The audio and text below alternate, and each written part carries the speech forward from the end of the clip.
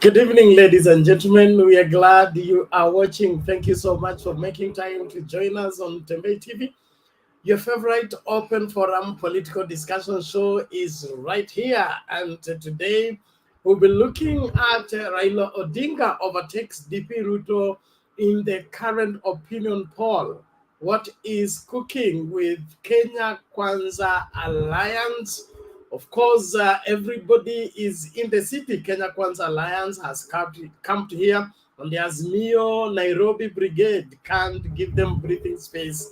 They are also out and about to see to it that they galvanize all their votes in one basket for one Raila Amolo Odinga. And of course, this is that time again when we have party defections and realignment. Things are happening. Some party loyalists are opting for lesser parties and other friendly parties in different political coalitions. What is happening? Are we losing friends or are we gaining? And what is the significance of all this? And of course, Baba shines on global matters as he concludes his tour in the UK. There is much that is in store. I invite everybody on board, even as we start out our discussion tonight. Thank you so much for choosing us and always being there for us and keeping on supporting us. The link to use to get into the studio is right now in the comment section. All you need to do is click on it, allow StreamYard to configure your camera as well as your audio, and you'll find yourself into the studio and will be ready to talk face to face. Salome Mbone, thank you so much for always being there. I salute you and appreciate you for your faithful support and continued followership. Kevin Moguya, thank you so much. And Juguna Anthony, we salute you. Shadrach Njenga, we appreciate you. Josephat Machika, karibu kwa show. Meto Walter, asante sana. Ajenga Alex, unasema niko ndani from Kayole, karibu kabisa, tunakushukuru. Dominic Kosigay, asante sana, unasema useless show.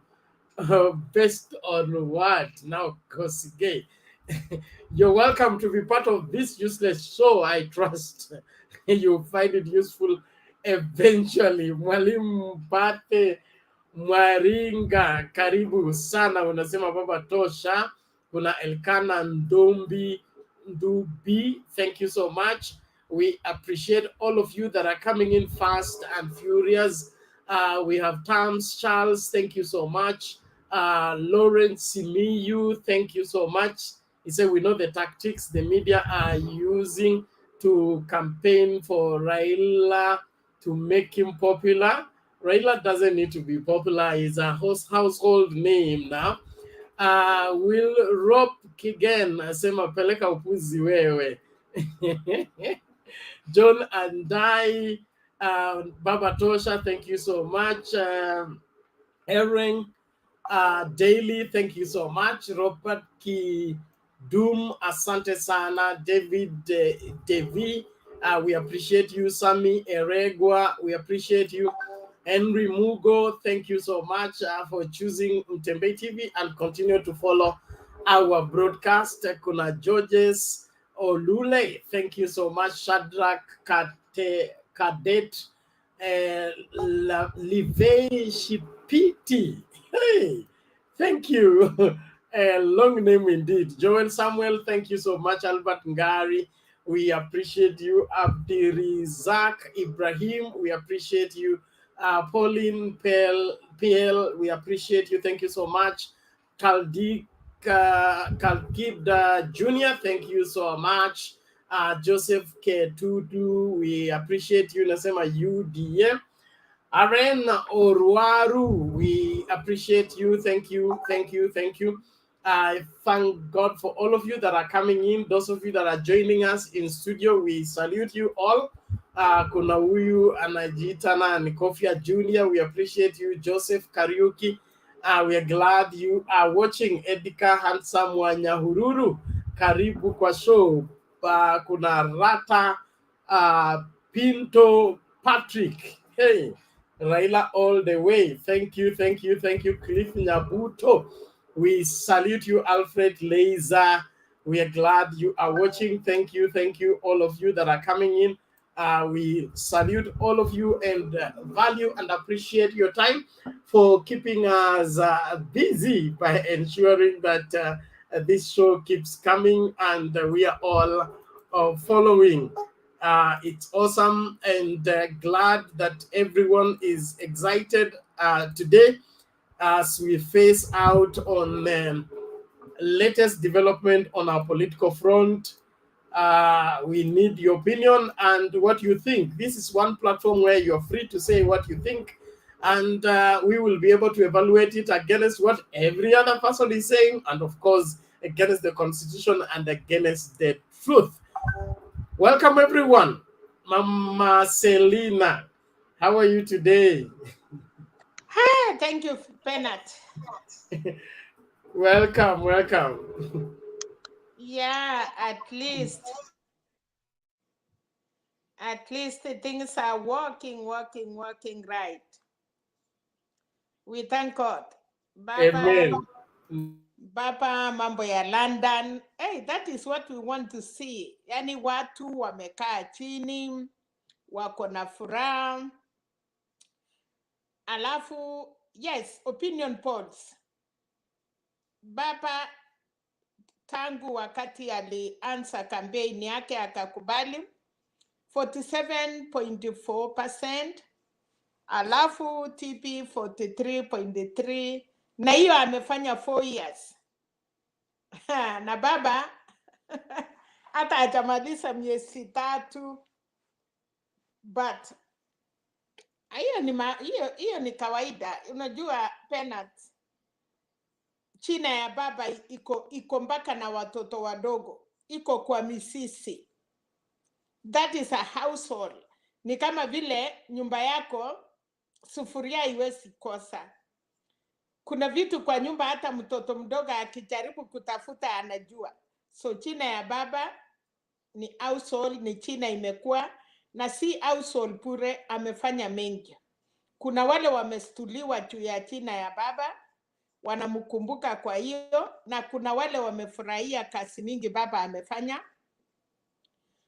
Na sisi tunasema Biblia ni mzuri, alisema tenda mema nenda sako.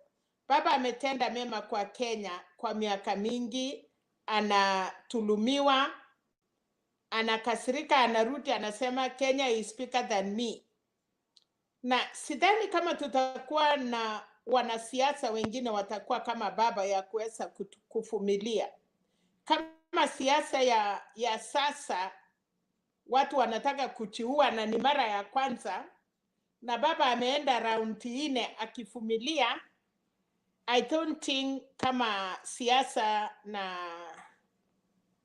tena, let me say, vijana, watu wadogo wanakuja kwa mbio, but kama hiyo mbio ndio itawachukua, hizo ni mambio imefanya. Na munisamee kwa sababu sitaki kufikiria watu wataona mbaya. Ukiona vijana wengi wamesoma, wako na makasi, lakini hata kutengeneza familia imekuwa ngumu. Ni kama hii siasa, kama uwezi handle familia, hakuna vile utahandle mambo ya nje. Hii speed, unajua sisi Penat, wale tumefika hii umri tuko nayo, tumefika kwa sababu tulitii mtu yote umri yako si yako. Tuliita baba ile mtu alikuwa rika ya baba yako. Tuliita mama mtu yote alikuwa rika ya mama yako. But today, naona hata ukikaa kwa kari, kijana anakuangalia, ukimwongelesha anasema mimi wewe si mama yangu. Unasikia mtu anachipu, mtu anamwambia wewe si. So hii mambo ya siasa baba amevumilia na atakuja kulipwa. Hiyo 47% na patu. Unajua baba ako na Kenya. yote Kenya, na nilikuwa namwambia watu, na kuna mtu nilisema siku ile baba ako na kura zake 6 million, akasema Selina unasema nini? Bernard, ukianza kikombe yako imejaa na mwingine unaenda kuchota maji, already baba ndoo yake iko full, na wewe unaenda kuanza chini, alafu unategemea maji ya nyumba ingine, you know. unaenda mtoni ng'ambo ile iko na maji, na wewe sasa unategemea hiyo maji ya hiyo ng'ambo. Ile kitu watu wajajua ni kwamba mambo itabadilika, na baba hapo na kura zake Kenya mzima. Ndugu zangu kutoka Central, I know pia wawezi taka kuachwa nje, they are very clever. Patu ninasema ng'ombe inakamuliwa, wakijua maziwa imerudi chini, watu watarudi kwao. Na hata kama baba akipata 10% kutoka Central, imetosha kuongoza Kenya. Maasira penalty ndio imenishangaza. Naona Azimio wanafanya campaign heko kwao, wanatoka Nairobi kila mahali. That is good. Angalia hiyo siasa mbili bila baba. Hiyo ya kina Babu Owino, hizo ni siasa ya hata hakuna mtu mkubwa hapo. Pendrakona manini, Babu Owino, kina baba wa Nairobi, Kamanda, chairman ya ODM, kina Waweru. Si uone reaction ya wananchi. Ona hiyo design ya mkutano. Wanatembea. Unajua Penat, kuna tofauti ya ile shouting, kwa sababu umepatia mtu kitu ndiye shout, na kuna tofauti ya mtu. Ukiona mtu anaweza tembea 1 kilomita akikimbia, anatoa jasho, chua hapo iko kitu. Ukiona watu wanatembea msafara yenye haikatiki, hii ingine mara unakuta tu kujua ikiongea, lakini huwezi ona mahali wanatoka, huwezi ona wanatembea na nani. Ile kitu unastukia imejaa, inapikwa kelele, watu wanaenda asante. Lakini hiyo ni siasa. Mimi pangu nataka kusema hayo. Ya pili, baba ameshine. Nimefurahia mambo ya London. James Orengo ameongea. Mama Ngilu, hapo ni kwao. Nimesikia Hassan Joe. Nashukuru chairman ya mkutano ya baba, anasema anatoka Kirinyaga. So ebu angalia hiyo mkutano, the real people. Na unaona nyumba, you know, ukikuja kwangu Penat, na uone wasee wamejaa kwa nyumba na wamama. Hapo ni watu unaona walikuwa wanajua chenye wanafanya. So tunataka tu wamalize vizuri, baba arudi nyumbani. Hii miezi 4 imepaki, tunataka kufanya uchaguzi ya maana. Na rais anafanya kazi, ndani hapo aonyeshi, lakini watu, kazi inaendelea.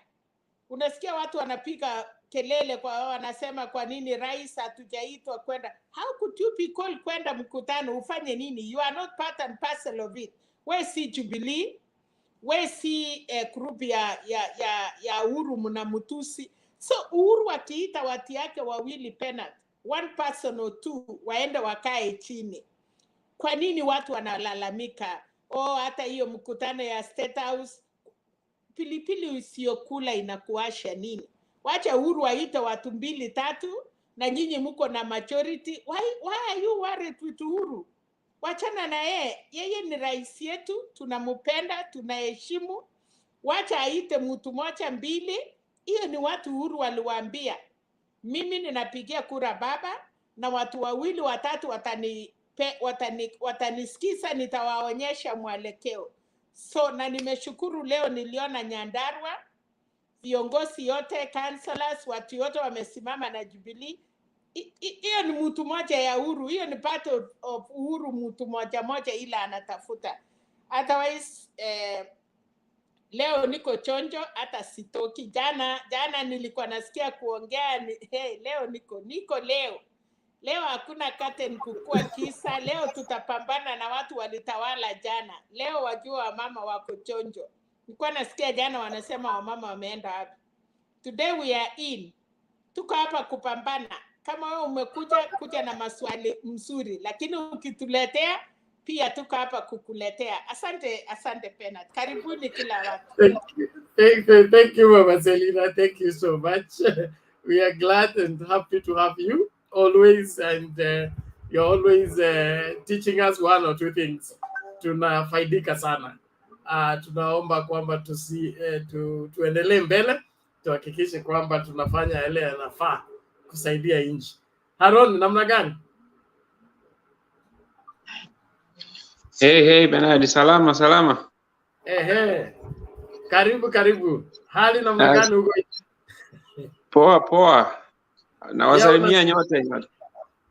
Asante. Umeendelea kusikiliza ground ama? Nasikia ground na we just watching the base. Now we are very honored to see our principal in London presenting Kenya. Tunafurahia sana. We have seen a big difference from the previous visit from the DP, and it's an honor. Hata tunajipiga kifua, Raila wetu ametupresent na timu yake yote. It's very well represented, and we really appreciate. And na ground hata hizo polls tunaona siko sawa. It's not 100% correct, but that is the way Kenya is heading. So wenye wanapiga kelele vile rais wetu amesema, wenye wanatusi wacha waendelee kutusi, but we just need to focus on the message. We hit the ground. Hata raundi hii diaspora tutavote na tuko pamoja. I think I was votia my MCA, nitavotia rais na Raila atapata kura yangu. So we really happy this program. I watch it every single day, and I'm so happy that our people are being educated through this program. Otherwise, maybe nitaongea baadaye, but let us hope that the base keeps the fire. I'm so happy about the campaigns going on in Kenya with the Azimio in the absence of Papa. Na naona Ruto anapiga kelele kwingine, sijui kwa nini, but our team on the ground are doing their job. So nimeshukuru, wacha wengine waongee kwanza. Maybe nitaongea baadaye. Okay, asante sana Aaron. We appreciate you and thank you for continuing to follow us. Tuendelee kuchangia kuhakikisha kwamba Kenya inasonga mbele. Bwana Wangira. Mr. Wangira. How are you? Niko habari ya leo. Salama, namna gani wewe? Niko mzima na salimu kila mtu kwenye studio leo. Aya, umesalimika. Wacha nipatiane mchango wangu.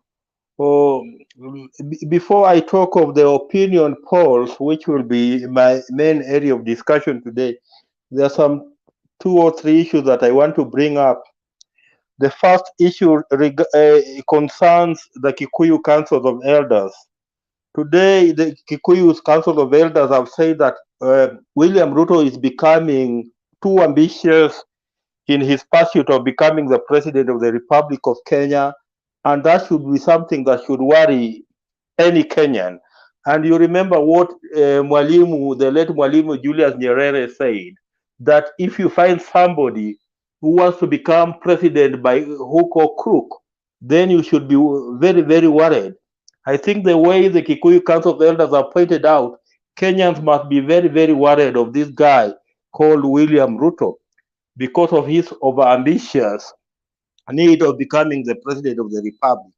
Then they have warned him, they have told him that if he continues attacking and insulting Uhuru Kenyatta and Mama Ngina Kenyatta, then them as the elders of the Kikuyu community, they are going to curse him.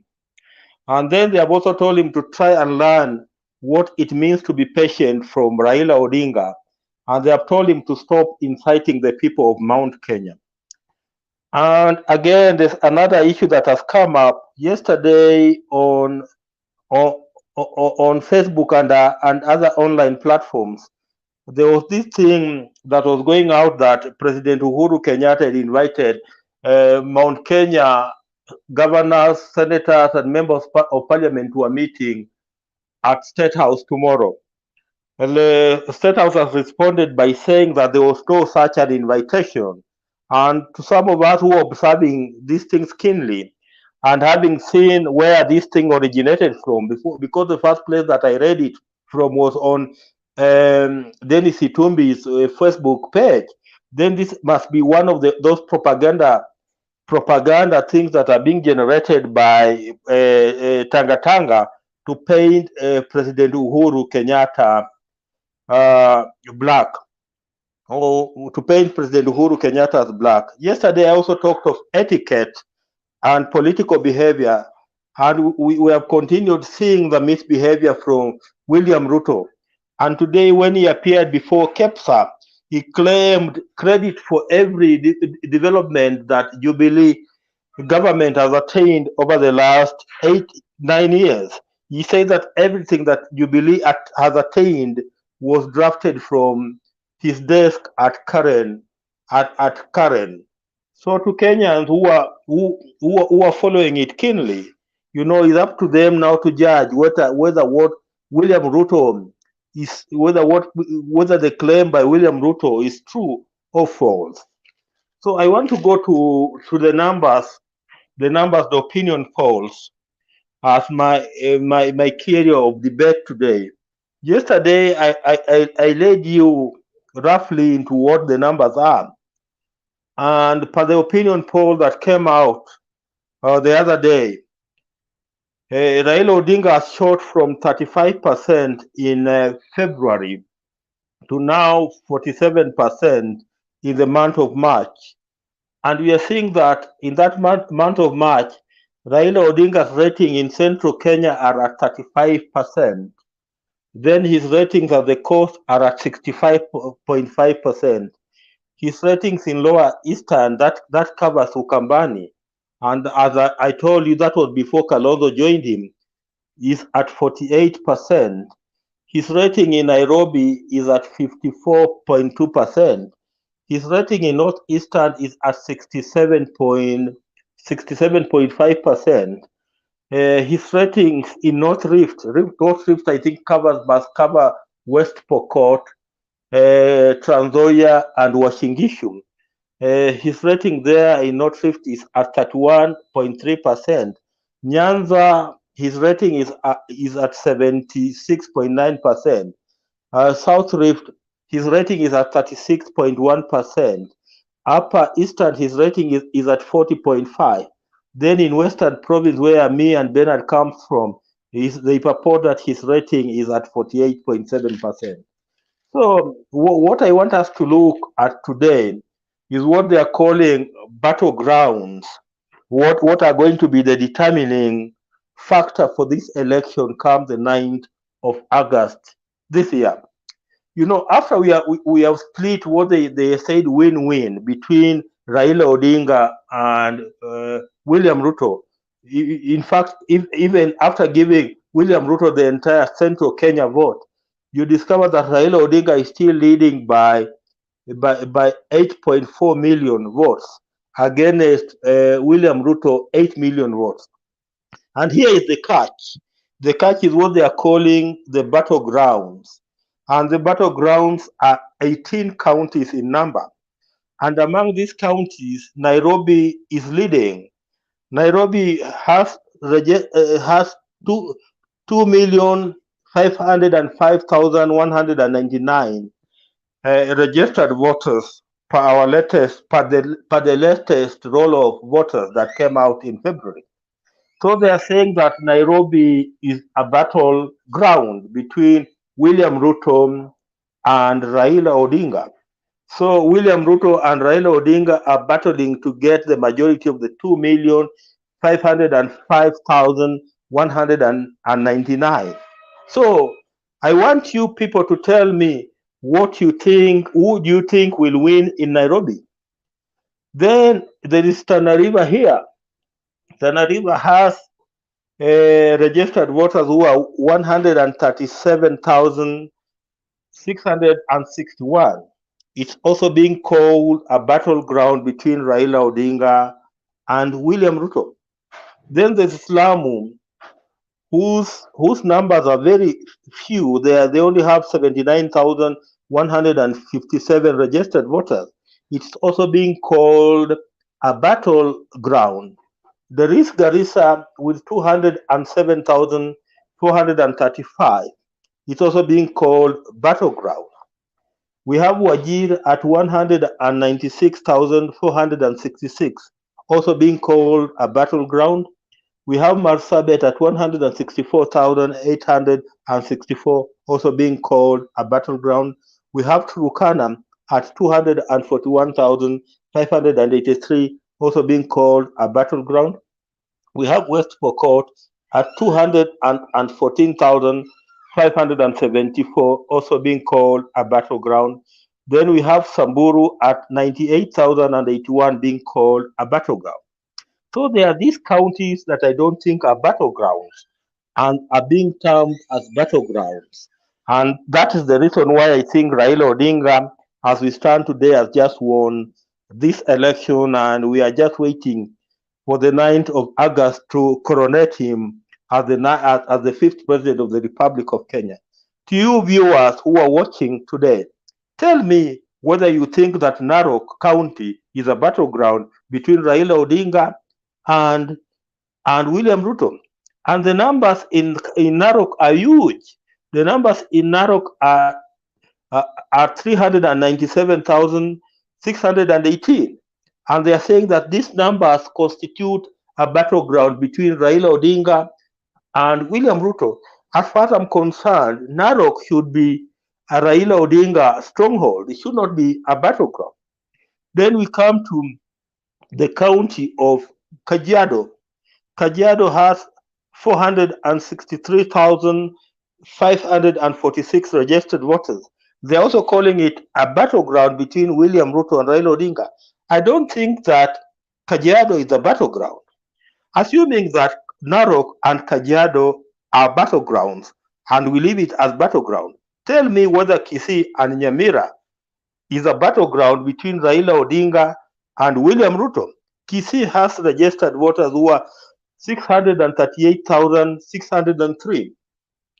Nyamira has 316,329, which comes to almost 1 million votes between Kisii and Nyamira. Tell me whether the 1 million votes between Kisii and Nyamira constitutes a battleground for those people who come from this area. I know my namesake Jared comes from Nyamira, either Kisii or Nyamira, and it could be of help to us today in trying to analyze the numbers in Kisii and Nyamira. Perhaps he should take a note and perhaps also tell us whether he believes Kisii and Nyamira are battlegrounds between William Ruto and Raila Odinga.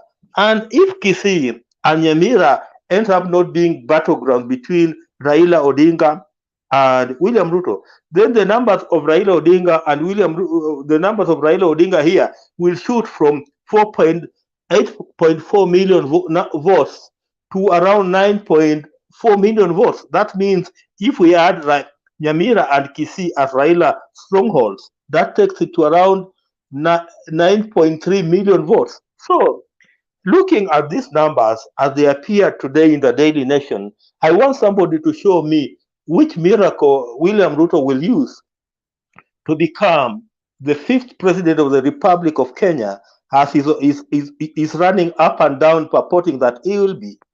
Bernard, sijakula sapa, wacha nikule kwanza alafu nitarudi. Asante. And you're not inviting us. Thank you, Mr. Wakira, for that elaborate submission. We are glad and happy to have you. Let's keep the conversation going. Baratito. Yes, sir. It's just been long. Thank you for giving me this platform. It's good. Today I've just made us to pass through to talk about the police in our country, and it's good thing because we know where we are heading and we know where we are coming from. This particularly, let me just talk about the politics and about Raila and about also the Ruto.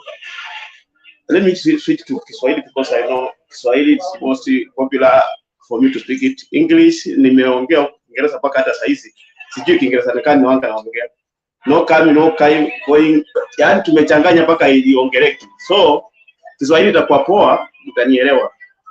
First, mimi ikiwa Dubai wanga nafurahi, Kutembea ametupatia platform, tunajua nini inaendelea, tunajua nini inafanyika.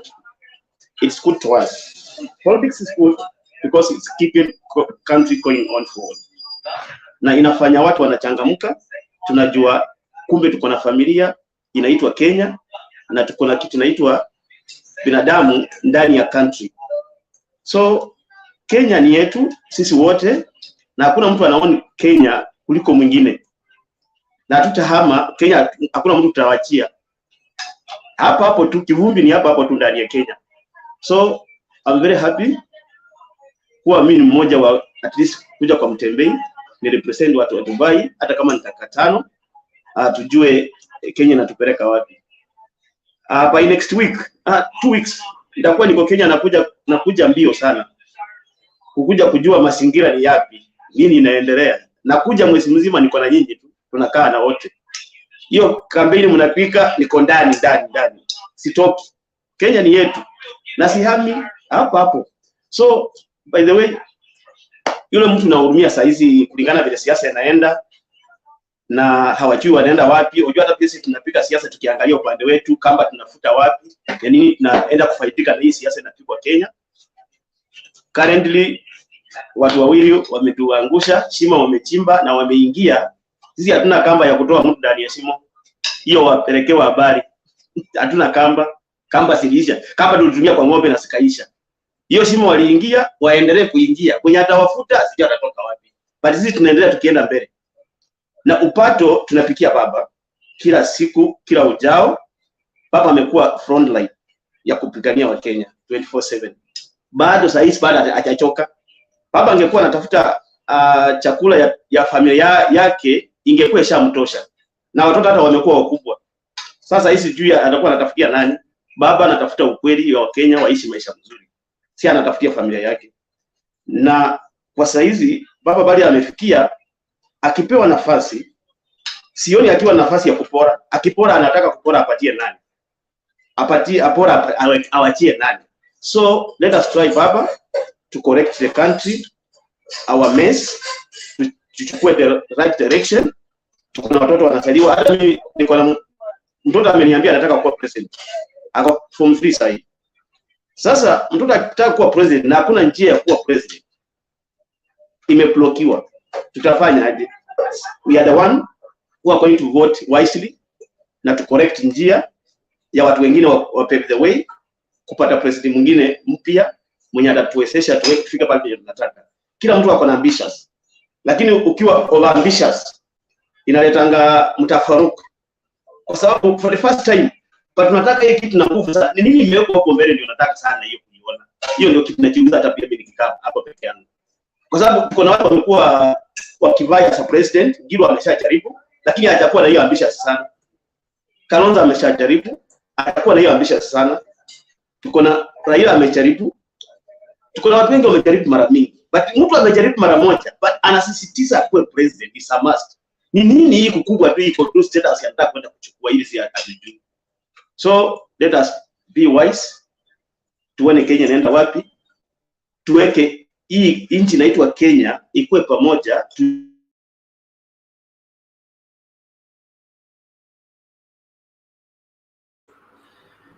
Sorry bwana, tunaona maisha yenye Dubai inakaa na inatoka wapi. Unajua Dubai wakikufukuza, bolosa wakukusanya mtu, ukikimbia mwenyewe utarudi. Kwa sababu bado unaenda hakuna mti, hakuna nyasi, ni mchanga na ni moto. Choto utakimbia urudi kwa sababu hakuna chakula, hakuna maji. Wewe uko na maji, uko na miti, ukiingia kwa msitu unasapotea kwa msitu. Which means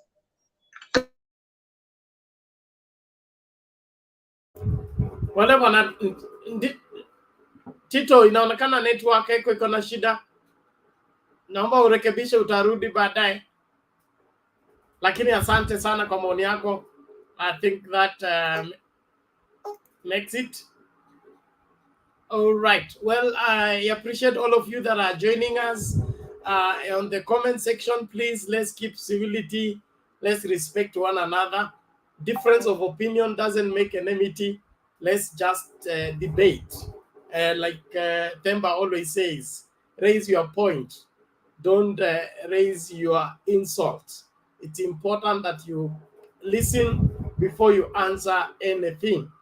The opinion polls have been always in favor of William Ruto, and it has never been a problem. Now that the tide is changed, it is becoming a problem. I don't know why.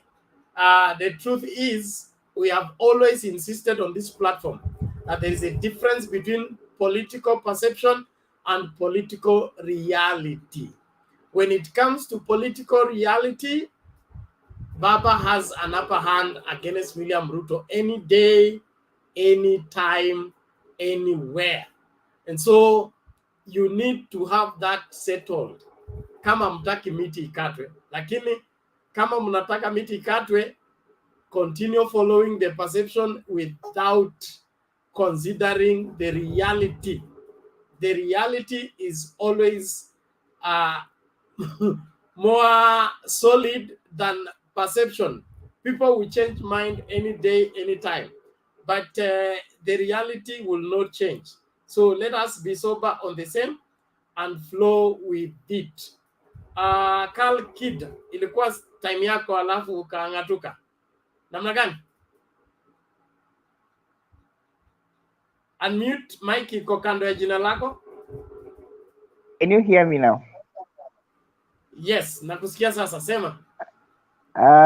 First of all, I'd like to appreciate the group that went to London. They have really represented the country. And we as Kenyans who believe in Azimio, we feel very proud that Baba carried a very good group of people. And like compared with the group that went previously, this group has done something that's very tangible. Let me turn to the opinion poll that is giving a very good outcome as late as yesterday in the evening. And most people are opposed to that outcome just because they know that the reality, wanasema kwamba ukweli inawachoma. And I want to tell you that it is the beginning. Baba is going up to 64%.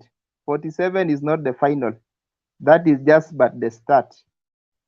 We are working up to 64%. And I want to tell you that this year, we are going to silence our enemies. They will now become our friends.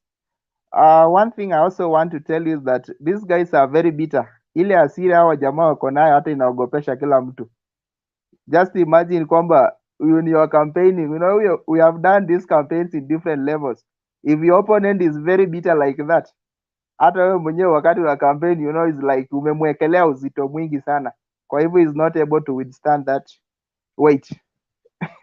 I want to tell them wapunguze hasira. Siasa is all about selling ideologies. As late as yesterday or last week after their NDC, they have changed. They are not selling their bottom-up ideology. What they are now doing is that they are saying about Baba and the President Uhuru Kenyatta. They are still selling the bottom-up economic model that they have been selling. You see most of them standing in the podiums. Wanasema we have got the project, they want to be controlled na remote. Mwingine anasema that huyu ndo mzigo mkubwa sana ule tumewahi beba Kenya, but that is not the reality. The fact is that ile uzito Baba amewawekelea, they are feeling it hata wakiwa wamelala. That's why you see that one thing I want to tell you is that these guys, unlike Azimio, they are not able to campaign when their master is not there. Where I come from in Busia County, I want to tell you that the Wetangula and Mudavadi, they cannot command any vote from there. The only percentage they can gather maybe is 5%. And even as per the opinion poll recently, it has shown Busia ikiwa na Azimio. Huko ni Azimio, hakuna kitu unaweza ongea. Most of the aspirants have tried to sell their UDA there. I'm telling you, some of them are withdrawing their interest and they are joining Azimio. It is just because the media is not able to capture all of them. But I'm telling you, things are changing. Again, one thing I want to say is that these guys are lacking respect. They are not respecting. Okay, even if you don't respect the president, but you can respect the presidency, that office. That is one thing these people are forgetting. All of them, you will find them insulting. You can insult the person, but you cannot insult the office. The office is what the constitution protects, that you cannot insult the office, the presidency itself. So that from there, these people are failing. And maybe to add on what my friend has just said, that there's this called the battleground. Telling us that Nyanza, any count of Nyanza is a battleground is a big lie. How can you bring Kisii and Nyamira as a battleground, a home ground of somebody? Honestly, Bernard, if you can revisit that, is it even possible? There is no logic there. So what they are trying to do, they are just covering up, so that when we grow that up to 64%, that is now the time they will wake up and they will say, okay, it has gone. Let us now maybe wait and see. If Baba was very bitter like this, you can imagine 2007, if Baba was campaigning like the way our opponents are campaigning today, how will it even be very possible for people to listen to Baba? It will have been very hard. So this is something that they need to be very keen. They need to go back to the drawing board. They need to sit down with their strategic team to find out on a better way of selling up the bottom-up economic model. But otherwise, what they are just doing right now, they're just making noise. Because I've been following up most of their rallies, they are not selling that economic model like the way they used to sell it before. Now they are selling the Azimio. They are saying that this is a project. Huyu mwingine anasema ati msipatie huyu mtu kura. They are not telling us why you should not give Baba kura. They should come out and tell us that, Baba he has been involved in any corruption scandal that they know. Like theirs, we know most of them. We have the Golden Bag, we have got the embassy, and there's so many that I cannot name all of them. We are aware as citizens that those are the scandals that are associated with them. Even if it's an allegation, it is not proven, but they are linked with them directly. Otherwise, I just want to say that I appreciate. Maybe I will come back and answer later on. Thank you. Thank you, Peter. Thank you so much for your submissions. They are great, and we appreciate for you standing your ground and ensuring that everything is flowing. Let's watch this video before we bring in Jared.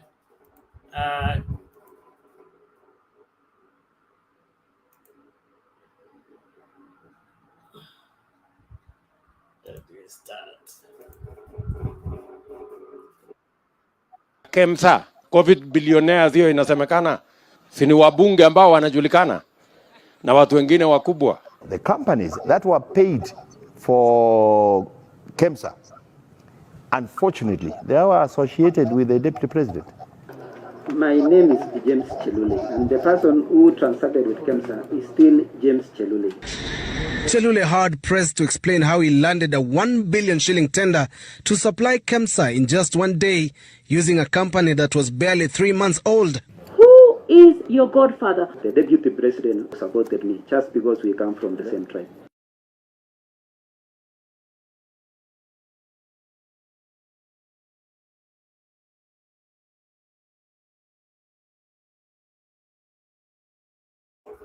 Jared. Thank you. You can hear me? Yes, we can hear you. Go ahead. All right. Thank you, the panelists, my namesake, Mama Serena, Andy, I don't know, is this respect? And is it Ongusu or Onguso? Celtic, Peter. Thank you. I've been trying to follow what is going on. I'm not worried about the opinion polls, but because Mr. Wangira asked me to respond on it, I can, without any doubt, tell you that there is no Battleground in Kisii. and Kisii as a Gusii in large, that is Kisii and Nyamira. In fact, in Kisii, I don't see we will get anything.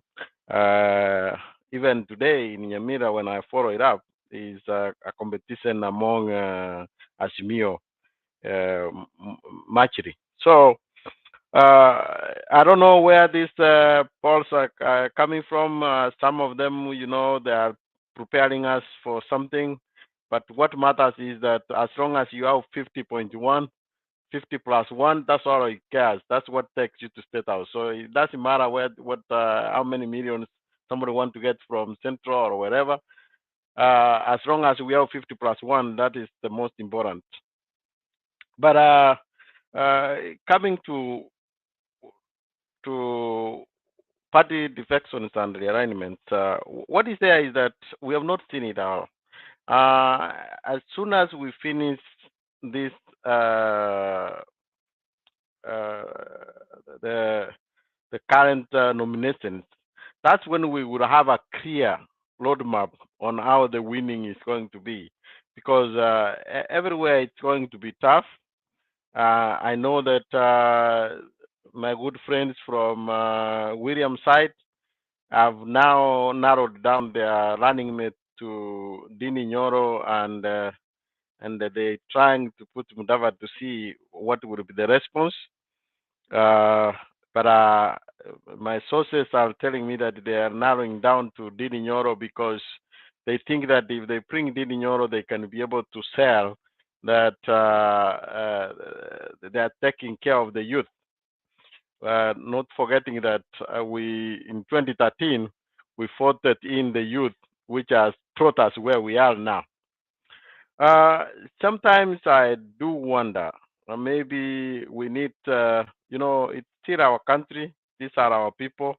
Maybe you need to keep prayers for William Samoei Ruto because he's having a wrong people to advise him. Anything in which he has tried, he contravenes himself. When I see him now saying that he walked barefooted, he walked, he was angry. Some people have, they don't know that. And I'm asking myself, does he look behind and see Mudavadi behind himself and see that Mudavadi was born in a silver plate? Does he see that he's now with Wanjigi? So sometimes all of these things he tried to do, that's why now he cannot sell Asoras, because he is now tangling with the dynasty, which he used to say. So he has to choose what he's gonna tell the people, but we cannot discount him. The only side where I cannot discount him is that the revelation which this Moses Kuria said, that all the group who stole the votes are on one side now. So what we need to make sure is now how to protect our voting. And I am surprised. Why are they worried about somebody conceding defeat? Yeah? Conceding defeat of what? Okay? of Pango direction? So I think at the moment now, that's where we need to work around and see, is this, we have systems locked? Because all of these guys have come together. You remember Chirichiri was a familiar figure which was mentioned in tumbling with IPC. I'm sorry to say that Jebukati is a man who you cannot know where he wakes up from. So he has never been somebody who I can trust in holding that post. So we don't know where he will swing to. So I think at the moment that's where we need to make sure that the system are solid and sound. If we take care of that, they have themselves, they have said they stole the election. So we should not worry about. So that tells you that Raila has been winning without central. And when I look, I usually have so much discussions with different people from opposing sides. Some of my friends are from opposing sides. And when I try to ask them, do you discount Meru, when two kingpins of Meru have come together, do you really mean that Raila cannot get anything from there? But it doesn't matter what PhD degree they have. They have been brainwashed, so they believe what they believe, and so to me, I think that that's where we need to pay attention to. Let us not take lightly on these rigging allegations. Because I thought that Baba answered very well. If there is a free and fair election, yes, you will concede. But why would you force somebody to concede when we already have a law that if you feel that things are not right, you have to go to court, and the court will be the people determine. Is William Samoei Ruto telling us that when he will lose in August this year, he will not go to court, he will accept? You need to be clear, you know. So those are the rights which you cannot take from anybody. But as we have said, let's wait for nomination. Once the nominations are done, that is when we will now try to see which party will be able to manage the fallout. I know that there is a law which is trying to come through so that it can lock out people going to independent. I really support that. I think that there should be no chance somebody who has tried in party nomination to become an independent. You have to decide from day one if you want to go independent or you want to go to participate in party elections. I hope that there will be some, but you know, when it comes to the members of parliament, they think about themselves. So I hope they can pass that, and that can help us a lot. And then if you manage the fallout, then you can be able to know. So all of these polls will become very clear after the nominations.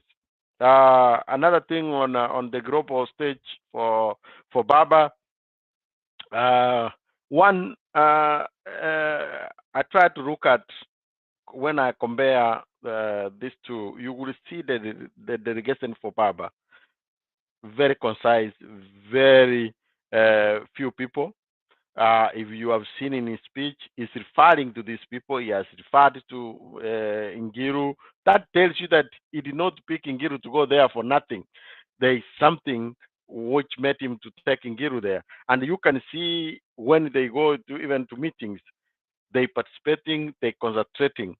That tells you that there is a big difference, and is careful on not just the spending money because there is money there. It's not like they don't have money, but you don't just take a delegation which will be just clapping anywhere.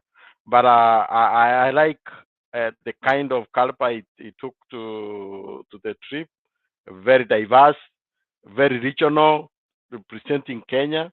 You know, he considered a lot of things, and that is what would tell you what he's gonna do when he will form the government.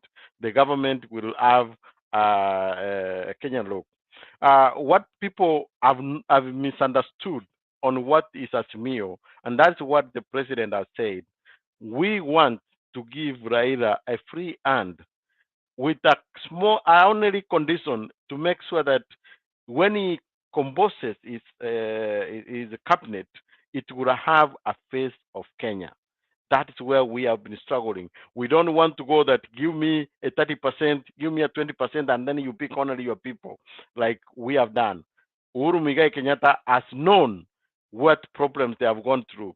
What he has said, we will give you a free hand, but we want you to make sure that everybody is included.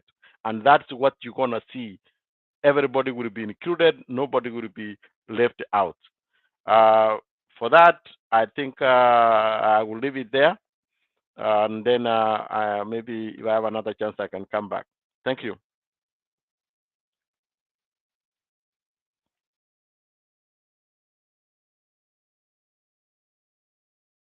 I don't know who is next. I think Bernard is on the phone. Mama Serena, do you done or is Andy? I've done. Maybe You give Let's go Douglas to or who? Douglas and the favor who came in first. Andy. Andy, okay, Andy, go. Let me go straight to today's topic, that Raila Odinga overtakes the Deputy President William Samoei Ruto. I support Kenya Kwanza, and sometimes I ask myself how has Baba even overtaken Ruto? And you know, the problem with this Azimio la Umoja brigade, they are in fear. I heard someone by the name Peter saying that we have stopped selling our agenda. Today, William Samoei Ruto met with the private sector. We are on that process to change Kenya. You know, on our NDC, William Samoei Ruto said we are voting for two things. We are voting for people who are supporting BBI and people who want to change the constitution for their own interest, or we are voting for people who are common mwananchi interest at their heart. Yeah. Andy, one moment. Jared, naomba take charge for a minute. I'm coming back. Okay, no problem. Thank you. So, Jared, let's have an honest conversation here. Election is going to happen on 9th August 2022. Right now, we are getting fake polls that Raila Amolo Odinga is leading with 47%, followed closely by William Samoei Ruto with 42 or 43%. We heard Miguna yesterday saying that he has the numbers of every important politician, blogger, and journalist. Let's not go on these fake polls. Let's wait for 9th August when we'll do our election and do our democratic right. Allow Kenyans to elect leaders of their choice. And I can assure you that we are confident that we will beat Azimio hands Gerald, down. can you tell Because this we are man we want to see the face? Tunataka kumwona It's, akiongea. no. We don't want people in Listen the to me. You cannot see. it's You okay, cannot see. Mama Just Selina. listen to Let me. him execute. It's not the Let him face. execute. It's not the face talking. Yes. You Let him will execute, just Mama have to Selina, listen please. to me, right? So, Go ahead, Jared, Andy. tukue na honest conversation.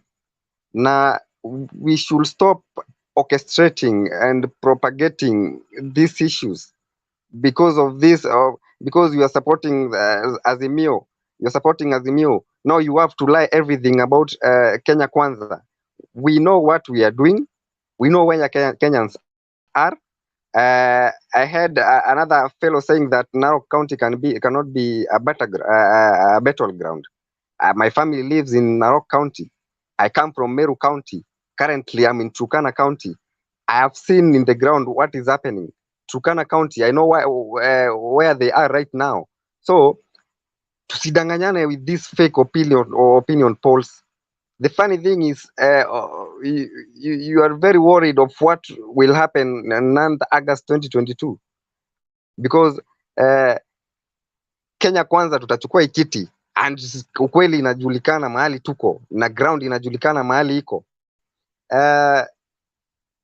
We saw Raila Amolo Odinga meeting with head of defense of England the other day. He tweeted. Just a moment. Just a moment, Andy. Just a moment. No, Please, no. let's give him time to finish so that we can then ask him questions. Please, let's give him time to finish. Then we can ask a question. Okay, thank you. Continue, Andy. You know what I know. What I know about this platform, we cannot have an honest discussion. We cannot have an honest discussion because majority of people here are supporting Azimio. Let's not have debate for the sake of having Tell him debate. to tell us Let's have. what he wants to say, not to say Azimio. We are not talking about Azimio here. Give us I heard you talking whatever you about want Kenya to tell us. Kwanza. I heard you talking about William Samoei Ruto and his brigade. Why don't you allow me to speak about Azimio? We are talking about two Andy, things here. We are talking about Azimio and there's sorry. And the police have protected you so that you continue prosecuting your case. I'm giving you all your time to prosecute your case. Yes. Please go ahead. Tell them to allow me to make my submissions, because we must have an honest discussion here.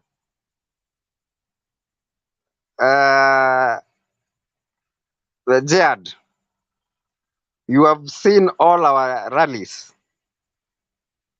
Yesterday, from yesterday in Gara Factory, today we were still in Nairobi, and we are still selling our agendas, telling the people of Kenya that Kenya Kwanza is not all about seats and powers. It's all about common mwananchi, the interest of common mwananchi. Our agriculture is going to take note in this country. Small businesses, our GDP. You see, we must have an honest discussion and try to make change in Kenya. We all know that Raila Odinga is someone's project. Yeah, I heard the other day saying that he's not in opposition, but we know that we have no opposition in this country right now. The people who are in government the other time are the people who are now in the opposition. He said that he used his coins to go to England. How do we even believe that? How do we even believe that? We cannot continue lying to our people. We will continue telling our people the truth about what Kenya want, and we will not work on kimpings, and we will not worship anybody. We will go by the will of the people. We will still continue selling our agenda and try to take our country to the next level. The truth is that 9th August 2022, democracy will be seen. Kenyans will elect leaders of their choice. We will either vote for the right leaders and try to change our country. We cannot go on people who are in government and trying to use the back door, getting the government again. We cannot go on that. Lazima tubadilishe hiyo mwenendo wa siasa za Kenya. Lazima tuheshimu demokrasia ya nchi yetu, na tutaendelea tukisema hivyo. Mpango ni bottom up, kazi ni kazi, Kenya kwanza mpaka tamati. Thank you, Jared. All right, so I gave you all the time. I hope that you don't run away. You wait for the questions. We will have questions from. Thank you very much, yes, Jared. we will have questions from Selina, Douglas, and then Veva. But before that, before Selina comes, let me try to take you through on what you have told us quickly, if you don't mind. One, you told us that we don't believe in fake opinion polls. When these polls were showing that William Ruto has been leading, you were the one who were going around with loudspeakers talking about these fake polls. So they have become fake when Raila Odinga has passed your candidate. Actually, it is not 47%, for your information, it's 50%, because they are not added the Kalonzo and Kanu. Secondly, I think you might be the only person you might be the only person who would be taking anything Miguna said. I know that nobody, even my daughter, who is 12 years old, will never listen from what Miguna says. So I'm very sorry if you would take anything from Miguna. I'm very sure before August 8th, he would also turn around another back and start again tearing you out, because that's who he is. We must respect everyone's opinions. Yeah, but I'm telling you, he's one of the person you can never take an opinion in any way. Secondly, I don't know how old you are, so and I don't want you to tell me how old you are, but I want to remind you that the everything we are exercising today, including the protection the deputy president is enjoying, is the same constitutional change which you opposed. So we are used that for him opposing good things. So when you say that this election is about those who support PPI and those who oppose it, we know that you know the good thing and you are the one who are enjoying what we gave you. If it's not that, if it's not for the 2010 constitution, the deputy president would not be there. He could have been fired long time ago. So when you say that we are changing the constitution, we are changing for the good of Kenyans, even those who don't believe in it. The last one now, is the when people you who are say the people who are supporting for the change of the constitution are the people who supported it. They used 17 billion, Jad, 17 million to change a constitution that has not been has if not you been saw what I practiced did, for even 10 years. Andy, listen, Andy. What I did, I gave you all the time to talk, and I stopped everybody to talk. So if you give us also time to talk, then you can respond. Okay? I'm finishing up. Then they can ask you questions. Because I need to rectify this thing so that you can know, because you seem not to understand all this. When you say that there is an opposition in Kenya, for yourself, because I know that maybe you guys never get interested in learning the constitution. The constitution of Kenya does not have an opposition.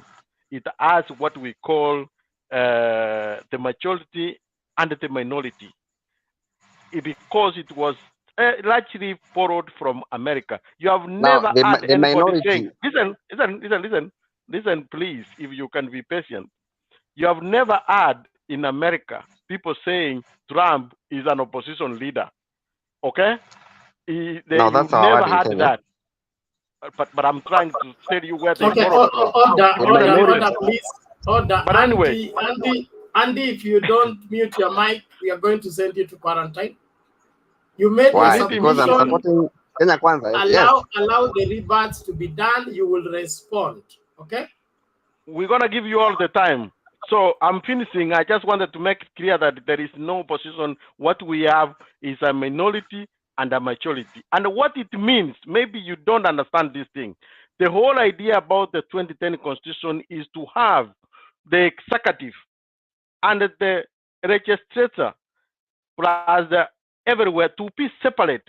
So what is done in parliament is to oversight. Is not the only side of the minority to oversight the executive. It's as a parliamentarians, they need to oversight the executive. So it is a responsibility of everybody who is in parliament, including you are over 300 members of parliament you claim. They need to be oversighting the executive. I hope you can learn that, and then you will stop that things you're saying that there is an opposition. I will rest my case there. I was just informing you. Mama Selina, you can ask question, then I think the other guy dropped, so favor, and then you can answer Andy. Yeah, isei anasema Raila ile pesa, Raila alisimama akasema yeye na watu yake wameenda wamelipa. Deputy President ililipwa na parliament na serikali. So ukisema you are not sure, kuna LPO ama kuna pesa ya serikali inaonekana Raila ametumia. You know, if you come here, tunataka kuambiana ukweli. Ya pili, Gerard, yeye amesema mambo ya opposition. Kama Raila angekuwa opposition, angekuwa kwa parliament kama leader of opposition. Kwa hivyo katiba ilipatilishwa, na sitaki kusema mingi. Bottom up hizo mnasema mtuambie, wewe unaongea bottom up, hata wakubwa yako wamesahau what is bottom up.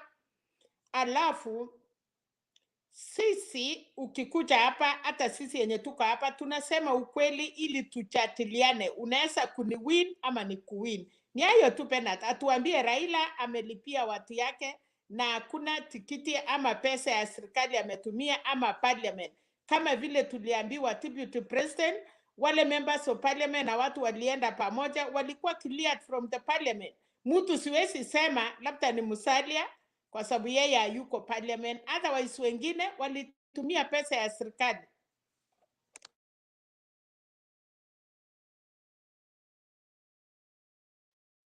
Favor, ask your question so that he can ask your question so that he can answer both of them so that we can move on. And Banat, you can take over. Okay, thank you very much and good evening, everyone. I think first it will be very good to still reiterate the fact that for a good debate to actually take place, we need to try and remove the emotions and then just bring forth facts which actually can be verified. Just to try and touch on the things that our panelist Andy has bring forth. One, there is about when we talk about the opinion polls.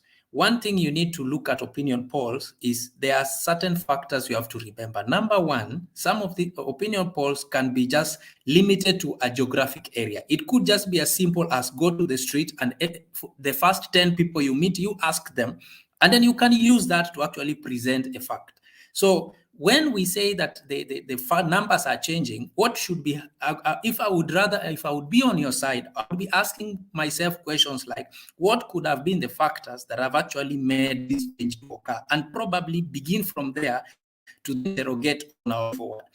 So to actually just say or throw it on the side, it does not matter, or probably they are fake, it wouldn't change, because then Miguna, you're bringing up, this is the same person who actually been calling the president a despot, even he called the deputy president I don't know, something. So suddenly for him tomorrow to just turn around, it doesn't mean that he's actually changing or is bringing anything new.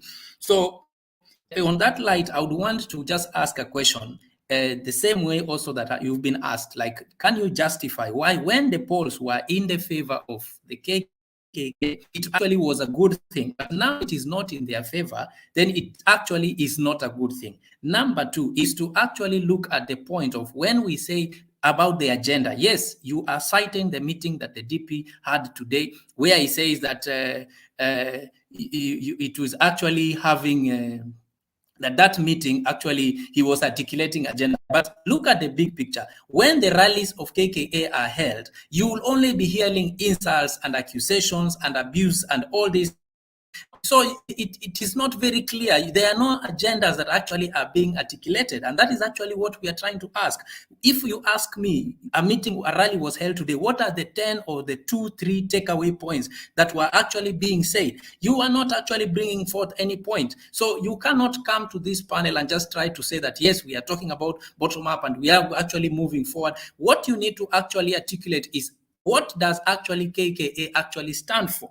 And the third thing is, when you actually mention the idea of a project, you are also not being very sincere.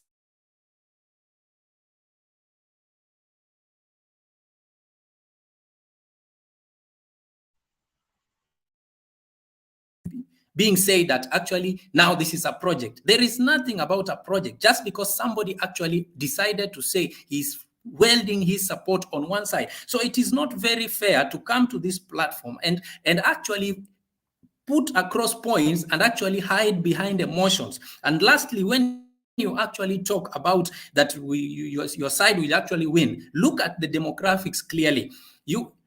I do not know which part of which optics you are using to make your analysis in Kenya, because of a truth, you can see the level of investment the deputy president is trying to make in the mountain to try and actually build his support. And you know very well, when you talk of kingpins, he himself is actually considered a kingpin in Rift Valley. So when you talk about kingpins, then you are not being sincere, because he himself considers himself a kingpin in Rift Valley. He went ahead and sided with Musalia and Wetangula because he believes they are kingpins in Western. He tried to bring Hassan Omar from the coast because he believes he's a kingpin. So you are speaking from both sides of your mouth, and it is not very fair. When you actually talk about what actually is going on in your camp, you actually need to just bring forth facts, because you should imagine a scenario where you are trying to convince people to abandon their belief and side with you so that they see sense in what you're saying. And that is actually the window which I would say, unfortunately, KKA are not selling it. And they are not even marketing. Like, even if somebody was still undecided, they didn't know which side to go, probably they will look at the howling of insults and decide they are not even going to go that side, because you come on the other side. Ask the question, please. So he just needs to clarify when he says this person. Okay, yeah, Andy, you can reply, and I see on comments people. Yeah, and then lastly, when I gave a lot of time, but I was trying to be fair that this KKA also to have time so that they don't say we don't give them, because majority are Azimio. So I was giving him all the time to execute his points so that we can debate to it. Okay, go ahead, Andy, and reply those. Let me start by you, Jad. When you said that constitutionally, we have not the opposition in the constitution. We have the majority and the minority. Now, the majority, we term the majority as the government and minority as the opposition. Now, this thing is not working. Right now, the majority are the people who are in the majority are the minority. The people who are the minority are now the majority. As we are saying now, history speaks for itself. In 2002, let me start by first saying that we are not accusing, we are not abusing anybody. We are just speaking facts. In 2002, because what we are seeing is political blackmail, political hypocrisy in the name of lying to Kenyans that they have their interest at their heart, but it's all about their interest. In 2002, William Samoei Ruto supported Uhuru Kenyatta unconditionally. 2007, he supported Raila Odinga unconditionally. 2013 and 2017, respectively, he supported Uhuru Muigai Kenyatta unconditionally. In 2022, we saw in 2013 Uhuru Kenyatta saying that he will take his 10 and Ruto is 10. Now, they are changing that Ruto has already taken his 10 as the deputy president. He is supporting a person who has never voted at him in any other election. Another thing, we cannot continue on this political blackmail. We must tell our people the truth. We must tell our people the truth, ukweli ujulikane. Watu wajue wale watu wako na interest, wenye wako na interest ya mwananchi kwa roho yao. We used billions of money to support something that was put down later by the judiciary. Right now, uchumi imepanda. Mkate, mimi nilikuta mkate ikiwa 15 bob. Saizi zinadhani hata ni 70 bob. Tissue saizi imepanda na 6 bob. Imepanda kwa nini? They are trying to hide zile pesa wametumia kwa BBI kuchukua madeni ambayo hajasaidia wananchi. Now they are putting this burden on us. Now, Andy, I think we will not continue because those are just rumor mongers. Because if you don't understand how the country, listen first. That's why I said we cannot have an honest discussion here. Andy, can you listen first? Okay? Because if you don't understand how the government works, you have been claiming you I'm in have Kenya, over bro. 200 I'm in Kenya. members of parliament. I'm in Kenya. Okay. If you have over 200 members of parliament, what's the role of parliament? You are assuming that we are from the moon. You don't know that COVID came. Every country is struggling. But what is Now, the now you want 200 to over 200 members doing? you want to tell When me you that start COVID saying, shared the money with BBI? Now, Bernard brought a video here talking about KEMSA. KEMSA yenye tunajua kila mtu, KEMSA yenye tunajua the people behind KEMSA. You are coming with Aurora and Kibare. Mutembe, let me talk. Andy, stop. Welcome, Mutembe. Huwezi kubali uelekee na ukora hapa, my friend. Unajua nini about KEMSA? What do you know? Kwani huko na hiyo clip ikichezwa jana na mbona nini na kina hapa Citizen? Why should you come here to lie? Ongea vitu unaelewa jamaa. So you want me to say you are believing that I'm lying? Kwenda huko. You are lying. Next.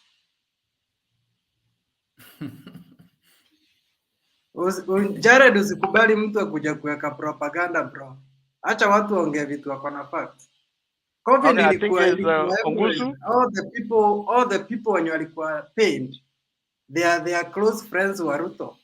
Vitu mpaka zimeonekana, it was live. Mimi mwenyewe nimeweka hiyo video hapa, not once, not twice. Kina Chelule wanasema Ruto ndiye anawatuma. Kwani Kenyans hawaku watch these things. Mnaambiwa zile propaganda, mnaambiwa huko kwa mazishi na kwa magari, then unakuja kuleta nini hapa? Nonsense. Endelea Jared. Thanks. At least you have us. I didn't mean to kick somebody to quarantine. I think we were going to Ongusu. Ongusu, have you presented?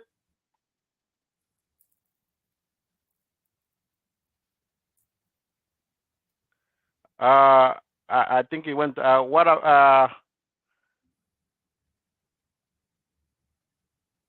Guru, can you go?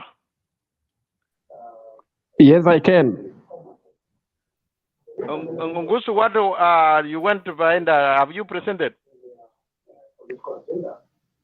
I'll talk after Guru. Okay, good. Okay, after Guru, and then we have Tolos, and then Wembe.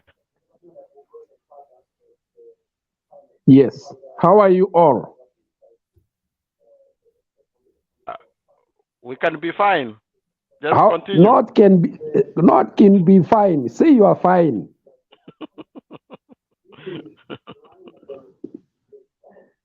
Go ahead, man. Go ahead. Okay. Now, opinion polls. Opinion polls in Kenya are very controversial,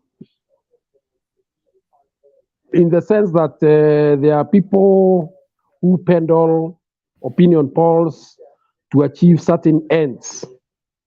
However, when done scientifically, opinion polls more or less give a direction of what is happening on the ground.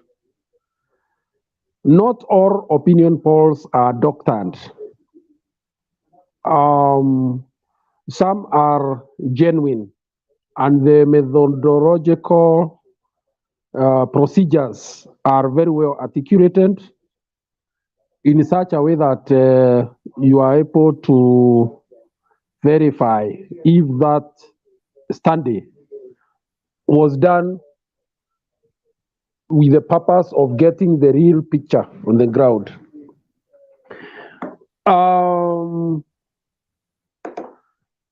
However, there is also another way of checking whether these polls are genuine. You don't rely on one of them. You look at the multiple studies that have been done, and then you see how the variance, how far they are from each other.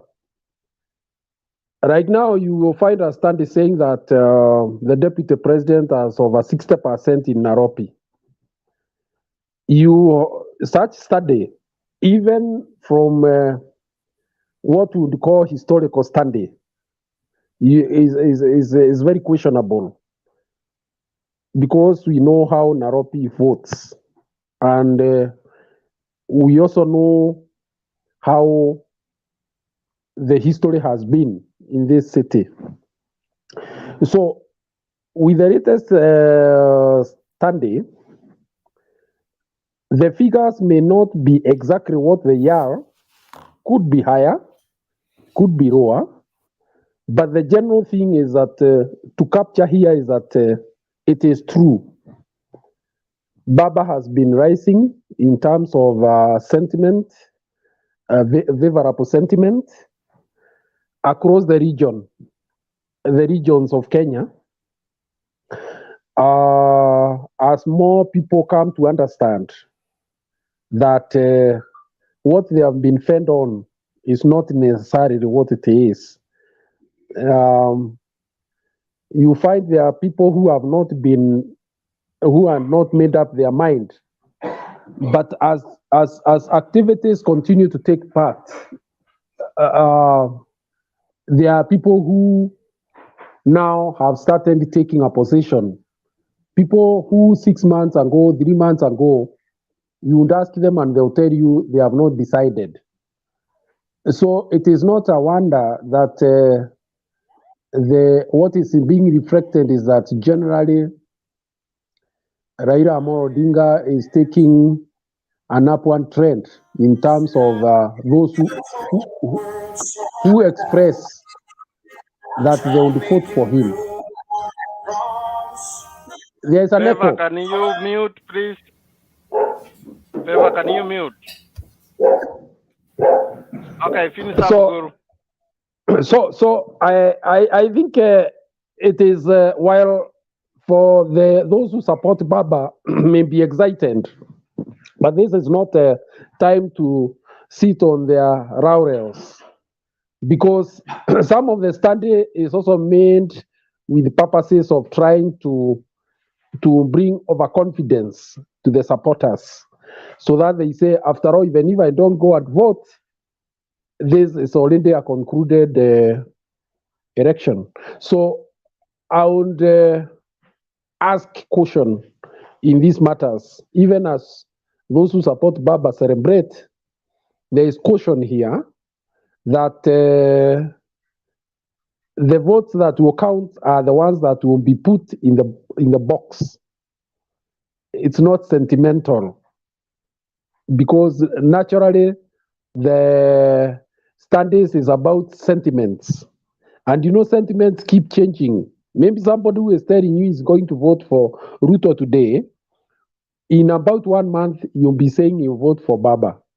So it is good for Baba that is getting closer to victory, and there is no doubt about it. It is something that is happening across the country as more people come to separate the wheat and the chaff in terms of our politics.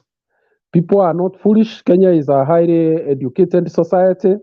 They are able to know who is lying to them, and they can cross-check information, because there is multiple sources of information these days.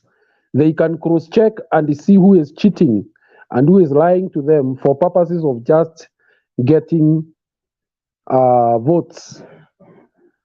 I think the other issue is KKA, camps in Nairobi.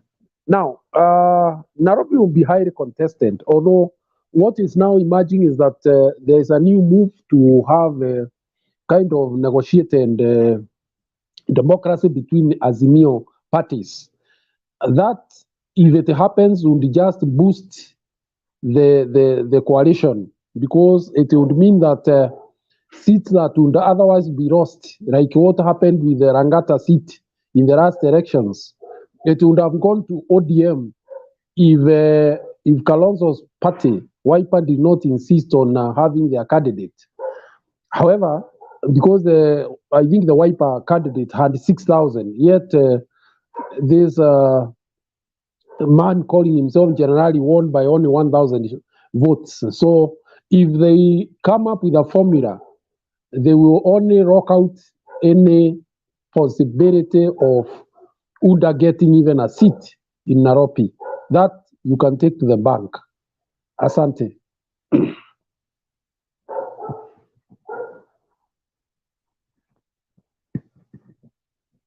Is there a moderator?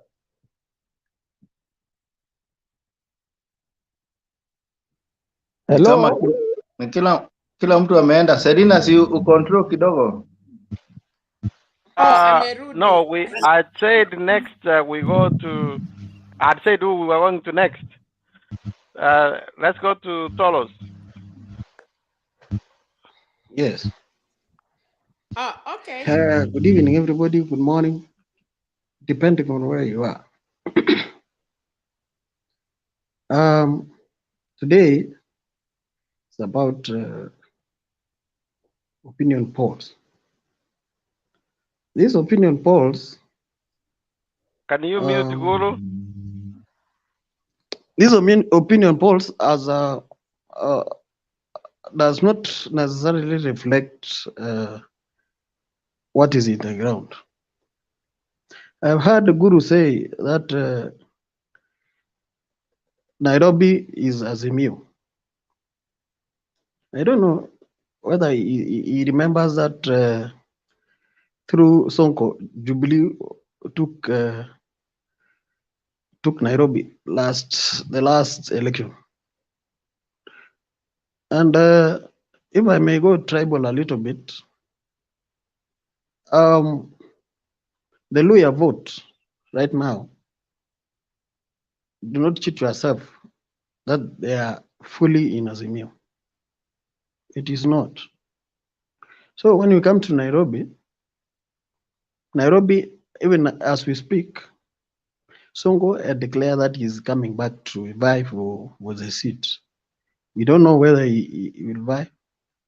And you know, he enjoys across the divide. One thing I liked about Sonko was that he appealed across. And the issue of the issue of the opinion polls. Right now, it's interesting that it's like if elections were to be held today, I think there will not be a clear winner. And as we go towards August, several things will have changed. I know most of the people here would always say it will have changed towards Baba, and that is what this forum is all about. It's all about Baba. But for me, I'm supporting Kenya Kwanza. And on this issue of opinion polls, it is also a recipe of putting people's minds that my candidate or the other candidate is above me or above us, which a second, always Tolos. A second, Tolos. Yes. Okay, panelists, please. What I'm trying to do is let's give somebody to finish his 3 minutes, then we can ask the question. That's how we can move forward instead of giving him an extra time, which we don't need. So finish your point, then somebody can ask a question. The issue of opinion polls, even as we go towards the general election, it will always have an impact on perception, where whoever loses will say, you know what, I was ahead in opinion polls, or there was a close shave. And the reason why we got into the handshake during the second term was because of the contention of the last general election, where the loser would not admit that he had lost, And going forward, I might think that is a precedent which has been set, where if you lose, just go to the street and wait for the handshake, and we kill the opposition or the minority. Like in this second term, we have not had the minority. The minority are the ones who are heading parliament. Most of these committees in parliament now. 1 minute, please. You finish up. Okay. So as we go towards the election, I was saying, even if we try to everybody's trying to sugarcoat is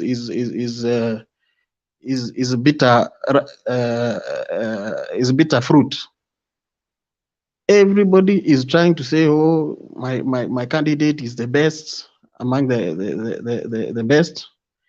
But as we go towards the general election, I fear that whoever I would lose, that's my fear, will not agree that he has lost, because it is a set president which we have already seen. Okay, So thank you. We'll take questions now. Thank you. Tell us. Let's see who want to ask questions.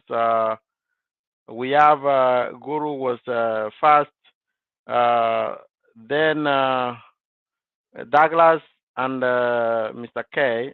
I saw Wembe, but I think he put down the hand, so maybe he has no questions. Before Guru, I thank Toros that you are the only one who believes in Sonko, and thank God that he would not be allowed to run again in the position. The constitution will not allow him. Thank you, Guru. Go. Now, my colleague who has just spoken, I want to ask him one question. Until just a few weeks ago, when the numbers looked to be doing very well, there was a lot of celebration from that side. What has changed? That is my first question. Number two, if you know very well the Nairobi politics, do you know that Sonko got more votes than the president? And the reason is very simple, that the Kikuyus voted for Sonko and the Kamba community voted for Sonko, and they did not vote for Uhuru. That is how Sonko got more votes than the president. Are you aware of that? These are things that are not captured sometimes in this so-called polls that we do. So that's why I said earlier that polls has to be taken with a lot of pinch of salt, because they are just an indicator. They don't. They just show the direction in which people are moving, but the numbers are never concrete. Thank you. Douglas, go. Mama Serena, I see you. Douglas, go. Thank you, Jared. Tolos, in fact, it's immoral to be dishonest and to speak from the two sides of your mouth. You've been celebrating in the recent times about the opinion polls when Ruto was leading. And you could tell us, look, that is what the ground is saying.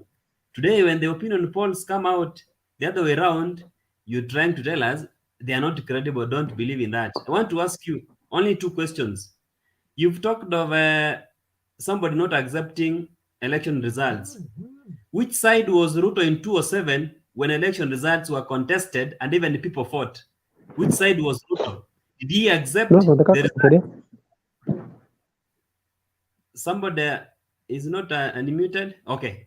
Thank you, Guru. Katwe, I'm speaking.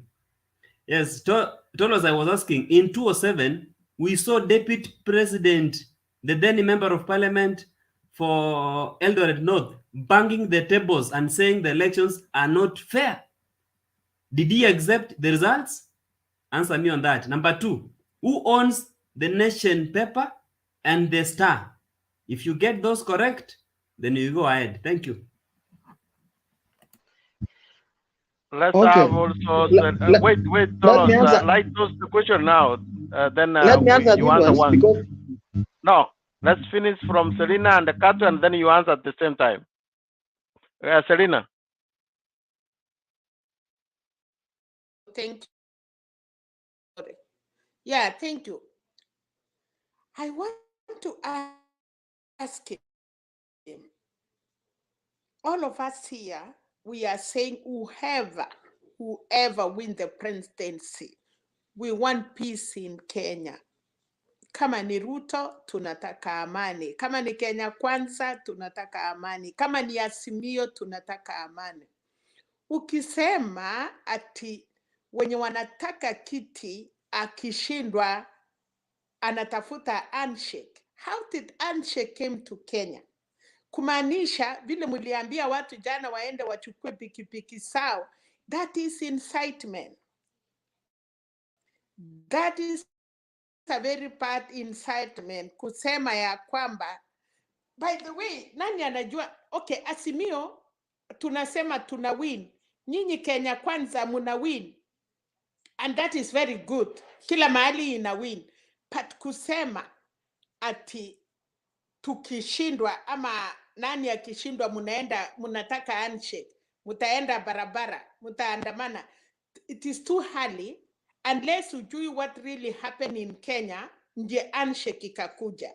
It was not just, by the way, handshake itakuja Kenya kwa sababu ya raha, imekuja Kenya kwa sababu ya shida. So I think everybody here, niwe Azimio, niwe Kenya Kwanza, niwe wherever, nataka amani kwa nchi ya Kenya. Whoever win is a Kenya.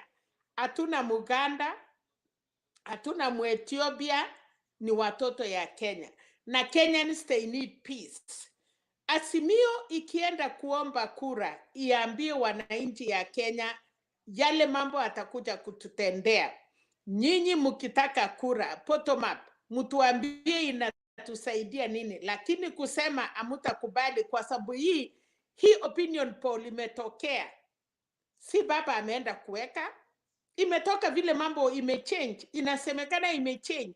So kama tutakuja hapa, and I wish Penat was here, ama Mutembei, amwezi patia watu ya kutuambia ati tunaweza kuwa na incitement kwa Kenya. Wachana na hawa incite watu kwa kiwanja, lakini tukifika kwa Mutembei TV, wache sisi tujaribu kukuja pamoja, unipatlishe. Sema vitu mzuri yenye itafanya mimi nipigie candidate yako kura. Wache mimi pia niseme mambo mazuri yenye itaweza wewe upigie candidate yangu kura. Lakini incitement kwa Mutembei TV tafadhali. Cherat, kwa sababu umeshikia kwa sasa. Penat akikuja, kama kuna mtu atatuambia ati watu wanaenda barabara, ai tafadhali hiyo hapana. Okay, let's listen from Kato, a quick question, then he can answer, then we move on to Douglas.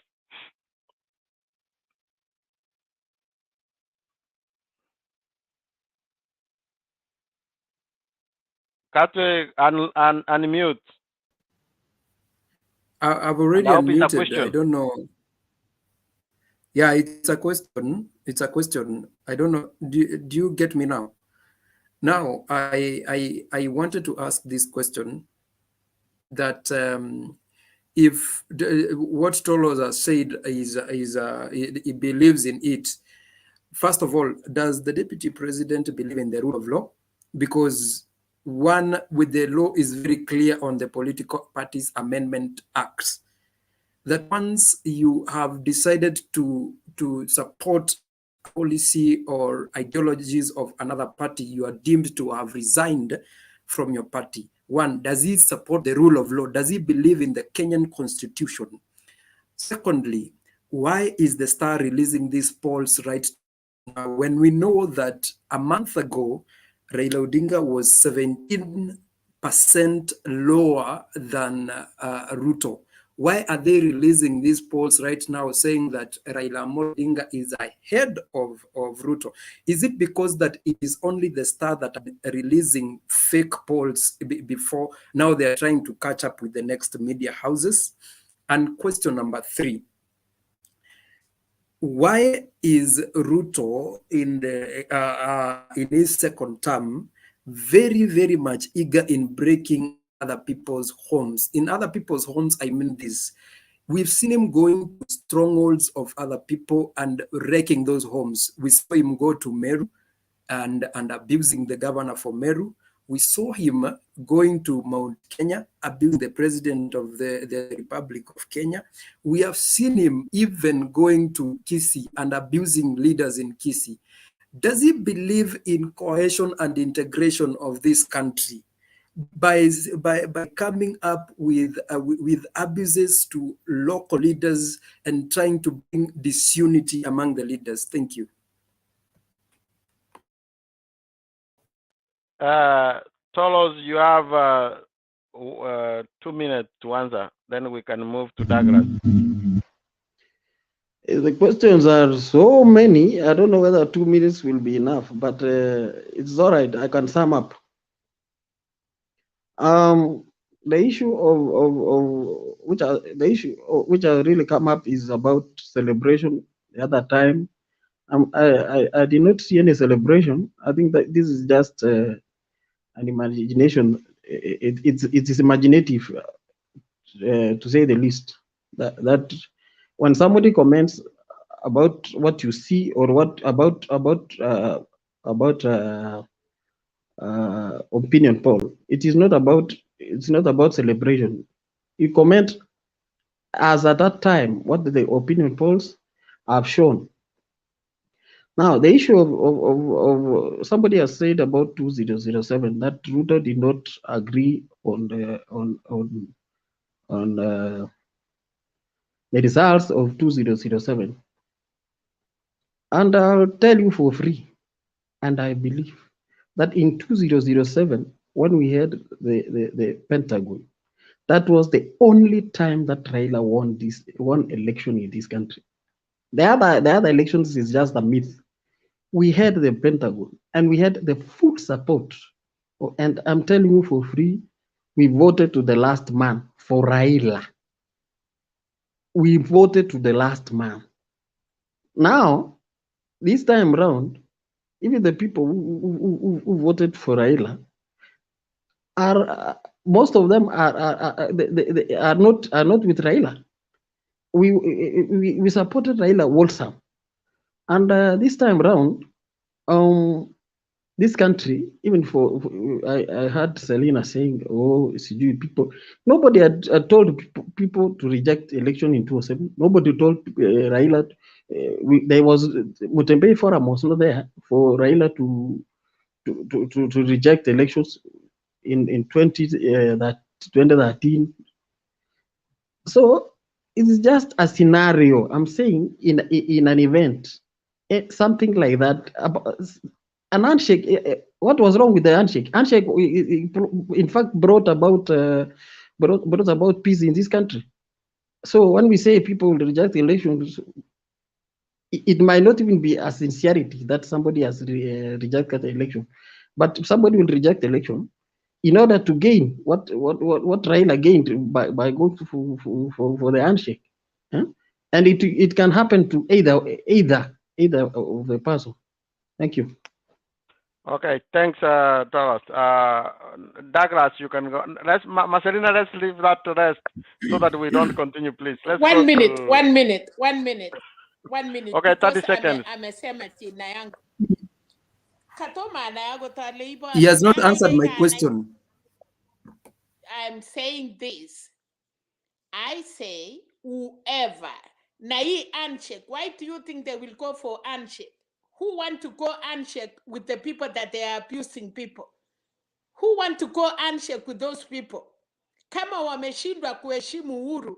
Who want to fikiria hata if Kenya is not working, you go handshake with who? Who are these people they want handshake? I don't think nobody is ready for that. Selena, you started by talking in your language.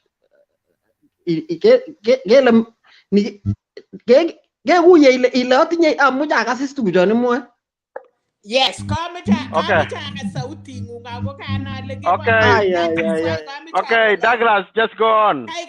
Douglas, please. We don't understand that. We don't understand that. Douglas, it's your turn. And then Wembe will follow after that. 3 minutes, please. Mama Selina and the Tolos, you can meet behind the tent, exchange the contact so that you can so that you can connect. Okay. Tolos, with all due respect and honesty, you are not being honest with yourself and you didn't answer our questions. You are so evasive and you don't want to address issues. You are telling us that it's only in 2007 that Raila won. That's a lie. In 2017, the Supreme Court ordered the servers to be opened. Up to now, 17th of March 2022, servers have not been opened. Who won the elections? We don't know. So Tolos, be clear on your mind. Even when you are selling an agenda, sell the agenda honestly. You will dispute, because that is what you people are used to. You're used to disputing and speaking in anger and bitterness, thinking that when you're telling us the ground, we also on the ground, we also have votes. When you are telling us of August, we are also going to vote in August. So don't think that you are the only ones who are going to vote. Let me make my submissions. About the opinion polls, I want to start from where they're saying the battlegrounds in Kisii and Nyamira. I have always told people here that the factor that is in Kisii that has been swaying the votes in Kisii to go 50-50 has always been one, the mountain and the lake. That is it. No dispute about that. And this time around, we don't have those factors. So the votes are tilting to one side. And that is clear. Then number two, somebody's, Bernard, mute. Number two, opinion polls may be realistic or unrealistic, depending on who sponsors the same. Like in the previous elections, all people understand about the Cambridge Analytica, the propagandas they were doing. They are the people, the same people who were sponsoring opinion polls to show themselves as leading. This time round, the opinion polls are coming from media houses or papers owned by the people who are in Kenya Kwanza.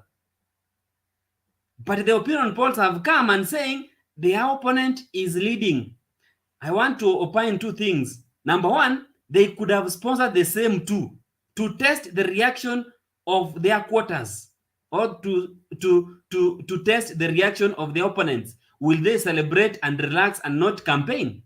Maybe they could be testing that. And number two, you will find them now after they have the combined NDC of the UDA and ANC, they will sponsor the Kenya Kwanza NDC. It's coming up. They will sponsor another opinion poll showing Ruto as leading to confuse us. That is it. People do a lot of propaganda. People do a lot of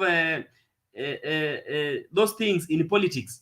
So when somebody comes here and tells us that we cannot believe in opinion polls, and when they have been believing in the same opinion polls and they believe on the same opinion polls, that is a lie. That's a flat lie, and they should desist from that.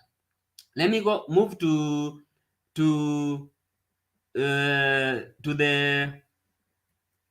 there was this meeting in Nairobi, meeting the Kenya Private Sector Alliance. Somebody stands who has been saying, look, the Jubilee government has failed, and I'm going to take this government where it belongs. You want to tell us again that from my desk in Karen, this is where the successes of Jubilee were authored. So you want to tell us the same, that from your office in Karen, the failures and the confusion in Jubilee was authored? Because we cannot speak from the two sides of our mouth. And that is something that Kenyans should understand. We want to elect a leader who is dependable. A leader, when he says one, he means one. When he says two, he means two. If the government has failed, on the part of the failure, and tell Kenyans, look guys, we failed. It's on your own discretion for you to vote me in to continue failing you, or tell us, I succeeded in this, we succeeded in this. It is your own discretion to vote me so that I can continue taking Kenya forward. When even somebody is addressing the Kenya Private Sector Alliance, you still want to talk about BBI, you still want to talk about handshake. Honestly, those are You are talking to serious individuals, people who invest, people who are going to create those jobs you're promising young people that you will give them. Then you want to go there and tell them about the handshake and BBI. You are lost. And we must have our minds clear as Kenyans, and even as we support our political candidates, we must support them honestly, knowing where we want to go. But above all, what we want is peace. These tantrums and the angers we are experiencing, people telling us that wait until August. We are also going to August, my friends. Unless God takes us, we are going to August. We will vote as you will vote. The votes will be counted. Anyway, let me stop it there because of time. I'll come back again. Thank you. Okay, Douglas, Bernard. 1 minute. Douglas, when you are dating a girl na ukawacha hiyo msichana na ukapata msichana ingine na uliwacha ule, uta confuse uite mwingine china ya ule mwingine. That is what he's saying now. BBI na handshake, kwa sababu hiyo ndio ilishika akili yake. Have you ever say hello to a girl na kumbe ulikuwa unaita Jane na ukasahau ukasema hey Elizabeth, and then she ask you why are you saying Elizabeth? You say oh no, that is it anyway, I don't want to continue. Thank you, Selena. Okay, thank you. Bernard, you can take over. We have Wembe, then Katwe, then we will go Fred, and then we can go around. So is Wembe, you can go ahead. Question.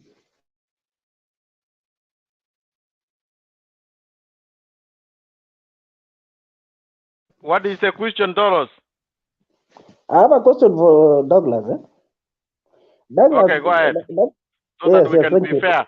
So that Thank you, you don't say we don't give you a chance to ask. Go ahead. Thank you, Gareth. Douglas, there's something you have said about the people. People also like asking questions from two sides of the mouth still, because Azimio people are really supporting Uhuru Kenyatta, and there is no doubt about it. But when it comes to failures of the Jubilee government, you are heaping all of them on Ruto.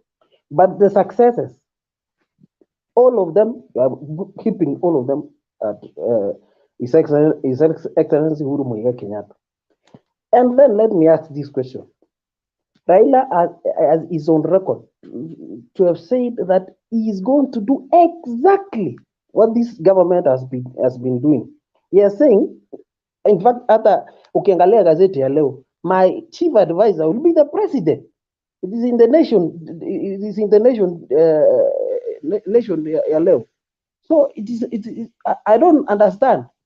This government was doing well for the benefit of Azimio, or it was failing for the benefit of Kenya Kwanza? Okay, let me answer you. Though you didn't ask a question, my friend, you were just saying opinions and insinuations. Let me bring you up to speed with these facts. Number one, I do not support Uhuru because he succeeded in the economy. I support Uhuru because when he realized the country is going the two-way, he called his brother, they had a handshake for the sake of peace. Now I'm able to go to work, I'm able to hustle in a peaceful environment, and I know that I cannot again go to that where the country is divided. Number two, you are talking of Raila being on record saying that he will do exactly what Jubilee has done. That's a flat lie, my friend. The same deputy president is saying we've built 10,000 kilometers. It's the best person who is suited to take over from Uhuru, it's me. And I will continue the legacy of Uhuru. What did he say today? He said the legacy was coined in his current office and he is able and up to the task to continue with the legacy. So is he also going to continue with the same failures? And another thing you are saying, my friend, you are saying that the handshake came, is it that it came for the Azimios only? Unless you do not live in Kenya, my friend, ask the Coast people, ask the Nyanza people. We were cutting the country into two. Is that what you wanted? Were you ready for that? Could we be here where we are today? Could we be talking the way we are talking today? We couldn't be. So you must appreciate what the handshake brought. There are failures that have been brought, and I'm a very honest guy. There are failures that have been brought and all those things. But nobody was born to be in opposition. There is no official position in the constitution. So there is no way you can say that Raila failed the opposition. Did you appoint him to be the opposition leader? Where did you vote for him to be the opposition leader? Tell us. Unless you voted him to be an opposition is when you can blame him. He stood, had the handshake for the sake of peace of the poor children and the poor youths who couldn't hustle and get their livelihood.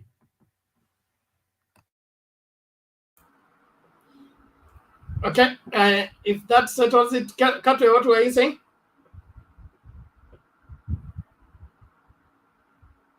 Katwe, you had your hand up. Ama imekuwa sote tuende kwa wewe. Douglas, there is this issue. I was saying this. First of all, not. Katwe, your network. No, I'm saying this. Yes. I'm saying this. Tolos did not answer my questions when I asked him, and that is the problem. He has been going round and round and round.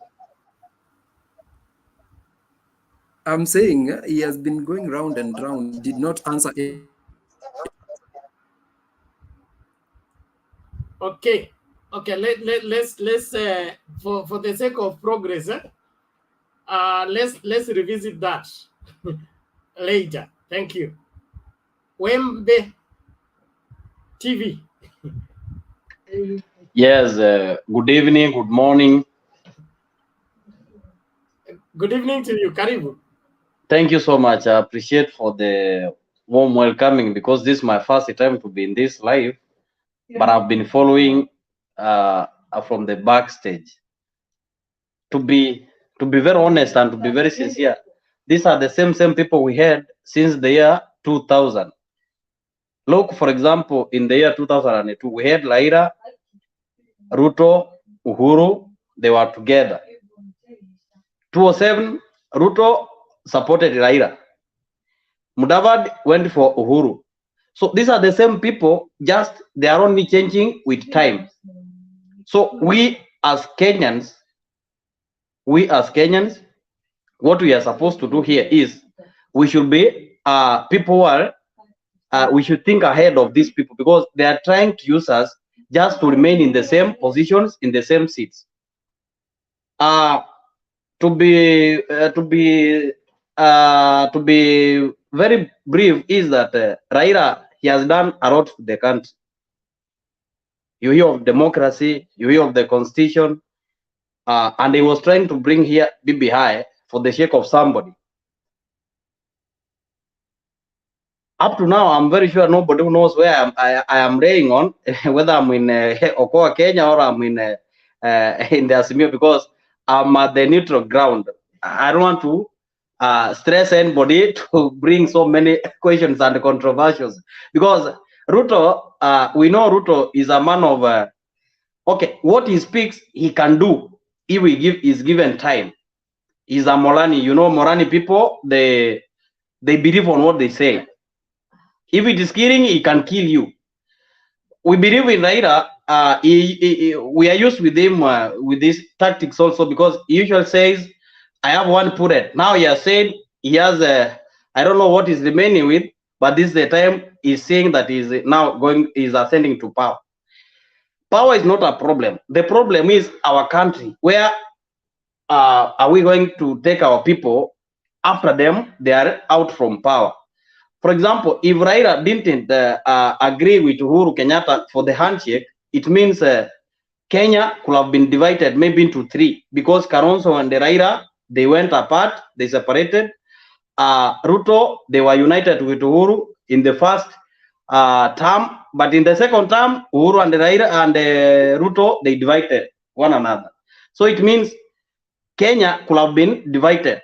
But Raila, being a democratic and being somebody, I can say he understood these people, what they need. He's not after leadership. He only wants to be in that post.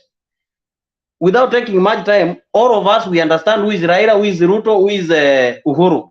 What I can urge Kenyans who are watching us right now is, let us go for the best. But if it was to be my wish, all these people, they are not supposed to be in the post. All these people, this is Uhuru, this is Ruto, this, and we should bring somebody from down, so at least to administer, we can see if there will be change. Because we are being used with the same people, with the same technique. We bring NASA, we bring Jubilee. Now we are in Azimio, we are in Oka. These political differences, they are being changed. Yani zinabadilishwa tu, sisi tukiwa tu pale, sisi ndio tunachezewa, sisi ndio tunachezewa. Tungepata mtu like now Jared, we bring in Jared, we bring in like Bernard. At least we promote this person to a higher level so that he can lead the country. My friend, there are people watching. You put your camera so that we can see the t-shirt you are wearing, so that we can know what you're talking about. The t-shirt. What is that? From work. This is look at this one. This is for Sununu. It is not for UDA. It's not for Azimio. It is for. These are uniform from work. I'm from work right now, bro. Anyway, thank you. We have Guru. I hope Guru and Douglas, you asking question, not comment. Please, Guru, start. Just a question. Question. Can the Wembe asked what the Baba has for this election time? The other time he had one bullet. This time he has a bomb. That's what I hear. Number two, in your ideal way of reasoning, who then do you think, apart from the two, and don't talk of the ideals here, who do you think among and apart from the two should take position and be voted in August?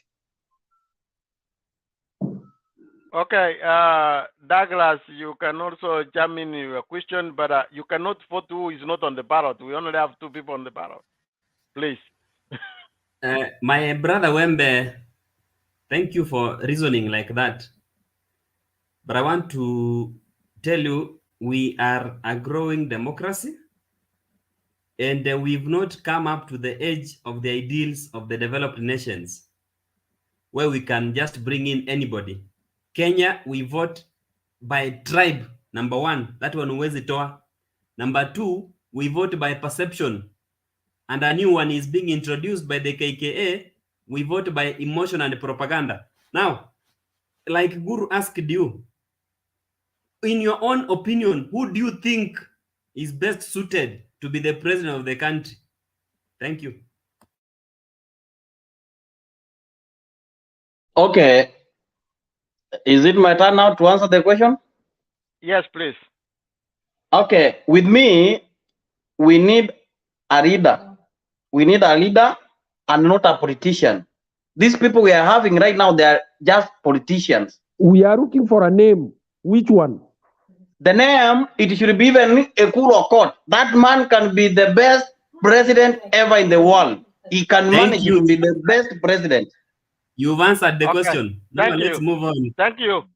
Let's move to. I wish there was somebody else to come in, but now we have no choice. Let's give Fred.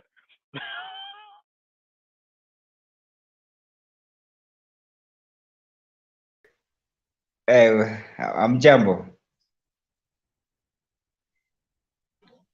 By there on my side, I support Wembe because these people are the same.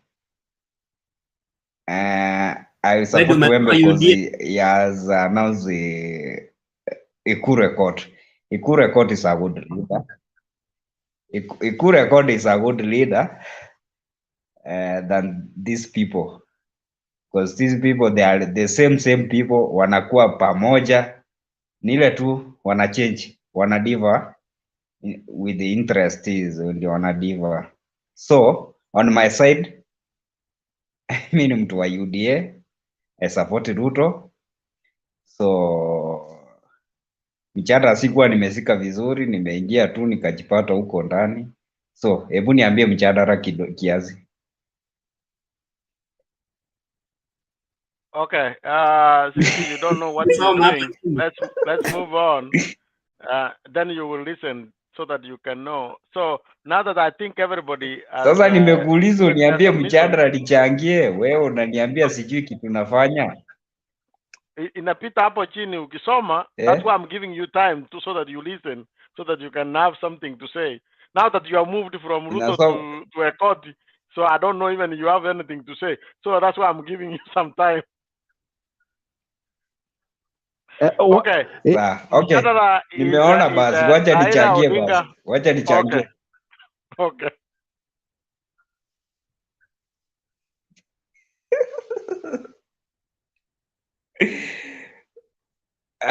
We, narudi bana. Narudi, wacha nikunywe kitu ingine hapa. Can friend tell us? Can friend tell us whether that is how he is making his political choices by just jumping into things he cannot understand?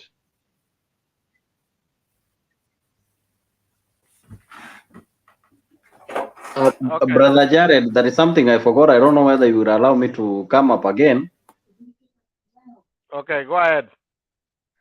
I remember from the year 2007, we don't Kenyans don't believe in this opinion polls. We have been seeing Raila being 60, 40, 55, 45, but he has never been the president. So these opinion polls, they only go to the streets. You don't know whether they went to Kisumu, they went to any town that they choose to be to take the opinion polls. They only took maybe 5 people. Out of these 5 people, maybe 3 responded for Raila, 2 were for Ruto. So now when they bring them to the media, they just bring it that in the opinion polls, it is Raila was at 60 and the Ruto was at 40. So this one is they just want to create like an impact to the person who is maybe the government is citing for. Like this time around, I've never seen any country that a president is standing for a person saying, I'm supporting this guy to be the president. Why? These people may be in the government, from the handshake. We have never had Raila whom we used to know. Now Raila is a man who is very calm, is not responding or is not focusing on what he has been doing. He has been telling the Kenyans what is in the government. Now things have changed. Now maybe Uhuru has done, he has gone deep, maybe has borrowed a lot of money. He has taken some other changes in the government. He wants only to use Raila to secure what he has done, because if Ruto goes into that office, it means things will erupt back. So but Wembe, I don't see whether Wembe, you are the one saying if. Naomba We are not niingilie about hapa. ifs. If Naomba niingilie you hapa. cannot give an if. Okay, Bernard, come in and help with the ifs. Thank you. Wembe, I'm inaonekana back. Now I'm back. umesema we Now ni I'm back. neutral, lakini your neutrality is in question. Number one, you want us to get rid of Raila, Ruto, and the other players and take them where? What is unconstitutional about them seeking constitutional office? Is there anything in the constitution that hinders them from asking for that position?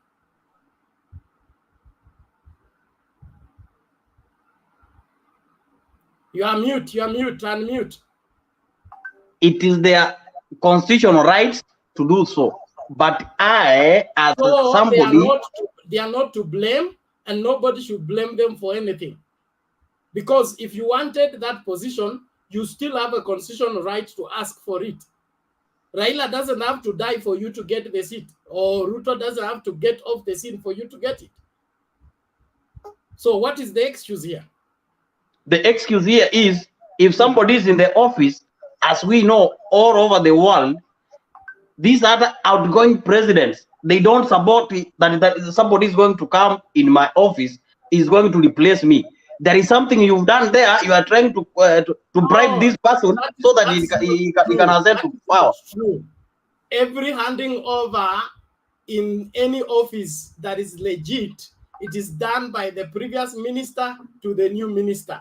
And even if you recommend for example, you are the MD of Kenya Commercial Bank, and you've been working on behalf of the shareholders, and you are want to leave office, the shareholders will ask you to recommend somebody you think is capable of carrying over your work, okay, for at the interest of the company.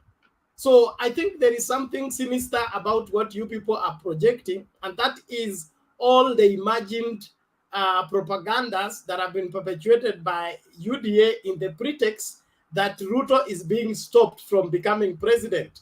Ruto has stopped himself from becoming president. Nobody has hindered him. He fights himself. He chases after his own shadows. He fights his own shadow. He makes everybody his enemy. That is his main problem. It is not Raila, it is not Uhuru, and it's not Kenyans. And I'm sure Kenyans have seen this. So let us not make one person's war become a national war. We have a nation to take care of. We have a future to take care of. Let Ruto go to the ballot. The ballot is going to send him home, and that case will be finished. Hakuna haja ya wewe kueneza uvumi ya kwamba amechukiwa, analimbikiziwa accusation, anafanywa hiki na kile. Hakuna. Yeye ndo is on record defending all the people accused of corruption, and his defense is they are being accused because they are associating with him. If you associate with me and you are accused for corruption, and I am not corrupt, okay, why should I defend you? If you are not corrupt, you come out and say, this is how I got what I have. I got this land this way. I bought this from so-and-so. I got this money from so-and-so. Accuse me of which one I got illegally. William Ruto has never said that. We said Western Hotel, he has never explained. We talked about Mteshi land, he has never explained. He always says people are being accused because they're associating with him. If people associate with you and they become evil, you must be the one infecting them with evil or want to protect them from the evil. Yes, Jared.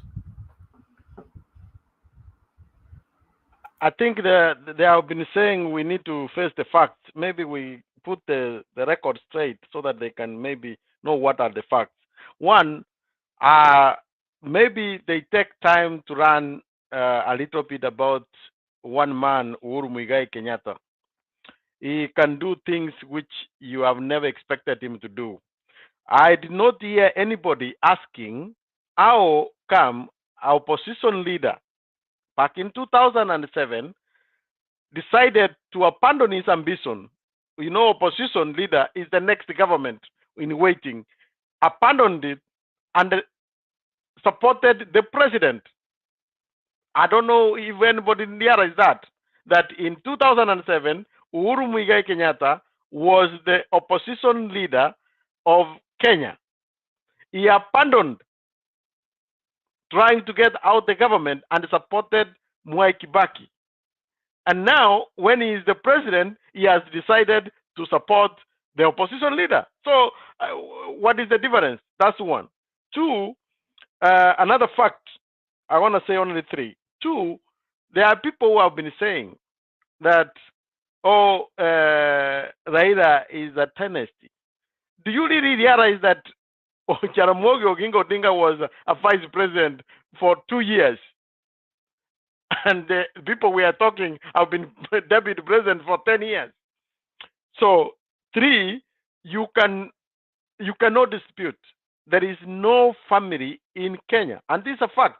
When we stop everything, there is no family in Kenya who has been persecuted, I mean, politically, other than the Jaramogi Oginga Odinga family for fighting for Kenyans. That is a fact. You might like him or don't like him, but that is a fact. They have been persecuted by government and the government because of their stand to protect the Kenyans. Go think about it. Thank you. Okay, thank you. Let's hear from Guru. Guru, your hand is up. Yes, Bernard. Yes. Now I want to disabuse my colleague there that he wonders why an outgoing president would go out and campaign aggressively for an incoming president. This happens everywhere in the world. Look at Tanzania here. When Jakaya Kikwete was going away, he aggressively campaigned for Magufuli. Look at DRC. The president who was there actually campaigned for Tshisekedi. Look at the US. Obama aggressively, campaigned for the current president. So it is nonsense for Kenyans to start having suspicion that when a president goes out and aggressively campaigns for somebody he has identified as a credible leader, that he has something to hide himself. It's nonsense and it's propaganda. It doesn't work that way anywhere in the world. Number two, Mr. Wembe, your colors have come out very clearly. You are actually tanga, but it's okay. You don't have to hide. Here we don't hide.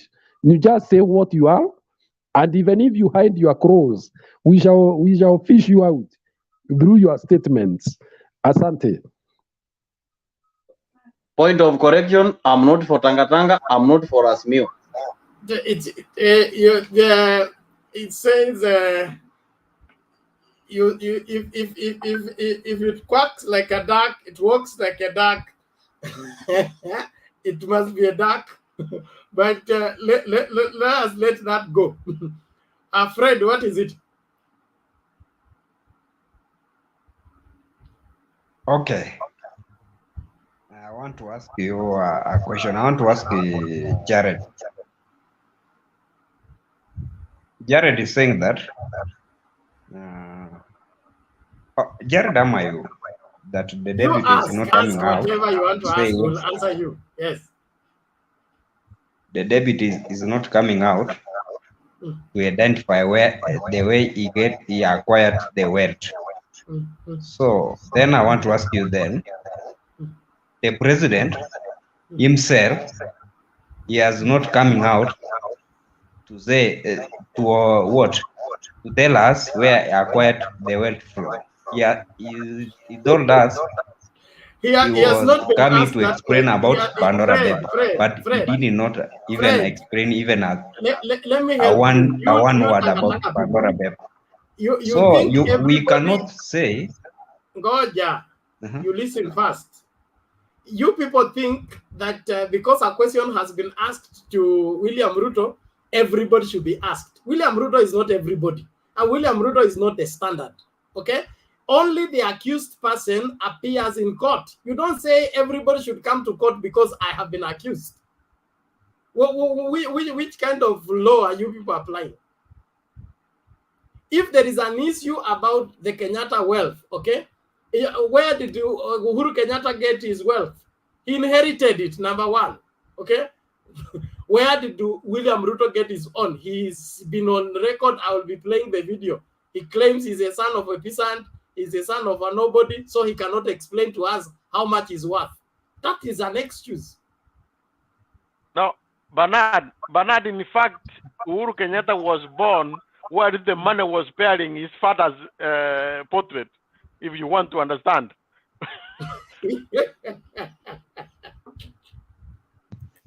Okay. Okay.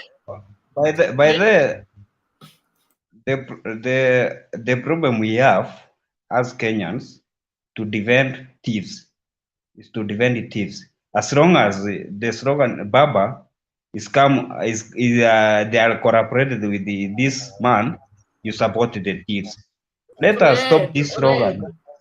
Fred, acha hiyo story tafadhali. Achia tu hapo. Sio story.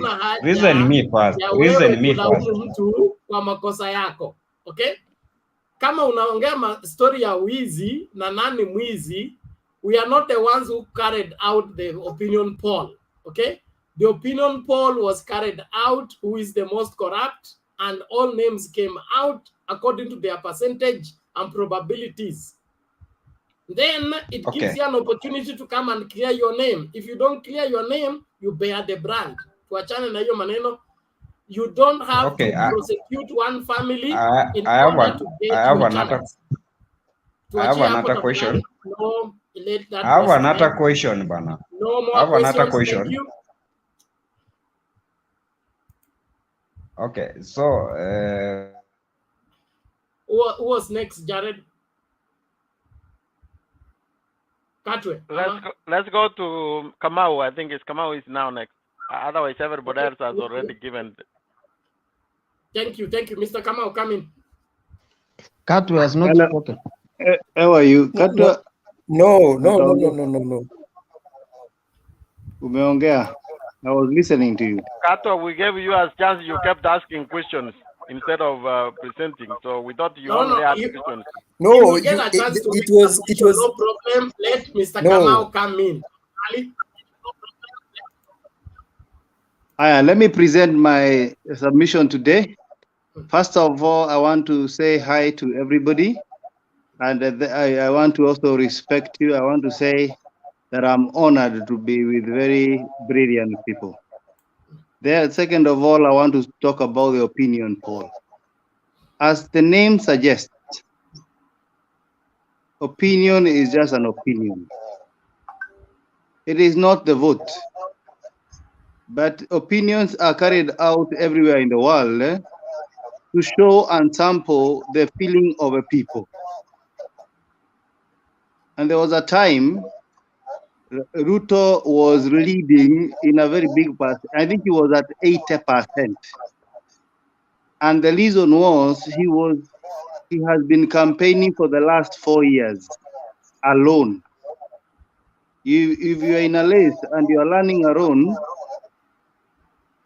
then it means you will be the one who is going to win because there is no competition. Now that competition has come, the opinion of many people is changing. And it is changing because of some few facts. One, because now the truth is being said. There's an echo. I don't know why. Find Bernard. It's an echo. Yeah. Yeah. So there are factors that are making Ruto lose badly. One of the things that is making him lose badly is his loose tongue. He is clinging on many things that are not making sense. On one hand, he is accusing the government of high prices of commodities. And he is presenting himself as a solution. Yet he is in the government for the last 8 years, drawing salaries from the treasury and of course from the taxpayer. He has been using the vehicles of the government, and everything is funded by the government. So people wonder, if you indeed cannot do it now, why don't you resign and you wait for your turn so that you can lower the prices of the commodities? Number two, he is taking credit on the things that are working. He says today that he actually did all these models in his office at Cullen. And that is why we have many roads and people have been given electricity. So people ask themselves, why don't you take the good and the bad at the same time so that we value and of course make a decision when it comes to the voting? Number three, I think people are also saying it is time for this seat to rotate to other communities. It is obvious that it has been with the Kikuyus and the Kalenjin for over 50 years, and it has been messy. And this issue of saying that now because Uhuru is a thief and that person is a thief, now we elect a thief, I think that is a poor way of argument. I've listened to some people here today, and I'm so disappointed as a person, because if you think now that Ruto should be the president because he has been with Uhuru, or he has been what they say, that he has been thrown away out of the government and did not resign, then it makes no sense. Because when you find that the policies of the government are not going against what you want, you do the honorable thing and resign. And therefore, for me, I am so sure the opinion poll will still rise for Raila Odinga, because the more Ruto talks, the more he confuses between crowd and the ground. The ground is for Baba. because the mobilization is different. When you kama sasa nikuwa Ngara nafungiwa barabara, siwezi enda pande ya Limuru kwa sababu UDA imefunga barabara, and then you confuse me as your voter. I'm not your voter. I just can't go because some limousines have blocked the road. So we have to listen to the nonsense that is being said and the lies. But we are not voters for Ruto. We are people who will decide. And in fact, Bernard, as I finish, we in Mount Kenya will vote with our minds and our hearts. We're not going to vote by emotions. And I'll tell you this, and I'll say this again. There is no euphoria for UDA or for UDA in Mount Kenya. When the time comes, people are going to vote for different candidates, different parties, and the best president. That's my end of my submission. Okay, thank you. Katwe, you had your hand up. Yes, actually, the reason why I had to put my hand up in the middle of sorry, Mr. Kamau, is that I like us when we are disciplined. Fred, in as much as you might be on the other side of the political fold, we do not like when somebody is vulgar. We are trying to sanitize the public side of the comment side, and you are bringing the vulgar to the in-house comment side. It is really disgusting. So you might find even our mothers in here who are in the debate. So in as much as you're talking in vernacular, kindly try and or else we should clean the house, Bernard. Secondly, I want to say that I did not submit. I only asked that question if I'll be allowed to submit as per your terms. Thank you. Okay, thank you, Katwe. And it's a good point out. If you can't obey civility and then you are not supposed to be in public. If you are drunk using your own money, okay, then you go insulting people along the way. The police are going to arrest you not because you're drunk, but you're drunk and disorder. So you are causing a harm to the public. If you use bad language in public, you are under that category of people who are drunk and disorderly, who need to be arrested. So Fred and the rest, please watch your language. You will not make DP president by insulting everybody. It doesn't work. You kama umekataliwa. Hata ukitukana ile msichana miguu yake ni kama pencil, sijui nini. Akakukataa. Hawezi kuja kwako kwa sababu umemtukana. So please take it easy. Hii ni election moja tu.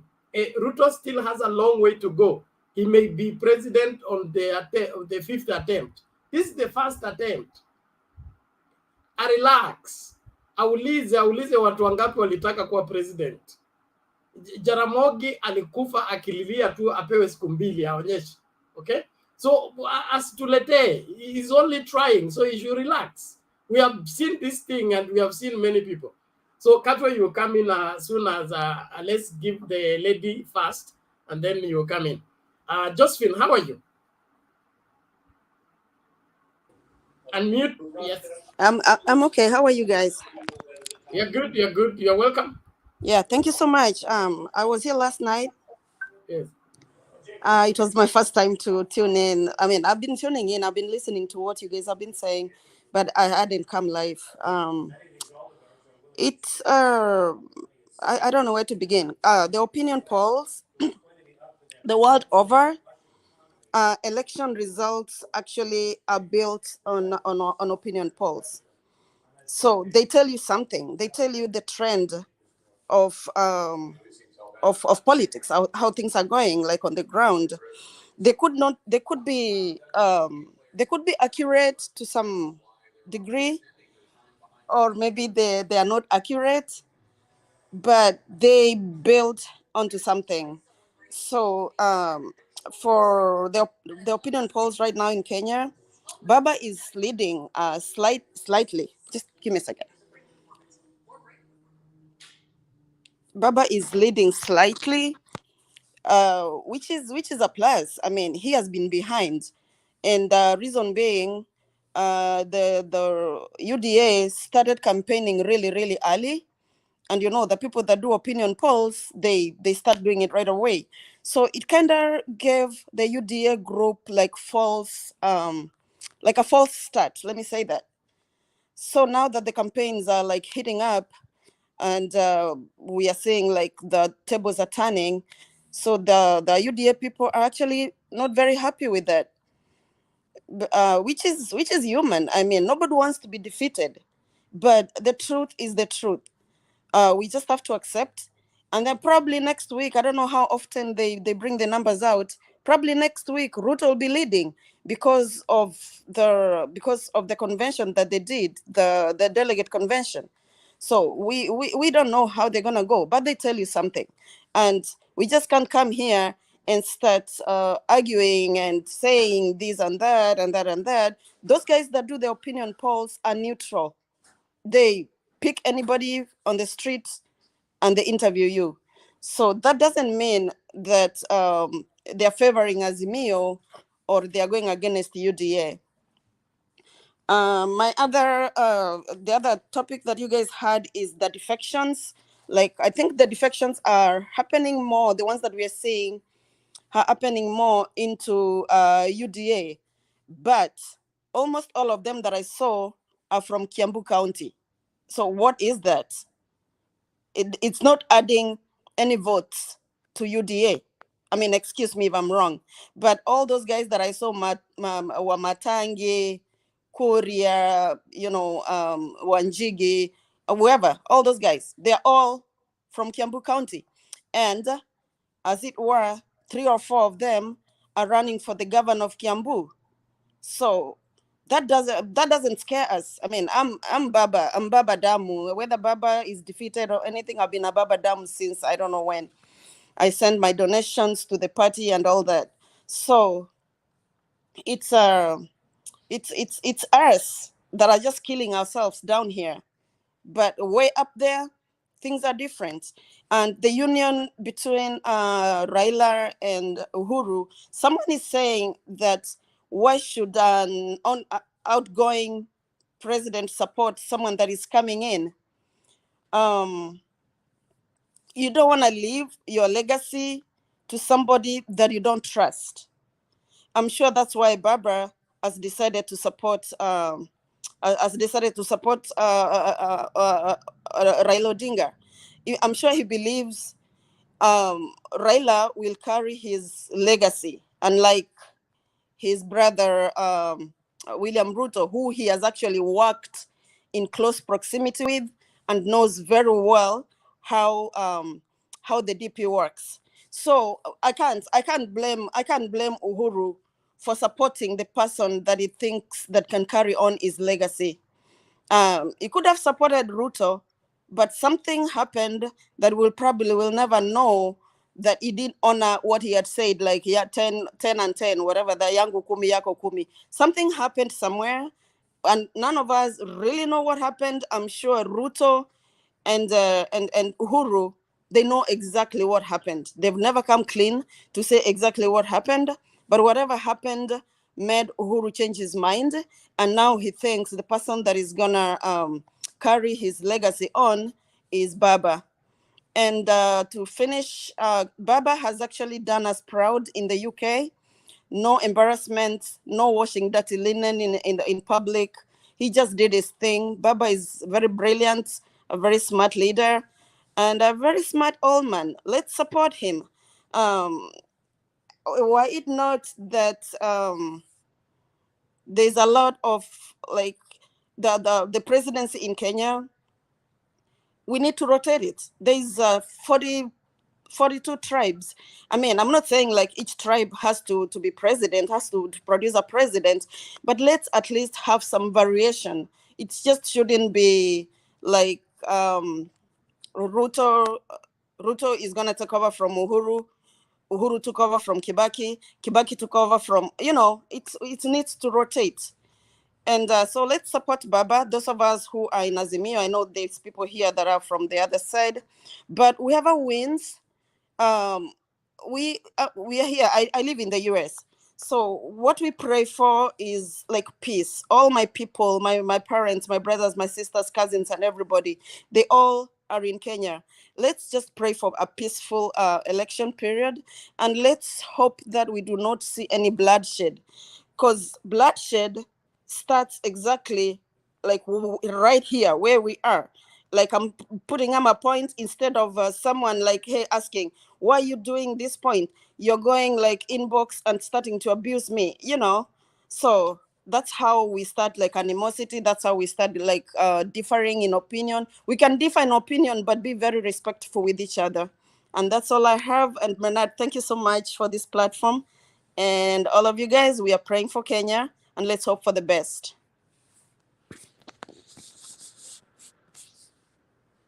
Okay, thank you, Josephine. Thank you. We appreciate your givings and perspectives.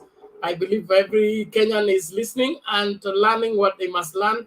It is our responsibility to see to it that we lead the way in making this nation better by ensuring that nobody falls for the lies, but they vote with the proper information, choosing leadership that will help us get into a better place than where we have been. Let's bring in Katwe to make his submission, and please let's restrict ourselves to 3 to 5 minutes so that we don't keep people on the queue so much. The people in the comments, please keep civility, respect one another. We are only debating and giving our views. Give your views. If your views are accepted, well and good. If they are rejected, well and good. At the end of the day, the ballot will decide who ascends to the throne. And whoever has the ground will carry the day. It doesn't matter how many times you go and tell people so and so is your girlfriend, so and so is your girlfriend. If you have not proposed and she has not ajaingia box, the people knowing she's your girlfriend will not make her your girlfriend. Enda ukajitetee, ukikubalika sawa, ukikataliwa ndio hivyo hivyo. Move to the next shop. Hey Bernard, I'm sorry. If I stepped on anybody's toes, please, I'm sorry, but you can ask me a question. All I said is like what I've observed. I live out here. I don't really know like the nitty-gritty of what happens like on the ground. I'm gonna be in Kenya the month of next month.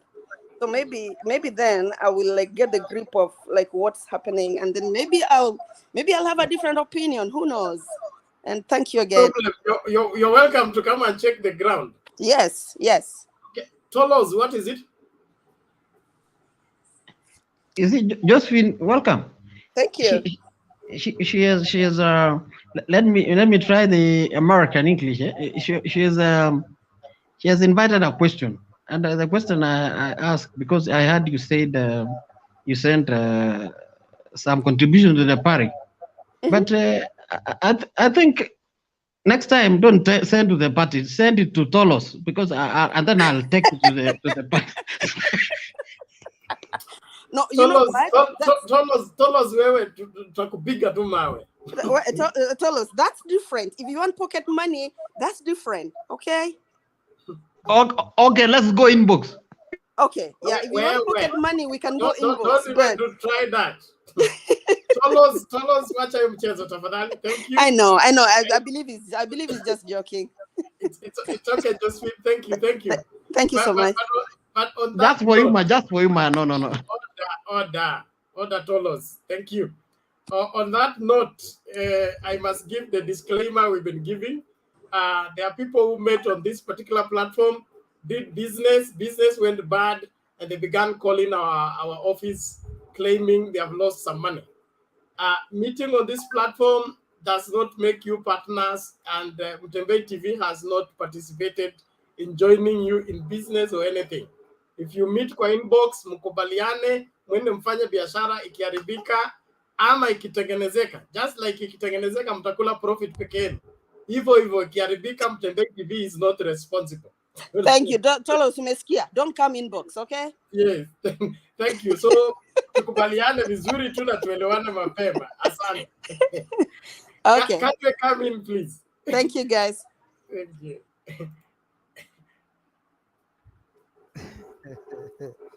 Uh, thank you so much, Bernard. Kindly share what I've just sent you, because it's very much important to answer Tolos of what he was talking earlier, because we cannot be living in a country where we do not, first of all, respect the rule of law. We cannot live in a country where we are about mouthing the people that we are busy crushing the plates that feed us. We have to have something that we stand for. Like for me, Katwe, when I come to this platform, Bernard will tell you that I stand for discipline. If it is about raising up my hand so that I can be given a chance, I wait until I'm given a chance. At least I stand for that.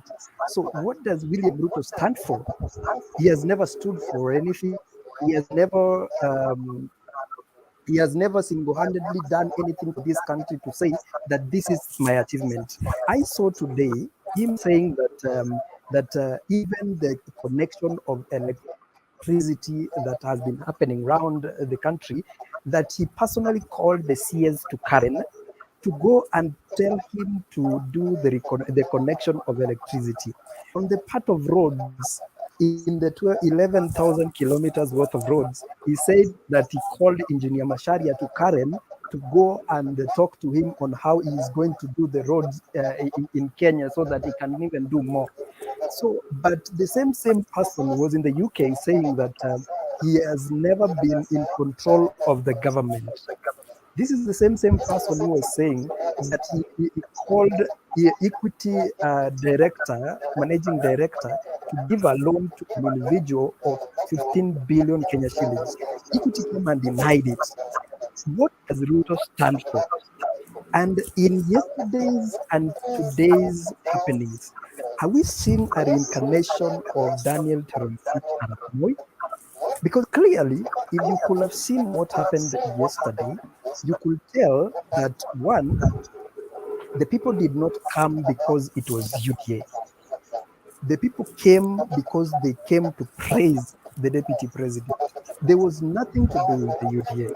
They were coming to say, Baba ndio ngao yetu, Baba ndio kichwa yetu, Baba ndio, like the way it used to be in Moi time. Ewe Kenya baba yangu, ewe Kenya mama yangu, tafadhali saidia Daniel Toroitich aongoze kwa miaka 100.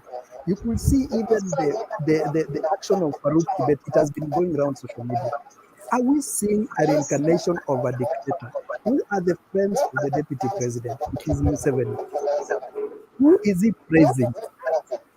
He's praising the kind of character from Adolf Hitler, kind of a character. So I want to ask this question even to Toros. Are we seeing, yes, thank you. That is the picture that I was looking for.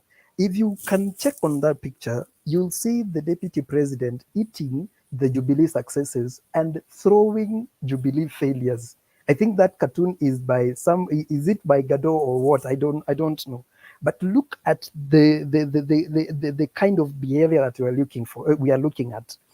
This is the same kind of character that we saw in Moi time. Moi could put blames on other people so that he can be able to take credit where it was only. Moi time, he could separate a community, like the time when he used to use Kamodo to separate the Kikuyus. We saw him doing that so that he can be able to get the central vote separated. Right now, the deputy president is going to someone else's house, having coitus interactors with the wife of the owner of that house, and then coming out and saying, you know what, I have invaded that house. And anasema na kichwa ngumu. He is planning to go to Mount Kenya, to the village of the president, to go and insult him again there.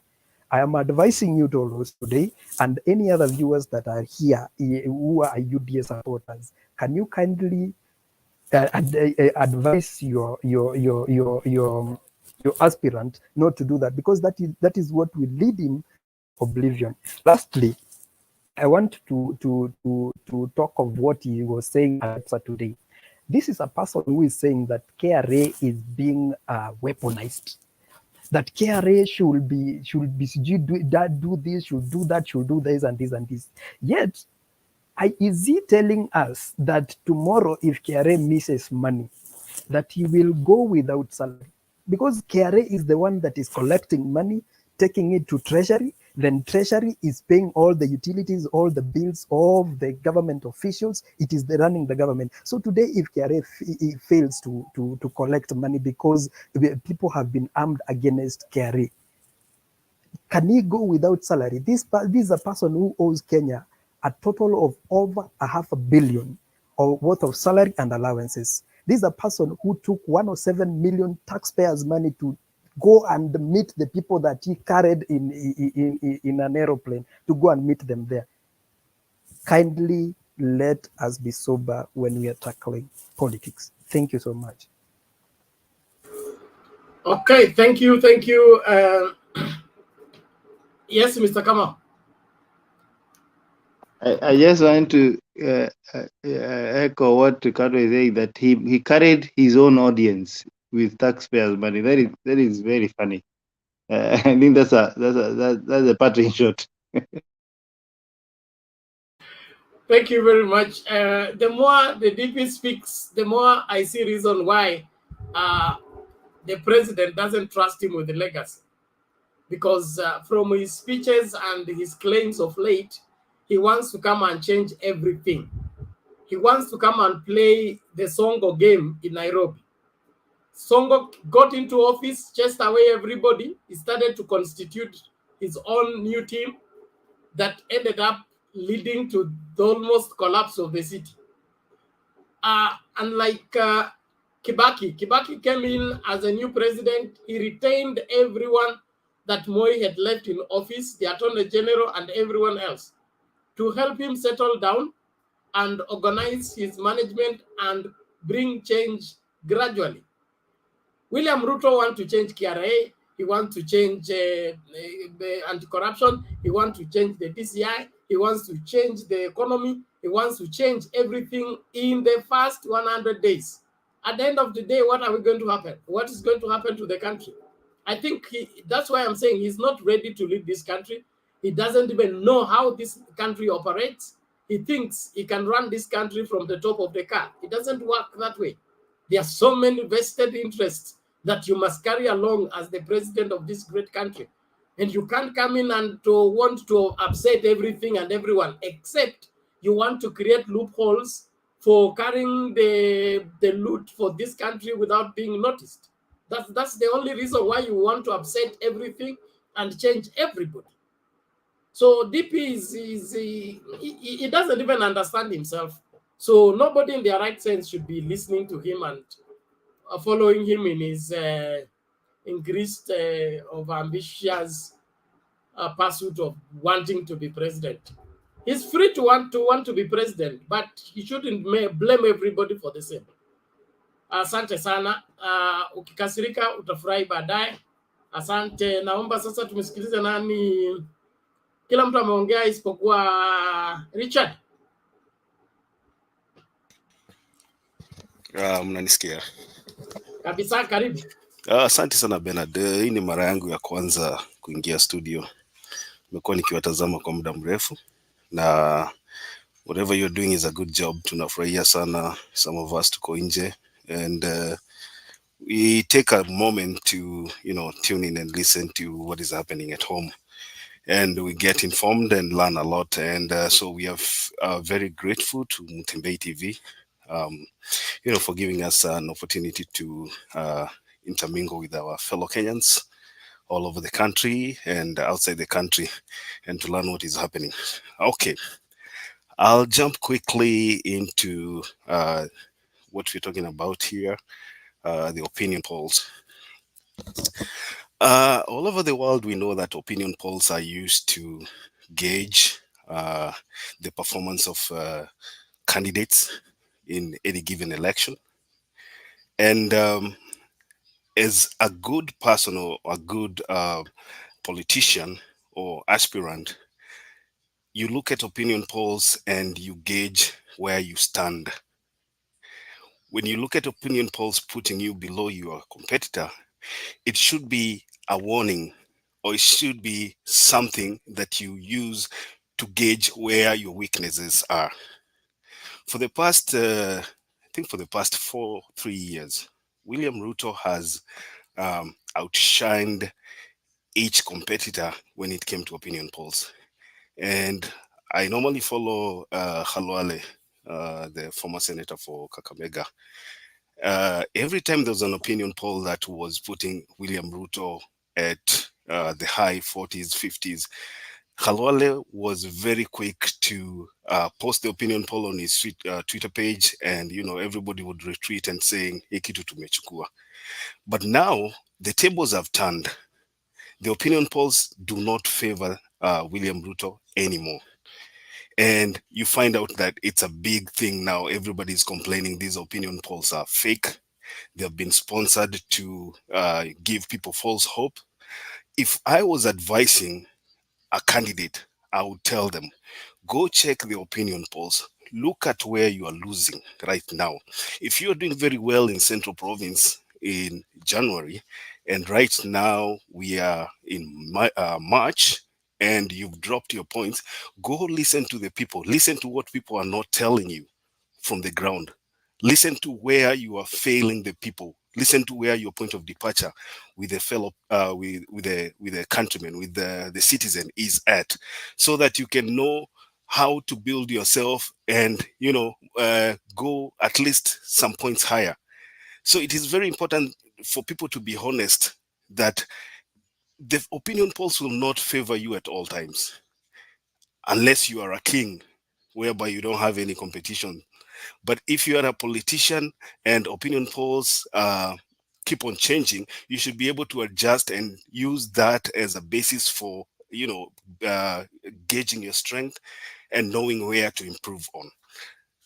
I'll move on to my other point of the trip Baba went to the UK.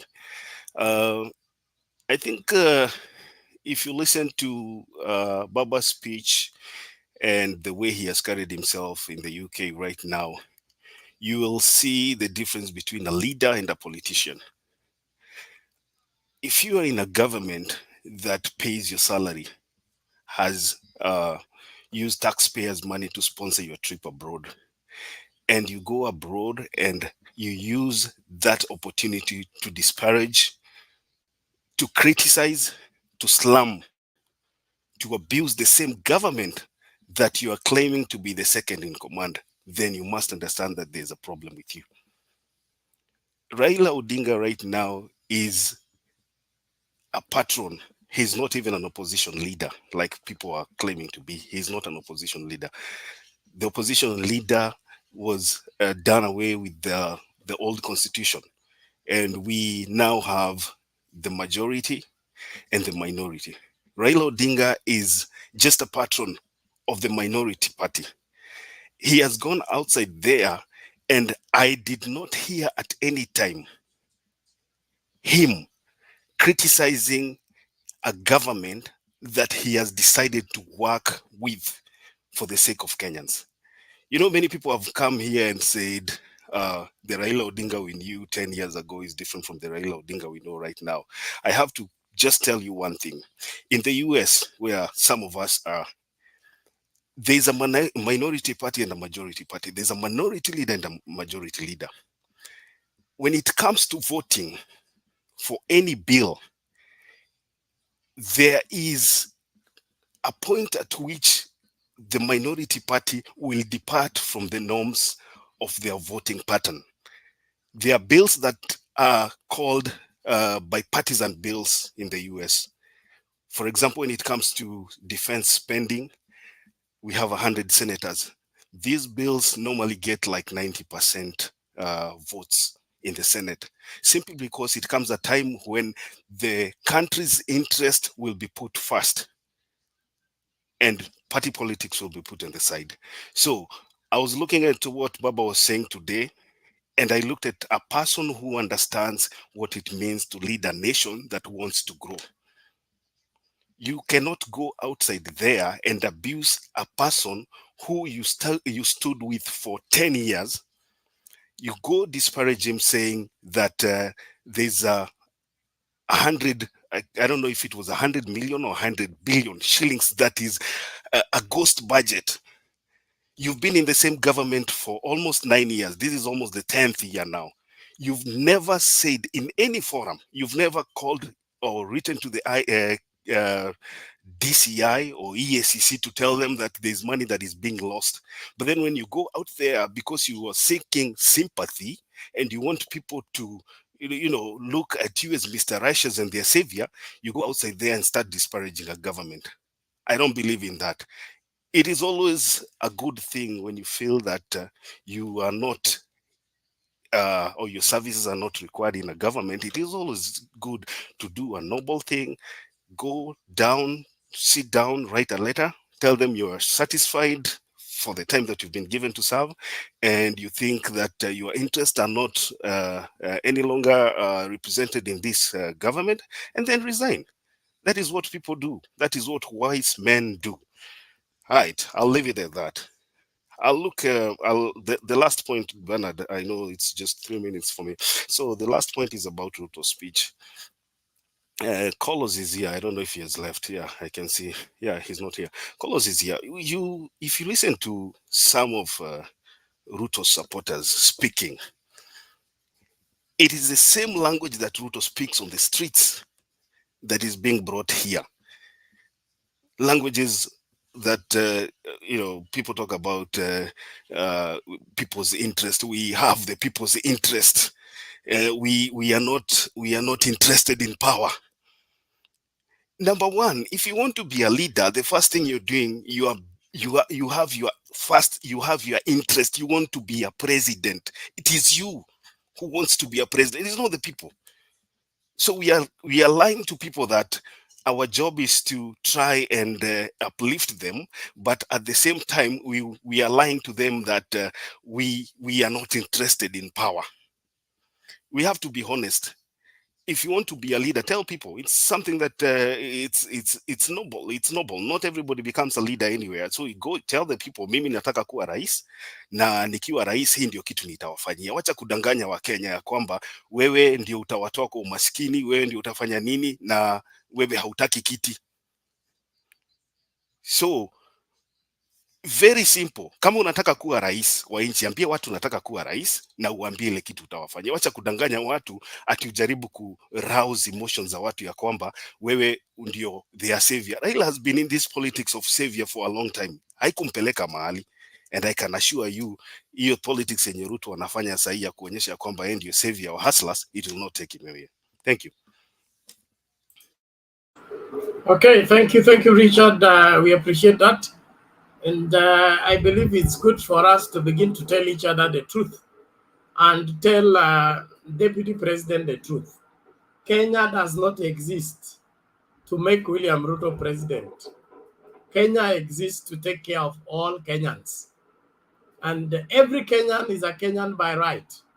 So as much as we have different people, different ambitions who want to achieve certain things in this country, it is not about one man. It is about the entire country.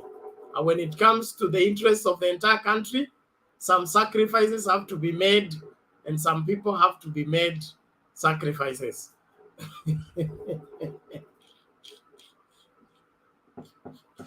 That is too heavy. Let me just leave it there. Don't ask me to break it down. It has already made sense. Douglas, what are you saying?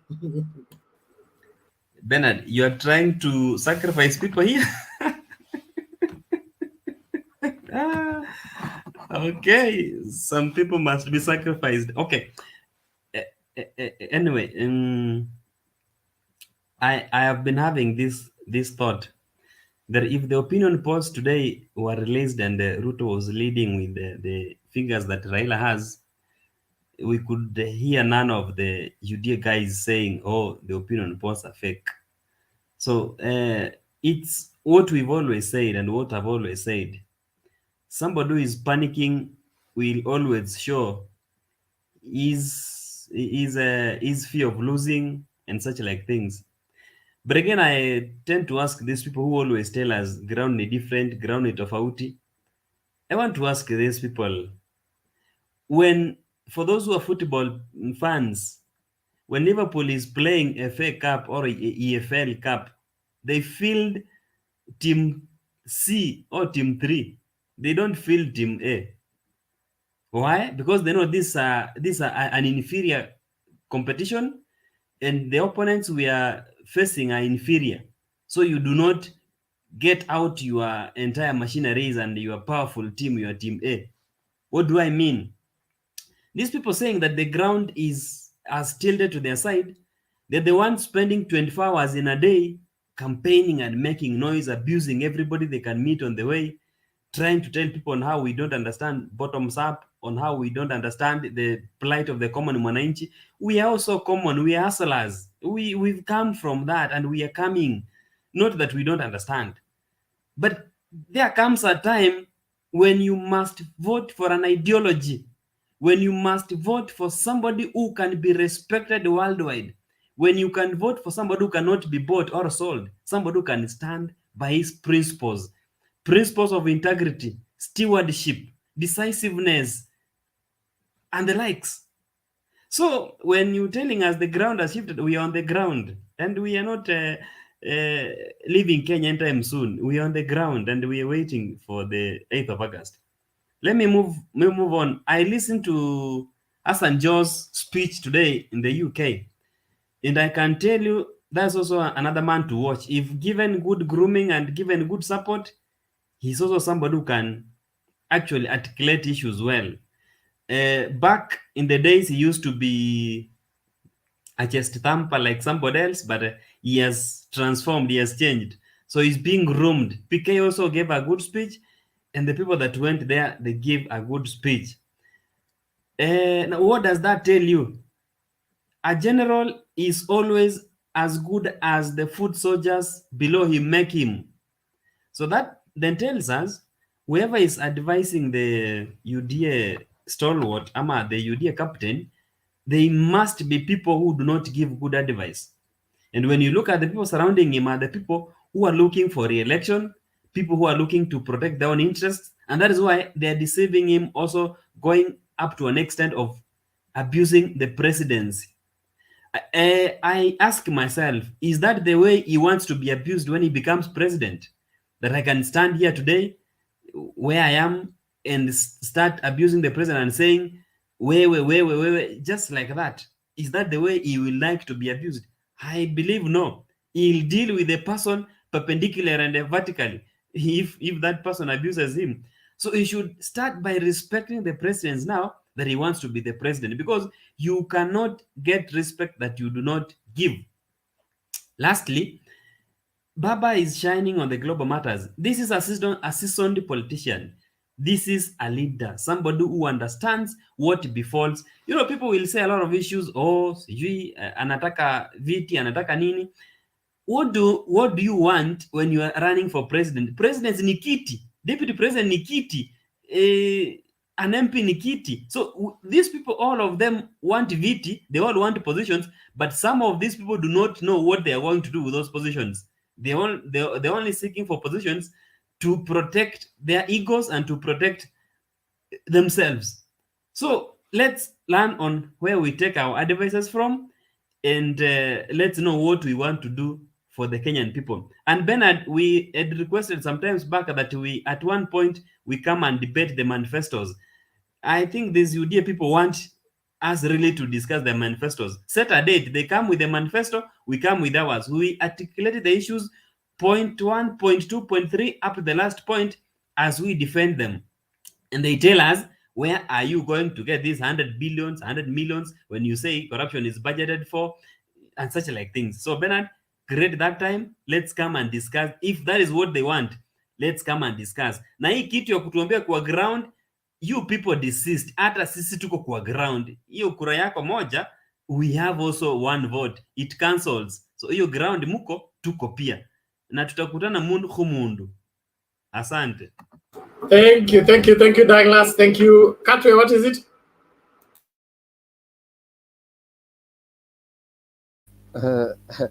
It's just a reminder to tell Douglas that we have not seen any manifesto, so we are not going to discuss anything that we don't have. At least if we can discuss the 10 points of Baba, it's okay. But we cannot discuss anything that will not be offered.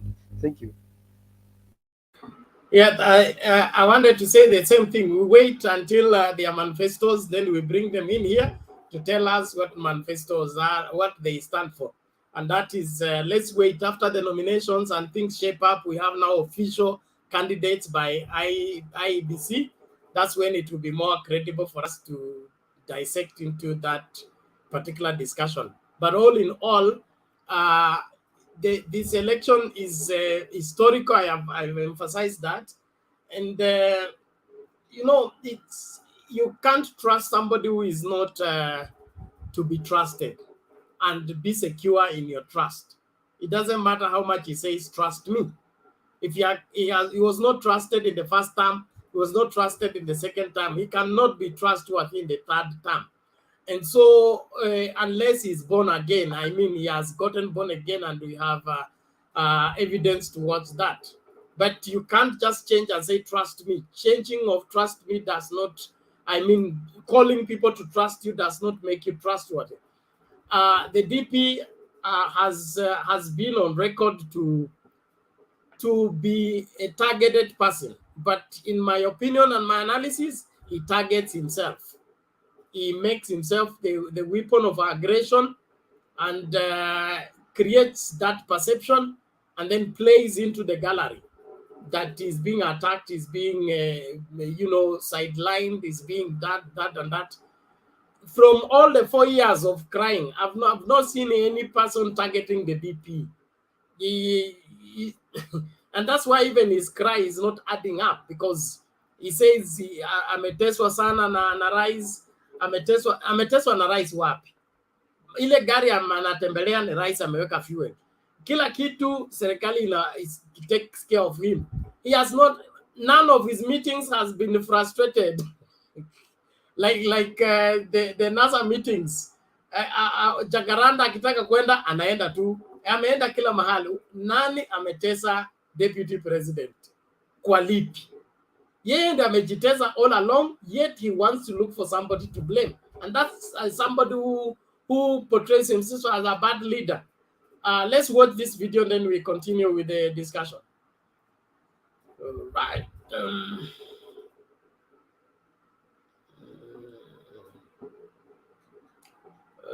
Okay.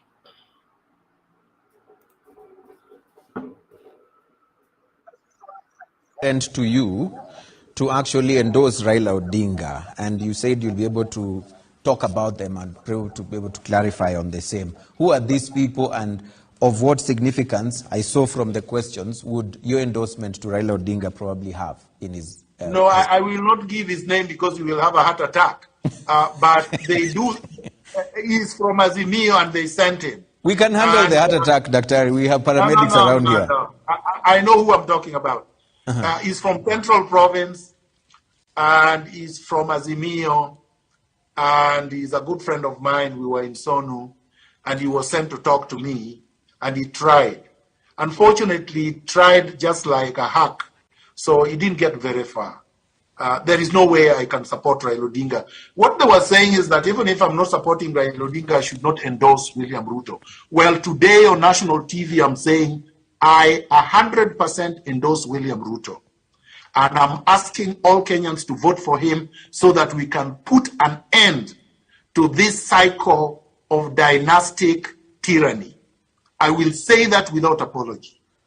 Yeah. I endorse, I, Miguna, hereby declare that Kenyans who are committed to freedom and the rule of law should vote for William Ruto on August 9th.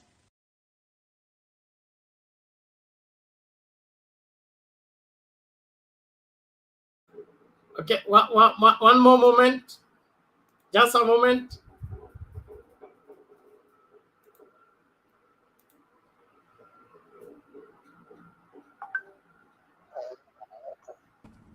Ruto also has a son with Akinyi Walkoa Odinga, the sister to Raila Odinga, and the former wife to Dick Oneko. Ruto has is reputed to have had 27 children in 2 years. Between 2007 and 2012, Ruto had more than 30 children. The man has been on a riot in bed and on a riot in the looting spree. The man is dangerous to the economy of the Republic of Kenya and to social order. William Samoei Ruto cannot be the president of the Republic of Kenya.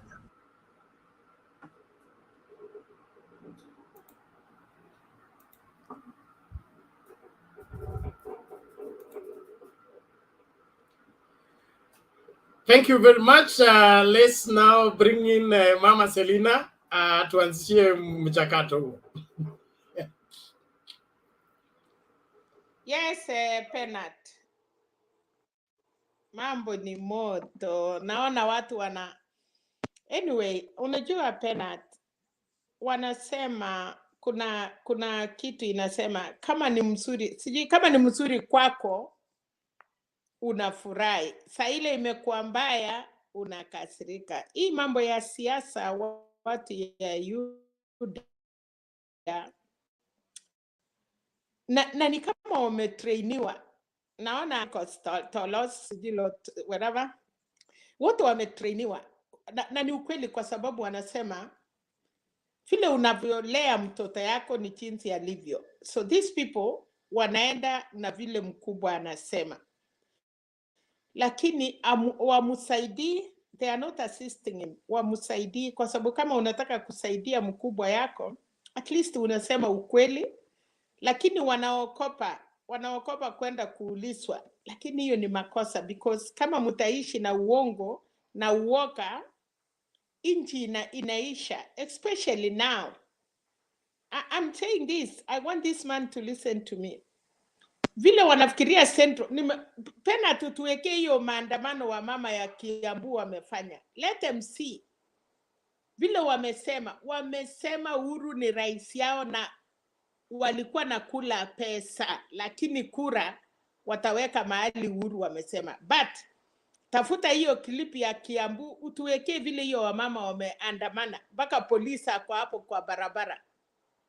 Hii mchezo watu wanacheza. Unajua wesi kuwa na mtoto ya jirani ukachukua hiyo mtoto ati ni mtoto yako. Pena mtu akikuja kuchukua mtoto yake unapaki mtomo wasi.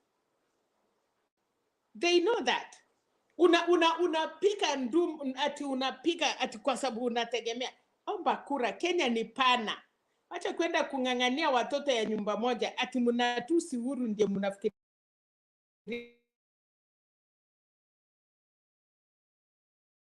mnapata kura. Ngoja ifike mtafundishwa. Nimeona wamama wamemwambia Kirati Kashakwa alikuwa dio wakati ya serikali ya Moi. Akasema walifukuzwa na wakahesabu mahali walifukuzwa. Nataka tu utafute hiyo clip na wanaulizana hiyo maswali. Mkikuyu ni mwerefu sana. Hakuna Mkenya, I'm sorry, mimi nimekaa na hawa naishi hapo, najua. Watu yetu saa hiyo kura yote wanangoja 6 million kutoka kwa Uhuru. Amutaona kura yenye mtakuwa naye ni hiyo yenu. Hiyo ya Masai hakuna, ya Turkana hakuna, lakini najua yenu hakuna mtu atachukua hiyo. Kwa hivyo wacha kusema Raila opposition, mjifunze vile na ni pati mbaya kwa sababu tungepitisha PPI mwenye ameanguka kama mwenye anaanguka angekuwa parliament. For now, the winner takes all. Lakini kwa baba, alitafuta washirika. So the winner takes with washirika. It is not the winner takes all. Watachukua, wale watu wamekaa kwa Azimio wote watachipanga ndani ya serikali. But, watu yetu, wasiyekuwemo, hata mimi nikiwa ndani. Mimi niko Azimio sahi. Lakini kesho, hakuna mtu atajua mimi nilikuwa Azimio. I will be among them. But afadhali niseme ukweli, nisaidie watu yetu, badala nidanganyane, ninajua itanipata.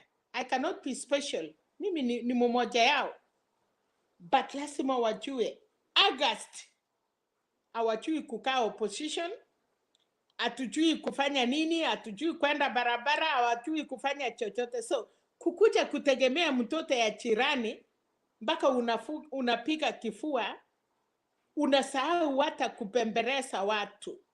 Kitu mzuri for now ni watu warudi chini, waamue kupiga kura, mwenye atashinda ashinde, alafu tungoje. Lakini hiyo kifua mumechukua na unategemea ati kura ya Central vile Uhuru alipata kumira ya Uhuru mnakuja kufanyiwa kumira na nani? Who will come out for what? Sahii mumeonyeshwa na hiyo mama ya Kiambu, na kuna msichana ameongea, amecheka, amesema tumekula pesa lakini tunarudi nyumbani. Pena tafuta hiyo, nataka uweke, kwa sababu hatutaki tukiwa kwa hii Mtembei TV tunakuwa sawa kusema uongo. We want, kama ilikuwa na wamefanya maandamano, ebu tuweke ndio hii watu waone what is happening. Na alafu wanasema Moses Kuria. Nani aliwaambia? Hawa watu, hii Tolkos, huyu nani atakuwa na chama yake hii ya Kiambu anaitwa nani? Moses Kuria. Kaboko hawezi enda Yuda, anasimama na chama yake. Kiunjuri anasimama na chama yake. Kiraitu Murungi wanasimama na chama yao lakini wako Azimio. Munya ako na chama yake lakini wako Azimio. Martha Karua rafiki yangu ako na chama yake. Sasa nyinyi hiyo wachumbe mnaambiwa mtatoa wapi? Kwa sababu Central wamechipanga. Kimani wa Matangi, anaitwa nani? Anaitwa nani huyu ametolewa. Ona face, ona vile amekaa. He was so proud kukua kwa NDC. Today anakaa kama kuku amenyeshewa. Why? Kwa sababu crown imekuwa hostile na amejua amepoteza. Hawezi rudi. Amefikiria hata watu wanamuuliza walikuwa na mtrust. Sasa ukiona vile na uweke hiyo picha pia Penet. Mimi natakanga nikiongea naendaka kuona vile watu wamesema alafu niseme. Nataka unipatie hiyo picha ya wamama na utuonyeshe hiyo picha ya Wamatangi, and then from there wa Kenya tuone what is happening. Alex, welcome so much. Tumekumiss. Hiyo sauti huwezi kuja kutuonyesha raha alafu tena unataka kwani wenge unataka kupepa hasira kwa kifua. Simandako alisema tuweke kwa mbafu. So Alex, please don't do that again. Unaharibu maneno. Watu wengi wanakutegemea sana, si kwa sababu ya Kisii, wanakutegemea kwa sababu ya Kenya. Wanakutegemea kwa sababu ya maoni yako. Lakini ukikasirika, kama leo vile umepotea, upate Mtembei TV imeisha, ungesema nini? Alex, you are a leader. Wewe usitufanyie hivyo tena. Kama ilikuwa maneno ya siku 2, hiyo imeisha. Na today tunataka utoe mjadala vile ulikuwa. Vile niliingia hii Mtembei TV kwa sababu nilikuwa nasikia ukiongea, nilikuwa nasikia Charat. Siwezi sema Penat kwa sababu yeye ni kiongozi yetu. PK niliingia kwa sababu ya watu wengi. Chakendupei, sasa wewe unaenda kushika ile maneno ya nyumba na unajua baba yako na bibi mingi. Sisi ni watoto ya mama mingi lakini baba ni moja. So please, nimefurahi nimeona sura yako. Kuna mama alikuwa natoka Kisii sijui ya Chospin. Hata jana tukampembeleza tukamwambia aruti atakuta Alex. Chospin, thank you. Alex hako hapa utasikia akiongea lakini tusisikie tena unatuacha. Please, wacha tukue pamoja. August tumalize tuitane. Asante sana. Okay, thank you, Mama Selina. We appreciate it. Katwe, you had your hand up. What happened?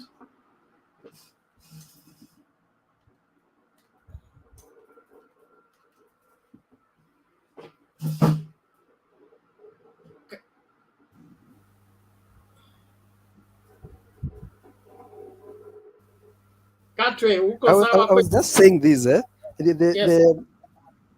niko sawa. Nasema hivi, you in my presentation, I asked what William Ruto stood for, and you've seen Miguna saying that if Kenyans want the prevailing of the rule of law, which prevailing of the rule of law is Miguna speaking? Because even the slightest law that we know that when you support another political party, you are deemed to have resigned. Why is William Ruto not resigning? Just to exercise the rule of law that we are being told of. And secondly, I don't know if we are discussing a sociopath or something, because this is a person who doesn't have an ID. Who can they say that Uhuru Kenyatta akona kura moja kwa sababu ni Mkenya. Miguna is not even a Kenyan. He cannot vote. He is not a voter.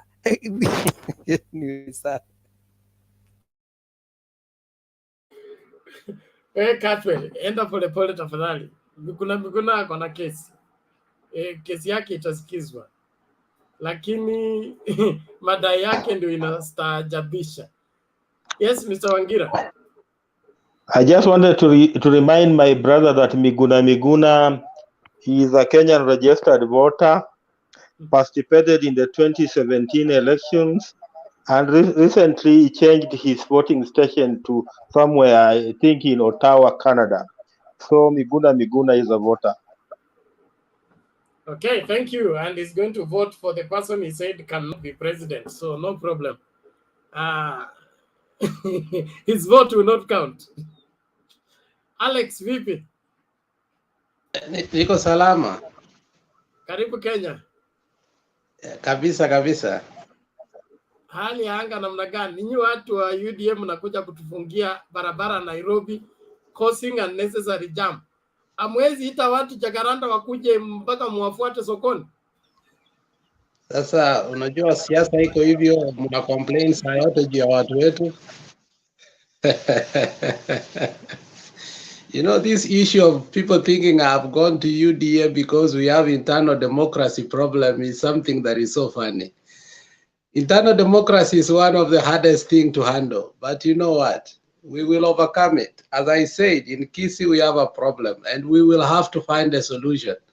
But today we are not going to speak about that. You know,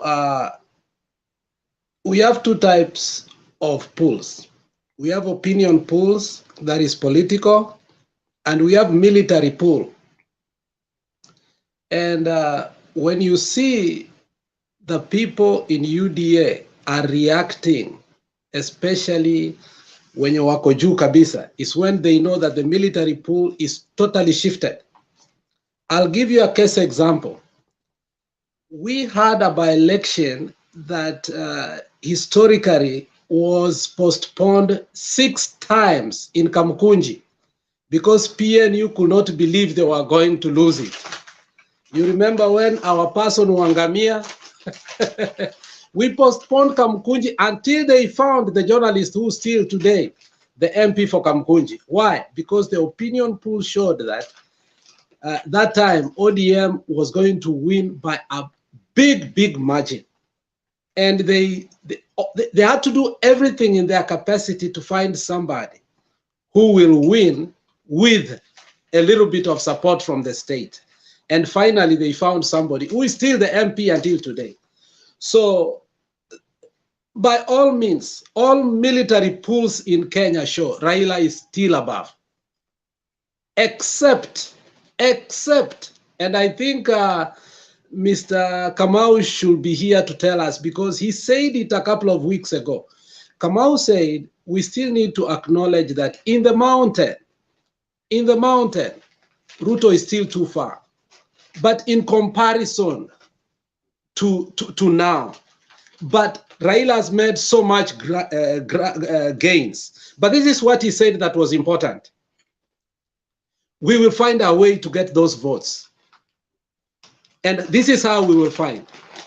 If the youths refuse to listen to us, we will plant people in their side so that UDA does not win those votes per se. Wamatangi will come and get the votes. Kuria will come and get the votes. All these people will come and get the votes. When we finish, remember, in books, Kenya Kwanza has not signed anything the way Azimio signed in the convention. And what they want to do is post-election signing. So once that is finished, the election is finished, they are going to come to Azimio and sign. And that is how they are taking the votes from who? From Ruto. So in all ways, Ruto is cornered. So I really don't care whether he gets the presidential, because the presidential, whether he gets it up to 70%, what we don't want is him to get the legislative. We want to deny him. So when you see all these fringe parties, they are going to take over. They are not going, UDA is not going to win any seats in Kiambu per se. But hizi parties are kina Moses Kuria, nini. And Moses Kuria will not be comfortable to be in the opposition. You know the guy the way he is. So once the people win, they will start to negotiate on the other side. So, I mean, the only place I fear that still the president is above the deputy president is in Central. And we have to be honest about it. But everywhere, including Rift Valley, he has a problem. Because Rift Valley is not South Rift and North Rift. Mama Selina tells us all the time, Rift Valley is big.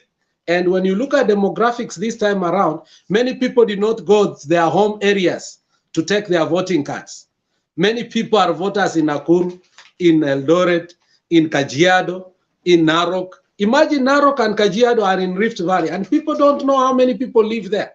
Our people from our community in Narok and Kajiado are so many, until the previous governor cannot be elected because he married a Kisi.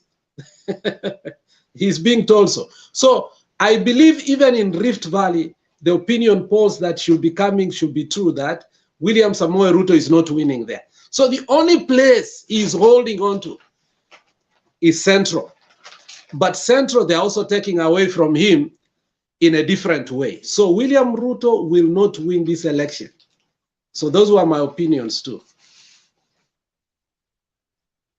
Okay, thank you. It's progressive. The politics are not a sprint. They are a marathon, and in a marathon, you don't release all your energy in the first lap. You release your energy as the race progresses. You reserve some for the 11th hour. So even in the mountain, there is a calculations, and nobody should dismiss Jubilee. Jubilee, under the new leadership of the rejuvenated leadership of the president and the reservoir of the party allocation fund that went for Jubilee, there are things that are going, there are miracles that are going to emerge from that. And so the mountain is not left for anybody to grab. Wenye mlima wanajua kile wanafanya, na kuna mtu ambaye atatoka nje aje kuwafundisha jinsi ya kufanya kile cha kufanya. And that also goes for every other part of the country, especially the Azimio leadership. I trust the brains they have and the kind of organization structure they are working with. I'm sure they will be able to handle whatever uprise that may arise or issues that may come up with, especially with the nominations and all that. But more than that, we would want to have a parliament that will work, a parliament that has people with brains and capacity to deliver. The last two parliaments have been very disappointing in terms of the quality of legislation and the quality of delivery that have come forth. We have not made any progressive legislation for the past 2 terms.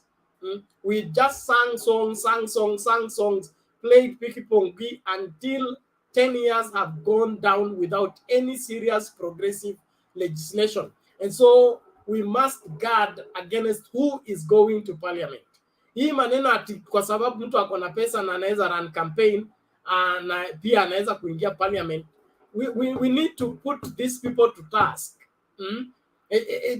Now we have made it so easy for anybody to get to parliament. And when they get there, they go to play instead of them legislating things that will help us progress as a nation. We can't mark time anymore. Tuna hiyo muda. So when it comes to ballot, hata mtu akiwin nomination, kama atoshi. lazima angatuliwe kwa the final vote by ensuring that the credible people get to parliament. I want to see a parliament that debates and they enjoy the debate, not going there to heckle and call each other names and waste 5 years recycling things. That one you will not remove it from me. Hata wakikuja hapa kunipiga mawe, it's good we are virtually related, so mawe itanipata. But I think we need to zero in. Mlikuwa mnanipiga mawe jana. Usijali, mawe tulitupa wapi? Sisi tunajua kupiga mawe, wewe. Sisi ni watu wa AFC Leopards. All the same, I wanted to emphasize also on the county level. Our MCAs, okay? Story ya wewe umeacha governor amekimbia na pesa yote, alafu unakuja kulaumu Raila ati ni governor wake. Huyo governor anachaguliwa pamoja na MCAs. Na MCAs kazi yao ni kunasa governor wakati governor hafanyi kazi vizuri. Sio kutuambia Raila atituletea governor. Raila does not vote in every county. So hiyo excuse pia ishe.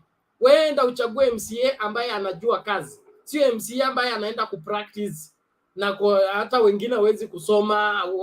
They can't go through the oath of office and then you trust them to deliver. I think Kenyans need to wake up and realize that we are responsible for the people we put in office. And if people don't qualify. Having papers is not enough. You must have a character and the capacity to deliver what is written in the paper. Anybody can print paper and claim the paper belongs to them. Let us vet these people, weigh them in the balance, and pick the best at all levels. Thank you. Twende wapi hapa? Turudi kwa Mr. Kamau. Mr. Kamau, you are mentioned.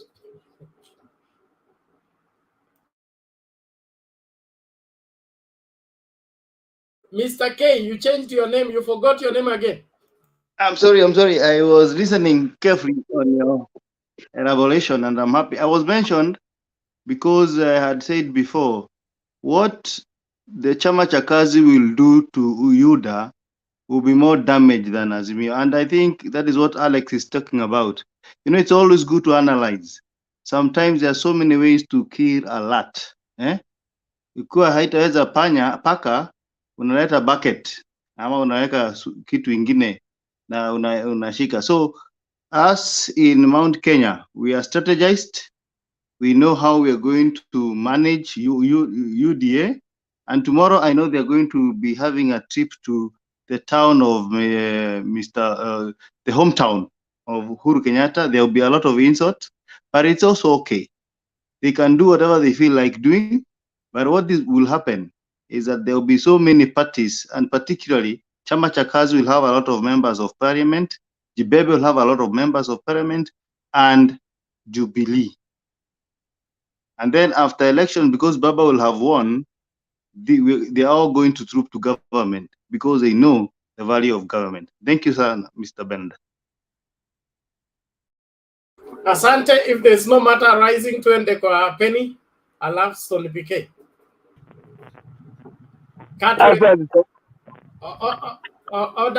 Penny, just hold on. Katwe has his hand up. Katwe, what is it? I think I couldn't Umilia wakati you talks about watu wenye hawawezi kusoma na kuandika. I just wanted to emphasize on something. In which political divide have we seen a lot of people of that caliber being pushed and being endorsed to the people because there is somebody who wants to control them? This is a character that was exhibited by Daniel Moi when he was picking Akinamulu Mutisia to be watu wake wa mkono. We saw even the time of Akina Kalembendile who could not pronounce I. They were talking about one Kalembendile. We've seen somebody like Waititu being endorsed to people who could not be able to construct even a simple sentence when he was defending his case in parliament. We've seen Sonko being imposed. So in as much as we are blaming that it is at it's Raila and all that, why are we not looking at the other political divided, where we've seen, actually, when you look at the ODM aspirants, first of all, I must say this, that for you to qualify to become an aspirant, I think they look at the brains too. On the other side, what do they stand for? Thank you.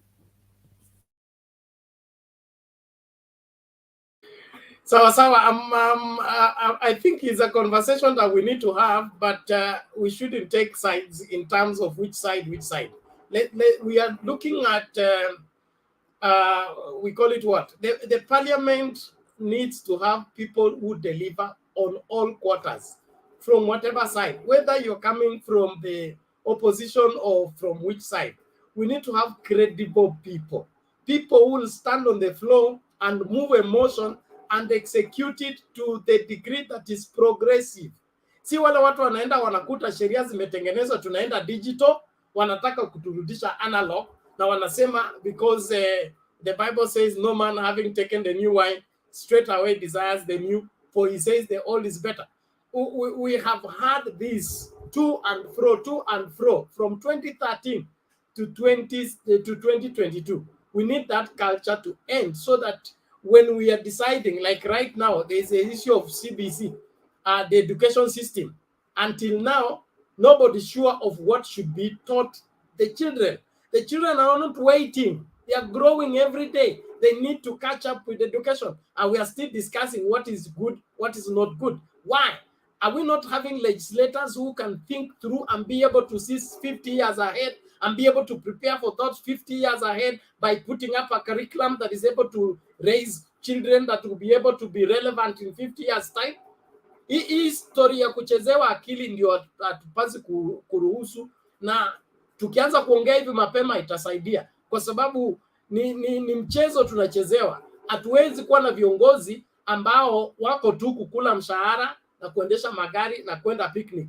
They must be able to deliver, if not for anything. Hata ukiacha barabara na kila kitu, let them legislate things that are progressive to help us move to the next level. Hatuwezi kuwa third world forever. Hatuwezi ishi milele. Lazima we move on. Thank you. Alex, you had something before we bring in Penny? Yeah, just a quick point on that.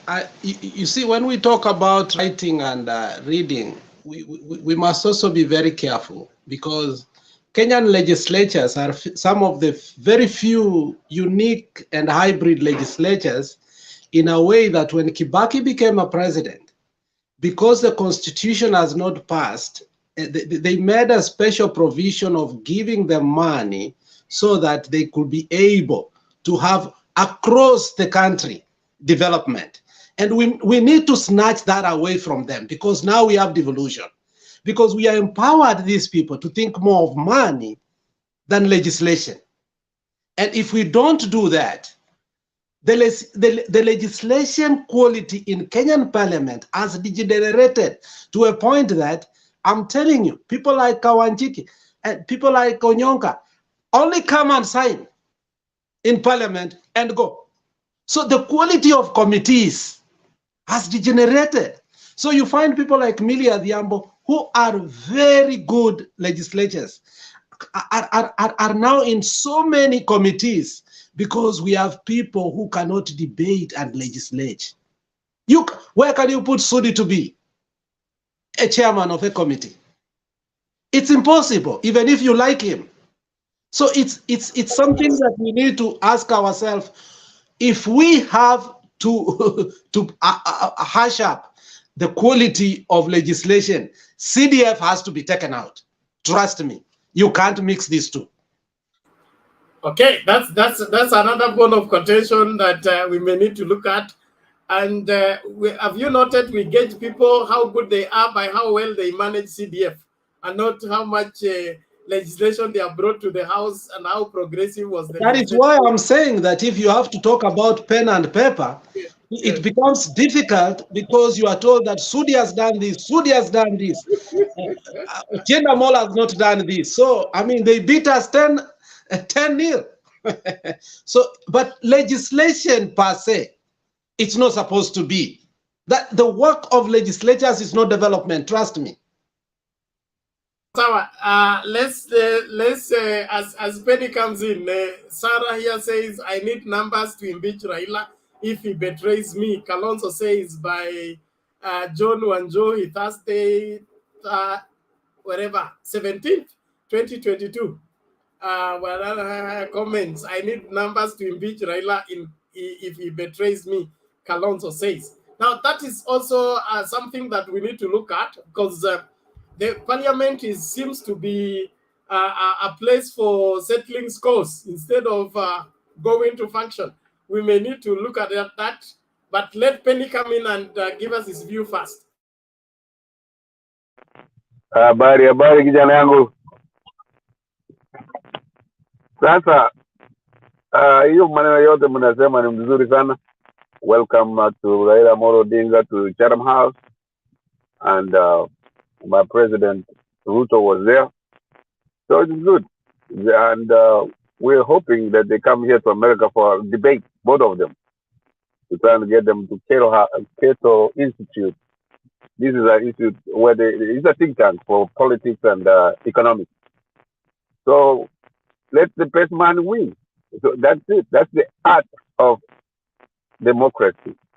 And the way they copied the American way, the minority and the majority, we will be very happy. You say we're here all the time. We can be very happy to be in the opposition, so long as it's a clear and workable opposition, not the one we have today, where thousands and thousands of kids are going without food, without anything, and we're getting poorer and poorer in the name of bringing people together.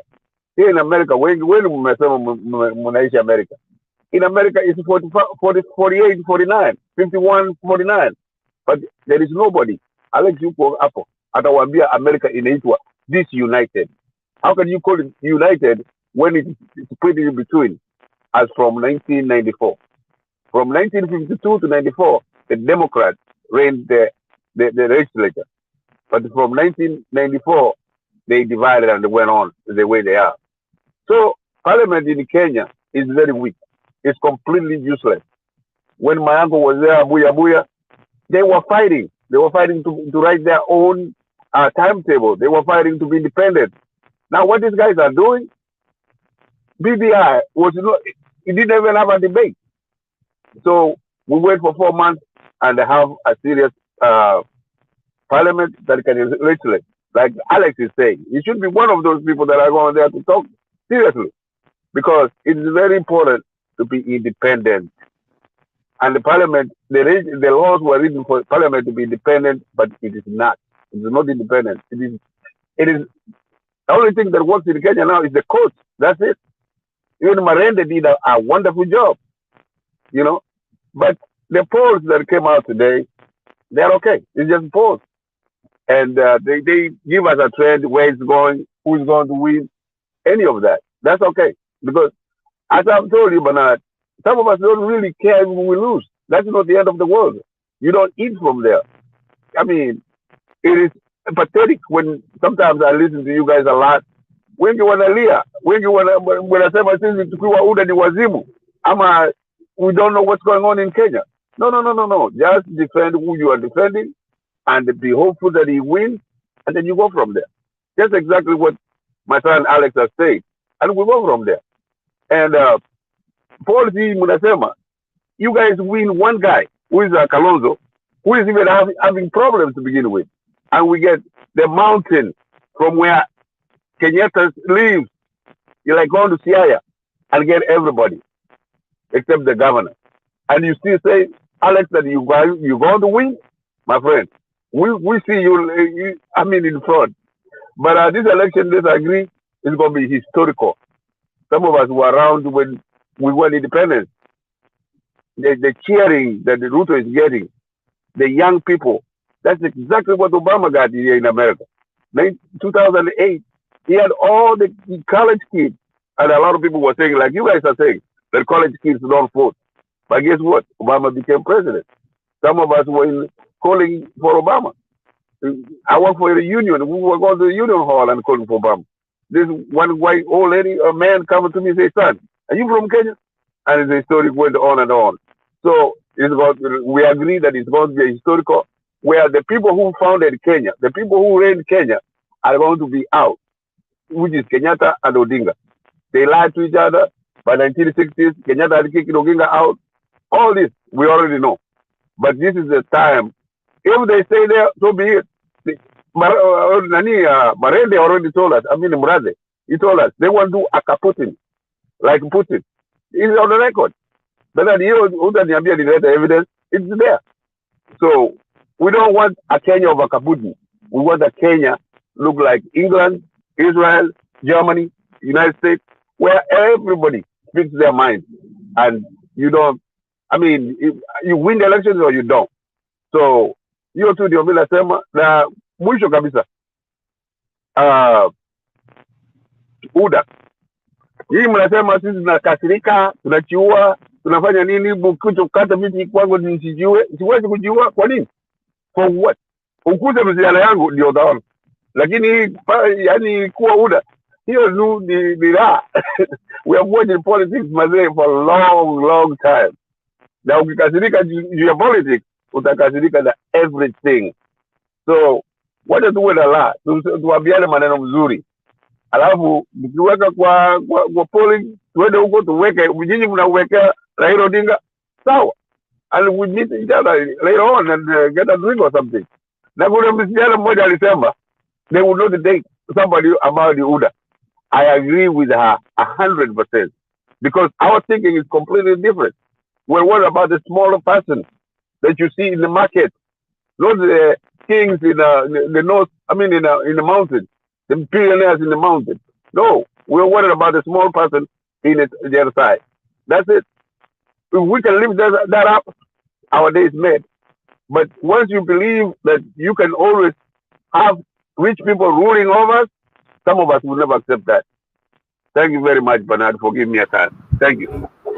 Thank you, Penny, and I appreciate your submission. I only have a problem with it about the rallying of young people for an ideology that is passed with time. If the rallying of the young people had something progressive, then it will make sense.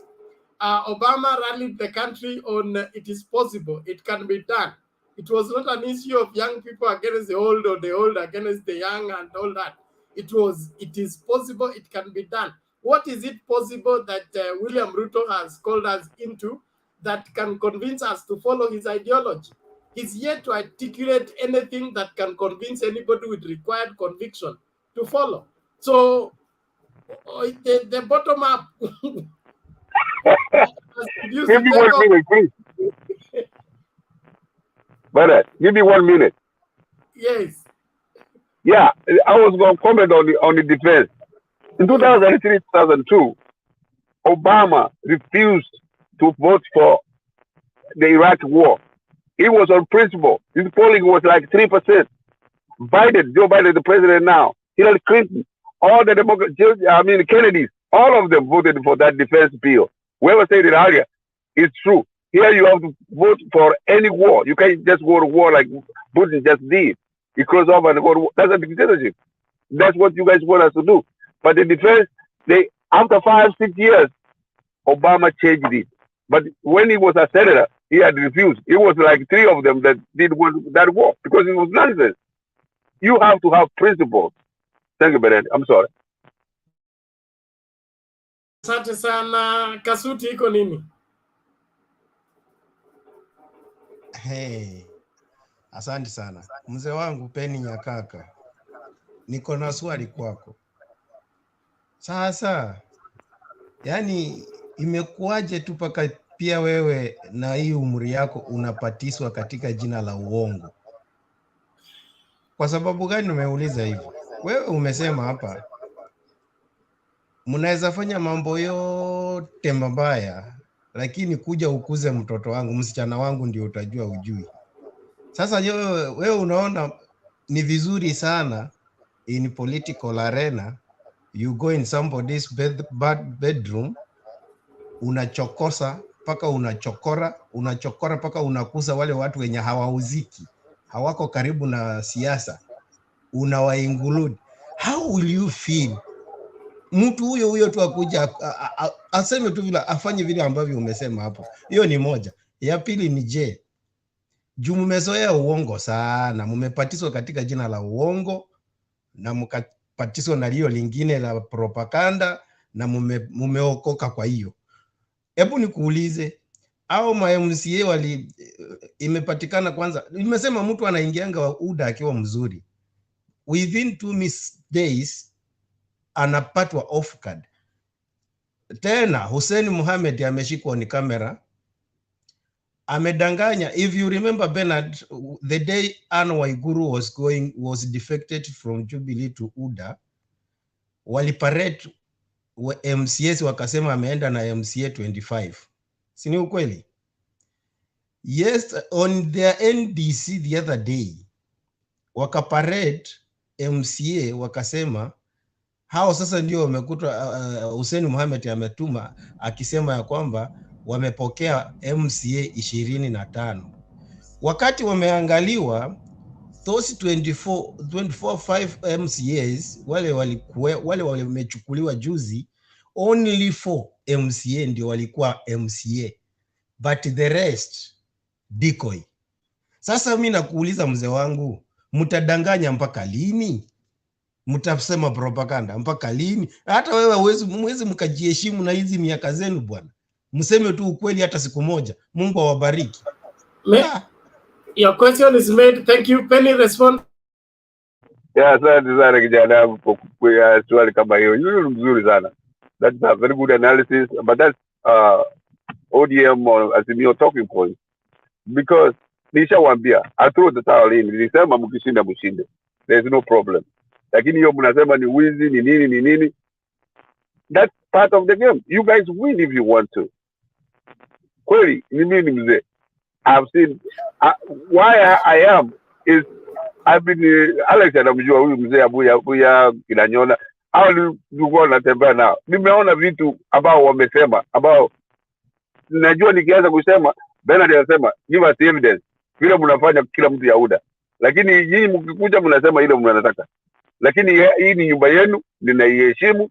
Ndio mimi nakuja nasikiza vijana kama nyinyi kina Alex kina Patrick sijamsikia siku hizi, na sasa kwangu sidanganyi na nikusema hivi, convince the people of Kenya and they will vote for you, and that's why I was saying that ukuza mtoto yako ndio daona hiyo win. If you want to win, you have to have a certain age, of course you have to have money, and you have to convince the majority of the people in Kenya or any country for that matter.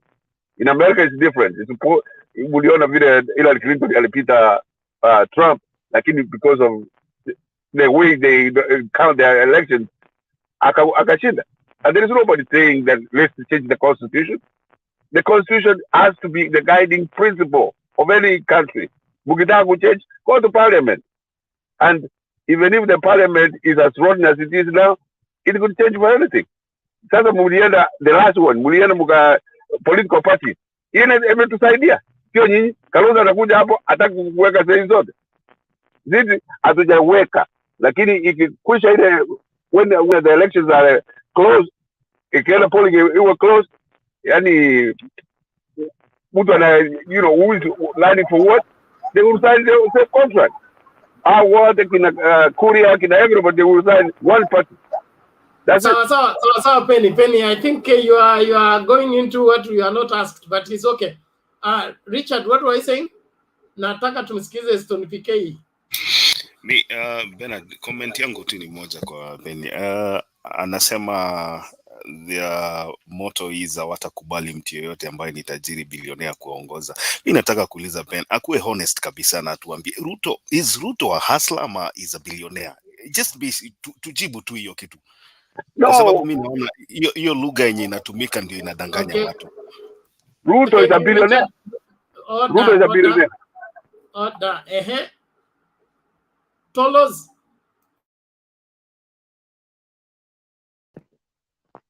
Just to add on something, you have really kept me until my throat is drying up, man. I've not talked for the last 1 hour. I've just been listening to my mind there. Thank you very much for being a UDA stalwart. In fact, as we speak, as I heard Alex saying that Ruto has lost Rift Valley. I don't know which country this guy is talking about. From Turkana, what I'm not even sure is just Kajiado. But from Turkana across up to Narok, that is Ruto's bedroom. And as we speak, I know you have not touched Western, but Western, as we speak, that is now where we are heading to. We are now heading to Western. That is where we are going to be taking tea, breakfast. We are going to take lunch and evening until that is what will be the last leg, and it will prove something. We have the big wigs from Western Kenya. Tell him Kaniri defect today from Musalia Mudavadi. Selena, please. It's okay. So you lifted your hand to ask a question or to tell us where the bedroom is. Okay, Bernard. On the issue of the question I'm asking Penny is I hope you mean what you want, what we are saying, and going forward, UDA, Kenya Kwanza is forming the next government, and that is my word. Okay, thank you, Tolos. Although I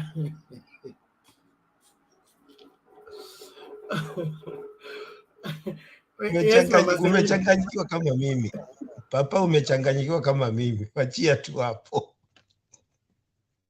Mama Selina. Hey, Bernard. Ambia yeye Kaniri senator ya Kaniri ametifect, ameingia chama ya Chirongo. Huyo ndiye wenye alikuwa amepaki na Mudavadi. Anasema Narok. Narok wapi? Hakuna. Turkana out, Narok out. Ile imepaki ni hiyo tano ya wakale nchini. Hiyo utatuambia, tutasikia. But kuna silent majority yenye waongei, lakini siku ya kura, kwa sababu watu mumetreten, vile mumetreten wa Kikuyu ndio vile mumetreten Rift Valley. But siku ya kura mtashangaa, watu hakuna mtu anataka. So ukikuja kudanganyana hata Kajiado, Narok, mahali hakuna candidate hata moja. Western, Central ndio imeenda. By the way, mutawin mkiwa nyumbani. Hiyo ni ukweli. Tunakubaliana na we 100%, mutakuwa opposition mkilia. Okay, thank you Mama Selina. Tufanye hivi. Tolos. Mimi sitaki kudoubt injili yako. Okay? Uko na ruhusa ya kuhubiri injili yako. Lakini ukweli wa mama, okay? Nimekuambia kuna masuala mawili.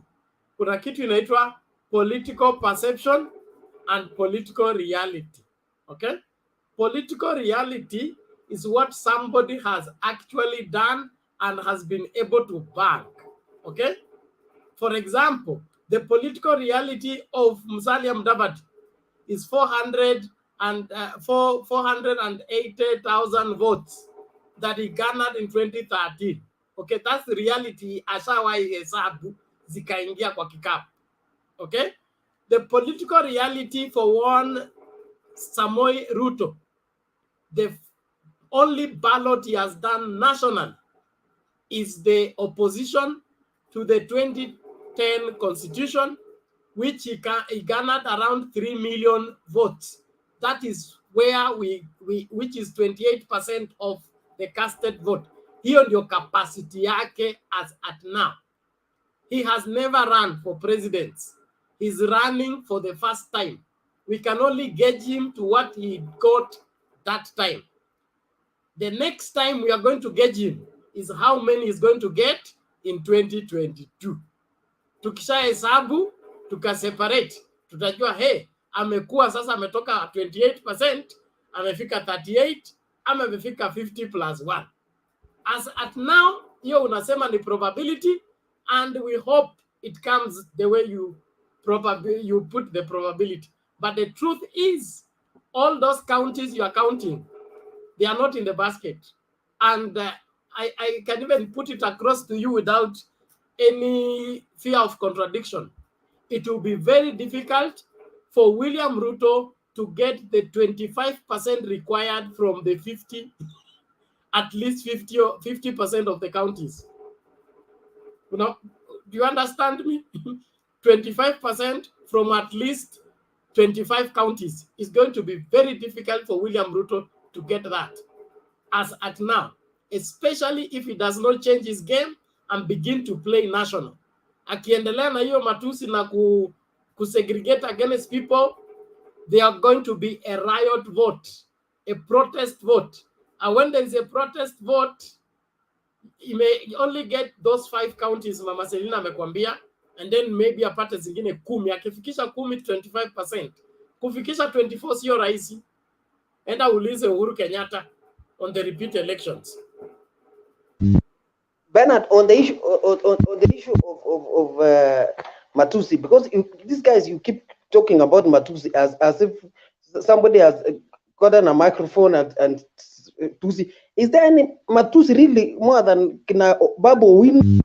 No, Tolos, that's the wrong way to compare. Babu Wino is not running for president. President is carrying everybody on board. It is not Mbakasi East MP. Tolos, lazima tuelewane. Ukitaka kudebate, lazima ucompare vile vitu can be compared.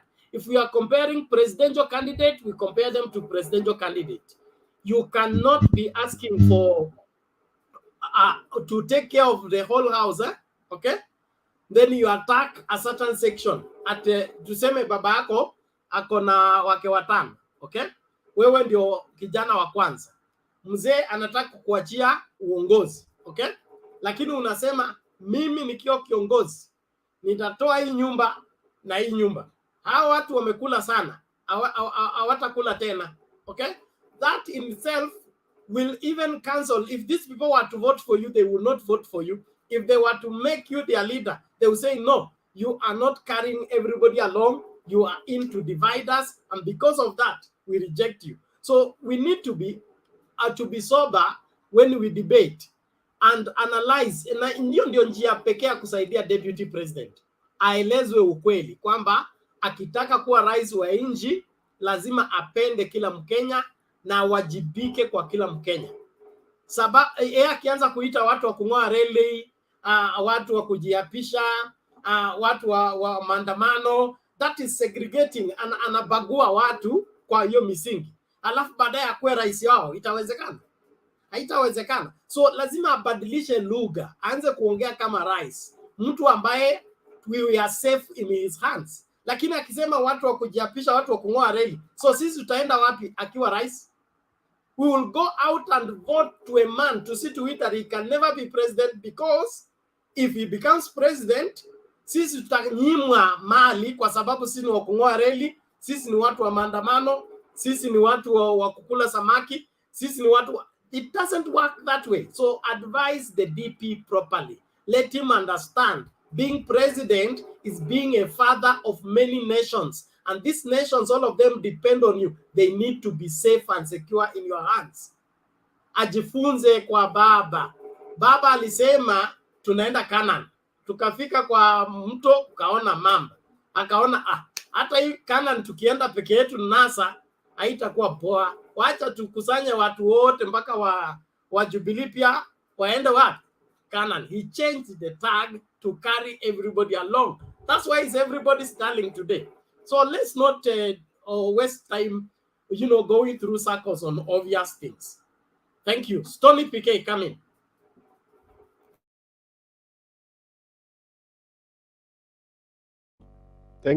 Thank you very much, Bernard. All the panelists, I can see Alex ameingia hapo, Favor, Fred, Kasuti, Selina, Wangira, Ben Nyagaka, mzee wa kazi yuko kule, na Richard. Wote hamjambo, pamoja na Tolos. Good to see you guys, and it's yet another day. that we need to look at what is happening. Last evening, Kenyan time, I had given some homework assignment free to anybody who dared take it. And it's like what I gave out is what the dailies printed. You know, we woke up to Daily Nation and other papers coming up with you know, a quick look at who is controlling what. And surprisingly, I'm saying surprisingly because the DP people have been riding in a certain crowd, which is in Utopia or where it is. So Nation came up with saying that Baba was leading the DP with some 47 vis-a-vis 42%, and also they analyzed the district, rather the counties or the regions. And you know, this was vis-a-vis what the DP has been doing for the last 9 years. It was very disappointing. I hear the DP almost fainted. The team that was out early morning to have breakfast, ready to go to storm Nairobi, they had to sit and rethink. Some were calling the Nation, but that was expected. Why I'm bringing in this, last evening I just said, because people have been talking, DP Ruto, he has this, and I heard that from our colleague and friend Talos. He's saying, count Western, Ikondani, count. My friend, I mean, what criteria are you using? Because even if we went down the list, we go county by county. Anza Mombasa, enda Kwale, enda Kilifi. Just, you know, just quick run. We call it quick run in statistics. Give or take, give or take, give or take. My friend, this man has lost. Ameshapoteza hii.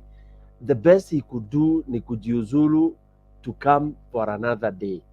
I mean, anybody who is sharp in politics and you are, you know, kind of, you know, in that kind of situation where the DP is, the best thing would be maybe to postpone your agenda, because already now the Kenyans have already made up their mind. The same is reflected on the rallies that he was having in Nairobi today. Okay, he would talk, ask people questions, they don't respond. Like the one alikuwa mahali hapa Uhuru Estate, you know, and he was trying to tell people, oh, you know, system ni nyinyi. Then people are wondering, the other week you said hakuna mtu, I mean, you said watu wanataka kuiba kura. Then now you have come to tell us we are the system. So what are you telling us? So people are confused. This man is totally confused. Na wananchi wameona amekuwa confused. By the way, he needs to go for checkup. To make the matters worse, he held a conference at home in Karen. Hapo hiyo nyumba yetu. You know what he was talking about? That the big projects zilikuwa ni zake, single-headed. At in the end, he made design. A month ago, he disowned all what the Jubilee government has been doing. He disassociated him, not a month, a few weeks when he was in London. He said there is nothing that Jubilee has done. He was never in government, okay? They've stolen all the other. Then today he calls a press conference to start saying all those major projects are his, they are his brainchild. What am I saying? What I'm saying here is you have somebody proposing to be a leader, that he can be a president of this country, someone who is not consistent, someone who can lie to you while looking at you directly into your eyes, somebody who will tell you Bwana asifiwe, kumbe it's not the Bwana we know, labda ako na bwana mwingine ambaye ndiye anasifu. Somebody who dares anybody anytime, because now in his conference he has taken a different turn now. He has thrown Uhuru out of the matrix. You know, he's talking as if what has been happening ni yake all of a sudden. And then to make the matter worse, he's saying, sijui ni kesho, our time, they are going to hold a rally outside Uhuru's home in the village. sincerely speaking, what is Ruto after? Is Ruto wanting to cause a mutiny? What is he trying to do?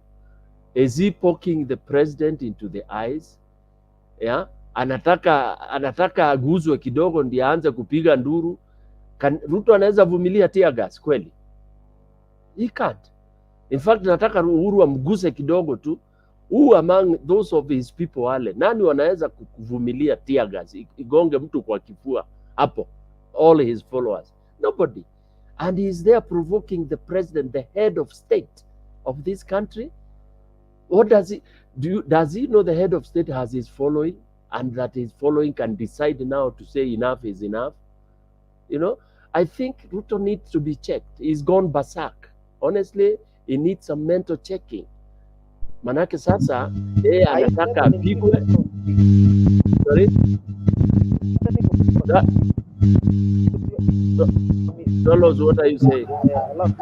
Tolos, keep your mic off. When I finish, Tolos, you can ask, you can rebut.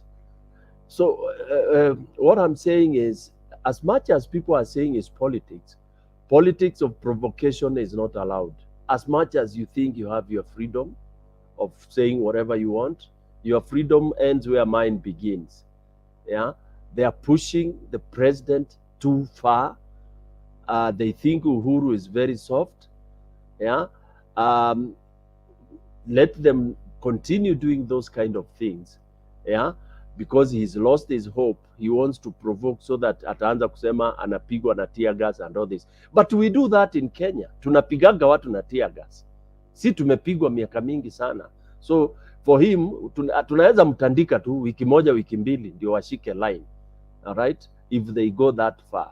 Because nobody dares to go and insult a president. Hakuna dunia hii mahali rais wa nchi anatukanwa, ananyanyaswa. Nowhere on earth, even America, where you guys say the freedoms are so much, you don't do that. You can't go insulting. For example, you go to Nigeria, the leaders, the cultural leaders, you respect them. The Ghanaians, the same, all over Africa. You don't do that. You don't come to my house and start insulting me. Nitakulipua haraka sana. You don't do that in front of my wife and children. This guy has gone too far. I don't want to use the vulgar language, but amegusa mahali mbaya. Anagusa mahali mbaya. Na hapo hata mwanaume yote akiguswa anaruka. Na akiruka utaona simba. Okay? So those who are close to Ruto akina Tolos, tell your man he's lost it, and he's lost it very badly. He might end up in Mathare. He's lost it very badly. People had some patience for him. Now it's the people, it's the followers that will turn against him, not even Uhuru. And that is the worst. When you make Kenyans to turn against you, and yet they are the ones you are seeking votes from, my friend, you can't rebuild that. It's like what Akina Wamatangi has done. For your information, Wamatangi may not even get that seat in Kiambu. Jango may not get that seat in Kiambu. Kikuyus, the central people are just booking their ticket into opposition, which will be a very bad place to be. It will be a very bad space to be if they don't change in the next few weeks, because they are following guys that are not going to be elected. Okay, you know, they are encouraging people to go and insult a Mudhamaki who was installed by the elders. That curse catches you, and is the curse that has caught up with the Dr. William Samoei Ruto. Ameshikwa na hiyo laana, na laana lazima ifanyiwe tambiko. Asipofanyiwa tambiko, aende kanisani kwa madhabahu na narudi afanyiwe tambiko za Kiafrika combined ndio aweze kurudi. Baba shines in global matters. Yes, Baba has done fantastic. Again here, you juxtapose the two. Hold what Ruto did and hold what Baba did. You give award. Hata ikiwa uko upande wa UDA, just give marks. It cannot go even 50% of Baba's performance. Look at even the host, the Kenyan in diaspora. Very well organized. People who are really very, very senior. People, you know, expatriates in that country who know what it is. Well organized meeting, and Baba delivered. And that is where Daktari Ruto was baptized. Nimesikia ameitwa Rotten Ruto. So that is how far he has pushed Kenyans to start feeling. You know, those are experts in diaspora saying Ruto now amebatizwa, ameitwa Rotten Ruto. And they started singing those songs. We did not want this siasa to go that far because Ruto is a Kenyan. Everybody else is Kenyan. We need just to do siasa because we have to do it in a very hygiene way. Yeah. But he has gone beyond it, below the belt. Na atakiona ndugu yangu. Yeah. The last one is about Azimio camps in Nairobi. Also very good. We saw the upcoming politicians. Yeah. With their commander Aladwa. Yeah, very good generation of upcoming leaders who are being introduced into this thing, and they are taking it very well. You know, they are not fearing the mic, they are loud enough, and they are pulling crowd. So we are waiting to receive Baba to Tufanye Mambo, mother of all campaigns. Thank you. Anybody with a question can ask. Come in later. Thank you very much, Tony PK.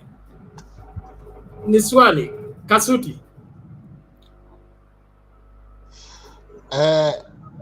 Mimi nataka kuongezea tu hapo kwa tambiko mtu akiwa ameshikwa na laana. Sasa nataka kupea Bernard assignment.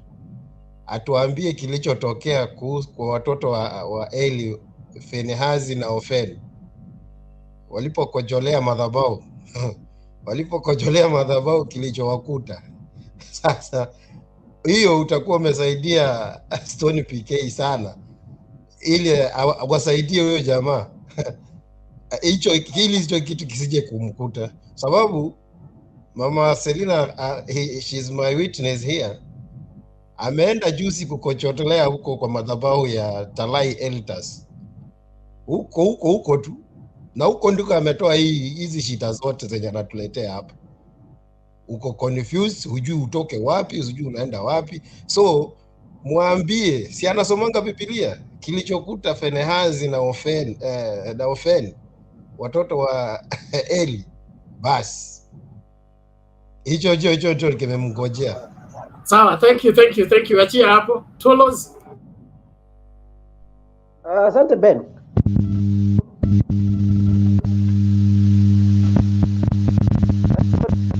Stony mute.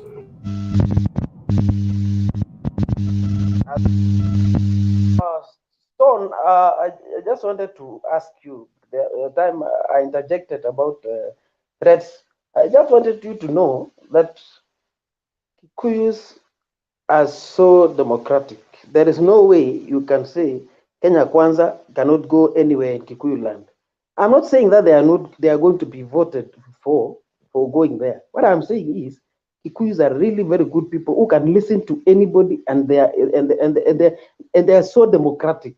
I'm not seeing any. Now my problem, the only place yenye unajua Ruto anaweza enda na pigwe mawe, I know the place, and he went there, he came without his rear windscreen. So this official car, the only place ni Kondele. Hakuna mahali pengine utapigwa mawe. So the issue, you cannot say Kenya Kwanza cannot go to Ijaweri waende wafanye campaign. There's nothing wrong. In fact. Okay, thank you. I think you made your point. Remember I told you about Raila in person. Please, Tolos. I think you have made your point. Let it end there. And you are entitled to your opinion. Like I said, msema kweli yupo na ukweli utatokezea. So saa hii kila mtu ako na imani kwamba mipango yote itakwenda vile alivyopanga, lakini ukweli wa mambo itakuwa hawezi tumia kura ya mwingine kushinda uchaguzi. Tusikilize hii alafu tuendelee. Jambo.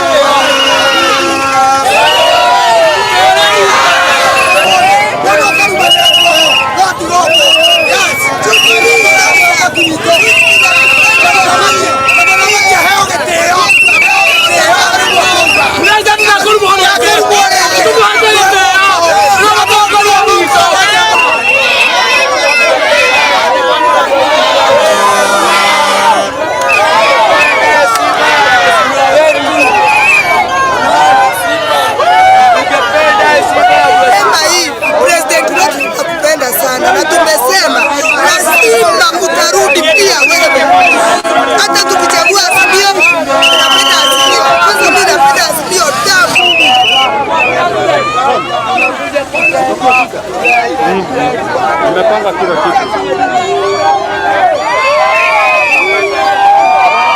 Wamama tumesema Uhuru azimiwe na asirudi kutukanwa. Sisi tunataka tena watu wakifanya siasa wasifanye siasa na Uhuru. Uhuru anabakisha miezi 8 tu atoke. Sasa lazima apatiwe heshima. Asipatiwe heshima kwa kila mtu. Miezi yake nimesikasirika kwa sababu ya kutukanwa. Sisi tumemzaa na sisi ndio mama wa Kiambu, tumesema asitukanwe tena. Siasa safi, maisha poa. Hatutaki siasa chafu. Kama ni chafu, mtu akae na pesa yake. Tunataka amani. Hatutaki president atusiwe na mtu yoyote. Apewe heshima hadi miezi yake ishe. Ule ataingia pia yeye tutamheshimu vyenye ataheshimu Uhuru Muigai Kenyatta. Pia sisi wanayuthi tunataka maisha safi, siasa safi na maisha bora bila matusi. Siasa bila matusi ndio tunataka watu wa Kiambu. Hapa Kiambu tumekasirika sana kwa sababu huwezi kuja kutusi mfalme kwake nyumbani. Kutusi mfalme kwake nyumbani kwa sababu mfalme ameteuliwa tayari na tutateua mfalme mwingine baada ya uchaguzi, na sisi ndio tutafanya uchaguzi tarehe 9 mwezi wa 8. Kwa hivyo hatujapea mtu ruhusa kusema mimi ni Mkikuyu ate nimetumwa na Kikuyu nikatusi rais. Hakuna mtu tumepea ruhusa wa kutusi rais ate ni Mkikuyu. Ila kura tuko nayo ni ya Uhuru Muigai Kenyatta. Na Uhuru ametuonyesha njia. Alikuwa Jakarta na akatuambia yeye kwa maoni yake ameona ule mtu ataweza ongoza nchi hii kuipeleka pale alikuwa anataka kuipeleka ni Honorable Raila Amolo Odinga. Mheshimiwa Rigathi, mkumbuke sana alikuwa DO. Na mjue DO wanafanyaka kazi na serikali ile iko. Wakati alikuwa DO tulikuwa tunaozwa na Rais Moi. Na wakati huo ndio watu wetu walitolewa huko Rift Valley. Wakati huo ndio watu walitolewa Enosubukia na alikuwa huko. Kwa hivyo awashane na mambo ya serikali kwa sababu tunajua ile serikali Rigathi ameongoza vile ilitunyanyasa. Na mimi ni mkaaji wa Kiambu town. Mimi nimekuja juu nimekasirika kwa kusikia president wetu wa Kenya Uhuru Muigai Kenyatta akitukanwa na viongozi wengine. Hiyo sisi tukiwa wamama tumekataa kata kabisa, na ndio mumeona tumefanya demonstration juu ya hiyo matusi. Uhuru anatusiwa na wengine. Kwanza mimi ni mama mzee, nastahili kuwa hapa nikiongea, lakini juu ya uchungu Ukikumbuka wakati ya mapero, ile vita tulipata, hatutaki kupata tena, hatuitaki tena, tumekataa. Uhuru aheshimiwe, aheshimiwe. Tunaomba kila dunia waheshimie Uhuru Kenyatta, maana yeye ndiye kiongozi ya haki yetu na sisi ndio tulimchagua.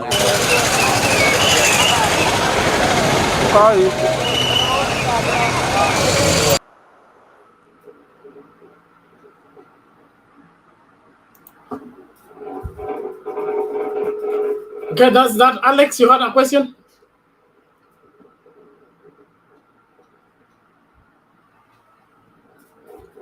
Alex, are you there? Yes, Mr. Wangira. I want to make my contribution. Not contribution, is hand is for question, not contribution. Wewe umeniruka sana. Hapana, wewe ulikuwa kwa kwanza line ya kwanza. Wacha Kasuti atoe submission yake kwanza, alafu ndio tuanze hiyo round ya wewe kuingia.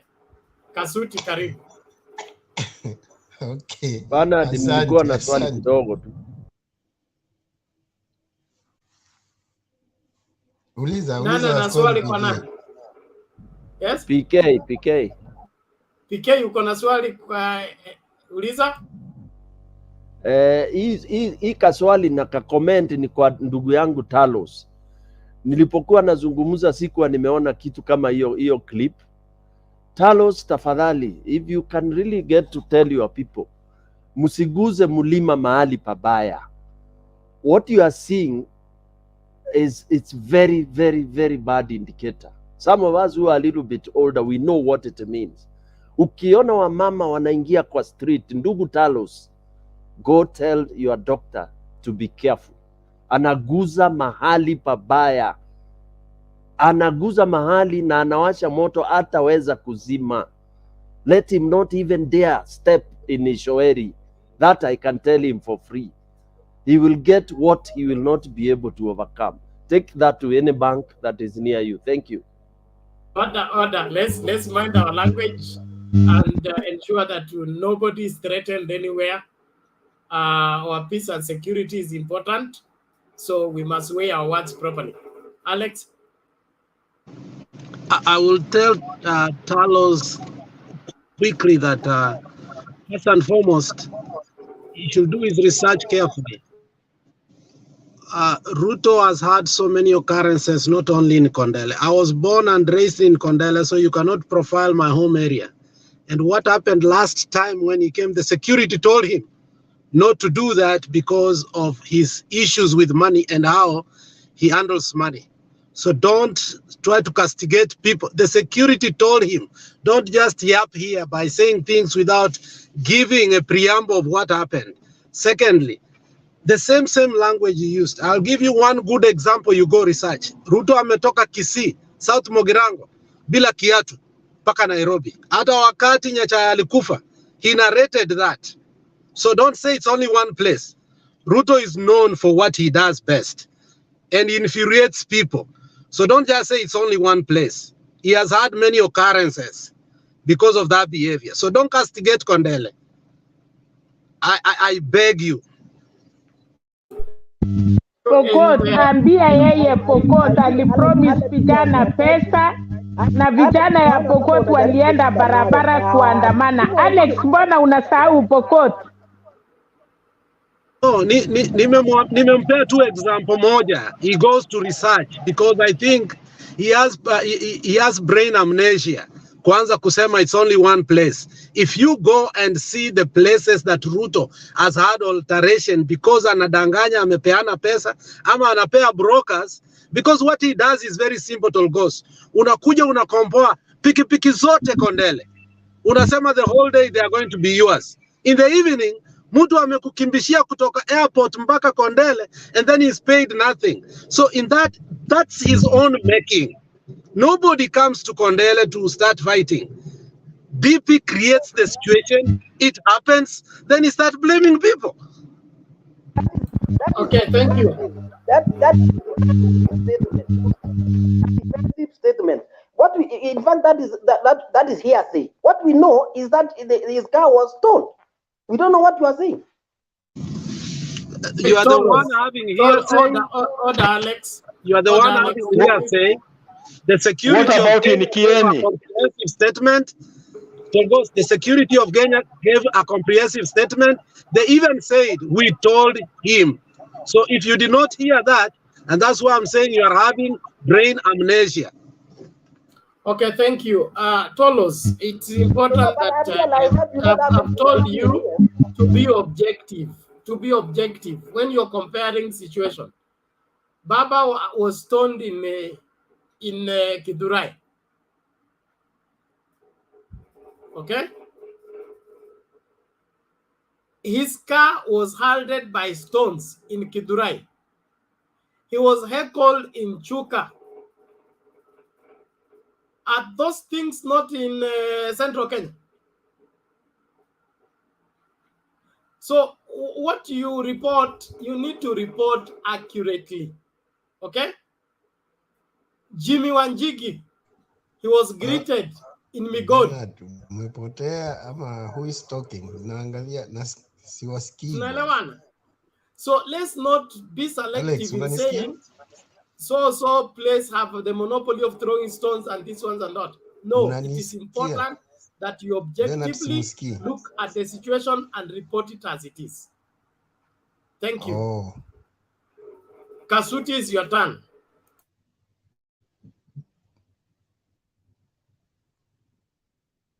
Okay. Kasuti, Thank you. Sikuwa nakupata ndugu yangu. Okay, sikuwa nampata Alex. Sasa aja nisaidie PK kwa kusema Mkikuyu ugaga ale dogekerie kwikia kiarajege. Utajua ni nini inamaanisha hiyo. Hiyo mali amekuza si mali pazuri na hatufai kusherehekea ama kufurahia sana, kwa sababu as much as nimekaa na Wakikuyu na wajua kitambo uone mama the respect that these people they have to their mothers, before the mothers are the people who comes as the last line of defense, as the last line of defense. But once you see those one coming, my friend, don't continue to do whatever you are doing, because the result will be more than bad as you can imagine. Alafu ndugu zangu wa Yellow Fever, wacha niwasaidie tu na kitu kimoja. Uongo hakuwezi kawapeleka mahali, propaganda haiwezi kawapeleka mahali. We shindwa tu na ujue umeshindwa kwa uhakika. Kweli umeshindwa. Hiyo itakusaidia, utasustain momentum yako paka ile wakati mwingine. Lakini sasa ukibuild kwa uongo ama ujenge nyumba yako kwa uongo mtupu, ile siku utakuja kulia, hata useme utakuwa unasema ukweli, hakuna mtu atakuamini hata kama utakuwa unasema ukweli. So jifunze kusema kwa ukweli, hata kama ni moja tu, tujue hii nayo kweli ni ukweli. Appreciate, but not each and every day you speak lies. My friend, munajenga nyumba mahali ambapo ni babaya. So when all these things have been happening, there are some things that has caught my attention, and mimi nikafurahia sana because wakati watu wanafanya mambo zingine, si nasi tunakimbia huku tunaangalia mambo zingine zenye zina trend. Nikashindwa, mbona huyu mtu ana trend sana hivi? Kimefanyika nini? Kwenda kuangalia yani ile vitu watu wanafanya Kenya hii nchi yetu, kweli Mungu atusaidie tu, because watu wamepotoka. Wameacha maadili, wanasema nchi yetu ni nzuri, ni nchi ya watu wa mja Mungu, but zile vitu watu wanafanya huyo Mungu. People are just running in the powers of darkness, nguvu za kiza kabisa, completely. in the name of tunataka kuclinch uongozi, in the name of, na wacha niwaambie ya shetani haikuliwi bure. Saa ile zitaanza kuwatoka na mapua, ndio mtaanza kujua ya kwamba hey, tulifanya great mistake. Kwa sababu ndugu yangu, wacha niwaambie ukweli, ya shetani haikuliwangi bure. You will pay, and you will pay dearly. So when you advocate lies, unafanya hivyo, wewe unamtukuza ibilisi. When you advocate violence, unamtukuza ibilisi. When you advocate yani kiburi huja kabla ya mwanguko. Na ndiposa uone mfalme wala uongozi umeporomoka na ukaanguka chini, lazima huyo mtu awe amejiinua sana na akaonyesha kiburi. Kile kitu kinasababisha niseme hivi ni kwamba mimi nimeangalia na nikaona kuna watu wana trend sana kwa on social media. Mtu anaitwa Mtai Ngunyi. Nikataka kujua Mtai Ngunyi ana trend kwa sababu gani. Kwenda kufuatilia nikakuta ya kwamba ana trend kwa sababu ya ile order ya deputy president. I think Bernard, you can get that tweet and then you can drop it here. People, they can understand what I'm saying. Walisema, aliuliza tu swali. Wewe unataka kujishi. Yani, in another words, when Sokoi Child alikuwa anasema ya kwamba I order, ninawaamurisha kesho muende muchukue pikipiki zenu na mupewe pesa zenu. Sasa Mtai Ngunyi akauliza, sembuse ingekuwa tu baba alisema hivyo, hata hangemaliza speech. Leo hii tungekuwa tunawashuhudia mambo mengine mbaya sana. So inamaanisha, ndugu yangu, you don't have influence, you don't have power, and nobody is concerned about with your orders, because wanajua watu wa Kenya waliisha, wajinga Kenya waliisha, kwa sababu wewe uko na authority, uko na nguvu ya kufanya kuweka mambo fulani katika njia ambayo inayofaa. Alafu wewe ndio unakuja kutuambia mimi niko nyuma yenu, nyinyi endeni. Unatusukuma mbele, si tunyoroshwe. Wewe umekimbia, umeenda kujificha kwako Karen. Unaona? That's why nobody. Na ukiona, na niliuliza hili swali japa, na sikupata mtu wa kunijibu.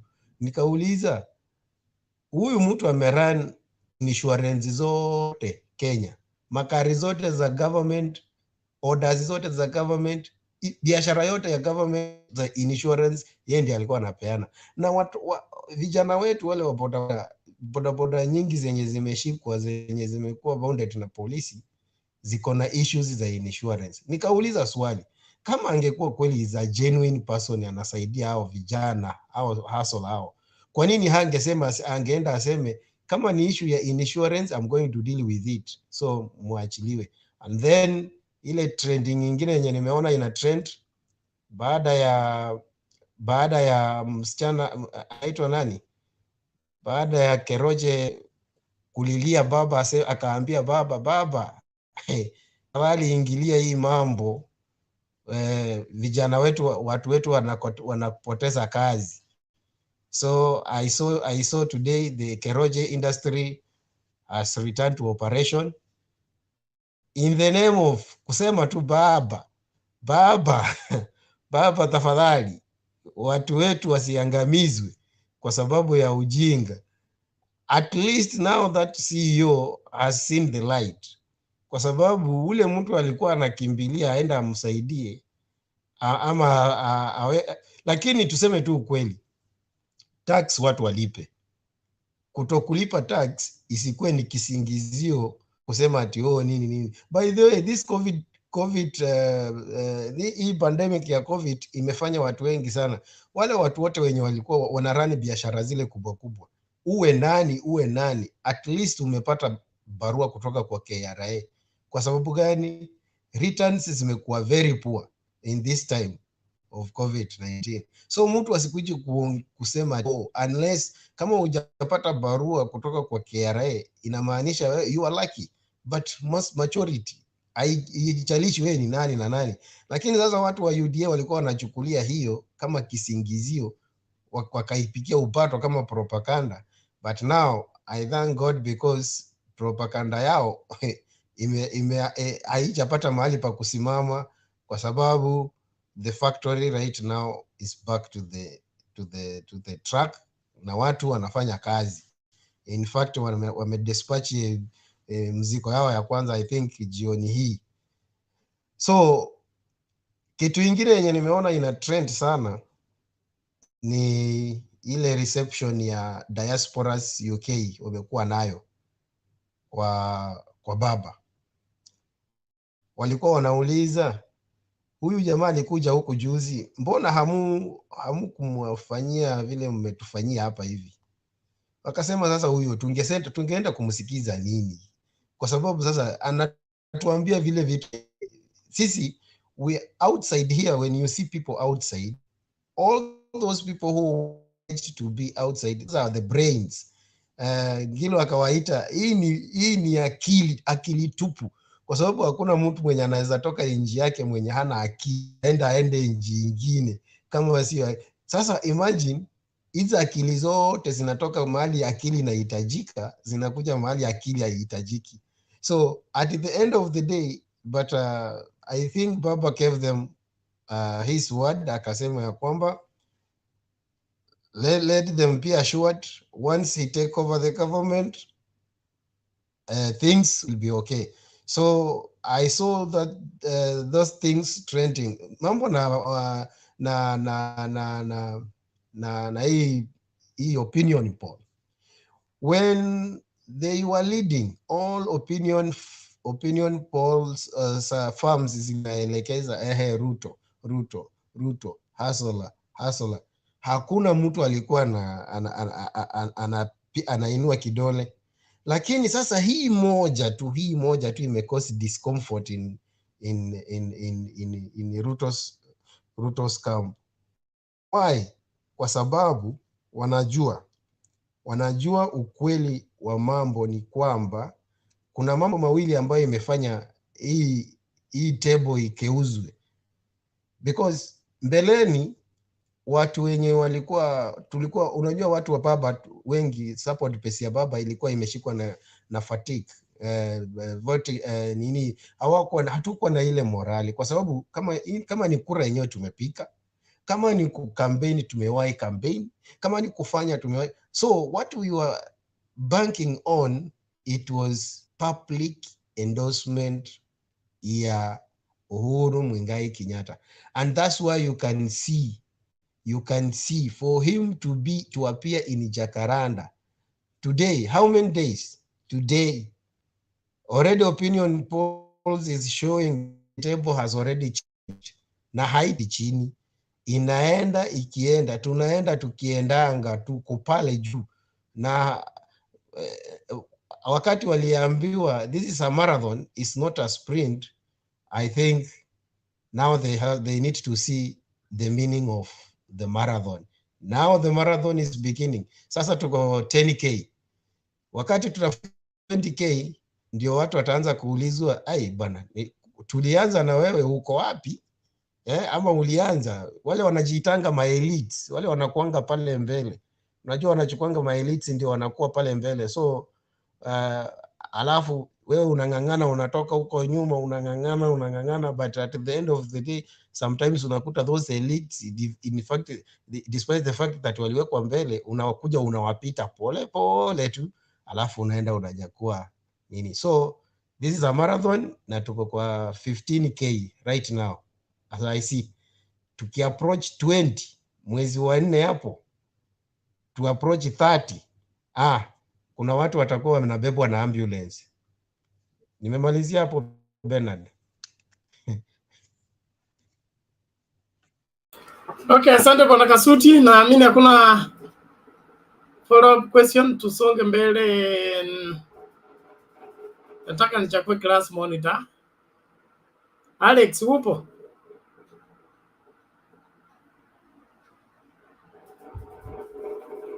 Alex Ayuko PK.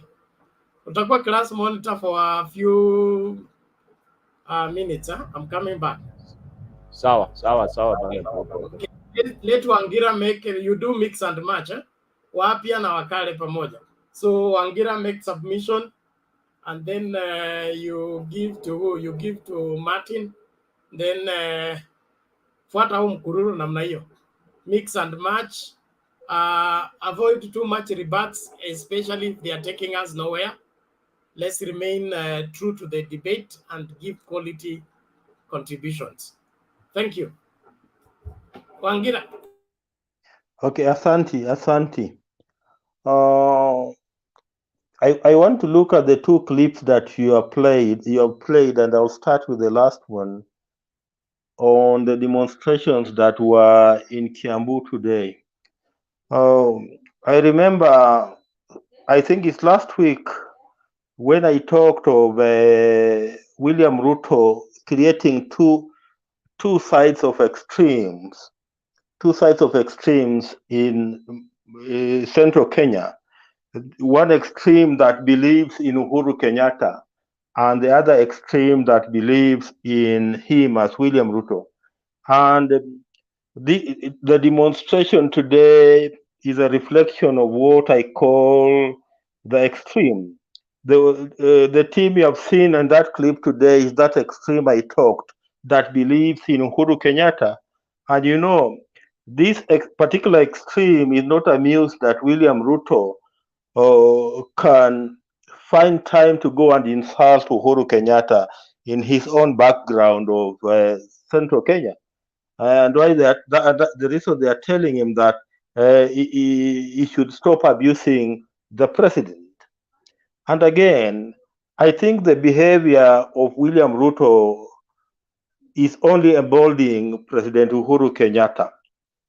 Yesterday, when Uhuru Kenyatta was at Kenyatta Market, he said no amount of insults will move him, which means he's determined to deliver the fruits of the handshake come the 9th of August. So as far as Uhuru Kenyatta is concerned, he has reached that point that we say the point of no retreat and point of no surrender. He's not going to retreat and he's not going to surrender to William Ruto. As far as he's concerned, he's going to move forward and ensure that Raila Odinga becomes the 5th president of the Republic of Kenya. And as things go on, especially given the experience of Jacaranda last weekend, perhaps we are likely to see President Uhuru Kenyatta now start accompanying Raila Odinga into public visits in Mount Kenya. Perhaps we could also see a similar trip that was done by Raila Odinga that moved all the way from Nanyuki through Githurai to Nairobi. We might see the same now trip done by Uhuru Kenyatta together with Raila Odinga. And again, as we move towards the nomination date in May, don't be shocked to see Uhuru Kenyatta escorting Raila Odinga to present his nomination papers to IEBC. So this particular move by Tanga Brigade, I think, has emboldened Uhuru Kenyatta, and this is a man that is now not being moved. He's ready to proceed on and is determined to see that Raila Odinga becomes the president of the Republic of Kenya. The second clip was on Miguna. And some people even here have referred to Miguna as a sociopath. Miguna, there's nobody Miguna has never abused in this country. In that clip, even in that clip that was played by Bernard, there was Miguna throwing all manner of bad words against William Ruto, calling him as a man who was describing him as a man who has used most of his time in impregnating women, and a number of funny things that I don't want to dwell on so much. But what I want us is to understand the character of this man called Miguna. because he has insulted William Ruto previously. Today he's telling us that he's supporting William Ruto. He has abused Raila Odinga previously. Then he came back to swear in Raila Odinga as the people's president, and again he's now busy insulting Raila Odinga. He has insulted Uhuru Kenyatta previously, voted for Uhuru Kenyatta in 2017, and is now again insulting Uhuru Kenyatta. To understand the character of this man called Miguna, you need to revisit his book that I am carrying here. The book is called Peeling Back the Mask. Peeling Back the Mask, sorry. The book is called Peeling Back the Mask. This is a book Miguna wrote in the year 2012. And this book is published by a company called Gilgamesh Africa. If you go to page 19 of this book, this is what Miguna writes about himself. And he says on page 19 of the book, I'm just trying to help you understand the character of the man, so that if you see him behave the way he is behaving, then you will understand where he's coming from. So I read part of what is written in page 19 of this particular book called Peeling Back the Mask. Miguna writes, to me, Ayoi was an embodiment of raw and unmitigated evil. By not trying to prevent an 11-year-old boy from disappearing into the night in a place where wild animal roamed, he had shown real barbarism. But worse still, he never bothered to find out where I had gone or whether I was still alive. He made no attempt to send anyone to Magina to find out if they'd heard or even seen me. That was Bristol. Ayoi died in the year May 2011, and I attended the funeral. That is the final equalizer, and since we were taught never to speak ill of the dead, I paid my last respect humbly and forgave him, though I've certainly never forgotten his cruel treatment of me. Fortunately, years have healed some of the hurts and injuries I sustained in Nyatoto. My relationship with Daudi improved, but we are now fairly close. I am also on speaking terms with Jacobo, his sisters and mother. So you hear, this is a person who was hurt and injured emotionally from his childhood. So having been hurt and injured emotionally from childhood, I don't think that Miguna has recovered from that childhood trauma that he suffered as an 11-year-old person. So to him, any other person he disagrees with now becomes that uncle of his called Ayoi. So to him, when he's disagreeing with Raila Odinga, he ends up seeing Raila Odinga as Ayoi. When he's disagreeing with William Ruto becomes the Ayoi in his life. And when he's disagreeing with Uhuru Kenyatta becomes an Ayoi. And to help you understand him further, this is not the first time Miguna is speaking evil about Raila Odinga. Even as early as 2012, this is what Miguna felt about Raila Odinga. And I'm putting this forward so that it can help you understand the man.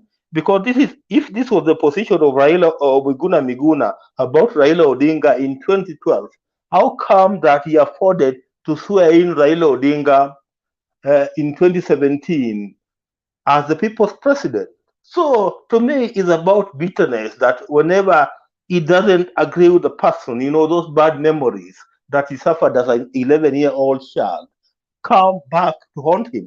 And that's why he sees everybody as that uncle of him. He's who mistreated him as an 11-year-old child. This is what he talks about Raila Odinga, that he ended up swearing in 2017, and that the book was published in 2012. This is what he talks about Raila Odinga. He says, in peeling back the mask, I expose as a selfish, confused, hypocritical, and deceptive leader. In the peeling the mask, I expose him as a selfish, confused, hypocritical, and deceptive leader whose greed for power and money makes him unfit for the presidency of the Republic of Kenya. That's what he writes about Raila Odinga. That's what he writes about Raila Odinga. That is in this book. He is exposing Raila Odinga in the terms that I have read. So, if this gentleman believed that Raila Odinga was what he believed, he exposed him in this book that he published in 2017. Then how come that he afforded to swear in Raila Odinga as the people's president in 2017? You know, that those are the questions we're asking. So, does it mean that tomorrow, if he disagrees with William Ruto on principles, he'll again, huh? Yes, who's calling PK? Raise your hand, please. Time. Wangira, continue. Huh? Time. Yeah, Wangira is concluding. Yes, I'm concluding in just a half a minute. So I was just saying that is this because of his behavior that I have demonstrated through his own book that he published in 2012? Does it mean that today he has said that he has endorsed William Ruto to become the 5th president of the Republic of Kenya? That's his democratic right, yes. But does it mean that tomorrow, if he disagrees with William Ruto, he'll go back describing William Ruto in the manner that he described him in that clip that was played earlier by Bernard? That's the question I'm asking. So to just finalize, because we are sure that William Ruto will not become the 5th president of the Republic of Kenya, we wish Miguna well, and we hope that he will be available this time around to swear in William Ruto as the people's president. Let me conclude it at that. Asante. Thank you, Bwana Wangira. Yes. Any question to Wangira? Yes, or Tolos. Question. Yes. The question I have for Wangira, aren't these politicians the same? You can even go to clips about what Ruto was saying about Ruto. He was saying Ruto is the man who has demonstrated his leadership and proved that he will do as he says, kusema na kutenda, and it is on record. He has come back again to say this man is not fit to lead. So all these politicians are the same. I don't see the difference. Do you see the difference between these politicians? You know, why ask a question and then answer it by yourself?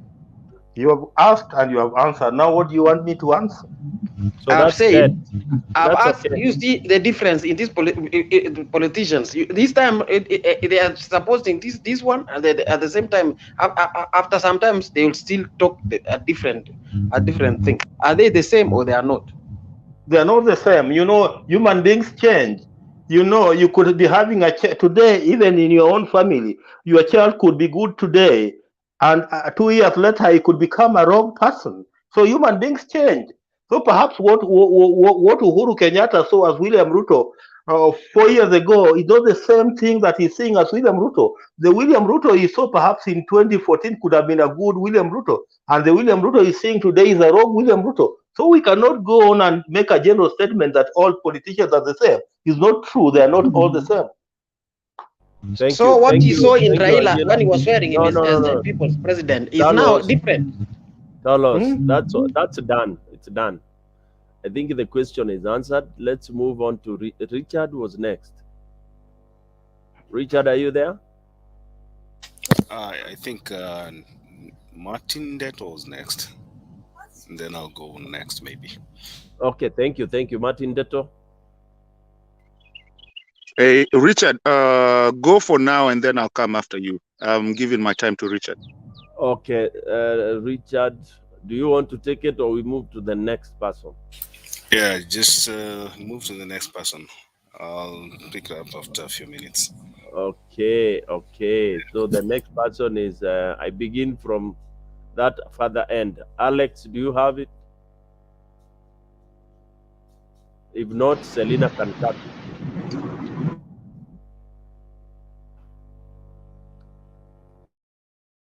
Okay, Selina.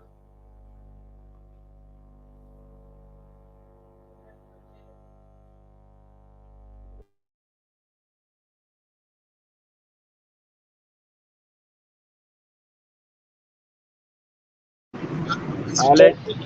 Stone PK. Yes, Alex. I think you're too low. Maybe that's why we are not hearing you. What did you say? Alex, it's your turn. Oh, yeah. You know, me, I'll conclude that when you look at what happened, conceived at his desk in Karen.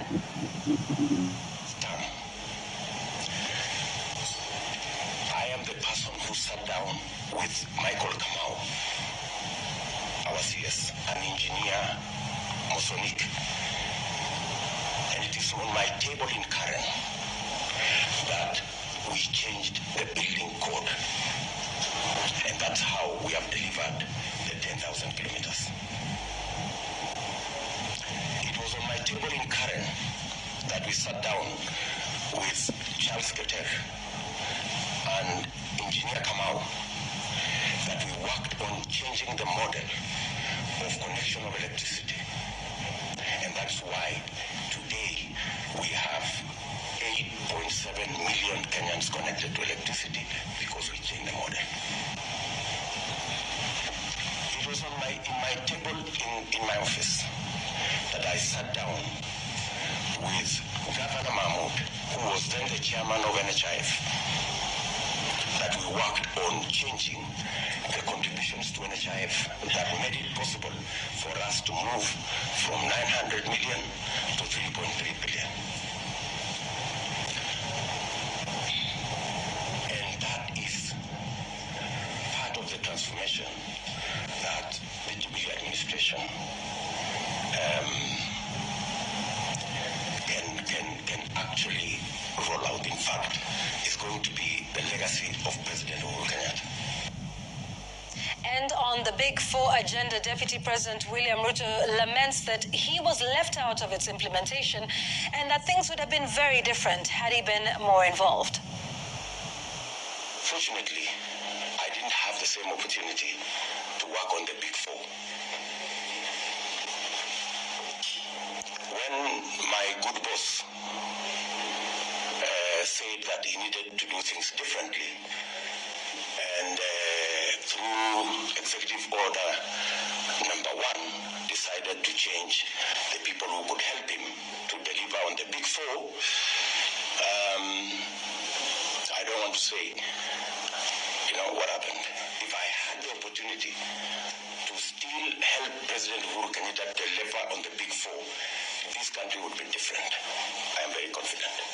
We would be having a housing program. We would not be having 2,000 houses. We would possibly, even if it is on the lower side, we would be thinking of 50, 60, maybe 100,000 houses by this year. We would be looking at an agricultural sector that has better productivity than we have today. I promise you that we would have delivered fully on our universal health coverage. So,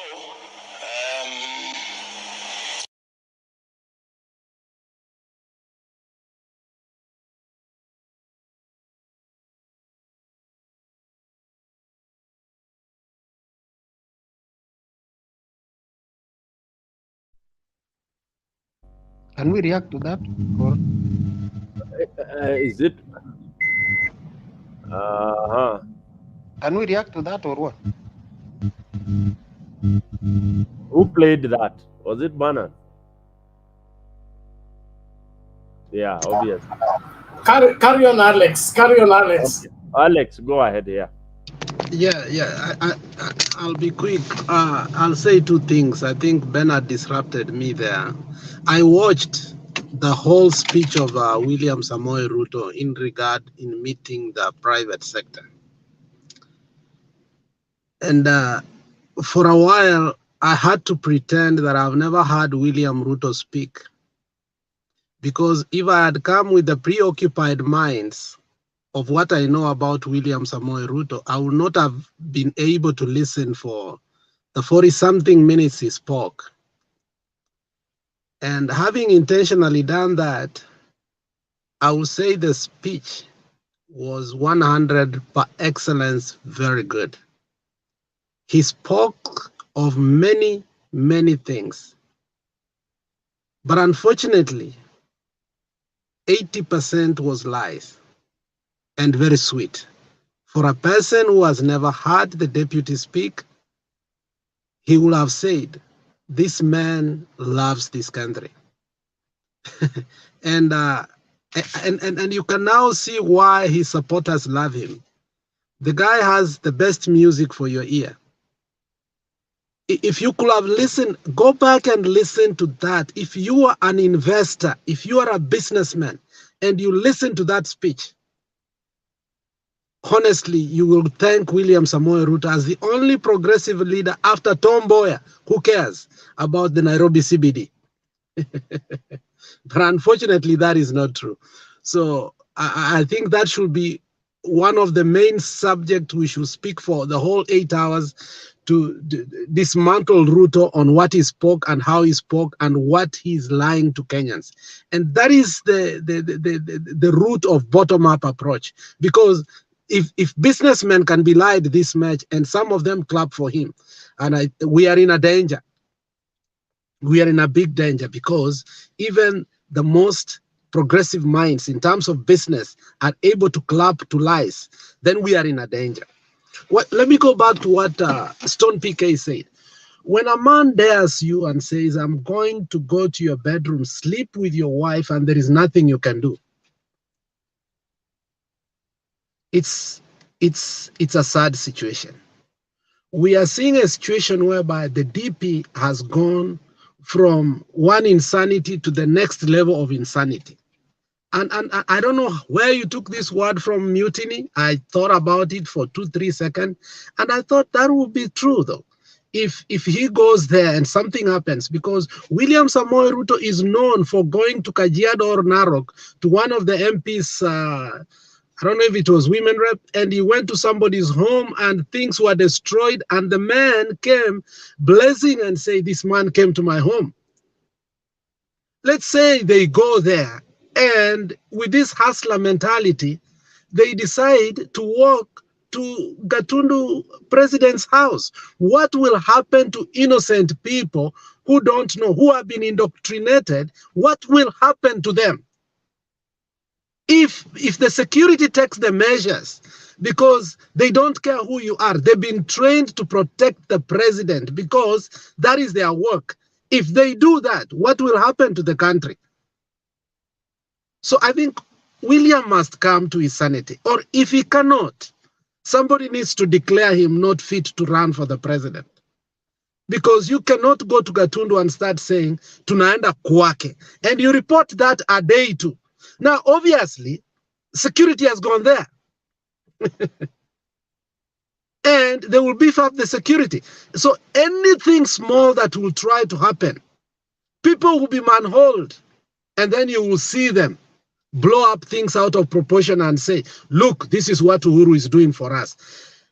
UDA people, my brothers and sisters, calm down. Go tell your leader that you cannot dare a sitting president with state powers, that you can go to his home and do whatever you want. That is wrong.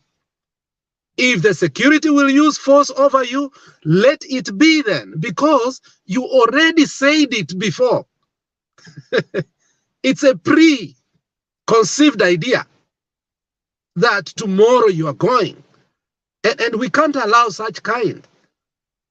So nobody will dare go to Sugoi and start instigating and poking people on the nose. We won't allow that. We will tell them there is a boundary. Please don't do that. And I think that is unfortunate that William Samoei Ruto had to say that after coming from private meeting. So you can see all this is happening in a span of less than 1 hour. You say one thing here, you go next to do this one. So I think if he does that tomorrow, we must condemn that in equal measures. Whether you are in Kenya Kwanza or Azimio, we still have only one country. We have no any other country. If the purpose of any leader is to cause chaos in this country, we must all vehemently, unequivocally condemn and refute our people from doing that. So that is all I wanted to comment, that was unbecoming behavior from the deputy president, and the media should not be so quick to air such kind of threats. The media should come to a point whereby it should be ganged, because such kind of rhetoric is very dangerous. It's not news. We shouldn't be feeding on such kind of news. So thank you so much.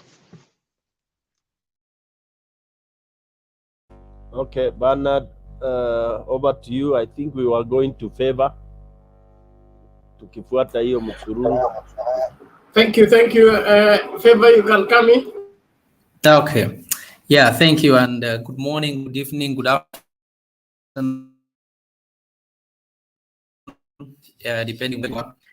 Joined earlier to come out because I was trying to fix a few things with my network. But I've been following the discussions, and I know there are many things we are bringing up, and it's actually good to always take a reflection and think through, because, you know, simple physics law, the second law of motion, where you talk about for every force, there's a reaction. So if you do something, then you should expect there will be a consequence. I just want to begin from where Alex actually has left as I continue to build my argument this evening, and I'll try to be very brief. It is not very good to turn the whole political discussion to be confrontational. And I think that is where I would say going forward, I think the UDA brigade, KKA are actually missing it. You know, rather than make it to become a war of us, then you actually end up isolating people and marginalizing it. And I think I said earlier in this session, earlier when I began, and I said, if somebody listened to Murade's speaking in Citizen, I think either yesterday or the other day, where he was saying, for example, he was very categorical when he said, Raila is winning, whether you like it or not. And then he said the mountain has to make a choice whether to be with him or not. And if people are not careful, you know, the argument, the narrative is being peddled is actually that one to create a narrative of us versus them. And if we just think through history, that is actually what led us into the 207 violence, because it turned to look like it is a certain section of the community against another section. And it is not very good. I would rather advocate, and I think the DP as a person has the capacity to get the best advisors and people who can just think through their plan. And I would just submit humbly that I think the KKA brigade, they have not sat down to try and think of their journey from where their campaign to where they are going and how they will actually go there. I will draw you to the Bible. The Bible says the journey, the labor of the foolish, wearieth every one of them, because they do not know the way to the city.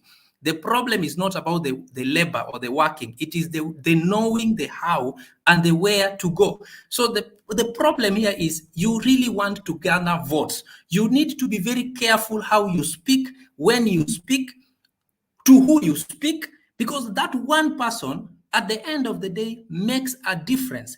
I listed down all the 47 counties, and I was just trying to put my small ticks. And I realized actually, whether you like it or not, for example, Azimio is already carrying just 30 counties already. I have not counted any county in the mountain. I've just picked all the other counties, and I'm already at 30.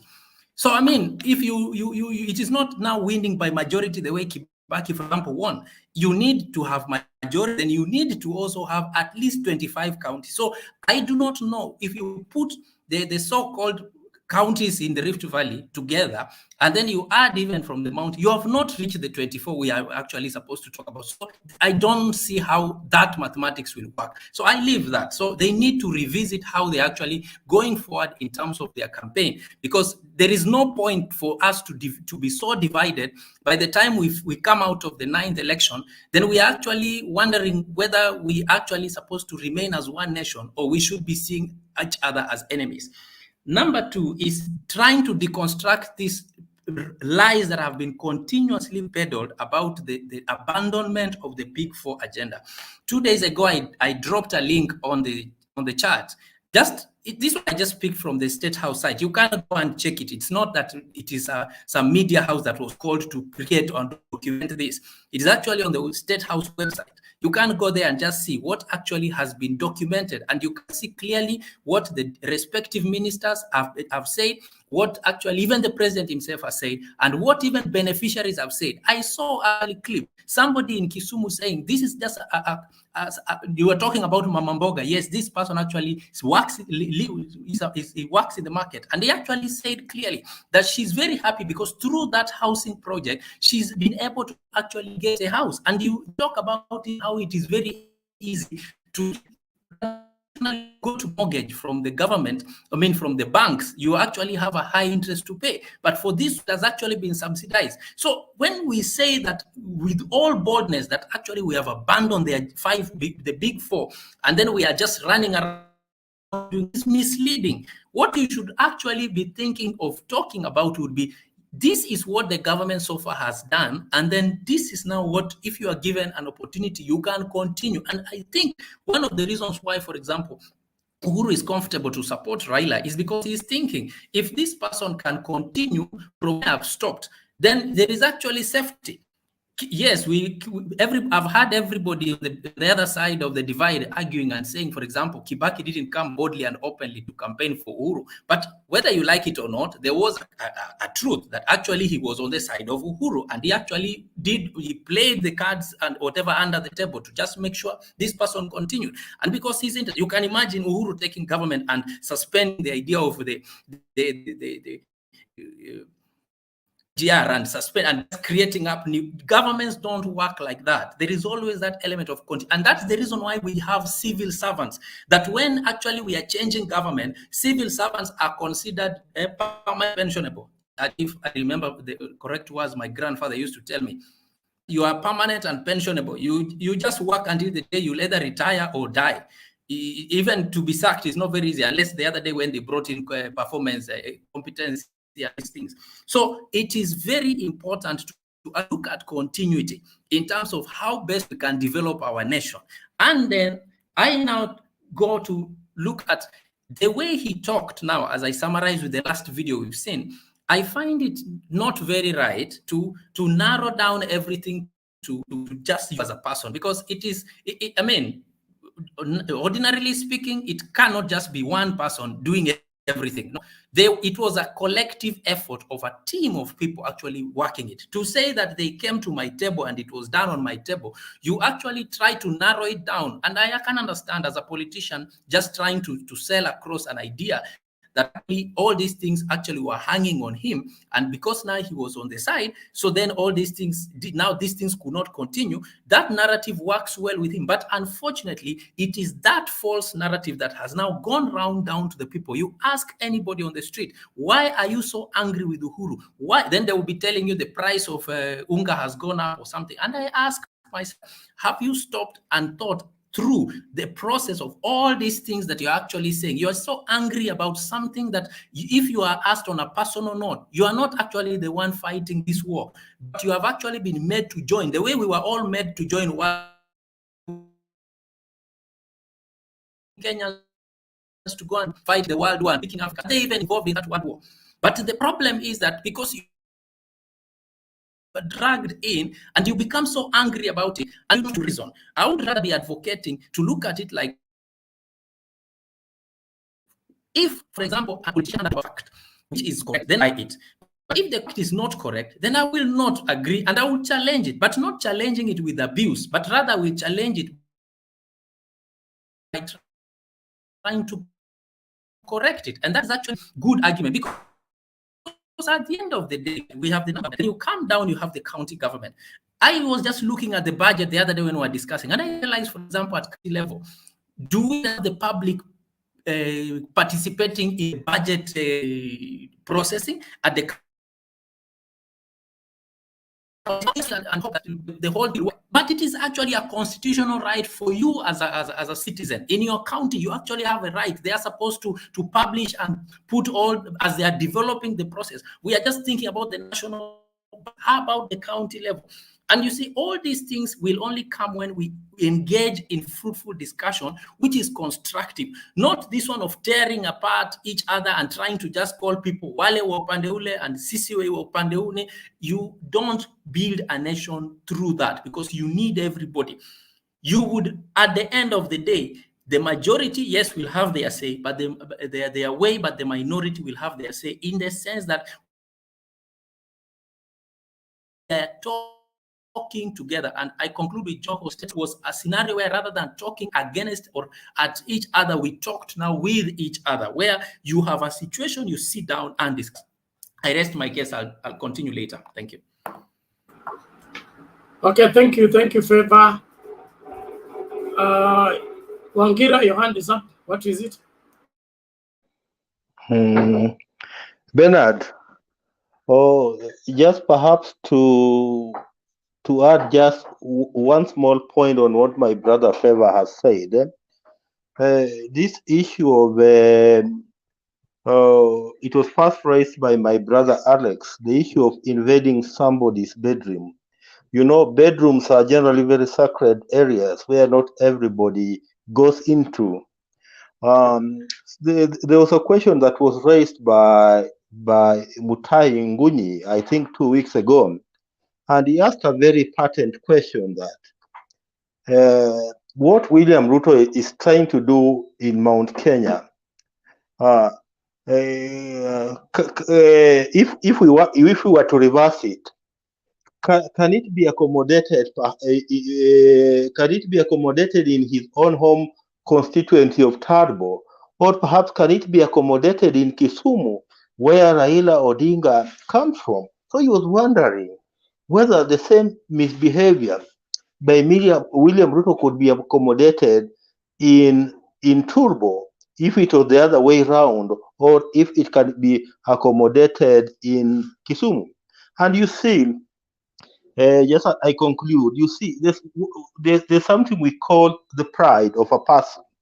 Then there's something that we call ego. You know, William Ruto is trying to puncture the ego of Uhuru Kenyatta and perhaps the ego of his people.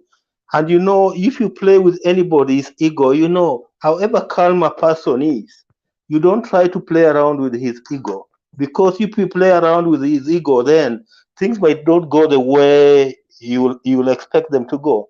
So, as far as I'm concerned, just to add on what my brother Favor was saying, William Ruto is trading on a very, very bad, note, and if he's not very, very careful, it's going to work against him, because even the people of Central Kenya will now start feeling that somebody is playing around with their ego, and they will start reacting. And that's why you started seeing these reactions today in form of the demonstrations that you saw. That's all, Bernard. Okay, thank you, Angira. And before I bring in Julia, I just want to remind us that Kasuti said it, that in the Kikuyu culture, there are different lines of defense. When you see the women come, they are the last. So William Ruto is not new to this. Whatever he's looking for, he will get. It's just a matter of time. Those that the gods want to destroy, they will first of all make them mad. DP Ruto is not going to gain anything by poking his finger in the eyes of the president. He's losing with every passing day. So if he has any advisor or listens to any advice, the best thing for him to do now is to lay low. Let him concentrate on his campaign, see how many votes he can bring in. This confrontational, we will go to your backyard and do this and this. Those are things. So for what purpose? What point are you proving? That you can be president by force, or you can get whatever you want anytime you want it? Nobody can stop you. How does that sell you as a national leader? It doesn't make sense. And so the DP is losing it, and he needs to appreciate it. Nakubali alisahau hii mambo nimesema from the word go. DP was not prepared to be president. He's been caught unawares. He has been running around for 4 years without preparing himself to be president. And now time is bad. He doesn't know what to do. Everything is holding on, is slipping away. So hii kitu angeachana nayo, angepata chance ya kutafuta tena. Lakini saa yake haribu ndio hivyo hivyo, because he has made so many enemies, and when the enemies begin to catch you, after everybody's become your enemy, then you finally get caught. They will not spare you. Julia. Asante Bernard, everyone. One moment, Julia. One moment, Julia. Alex, what are you saying? Yeah, Tolgos had written here that he wants to sign out, and I've seen his hand up. But I will say one thing, maybe before he goes. Tolgos, if we decide to say that what Cheriot told us, sisi si watu tu wa kurusha mawe, wale sio watu wabaya. Sisi ni wale watu wengine tunafanya vitu zingine. And then we decide to take that. Like nyinyi ni wale watu mnachoma kanisa na mnaua watu. How will you feel? Will that be a complete explanation of what the Rift people are? Because I think from your concept you say tunajua tu ni pahali tu pamoja. If people take and say what Cheriot told us was true, that nyinyi ni watu wa kuua watu kanisani, is that what you are personally? Alex, Tolos, what is it? Alex. Yeah, yes, my brother. I think it's a bit going. It's too personal, so that I don't because I don't subscribe to the tribe factor. Because even in Azimio, there are a lot of people from Kalenjin who are in Azimio. So if we start generalizing, we will not go anywhere. Anyway, let me go back to just a point before I sign off. There is this issue of the head of state taking, and it is his right to take any side in a contest. But when you are the sitting head of state, you expose yourself to ridicule. How I miss Kibaki when he was signing out. At whatever level he was supporting the Uhuru, nobody even noticed. And there was no time where people could not go and campaign in Othaya. Why?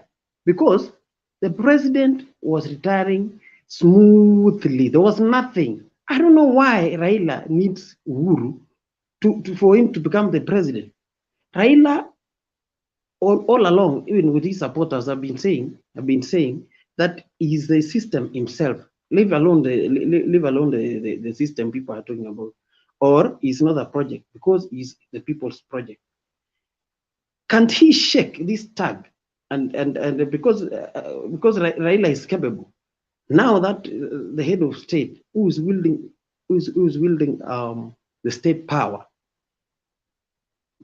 when people now start talking about the other side of Azimio, there is and people throwing mud at Azimio, and the president is just standing there where people are not, because politics is about throwing mud. It is not. Even if you talk about, I've had Raila. Carlos, I'm trying to give you benefit of doubt so that you make your point, and I'm not getting where you're coming from. What is it that is unconstitutional about Uhuru Kenyatta supporting whoever he wants to support? I've told you it is the art of exposing yourself to political mud slinging. Which ridicule? Supporting somebody is exposing yourself to ridicule. Now that you are supporting William Ruto, should we ridicule you? Several occasions, people when you start profiling, please, you are not going to rewrite the constitution. It is Uhuru's right to support whoever he wants and to do it anyhow he wants, either publicly or secretly. You don't curtail somebody's rights simply because he doesn't go down well for you. He is the sitting president. He is the sitting president. He is the retiring president, and he has every right to support whom he wants to support. Now I'm saying this: how I wish you would have gone to Kibaki way, because also Kibaki was. It's not going to go the Kibaki way. It is already too late. You can't reverse it. Okay, so learn to adjust to the new rule, not to wish for the old rule. The new rule is that the president has already gone public on who he's going to support. Learn to live with it. That is what you said. It's a personal decision. He's not doing it as a president. It's not division, Tolos. It is you is divided about what you want to support. Go and make up your mind how you want to go about it. Not to make it our problem here. Your lamentations are too much. Please go and call a conference with the DP and understand what it is to contest in an election. When you contest in an election, you must be ready to be confronted by different means. One, some people are going to come secretly, others are going to come directly, others are going to send emissaries. You must be prepared. Oh, very good. And it goes both ways. That's what it doesn't. It is not, you can't arrange a president on how he's going to support. And Raila Odinga doesn't need Uhuru's support. Okay? You people who are in UDA, arrange UDA campaign. Let Azimio arrange the campaign. Tukutane tarehe 9 mwezi wa 8 kwa ballot. Let the best man win. Thank you. Oh.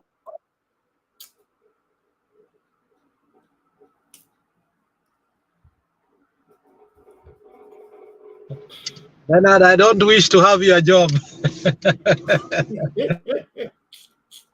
Bernard, sugeniacha tu nimwambie kabla aende. I heard something important, but ni sawa. You can tell him he's right here. Oh, hajatoka? Where is he? I think he's gone. But he's listening. Sema tu mara moja tulete Julia tafadhali. Okay, na Ben ujue mimi sikupata chance yangu, nilipeana ipite, so unipatie. Bado nasikiza cause nilikwambia nitakuwa nikitoka kazi na kuja nakaa. Na poleni sana kwa wale nilikosea jana. Niliongea matope. Watu waende. But asa mtu kama huyo, you come back and ask yourself, okay, first of all, let's be realistic. Na tuache kudanganyana hapa. Unajua ndio kitu inanisumbuaga sana, because I'm telling you today, right now, if Uhuru had been agefanyio 10-10, they wouldn't be here talking about Uhuru. And so it becomes very childish as grown-up people, as we want our country to go together, and we're still acting together. If you lose someone that wanted to support you, or mmekosana na bibi yako na saizi ya kusupport, you go for a divorce and you finish that thing there. Usiende pale unapiga kelele. Now Uhuru wants to support Baba. What's the problem? It's his constitutional right. Constitution iko pale. Hata mimi naweza amua kwenda kusupport Ruto. Sasa nitakuwa nimekosana na watu wengine. So what is this thing machungu mingi ziko mingi? Can we just be grown-ups? We understand politics is about semantics. But can we really come back as grown-ups, intellectuals as we are, from east side, east, west, whatever, and really be mature in what we say. Whatever Bernard wants to support, Bernard will support what Bernard wants to support. Then that cannot be the whole conversation about ulifanya sasa, kwa hivyo siku kusupport what? Go cry in the bathroom. Wacha kutusumbua akili bwana. Kama unamtaka endo ongee naye vizuri, mlete muongee, akusupport pia wewe. Saizi nakwambia Uhuru leo akasimama, kesho aseme nimebadilisha, sitakuwa na baba, sasa niko na Ruto. You will see how they will all change. And then the funny thing I have a problem with Bernard is that they come here because I listen to this thing, and most of them talk behind the curtain. Hata wataki kuonekana. And then when you listen to these people, like, I mean, this is an open forum. You can just give you hakuna mtu amekufukuza what I said yesterday. Just come and talk your points. Maybe unaweza toka na mtu tuwili hapa venye Uhuru alisema mimi niko na kura moja na nikipata ya mama ngine pia nitaongeza. Kuja wewe convince Bernard, maybe next time atakuwa akiongea UDA. Stop coming here kuongea vitu zingine atuelewe. Unatuharibia forum, because we also looking at how we can put baba there kwa wenye wako Azimio, na pia nyinyi mnaangalia nani anaenda nini UDA. We just converse as grown-ups, because this country, I mean, Baba, Ruto, Uhuru might not be here tomorrow. It might be us. Inaweza kuwa ni Bernard. Inaweza kuwa ni Martin Deto. So we have to communicate and see where our country is going. Nitangoja time yangu Bernard, sitaki kukuharibia wakati. Okay, thank you Martin. Tulete Julia mara moja tafadhali. Julia, how are you today? Fine, Bernard. How are you?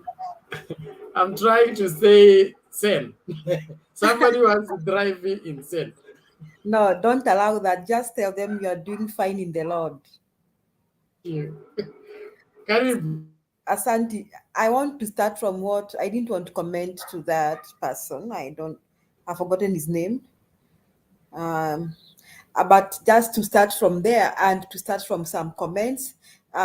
Sarah Njoroge, I think you are my sister from Central Province. Sarah is saying that it is Uhuru's choice to decide whom he wants to support, but he's not supposed to coerce anyone. Sarah, no one is coercing you. No one is coercing anyone in Central Province. We're making up our mind, Sobari, to support Baba. So Uhuru said he's supporting Baba. So some of us, or many of us, have decided that we're gonna agree with Uhuru to support Baba. So Sarah Njoroge, no one is coercing you. Lakini kwa upendo kama dada yangu, baada ya making my presentation, nitakuomba uvuke sakafu, uje pande hii, tufuate Baba, because Sarah, me and you know that we don't lose. We don't like to lose. We don't like to lose in an election. The only time we found ourselves outside the government was during Moi's reigns, 24 years. So my dear sister Sarah Njoroge and the others, we cannot bear to be on the other side. We got to be on the winning side. And looking at the debate today, Raila Odinga overtakes DP Ruto. I saw the polls, and it didn't surprise me because I saw it coming for many reasons. Because first, Kenyans are coming to their realization who is on the campaign trail and who is vying for what. They know about Baba and they know about Ruto. Any other person is insignificant.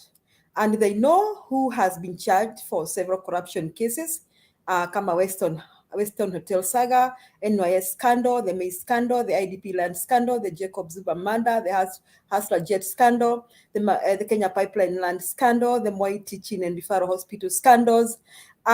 They know so much. Kenyans know so much now, and they know who to trust. So I don't think Kenyans are confused in any way on who to trust and who to depend on. So that is why these polls are coming out like this. Kenyans is coming to their realization who to trust. And they are saying, I think Kenyans are also asking themselves, now, who can we trust with our children? Who can we trust with our land? Who can we trust with our schools? Now, whom can we trust with our public coffers? Whom can we trust with our safety and security? Kama nitakaa hapa nikiogopa kwenda this part of the country because somebody is going around saying this people should not be here, this people should not be there. Whom can we trust? Whom can we trust? So Kenyans are making their mind. Je, tuko na imani na nani? Whom, even Mount Kenya region, ni nani munaweza kuwa na imani? If you look at the two people, whom are you afraid of? Some of us are afraid that the land of our schools will be grabbed. Some of us are afraid that our land in other parts of the country will be grabbed. Some of us are afraid that somebody will storm into treasury and take off with our public coffers. We are afraid. We are afraid. That is why these polls are coming out like this. So comparing Baba and Ruto, again, is like comparing light and darkness. Ni kama mchana na usiku. And do not bring, wacheni kuleta Uhuru kwa hii campaign. Now, if Uhuru is campaigning for Raila, it is constitutional right to decide whom he's supporting. And even Uhuru himself, he's not blind, he's not deaf. He's the president. But he has looked through and he has seen whom can he entrust this Kenya, in whose hands is Kenya safe. That's a fact. We cannot continue arguing and debating about this matter. In whose hands is Kenya safe? Now, about the issue of Ruto saying that he's going to, I heard that I have been hearing that from the media, and I was paying attention to what Alex and some of us were discussing, that Ruto is going to Kiambu, to Kenyatta's home. It is okay, wacha tu aende. My take is that our president should continue to exercise restraint, wisdom, patience, and tolerance. Vile amekuwa. It's my prayer that he may continue to do so. Because the intention of Ruto now is not even winning presidency, is destabilizing this country. He knows that if people decide to be fed up with this nonsense in Kiambu, we'll have protesters like the ones we had today. And such people plan that we have such protesters so that we have violence. And their plan is that the police may intervene. And if some lives are lost in that situation, his plan is to blame the government for that. So I also request the police to restrain themselves. I believe that the president is going to take charge, and even the police are going to restrain themselves. Even whatever happens tomorrow, let them call all the names they have memorized about the president. Let them talk about Mama Ngina. Mama Ngina, good news, Mama Ngina is not vying for presidency.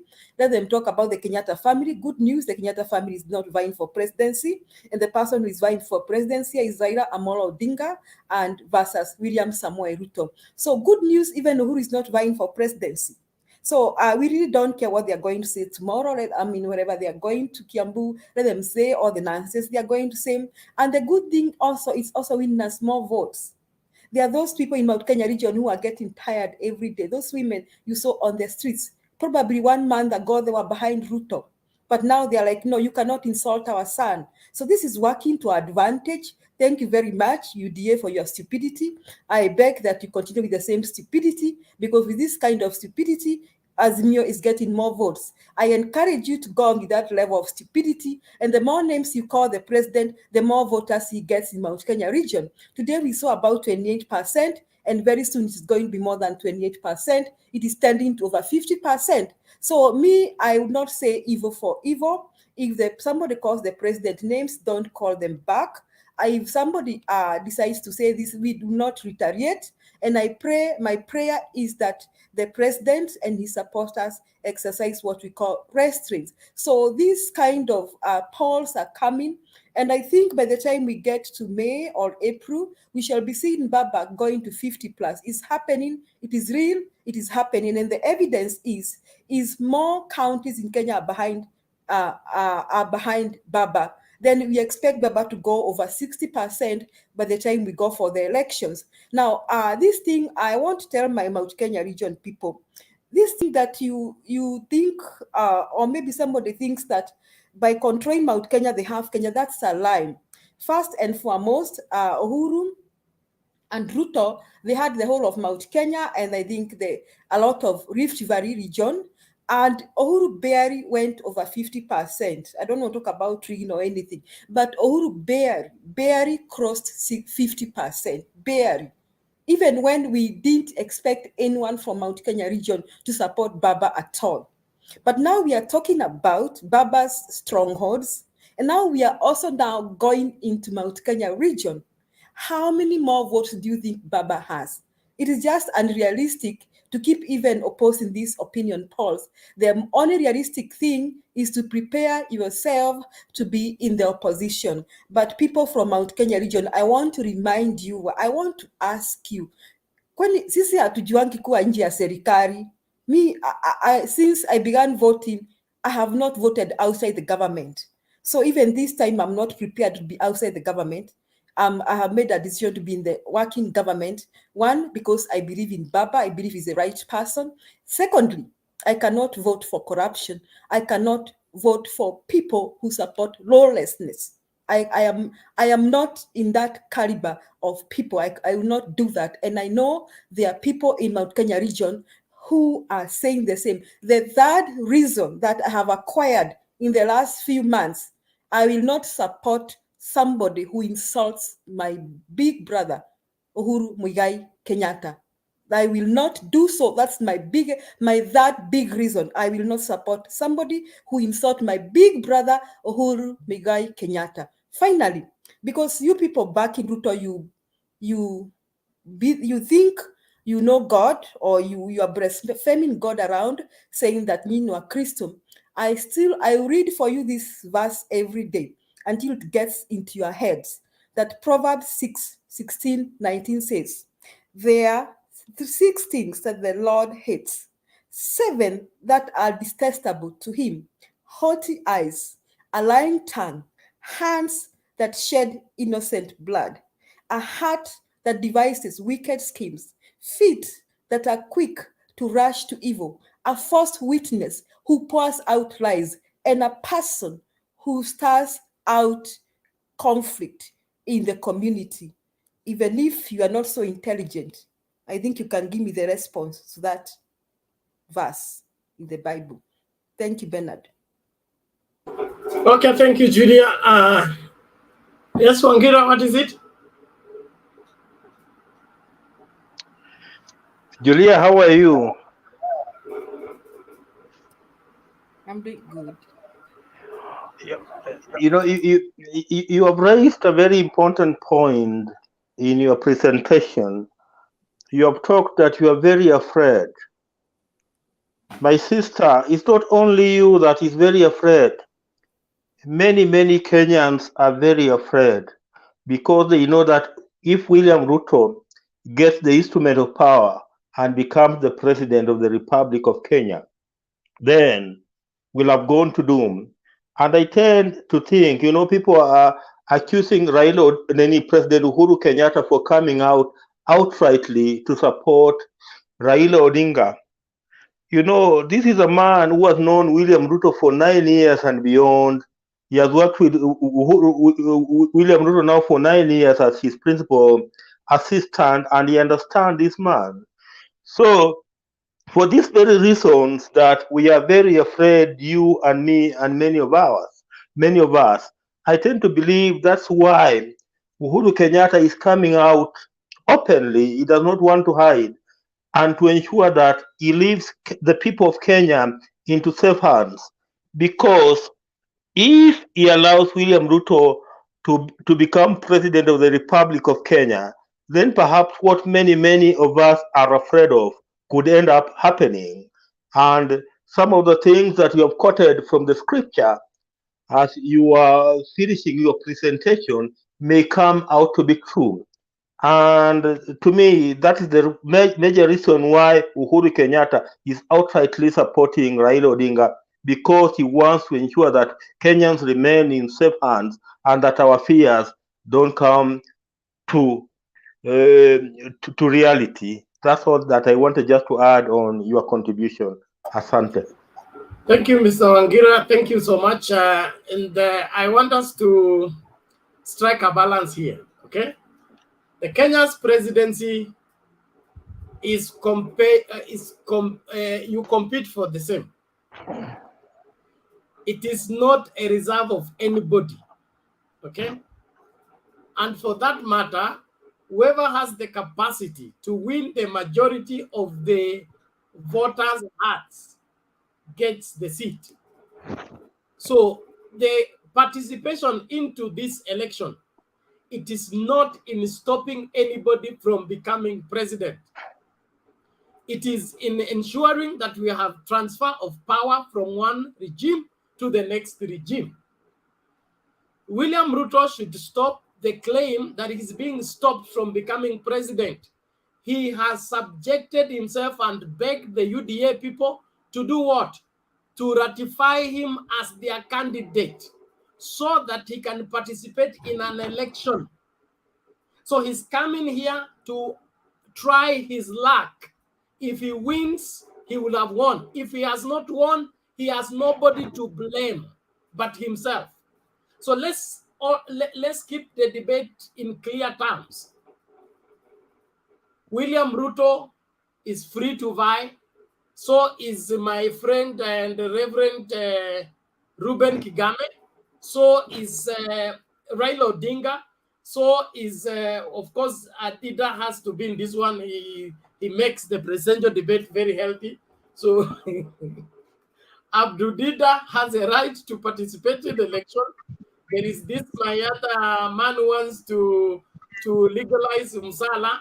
He's also free to participate in this election. Then Kenyans will go to the ballot to make their vote count. So hii mambo mengine wanataka kunizuia, wananisimamia, those are excuses. Na hizo ni siasa za primary school. Zirudi kwa primary school. Watu wazima ambao wanataka kuongoza nchi lazima wajibebe kama watu wazima. Na kuwa mtu mzima inamaanisha haujazaliwa peke yako, uko na ndugu zako, wengine wazuri, wabaya, lakini lazima uwe na nini? Na ability to carry all of them together. Lakini ukitaka kila kitu kiwachiwe wewe, unataka nchi iachiwe wewe, contracts iachiwe wewe, serikali uachiwe wewe, urais uachiwe wewe, that means you're selfish, you're not ready for leadership. And we should be able to call it as it is. Yes, Bwana Wangira. Bernard, lakini Bernard, stop massaging things, bwana. Why are you massaging things? It's very clear that it's our business to stop William Ruto from becoming the president of the Republic of Kenya. Allow me to finish. Allow me, Bernard. No, allow me to finish. Why don't you want to allow me to finish my statement? No, I will not listen to that, Mr. Wangira. No. You are a very, very resourceful person on this debate, and I will not let you go to something that is not constitutional. It is no, allow me to finish. Because why are you cutting me midway? Why are you cutting me midway? Because what you are going to say is not valid. Now, why can't you listen to me? Why can't you listen to me? Listen to me then. Listen to me, Bernard. Just listen. I am not listening. If you are here to perpetuate any lie that we are in this election to stop William Ruto, you are playing right into his hands and to his traps. We are not stopping William Ruto. We are going to win this election because we are the best team. So nobody should be here and say we are here to stop William Ruto. We are not staying awake here to stop William Ruto. We are staying awake all these days and all this time for one thing, a better Kenya that deserves better leadership. We will not be dragged into the minute, myopic, narrow-mindedness of trying to stop one person. To stop William Ruto is very simple. We don't need to do all this. We don't need all this campaign. William Ruto is not a match to anybody in terms of political capacity, the political machinery that can play in this country. If it is targeted at finishing one person called William Ruto, we don't need all this. So let's not reduce this to that one. I won't allow that. Thank you. Nani Bernard, sijapata time. Bernard, again, and I always come back again and say, thank you, Bernard, because you are sober-minded. Na themba sijui yako wapi hajakuja leo. Mama Selina pia.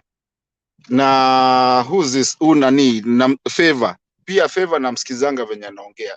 Logic.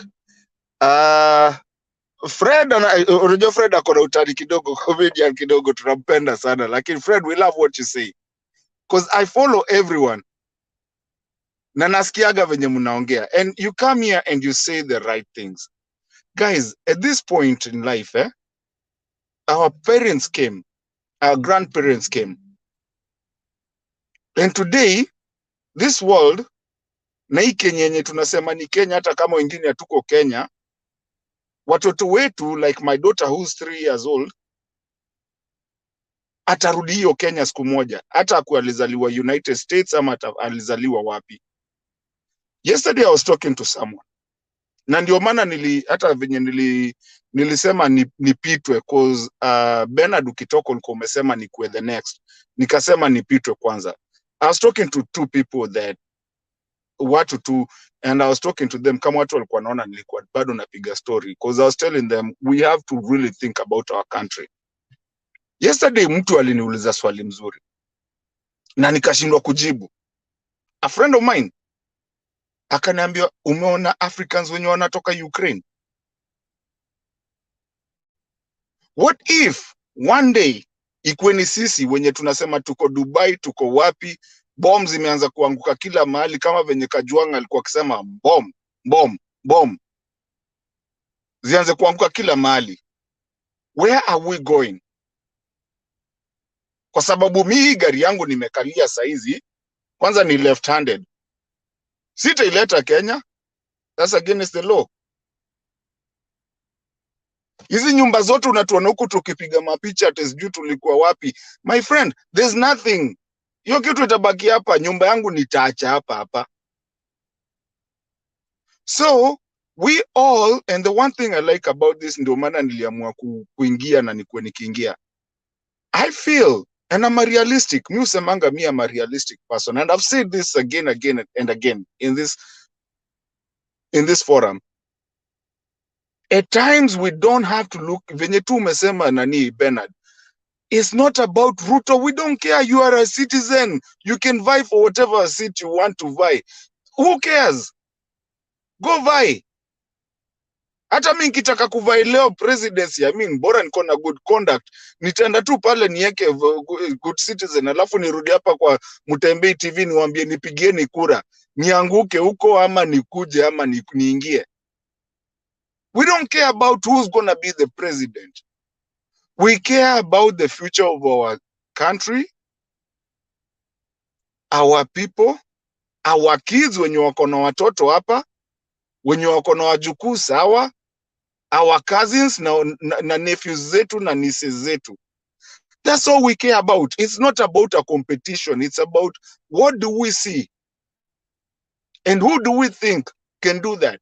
Now, kuna kitu moja actually nilikuwa fan wa Ruto when akipigana na Kivuitu, akipigania baba that time. If anybody here remembers that election, I meanly vote that election. Kivuitu akisema hata kama atatangazia juu ya meli. And after that Kivuitu, if you don't, he went down the road, alianguka kabisa kakonda na nini, and eventually he died. God rest his soul in peace. He was a good man. But then we need to come in these forums. Na ndio maana jana niliongea matope kidogo, Bernard wakacheka na nini, lakini haikuwa kwa ubaya. It's because if you don't want to talk about realistic things, go away. Go to a forum that can talk to you those things that you want to hear. Ukikuja hapa hakuna mtu tumefukuza, but we want to talk about our country. Our country is bigger than us. Unaweza gongwa na basi kesho, but mtoto wako atabaki kwa hiyo country. And we have to make changes. Now if we come back and see, and I'm not gonna, Ruto ni, like Uhuru pia alisema, ikiwa nuko mbele, nini ameclear vitu zake, sawa, tunaweza mpatia. Lakini for now, he has so many shells behind him that we can't trust him. But again, amejieka na mtu mwenye ako hapa, mwenye tumeona devolution imekuja leo, kuna barabara mitaboni, unajua mahali hata watu wako wanajua kama kutaweza kuwa barabara. Amekuja hapa, devolution imefanya. Saizi tunaweza ongea hapa na tuambie Uhuru, kwenda huko wewe ni nani? Who do you think you are? Kitambo ungeweza sema vitu kama hizo.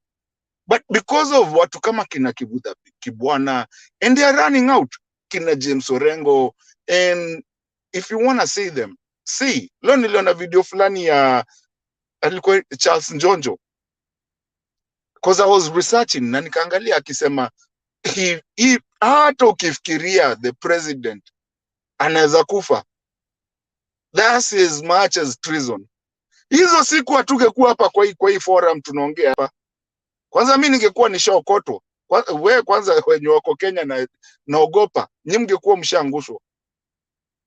So we have to really come back and we have to learn from what is happening in the world. Ukiangalia watu wa Ukraine wanakimbia.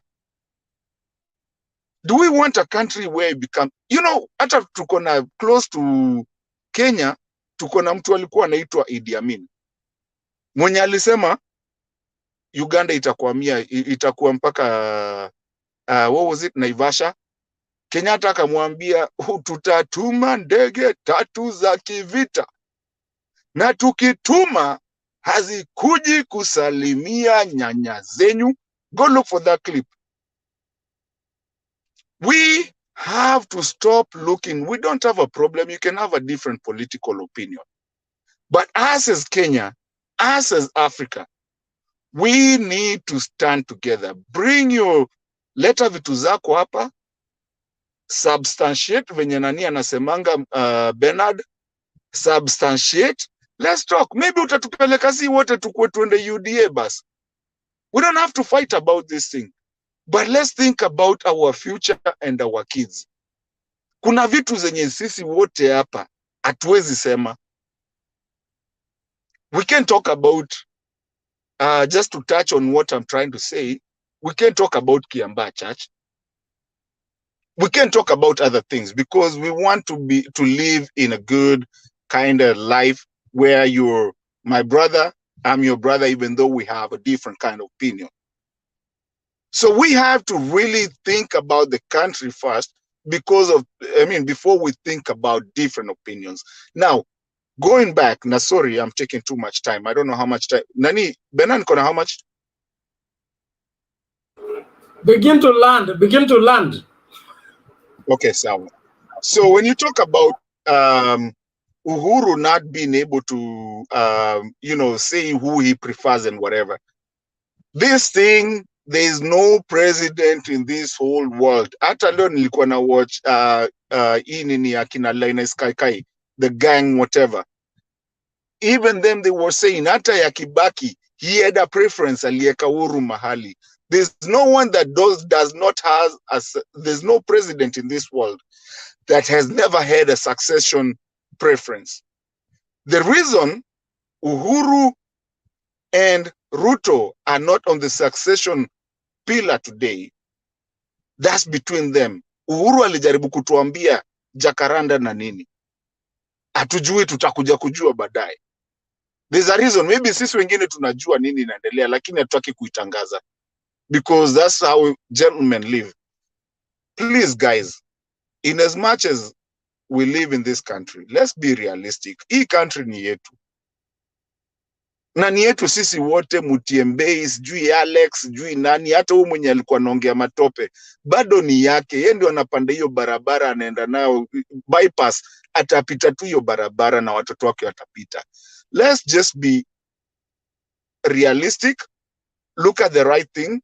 Siku yake ikifika itafika. Baba amepitia vitu zake, hata alinyimwa na akaingizwa jela nini. Sasa siku yake imefika, tumpatie moja tuone nini atafanya, and then we move on. And then an experiment that Kenya was supposed to be. Because one thing I always forget, na nakumbukanga nikitoka kwa hii forum, we have to realize we never got independence literally. We moved from white colonialism to black colonialism. And now is about time we move to self-governance. By hata hizo vitu kuenda huko ushago na nini, unaenda ushago kwenyu na devolution. We cannot sit here kupigana kelele and then kutusiana. Unatusi mtu for what? Move on. Wachani nayo kitu. And Uhuru, I support him. Amekuwa very mature. Hakuwa mature akiingia. lakini siku hizi ajibishani na mtu, nipige. Baba hata ajibishani na mtu. Hawa wengine ndio makelele, watu wametoka university juzi wanasikia tu wako huko juu. Anyway, wacha nsiongee matope. Jana mulinicheka kwa sababu ya kuongea matope ya go away. So hata ni nyama. So it's okay, Martin. Thank you for that. And it's good for us to keep, to remain sober. We have a country to take care of, and this country has to be grown to its level. Unajua, kuna mtu akichelewa kubalehe. When your adolescents come and you don't participate, that adolescence follows you in old age and causes you problems eventually. There is a time this country needed to be mature and took off completely, but we failed. That's why we are still where we are. We should not get it wrong this time. We have overtime to take care of the things that our fathers did not do, and we have things we must do so that our children will be able to do what they are required to do.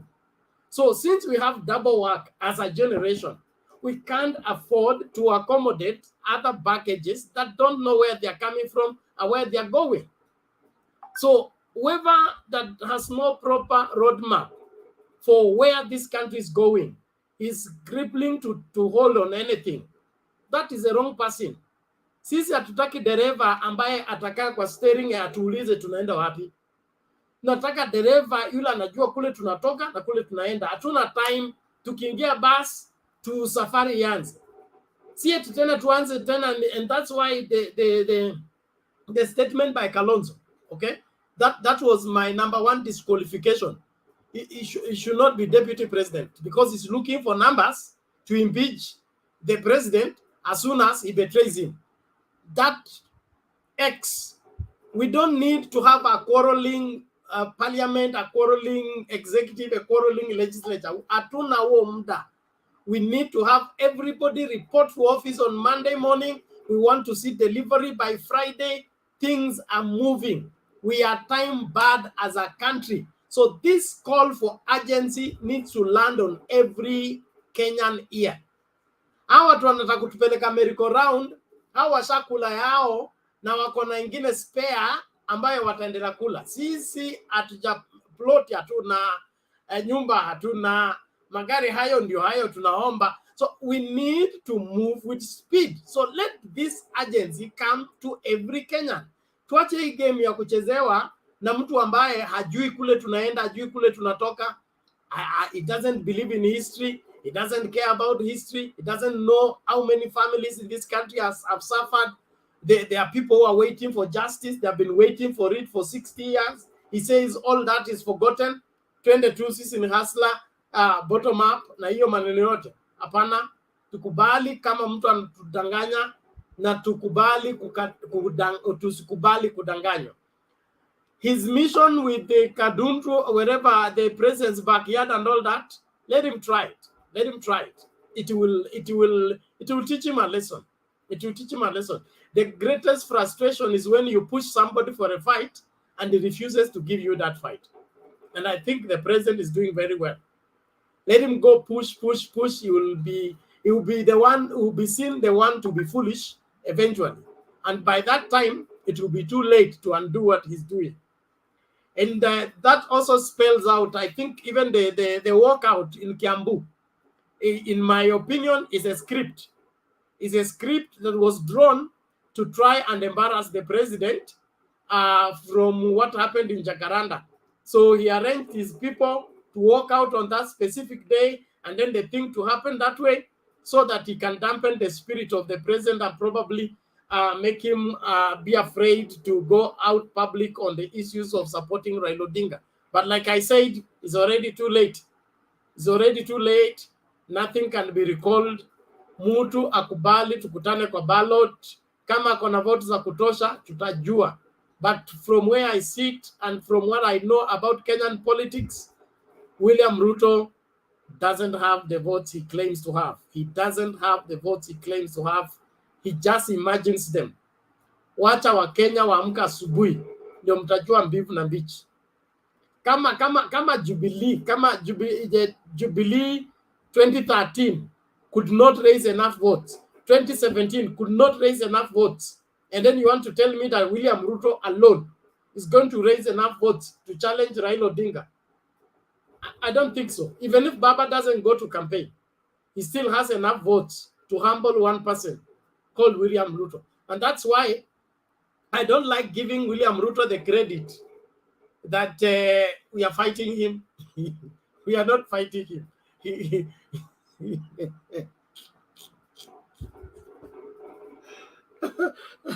He's not equal to the fight. He's not worthy of our sleepless nights. We are fighting for Kenya. We want a better Kenya, and anybody wants to be the enemy of Kenya, we combine him with anything that wants to derail Kenya. But William Ruto being our reason for sleepless nights, no. That's too much credit for nothing. Yes, Kasuti. Hey, ni kuzuri kweli. Leo naona ni kuzuri kabisa. Mimi naanza tu na swali. Wakati misingi inapoharibika, je, wenye haki watafanya nini? Wakati misingi inapoharibika, wenye haki watafanya nini? Hapa kuna jawabu. Wakati Mungu anataka kuokoa watu wake kutoka katika nyumba ya utumwa, anatumianga mtu ambaye amejichakulia mwenyewe. Wakati Mungu anataka kuponya nchi, anatumianga nabii, nenda ukamuonye mfalme hivi na hivi abadilishe, ama Mungu anataka kuponya nchi. Wakati Mungu anataka kufuta wateule, watoto wake machozi, hatumani, anachipeleka mwenyewe. Ndiposa ripoti kamfikia Hezekia, put your house in order because you are going to die. And the Bible says that he turned towards to the wall and wept bitterly. What does that mean?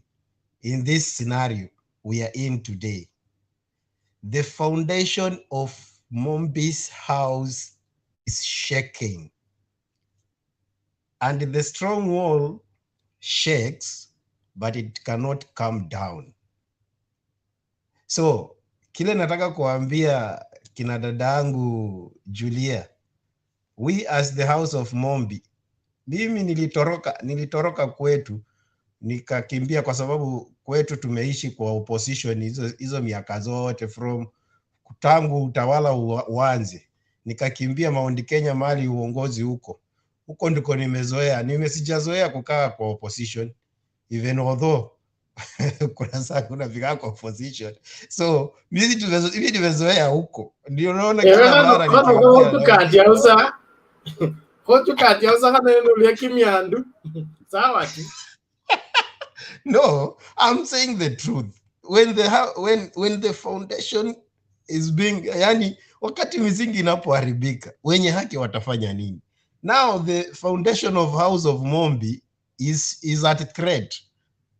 Imetingizwa, inasukasuka. Je, sisi wenye haki wenye tunakaa kule tufanye nini?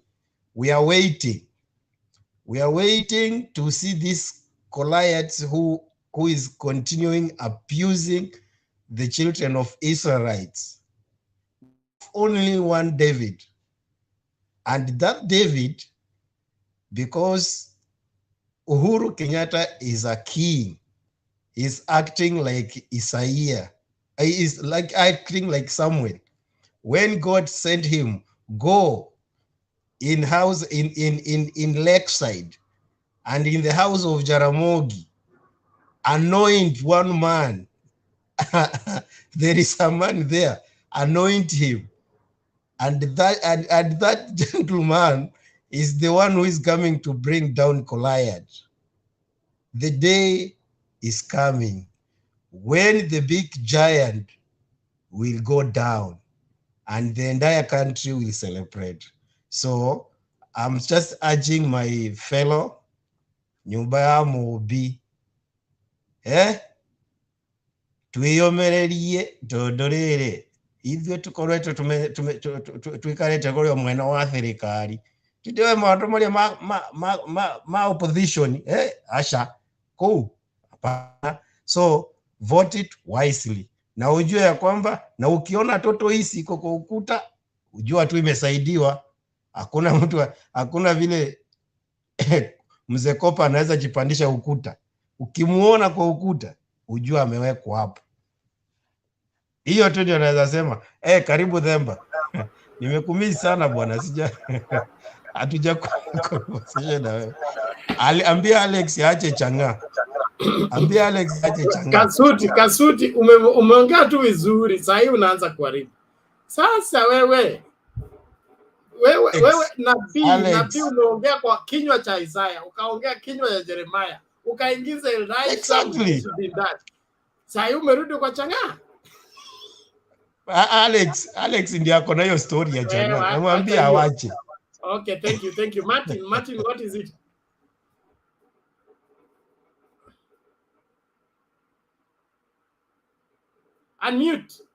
Unmute first. Oga, the microphone is beside your name. Wacha Oga we. Owo waku. That's how you say hi. See Oga. Bernard, Themba, welcome. Owo waku Martin. Ni museo mono. Ni kwega mono. We mukamba baba. Yeah. Now, order everybody. Kwani umete obau makwani. Ukianza hiyo sasa mnaanza kutusengenya sisi tukiwa hapa. Sisi hatutaki. Afadhali. Wewe Bernard, kwanza unakuaga nini wewe? Unajua mimi I don't look at a tribe. Lakini unakuaga nini kusalimia na yenyu? Unakuaga nini kusalimia na yenyu? Yangu hata huwezi jaribu. Mulembe. Sema. Peaceful. Usinitempt. Sema. Mulembe bwana. Sema. Bernard sema, wachana na nani? Wachana na Fred. Unajua si wote ni lugha kadhaa. Sema yako. Nione kama naweza, kama siwezi nitaacha. Acha nikusaidie. Yani anakuuliza, ukitaka kuuliza swali unaulizaje? No cheve. Umesikia sasa? Kwa hivyo ni mbia mono.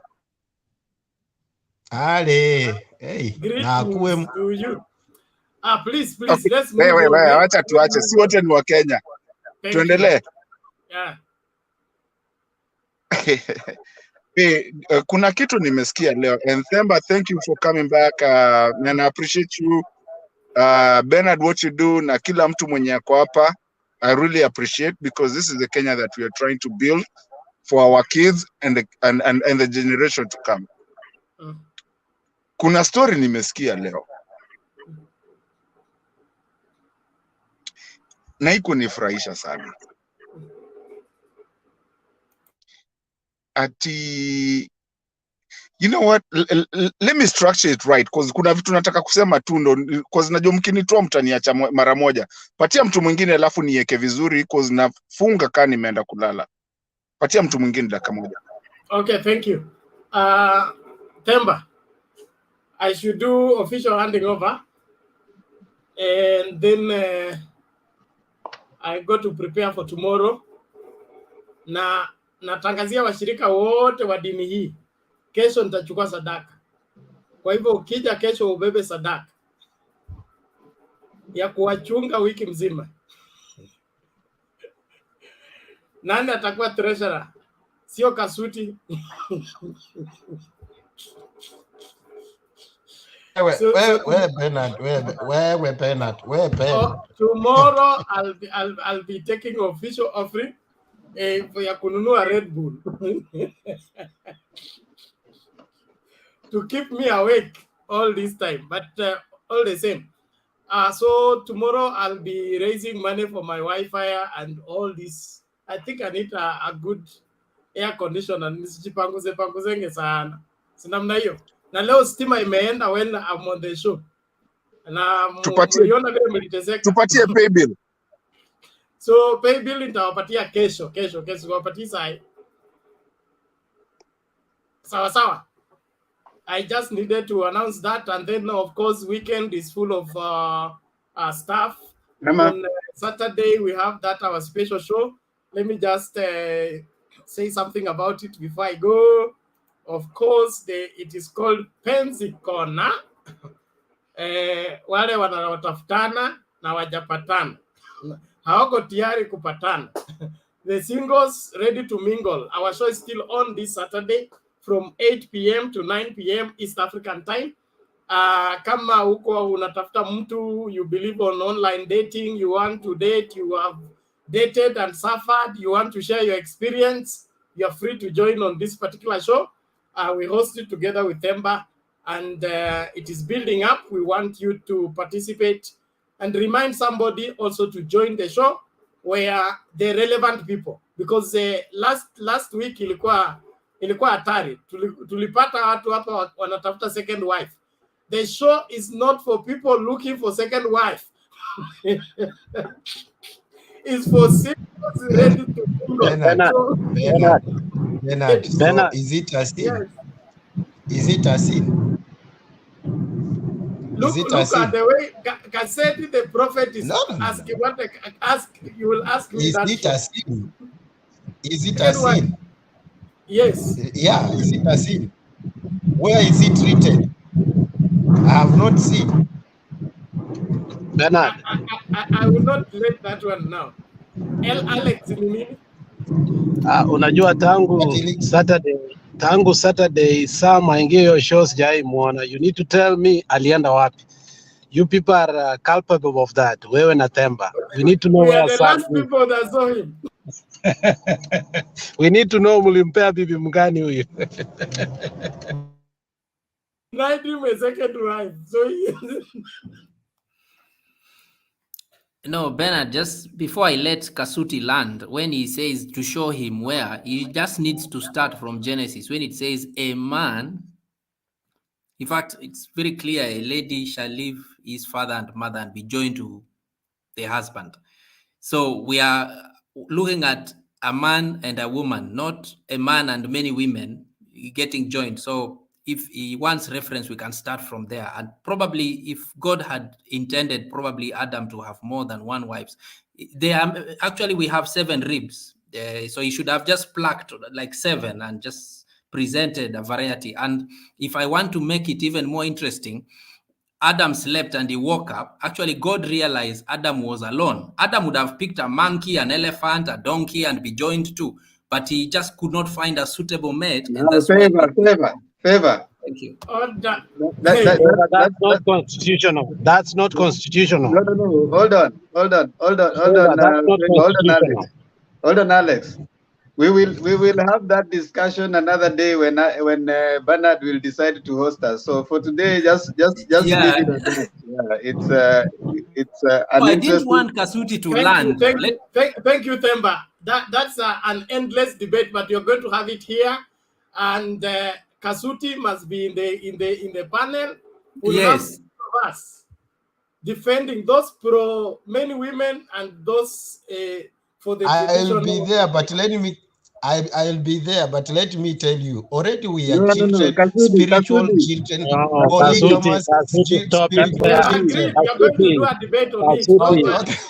Yes. Okay. Thank you. So you guys, thank you so much for today. Let's link up again later on in the day. God bless you. Themba, go ahead. Hawa watu wote wameongea, Josephine ameongea mara moja. You know we give preference to the ladies, but no, hata Favor ameongea mara moja. At least once, so you can take it anyhow you want to take it. Thank you. Okay. Hata mimi nimeongea mara moja. Okay. Good evening, good afternoon, good morning. Is there anybody here? Good morning. Yeah.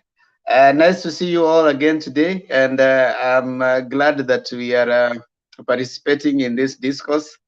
Nice to see all the panelists, Richard, Richard, Wangira.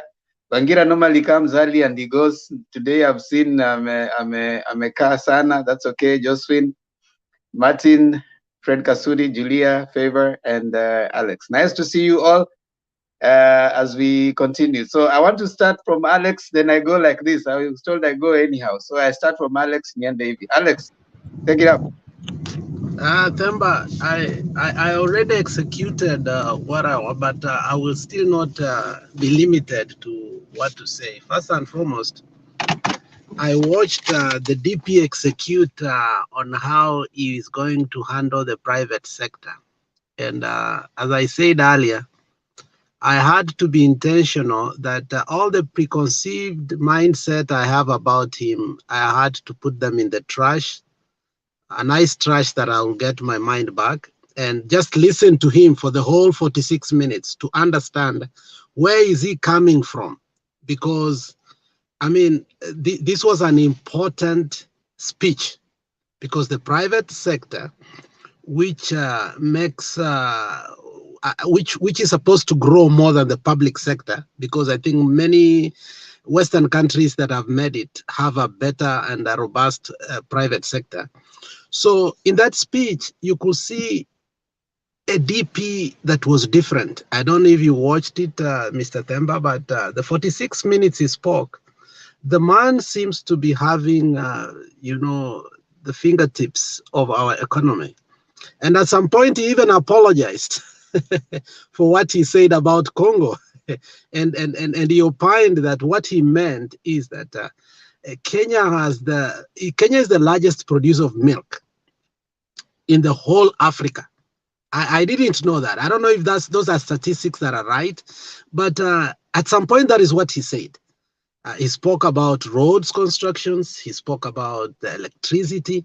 He spoke about many things. But as usual, he ended up blaming Uhuru Kenyatta for the problems that we have in this country. Now, I'm glad I watched that speech because through that speech, we need to execute and try to ask him a few questions if he was agreeable with us. That why is it that he's standing on one side and yet he believes that Uhuru has done so much to this country?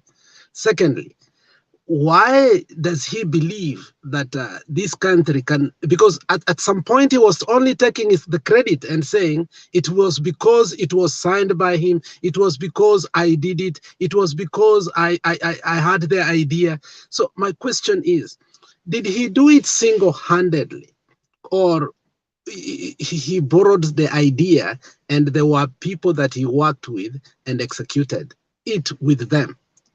But by and large, I saw a different DP today. And you know, wasaingine wanasema mugala muue lakini mpe haki yake.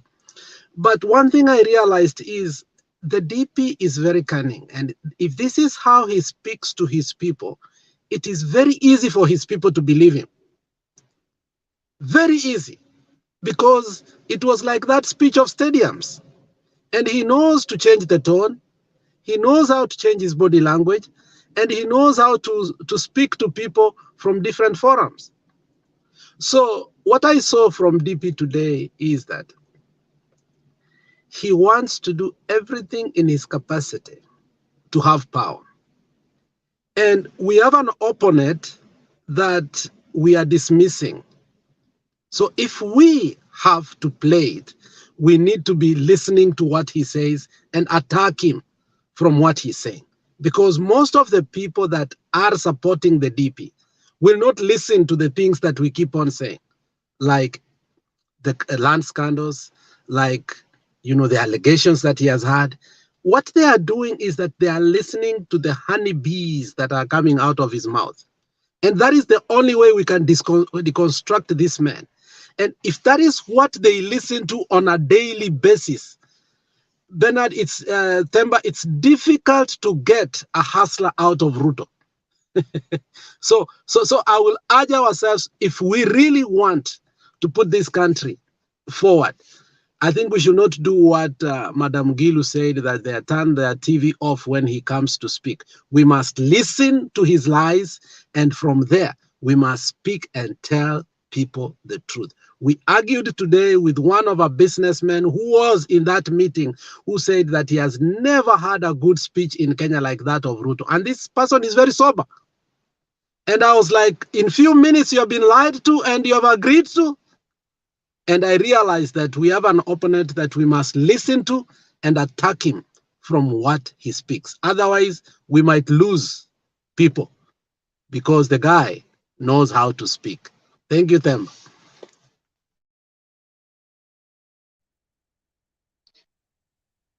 I am surprised, but this is how I'll communicate my surprise through a story. There's a guy who decided that he was going to research and follow on to prove that there's no God. So he went to study Christianity. By the time he was done with the research to prove that there's no God, he was a pastor preaching. What is the moral of my story? There's nothing new the DP can say right now. Nothing. Nobody can tell me that. I would want someone to come with evidence and tell me this is what the DP said that was new, that he has never said. Nobody, not even you, Alex. Nobody. That is me. And so I'm glad you said that. There's nobody that can prove to me that the DP said something new that was so different from what the DP has been saying all along. So I want to respectfully disagree with the assertion that the DP gave a very. I cannot stand waste time listening to him. I cannot. In fact, I've not even watched him talking. I cannot stand a liar. You look at the DP giving a speech. Look at DP's speech in 2007. If you want to look at Ruto giving the perfect speech, don't even look at what he said today.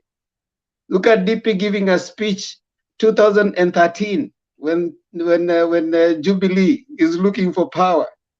Amazing speech. Look at DP promising stadiums. The best speech. But what has happened a few years later? You cannot listen to a liar and come out and say that was the perfect. I cannot. I mean, what I said is this, and I want you to listen carefully. What I said is this. Let me finish, Alex. Wait, Alex. I don't have to know how whiskey tastes for me to talk against it. I don't have to take Bangi to tell you that Bangi is not good. I don't have to go to a pub. I don't have to be a witch to tell you how wizardry is not good. I don't. But that is me. Of course, Wangira may have a different view. Wangira, karibu. Mr. Themba, how are you? Good, sir. How are you? Fine. It has been a while, eh? Yeah, it's been a while. We haven't met. Karibu. Asante sana. So, to understand the DP, you need to revisit our 2010 Constitution. And first, before I quote our 2010 Constitution, I'll use the military to describe the operational structure of any organization.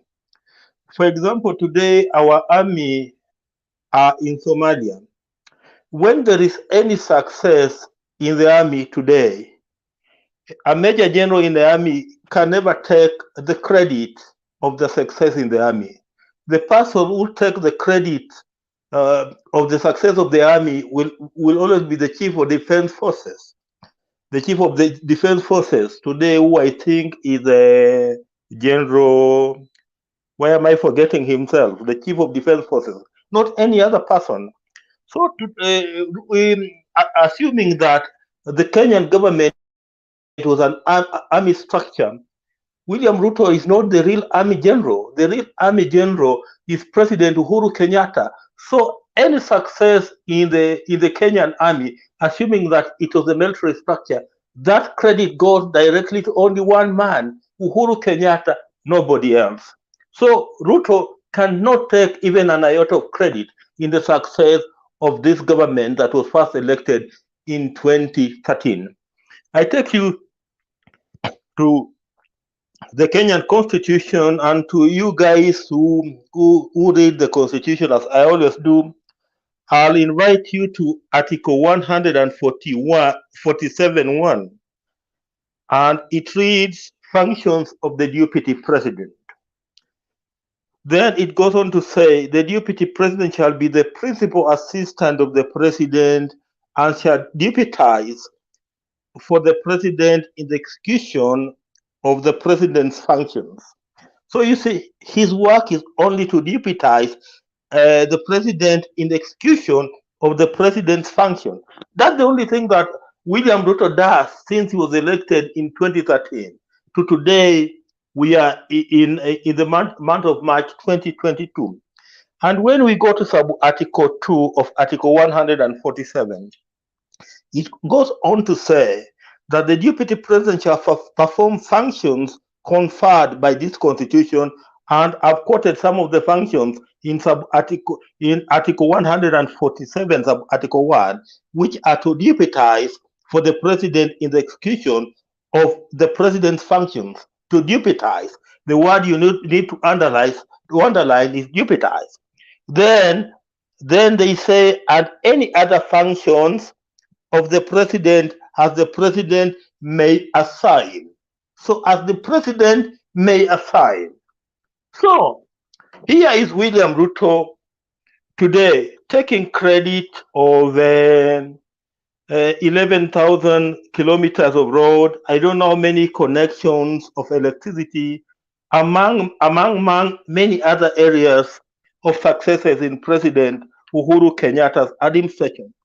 Then he moves on to blame executive order number 1 as the reason why perhaps the second term of President Uhuru Kenyatta didn't deliver much, when President Uhuru Kenyatta himself has told us that he delivered more in his second term than he delivered in the first term.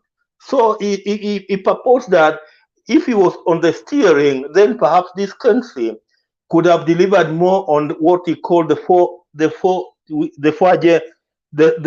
big four agenda, that he now purports that Uhuru Kenyatta never delivered anything on. So just like my brother Temba has tried to explain him through his analogy, you know, we are dealing with a guy who could be a sweet speaker, and I want to agree with Alex that he is a sweet speaker, and we know even Satan was a sweet speaker. But when you look at substance out of whatever he's talking about, you don't get any substance at all. There's no substance even in his speech today to the Kenya Private Sector Alliance, you know, as much as he's flowered in very good words. But on substance, it's zero, totally zero. And I agree on that point with Temba, that is totally zero. So this is a guy that you don't need to dwell so much on his flowery words, but try and look for the substance in his speech, and you'll actually get zero substance. That's all that I have to say, Temba.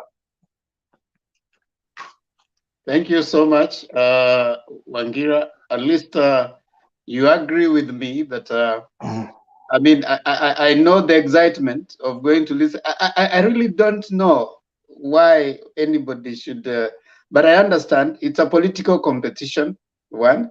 And those people who are supporting Kenya Kwanza on the comment section, don't worry, that is just Temba's opinion. You can listen to you can listen to the DP. I mean DPP Temba. That is what Democrats know. We don't have to listen to him. You listen to him. I mean, there are many churches in Kenya, and everybody goes to church on a particular day. Kuna ule anapenda Pastor Ng'ang'a, Is he called Nganga, the one that hits people? And they still wake up and go to church. For me, I can't start church. Kuna ule wa 310 pia kuna wale wanapenda hiyo. So you wake up, go to your guy, listen to him. You might like him. I don't have to listen to him. Personally, I don't listen to the deputy president. I don't listen to someone who can blatantly take advantage of me in terms of lying. Like Wangira is saying, he lies. He lies. Yet, how do you lie? I mean, you who was told in 2017 or in 6 months we'll be giving you stadium. You don't see no stadium. Someone comes to you with stories and you say he's speaking so well to you. Do you want speeches or you want action? You need to choose. If you want someone to give you a good speech, we have better speakers. PLO Lumumba is a good speaker, but he couldn't be elected in Kamukunji. He went and he stood, he couldn't get anything. So if it is about good speakers, we have good speakers in Kenya. We don't want good speakers. We don't want people who can give us promises. You want someone who can actually live by the Constitution in the first place. He's there. He's not living by the Constitution in the first place. His boss is busy working. Him is busy attacking his boss. Why do I even listen to you? What kind of leadership example are you showing other people? What kind of things do you want us to educate our children about leadership? Temba. Yes, sir. Are you getting tickled? Temba. Alex, before you give I know you have a response to that. I see Favor raising his hand. Can we allow him to speak when we come back to you? Favor. Yeah, thank you, Temba, and everyone on the panel. Now, I want to act as a devil's advocate. I'm not. I didn't get to listen to what he said, but except in the news when they passed the news flash. But I concur with the view Alex says. Fine, you may not have sat to listen, but look at the damage it's going to cause. If somebody has not known the other side of maybe what he has been saying before, would swallow the whole information, hook, line, and sinker. And actually, that is the biggest problem we are facing with all their supporters, because then we need to always find a way to deconstruct and damage all the ignorance that is being perpetrated. So on one hand, yes, you may not have the luxury to sit, but you need also to be on the guard, because it's like we are going fishing. So we want to fish as many people as possible that apparently are drowning in this river of KKA. So we want to bring them out so that we can put them in the right leg of the Azimio. So you need to know that and counter it correctly. Otherwise, then you will not have what to rebuttal them if you have not listened. So that Okay, Alex, what is it? Temba, you come from the school of thought that criminalizes association of people in a manner that the enemy of my enemy is my friend and the friend of my enemy is my enemy. Temba, this is politics.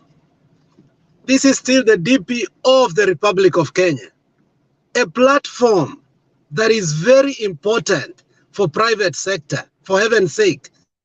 You cannot just blatantly say that you cannot listen to him. Interests are there, and you never know what happens.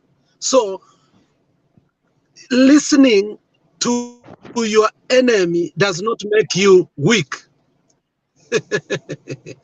It gives you the strength to understand what is going on here. And actually today, it made me understand even further the way he lies, how he lies, and how he uses his pseudo-psychological effect. It is constructive ambiguity, whereby he starts so well that by the time he finishes, he's deconstructing us based on the history that is so sweet. So listening to the DP is not a wrong thing. And as we go forth, we must, because he has indoctrinated the people to a point that if you are to help them, especially the demographic between 18 and 27. If you are to help these people, you must know how to deconstruct the DP through the history that is embedded that he was giving. What I said was, not that I liked his speech, what I say, it was so perfect in lies that anybody who is not careful will buy it.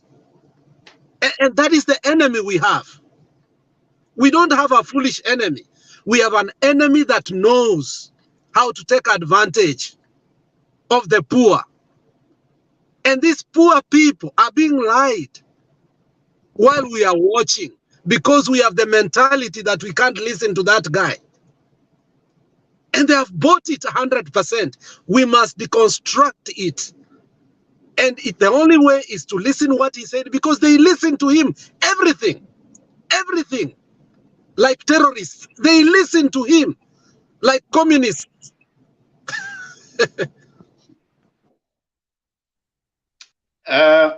First, I want to get you off. That's not my school of thought, not at all. If anything, I'm one person that listens to listen to even divergent view. I come from this school of thought.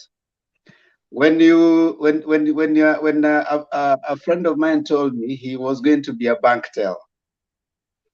Now, when they were going to be taught how to notice, counterfeit from real notes, they were repeatedly exposed to the real notes. They were never exposed to the counterfeit.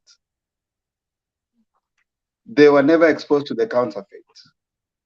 They were conditioned enough to the real note to the extent that any counterfeit could be noticed. It is how much exposure to the truth you have that will make you notice counterfeit. It's not how much exposure to counterfeit. Counterfeit will keep changing. The real one will be the same. So I don't have to be exposed to more lies from the DP. He's given, I can give you 100%. There's no new thing that is said at the KEPSA thing. Nothing that he hasn't said in the last 4 years. And go sit there. You don't even have to go to KEPSA and even listen to that. Just listen to his rallies. It is the same thing. So why should I go listening to the same thing that I know he's gonna be saying? Secondly, I also come to the school of thought that it is harder to correct a broken man than train a child to be good. So when someone is already broken, if you're trying to, it takes more, it's more expensive. Rather train from the word go, the truth. That's my school of thought. What am I saying? Keep saying the truth. Keep saying what it is that stand for the truth. You don't have, personally, I don't have to listen. I mean, if there is anybody today in the 4th year of election has never listened to the DP, then you want to listen to him. What the lies he has told for 4 years, you want to imagine you'll debunk within 4 months. You're dreaming. If this is the time you want to go and sit and listen to the DP to debunk the lies he's been saying for 4 years, the lies he's been saying since 2013 up to now, you want to think you're going to debunk, to listen to him, to a statement he said today and go and debunk. If you haven't come up with a strategy by now to debunk, then I tell you, if that is the only winning strategy that we have, then definitely I tell you, we've lost it. Elections are not won on the election year. The world over, elections are not won on the election year. So one thing I can tell you for sure, while I agree with you, those who want to listen, listen. I mean, it's okay. It's by all means, it's a political time. You listen. But I think it is of what is the wisdom in going to listen to lies? Should I come to listen to confirm that you are a liar? Favor, I don't have to listen to you when I know you are a liar. I have to listen to you again to confirm that you're actually a liar. No, I'm not going to do that. Why should I listen to you to tell me that you're the one who built, I don't know, 10,000 miles of road? Every time we finish the debate, you say we need to speak. If every time we stop speaking or talking, we start fighting. No, So I I agree with don't Alex. know how you can juxtapose that with what you are saying. No, You you're are good. criminalizing associations. No. Alex, stop judging me. Alex, you are yes, Kasudi. Now Let's you let have Kasudi become then. like a Kenya Kwisha. You have become like Kenya Kwisha. Now nobody's judging you. Nobody has taken you to court. You are still not guilty, but you are Kasudi. criminalizing association. Alex, ngoja kwanza. Ngoja wewe. Temba, Yes, Kasudi. Alafu nirudi kwa Wangira. Ngoja kidogo Wangira tusikie I'm Kasudi. with you. I'm with you 100%. I don't subscribe on that channel. If I know that this is wrong and you are keeping on every day, why? Mbona. Kwa sababu, the more you continue to entertain a liar, at the end of the day, you will be tempted to try even you once. Hey, wacha hata pia mimi nijaribu nione kanaenda aje. So there is no need. Mimi wacha nione kwa watu wengine wale wanasikizanga wakitrend basi hizo ndizo tunaangalia, but to listen no. I don't subscribe on that. A liar is a liar. Na huwezi utamtakaza na damu ya nani? Hiyo kwanza anafanya kazi ya baba yake, hawezi akabadilika. Kasudi, did you just say that you rely on trends? No, as you have said. Sasa si nimekusikia wewe ukisema hapa, umemsikiza. Sasa si nimepatia hapo. Are you getting the point? Nimekusikiza wewe ukisema, ulimsikiza. Ni sasa nimeelewa kile alikuwa anasema. But mimi kuketi chini nimsikize. My friend, no, I can't do that. Nafanya kama Ngilu. Either ni change channel ama nitoke. Hivyo tu. Okay, asante Kasudi. Nyinyi watu wa comment, mbona mna kelele huko chini? Oh, Temba tu Malik. Haya, nimewatumia link. Temba, soma comment. Alex, kuna watu wana agree na wewe huko chini. There are people agreeing with you, but the others also agreeing with me. Hawataki kusikiza. Kuna wengine wana agree na wewe kama jamaa. Na wewe unajua hao ni watu wa Kenya Kwisha. Wanataka usikize nini yao. Ni sawa tu, tunakubali. Endeni mumsikize. Enda msikie vile anawaambia amejenga sijui reli ngapi, barabara ngapi. Enda msikize anasema ameunganisha stima. Aende usikize akisema ya kwamba handshake ndio iliharibu kila kitu. Enda msikize akisema ya kwamba Kenyatta ndiye alifanya asifanye kazi. I mean, who sits for 46 minutes to hear that? Yes, Wangira. Oh, Mr. Temba, I want to agree with you, as I'll also agree with my brother Alex. Let me start by saying that, Alex, I agree with you that to flag down lies and debunk myths, Mr. the only Wangira. way to... Mr. Wangira. Wacha kuwa an apologist. Wacha kuchukua middle ground. Kama una agree na Alex, agree na Alex. My brother, allow me to finish, my brother. You know, just let me put my point forward, and you'll see where I am. So I was saying that to flag out lies and to debunk myths, the only way to do that is by listening to whoever that is transmitting the same. So the only way that we can debunk the lies and myths that William Ruto always talks about is by listening to him. And again, Temba, I also agree with you that, especially using your analogy of the bank teller, that if you are used to the truth, then it becomes very easy for you to always flag out what are lies. And to majority of Kenyans, let me tell you, Kenyans, irrespective of their social and economic status, are very enlightened people. From that guy you call the Mama Mboga or the Boda guy, these are very enlightened people, especially when it comes to our current affairs. And that's why they are very, very quick at flagging out what they think is a lie. For example, William Ruto has been spewing out lies on and off, on and off. And always ordinary, very ordinary people have been in a position to flag them out. For example, when he talks that I'll do this, they will ask you, but you promised us that you'll do another thing, and we never say, so you do it. For example, he promised the young Kenyans, when he was promising the young Kenyans that he was going to ensure that they get laptops. My young boy was, I think, in class 2.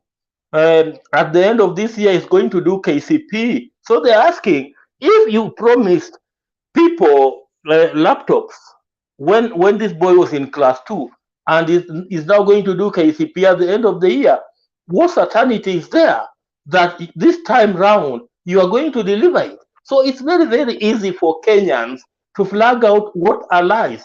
And that's the reason why I think William Ruto's numbers, even through the opinion polls, are now going down, because ordinary Kenyans today are they are very quick at flagging out what they feel are lies that are being told by William Ruto.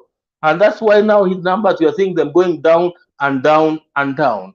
So let us not worry so much about the lies he talks about, because ordinary Kenyans out there will always flag them out. Ni hiyo tu, Themba. Thank you so much, Wangira. Nimeona umechukua middle ground hapo. Umeagree na Alex. Alex has not told me what is the new thing that the DP said.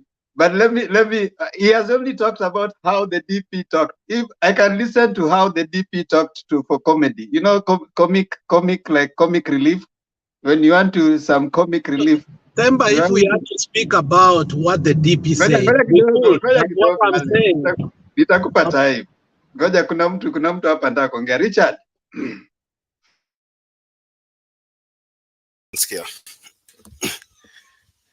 So, can you hear me?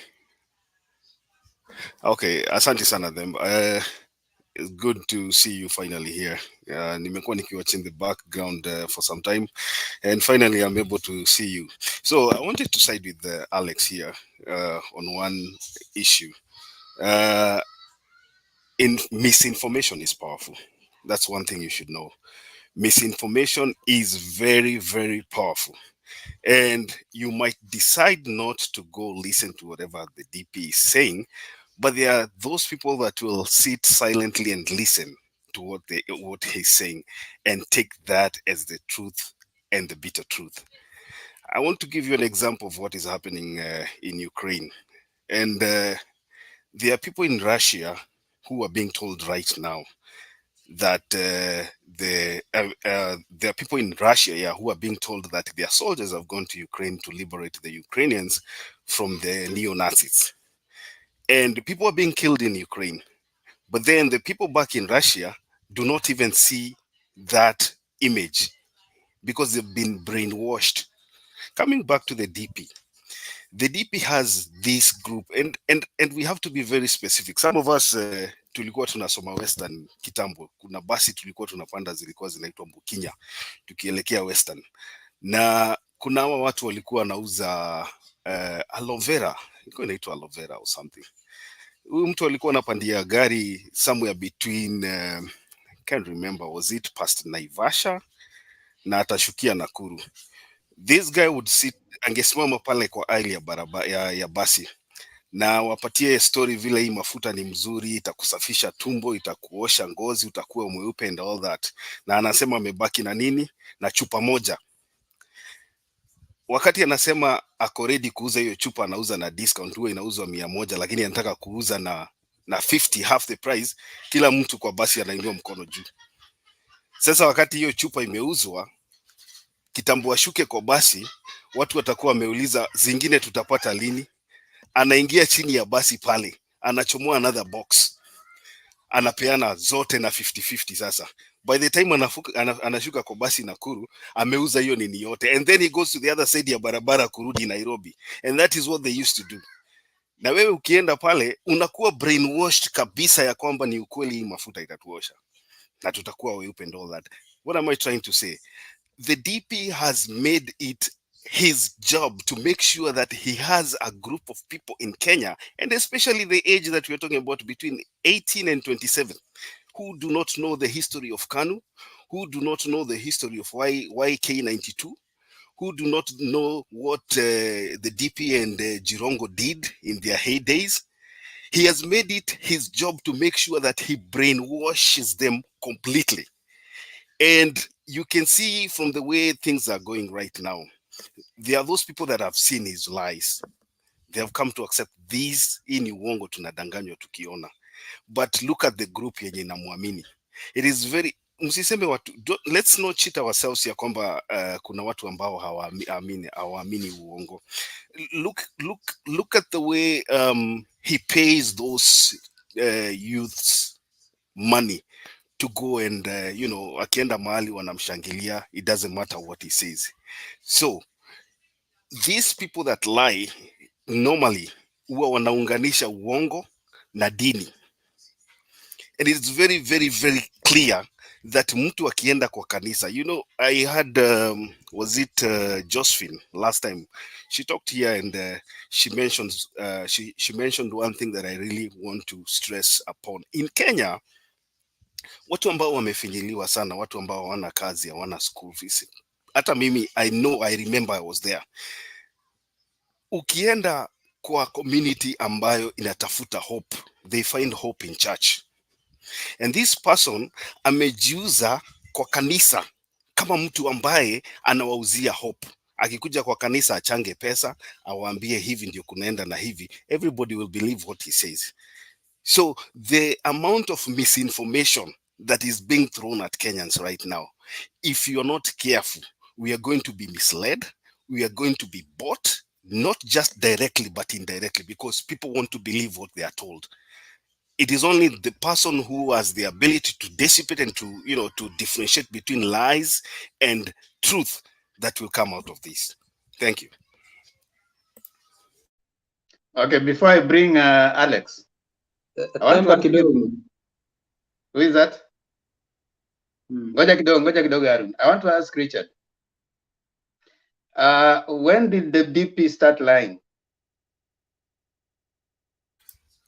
I believe he's been campaigning for a long time. No, when I can't give you a specific year, but I can say since he realized that he wants to become the president, I think somebody advised him, or maybe his part of the advisors told him where the specific target that he can look at, mahali ambapo anaweza rushia watu maneno. So I can't give you generally, I can't give you the time. Okay, generally, of course, there's propaganda in politics. That's correct. This is how you use your propaganda. If you use it well, it can work for you. Now, I want to ask those who are saying it's okay. Right now you need to go listen some more. When did you see the DP saying the truth once?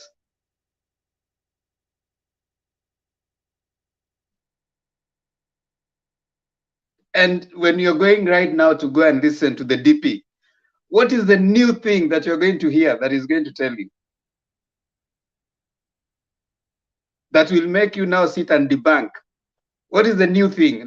I just want to hear a new thing that will tell you right now that you'll sit and debunk. Yes, Martin Deto.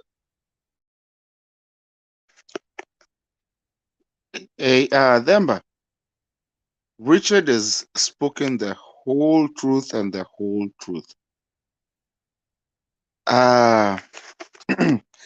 Everything that he's spoken is right to the point, because that's how it all works. And I'm so happy for him coming out to say the things that we don't want to say. Like mi nakujaga hapa nasema vitu.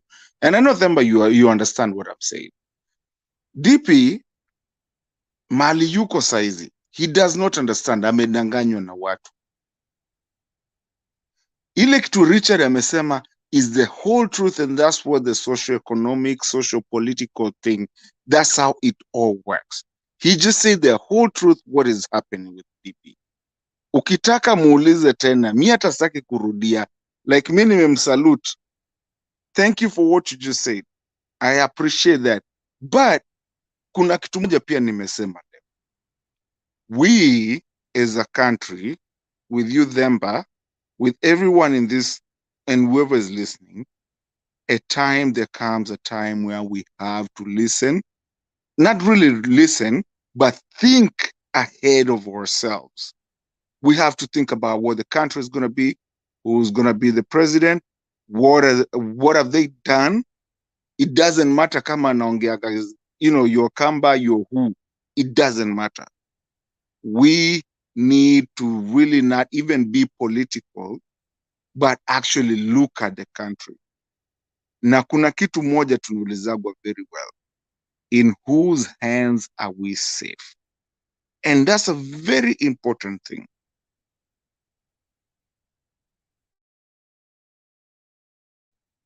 Wayara, you want to respond to my question? I wanted to bring Alex. Alex wanted, oh, no, before Wayara, Harun, there's something you wanted to say. I want to bring Alex so that he can close this for us. He brought this nice engagement. Yeah, Harun. Yeah, asante sana kiongozi na ndugu zangu wote na dada Julia ambao mko hapa na wale wenye wako kwa comment section. Ningependa kusema namna hii. Sisi in fact tulipata nafasi mzuri sana ya kupiga huyu jamaa mapema kabisa, but we lost that opportunity. Wakati baba amekuwa akizunguka all regions akiuliza kuwa je, nisimame, ile wakati ndio tungefanya President Uhuru Muigai Kenyatta alipofanya pale Sagana 3, whereby kuna nini, kuna hizi sijui nitaandarua nitasema nini hizi za sinema. In fact watu wa Azimio wangesema kuwa this is the man ambaye hizi ndio vitu amekuwa akipromise but hajafanya nini, haja deliver to you. So wale watu wenye wale madelegates wenye wamekuwa pale, in fact wangekuwa wanaenda na hiyo wimbo kwenda kwa village. Wakati Mount Kenya Ruto amekuwa akiwadanganya kuwa hakuna jambo lolote Uhuru Muigai Kenyatta alifanya. Juzi tu pale Sagana 3 uliona Uhuru alikuwa na watu wake, then kutoka hapo video zikakuwa played, vile project zimefanyika mpaka watu tukashtuka tukasema ai, kumbe Mount Kenya President Uhuru Muigai Kenyatta kuna vile amefanya projects, lakini William Samoei Ruto akikuja kwa wananchi anawaambia kuwa huyu Uhuru hakuna kitu yote amewafanyia. So hata sisi hivyo ndio tungelifanya, but now hatukufanya hivyo, but still we have got time, because William Samoei Ruto is a very cunning person. Ni mjanja sana. Lazima watu wetu wale ma think tank wakae chini waensure kuwa hizi lies zenye jamaa ana spew zimekuwa disconstructed vilivyo, so that in fact asiendelee kubae watu kupitia kwa hizo lies. Hao wenye already amebae wametosha. Ndio sisi to bring back into the right track. Inafaa all zile lies zenye ameongea in fact ziwe zinapigwa, kama ni kwa mtandao, kama ni kwa television, then kutoka hapo tutaokoa nchi yetu. Lakini vile kunaenda namna hii, manze William Samoei Ruto ni mjanja huyo jamaa. Thank you so much, Mr. Themba.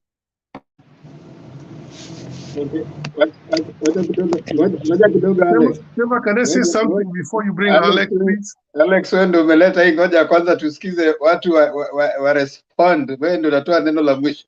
Yes, Wayara. Thank you, Themba. The reason why I came in is because of the conversation that you guys were having. You see, a good leader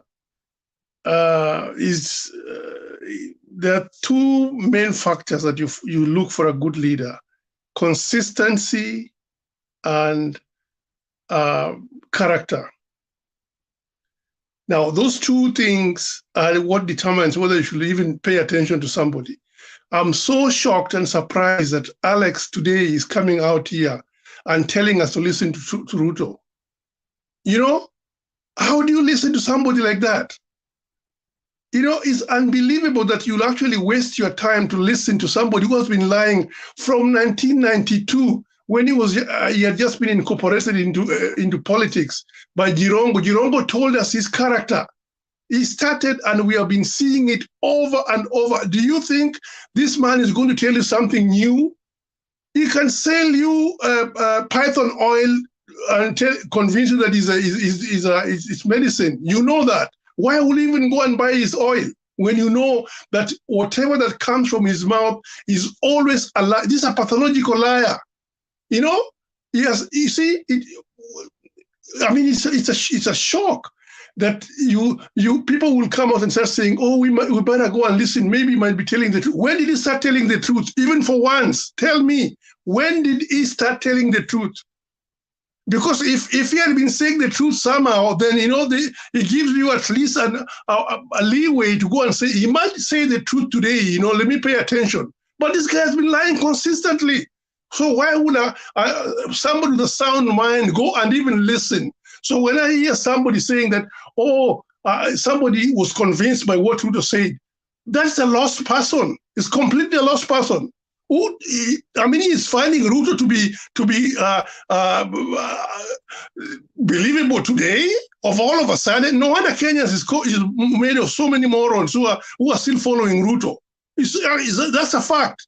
Because if a person of sound mind can go out there, a sound mind I'm talking, and say that Ruto, today he has actually convinced me. What kind of an individual is that?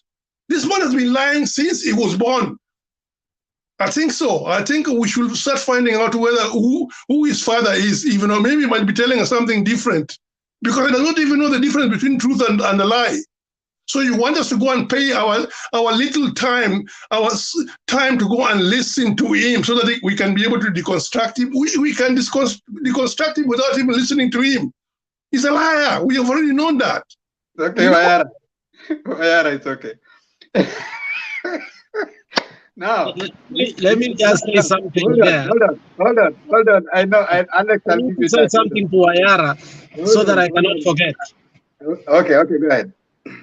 Wayara, first of all, niko na pacifier hapa I can give you to relax. Now, okay, Wayara, let me tell you something. Let me tell you something. Let me park my car and talk to you.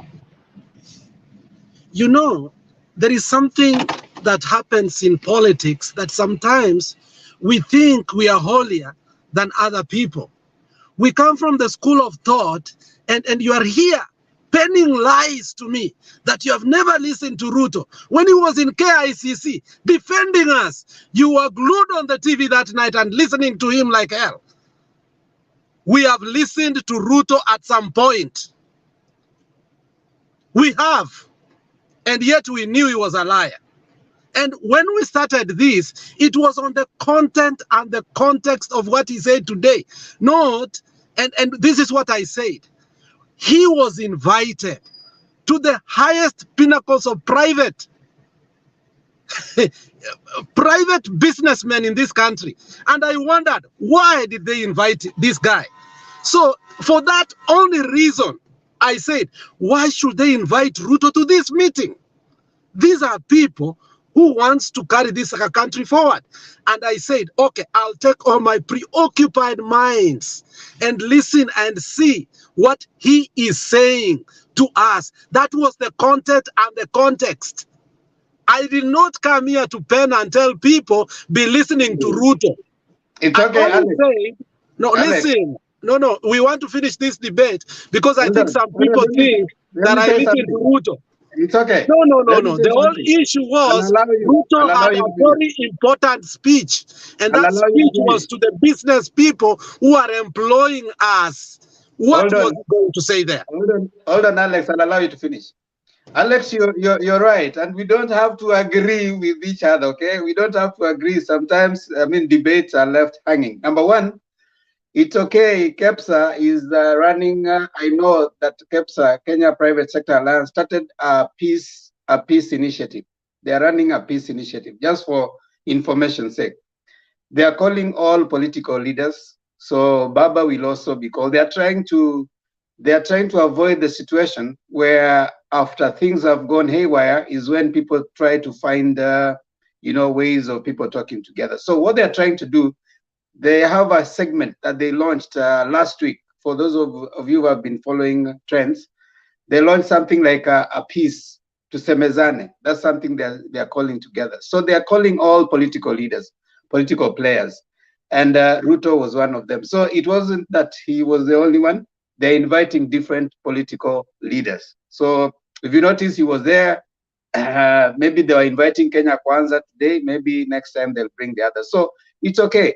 And there's nothing wrong in listening to Ruto. I mean, he's a political leader in Kenya. He's a Kenyan, and he has his own political But following. you guys are criminalizing associations. No, it's okay, Alex. Relax. It's okay for those who want to listen to Ruto. We are simply airing our view. Like for me, I air my view. So I'll allow Alex to finish so that we move on. And Alex, let's wait for Alex to finish his thought. Alex. Yes, Temba. Look, if this is the trajectory that we will take, I think it will be unfortunate. First and foremost, I regard a few people here, not all of us, to be intellectuals. And at some point, I've called Wangira professor. Fidel, I know, is a diplomat. And we do have a lot of problems between me and you about Socrates, because I'm a Plotinian and you're Socratian. So, and you know that. But we cannot criminalize association. The whole point of democracy is listening to each other. You cannot bury your mind in sand and refuse to listen to your opponent, especially where the media now gives free information to everybody. So I think we should open up and understand that even when Tomoji and Ahmed Nasir had a debate the other day on James Smart's show, I was amazed on how Ahmed Nasir is thinking on the de facto issue and the juncture, because even the man himself has sold out his mind because of what? Lies. 2 weeks ago, you saw him put a picture by Tumbi and say, look at the president's rally. And that thing was poached from where? CCM. So you can imagine where we are. Unless we listen and we know what is happening, we can't debunk them. Ahmed Nasir had lied to millions of followers that this is a meeting, and people were so happy. Only to debunk by a few people came about and say, no, this thing is not there. And Ahmed Nasir had to take it out. Why? Some people read, some people looked, some people researched. So if we all come from the school of thought and say we are not going to do, how many people are going to be lied to? And Kasuti said, Haron said our think tanks. So what's the work of our think tanks? To ignore, not to read, not to listen? Why should they listen for you only? You are a think tank, my friend. Don't put yourself so low. You are our think tank, Haron. You are somebody's think tank in Kisi. So don't think that a think tank is a tag for somebody else, unless you want to become semi-permanently literate.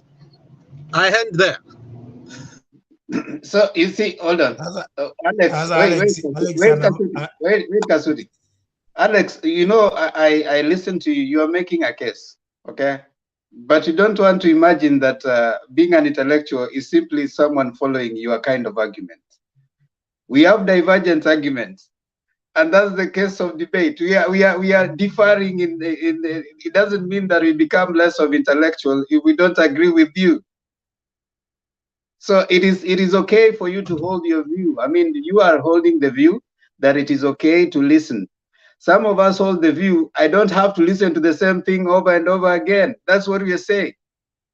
So I don't think if someone has told you today he's selling let's say akakuzia njugu na njugu imechomeka, kesho akuja akuzie njugu imechomeka, kesho kuta akuzie njugu imechomeka, what reason do you have to go buying the njugu again so that to confirm imechomeka?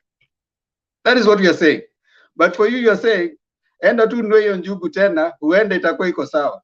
That is what you are saying. I mean, it's okay for us to hold divergent view, and it doesn't make you less of an intellectual, and it doesn't make you less of someone of substance.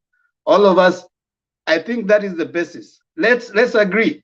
You will hold your view. Alex, we respect your view. You hold the view that it's okay to listen to Deputy President William Samoei Ruto. For heaven's sake, if you wake up tomorrow, go listen again. If you want to listen to the 10,000 miles of roads being built, go listen again so that you can debunk. If you want to go listen to the electricity being that he has already done, go listen again. For us, we hold the view. For 4 years, we have listened to the same lie. We don't have to sit and listen to the same lie again, right? And it's okay. I mean, we are not saying that there's anything bad with that. And again, to Ayara, there's nothing wrong in someone listening to the deputy president if he feels that's his view. But again, let's differ. You know, we differ, we hold different views, and it is okay. There's nothing wrong with that. Doesn't make you less of an intellectual, Wayara. Let me just say something before we get out of here.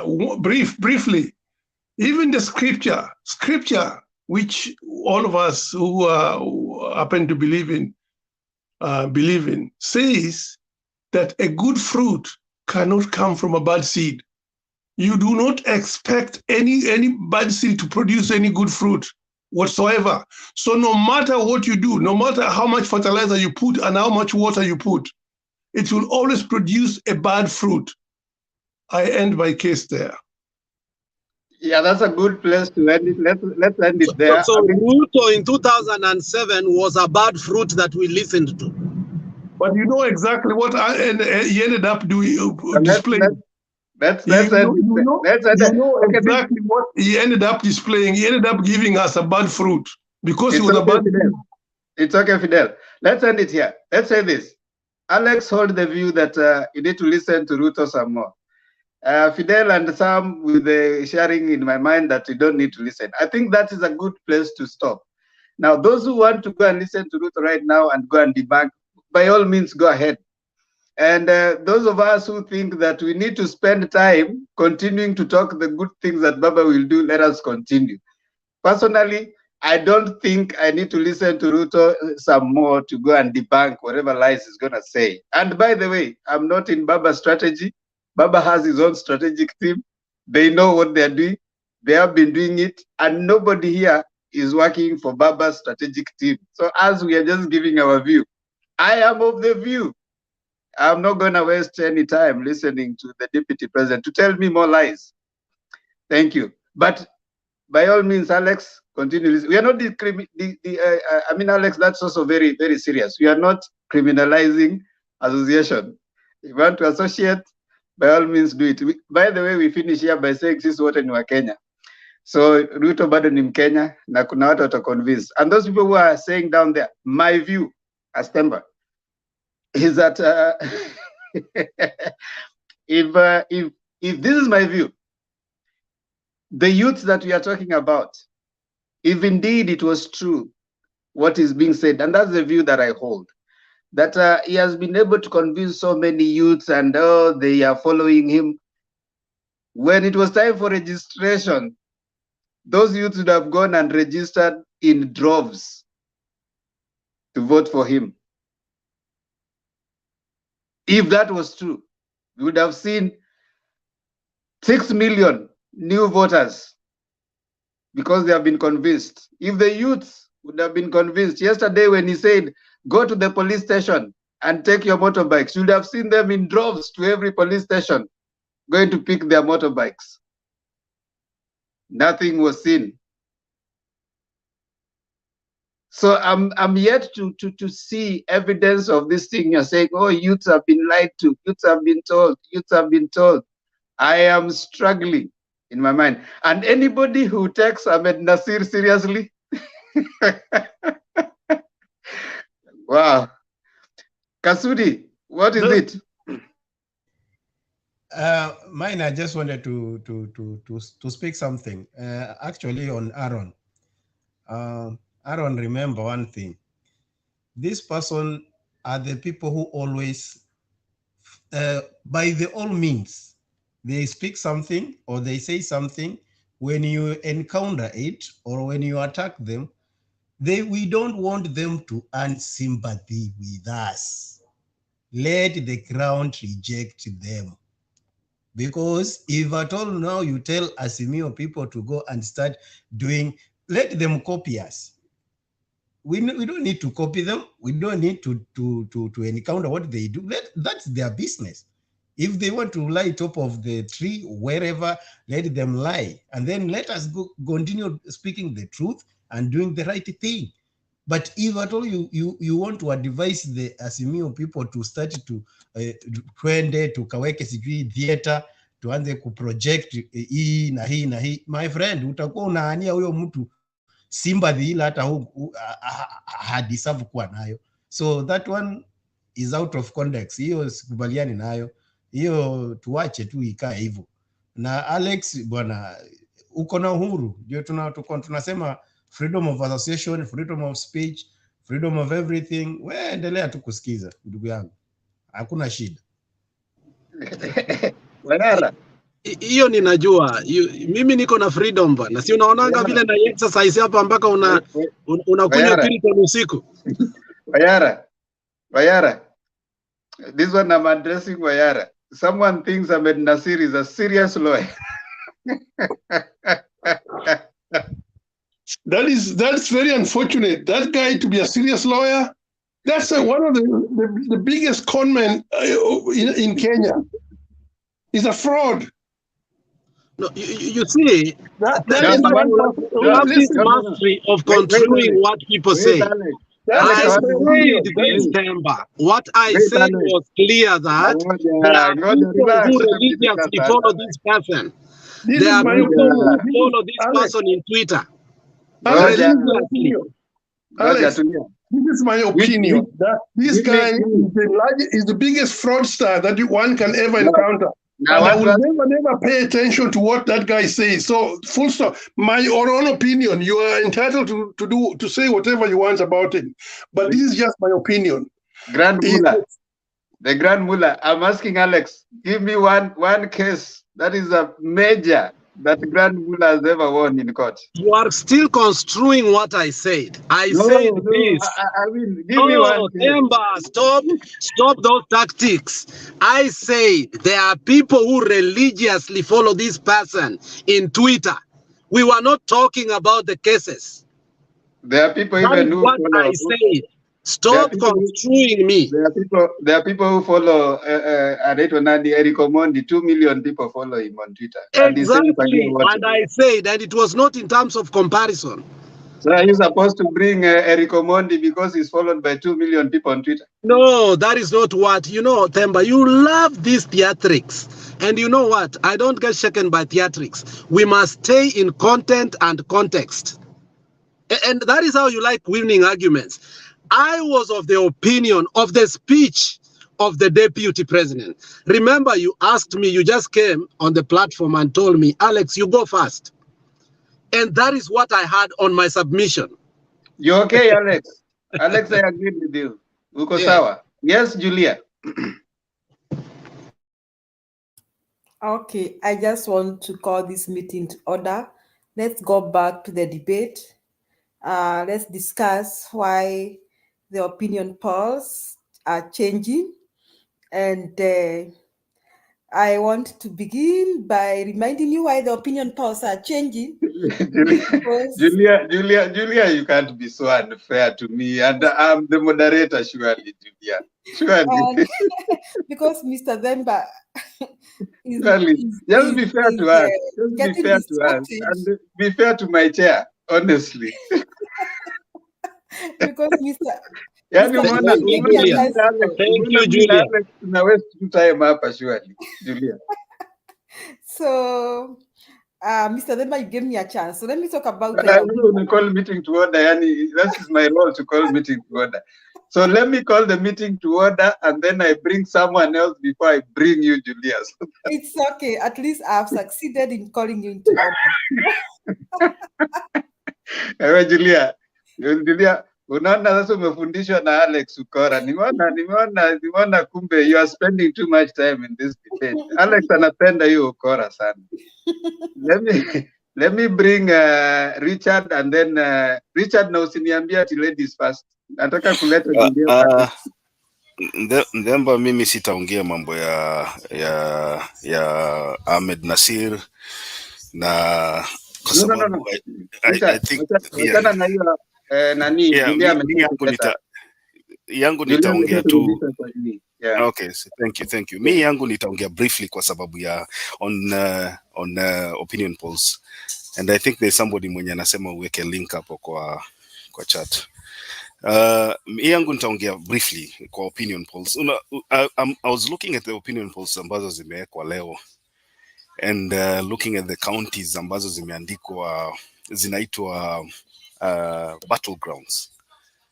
And I think somebody ataangalia kwa hizo opinion polls na ajidanganye, because if you look at counties like Nyamira, counties like Kisii, some counties like Kajiado and Narok, and Nairobi, and looking at the numbers, there's a difference of about, I think, 400,000 between the votes that are given to Raila and the ones that are given to William Ruto. Somebody will be lying to themselves ya kwamba Kisii, Nyamira, Nairobi are battlegrounds. Simply because I'm looking at the number of times Raila has run for president, and I'm looking at how he performed in Nairobi, especially in Nairobi with the incumbent president in the previous election and the other election before the 2017 election. And the difference between how Raila performed, how Sonko performed, and how Uhuru performed, it's really significant to know that the way Nairobians vote is not like any other county. And ODM as a party had a very, very huge following in Nairobi area, even before the handshake. And I believe as we look forward to the next election in August, the combination of Jubilee, which people are saying is a dead party, and ODM will surprise people. That combination of the handshake. Looking at the numbers where the Nation, I think it was in Daily Nation, I'm trying to find where the merits that the Daily Nation is using to classify Nairobi as a battleground, and I don't think there are any.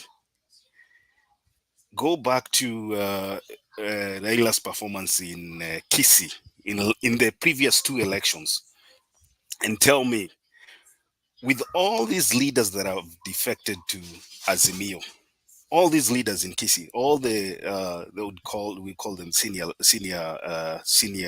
legislators, senior politicians from Kisii, all of them have defected to Azimio, and tell me where William Ruto will find the numbers to make that county a battleground county. So somebody is lying to themselves. And I said here before, and I'll repeat it again. If you're a good and a smart politician, you try to look at where you're looking. You try to look at where you are performing badly. It is very bad, and it is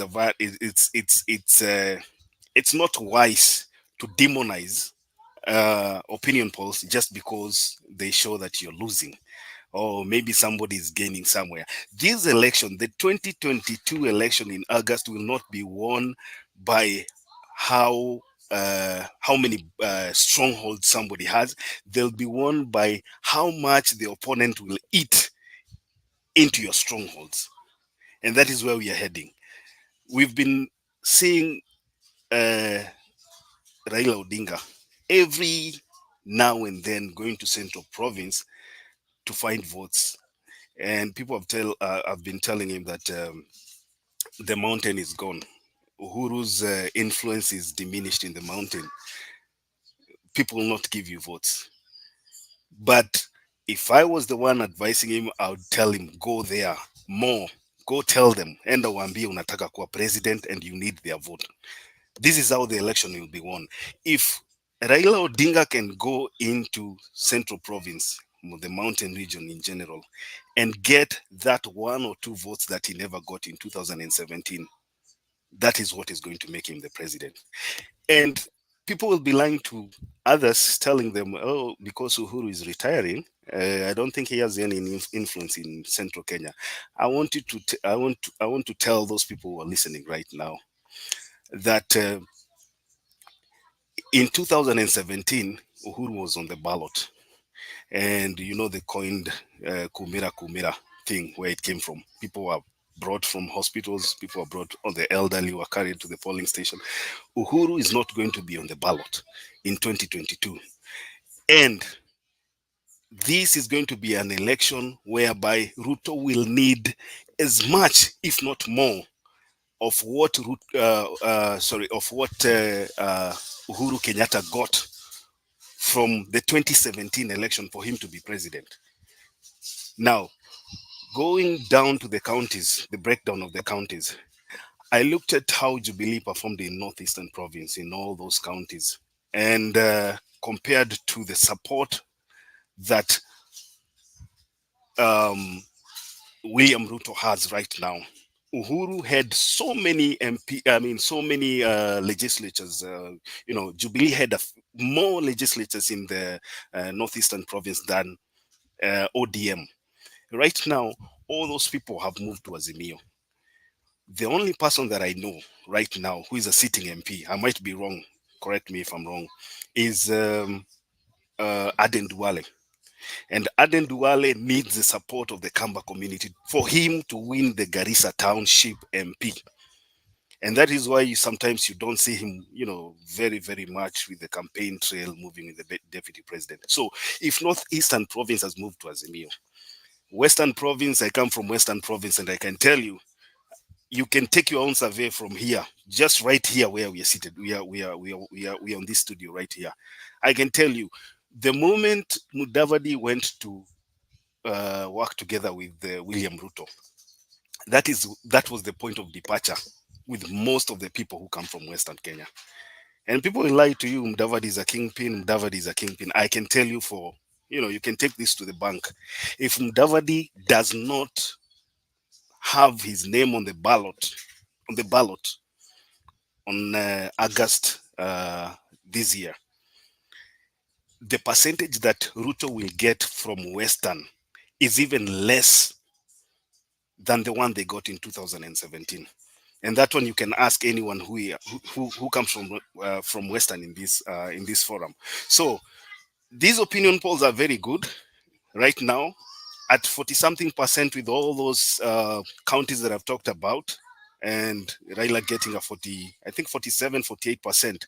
That's a good show. And it is a good thing because when the year began in January, we looked at the numbers, he was in, I think, the 20s. And right now, his trajectory is up. He's climbing, slow but sure.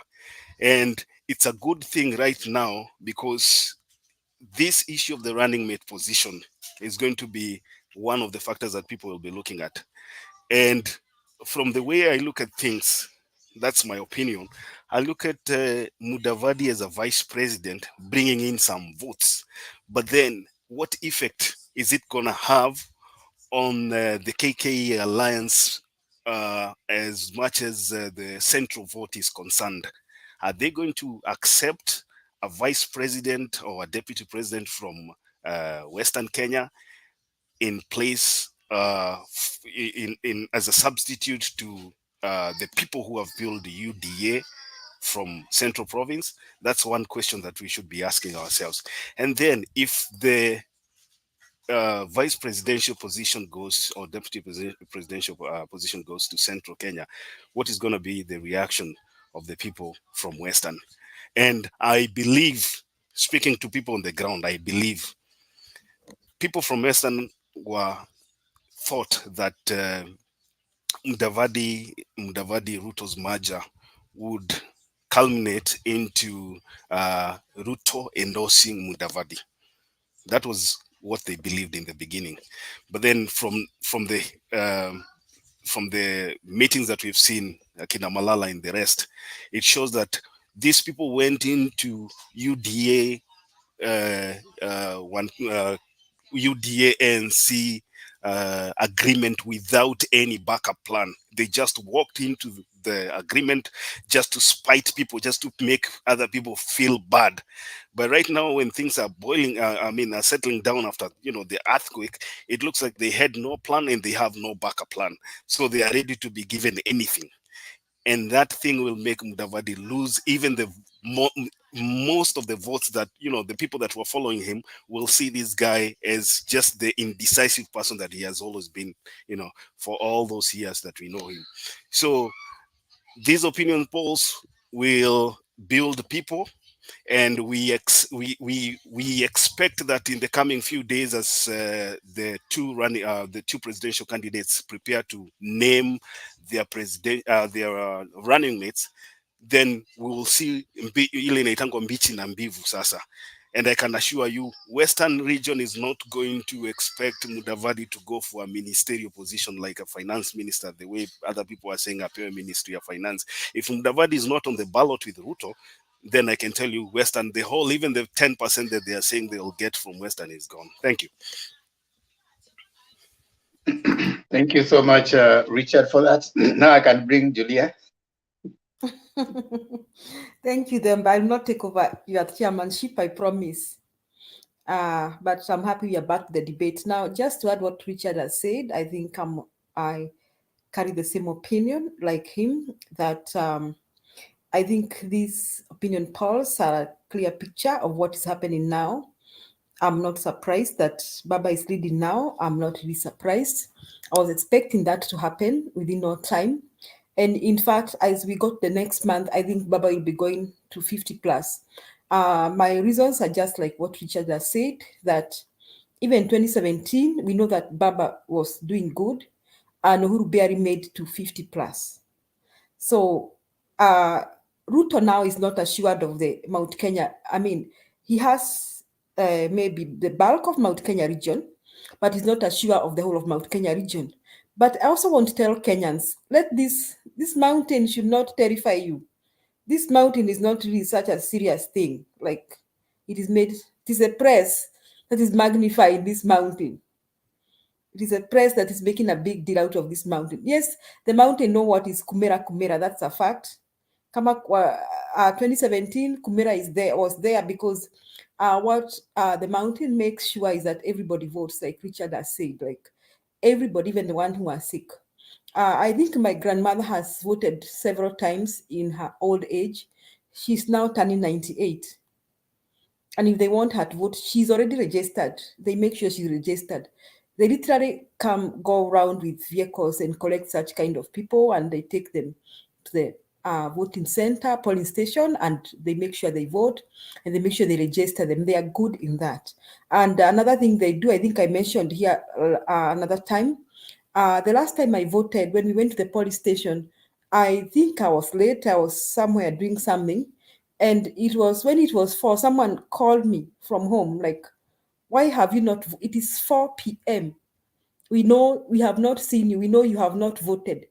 They take it upon themselves to do a roll call. Like, tunajua Kasuti anapigia kura kwa hii shule, na baba yako anasema hajaona Kasuti. Baba yako anaambiwa, hebu tafuta huyu mtoto wako ako wapi? Why is he trying to make our man lose? That is how far they go. That is how much they do. They make sure that they do close to over 80% turnout. However, I don't think that may happen this time.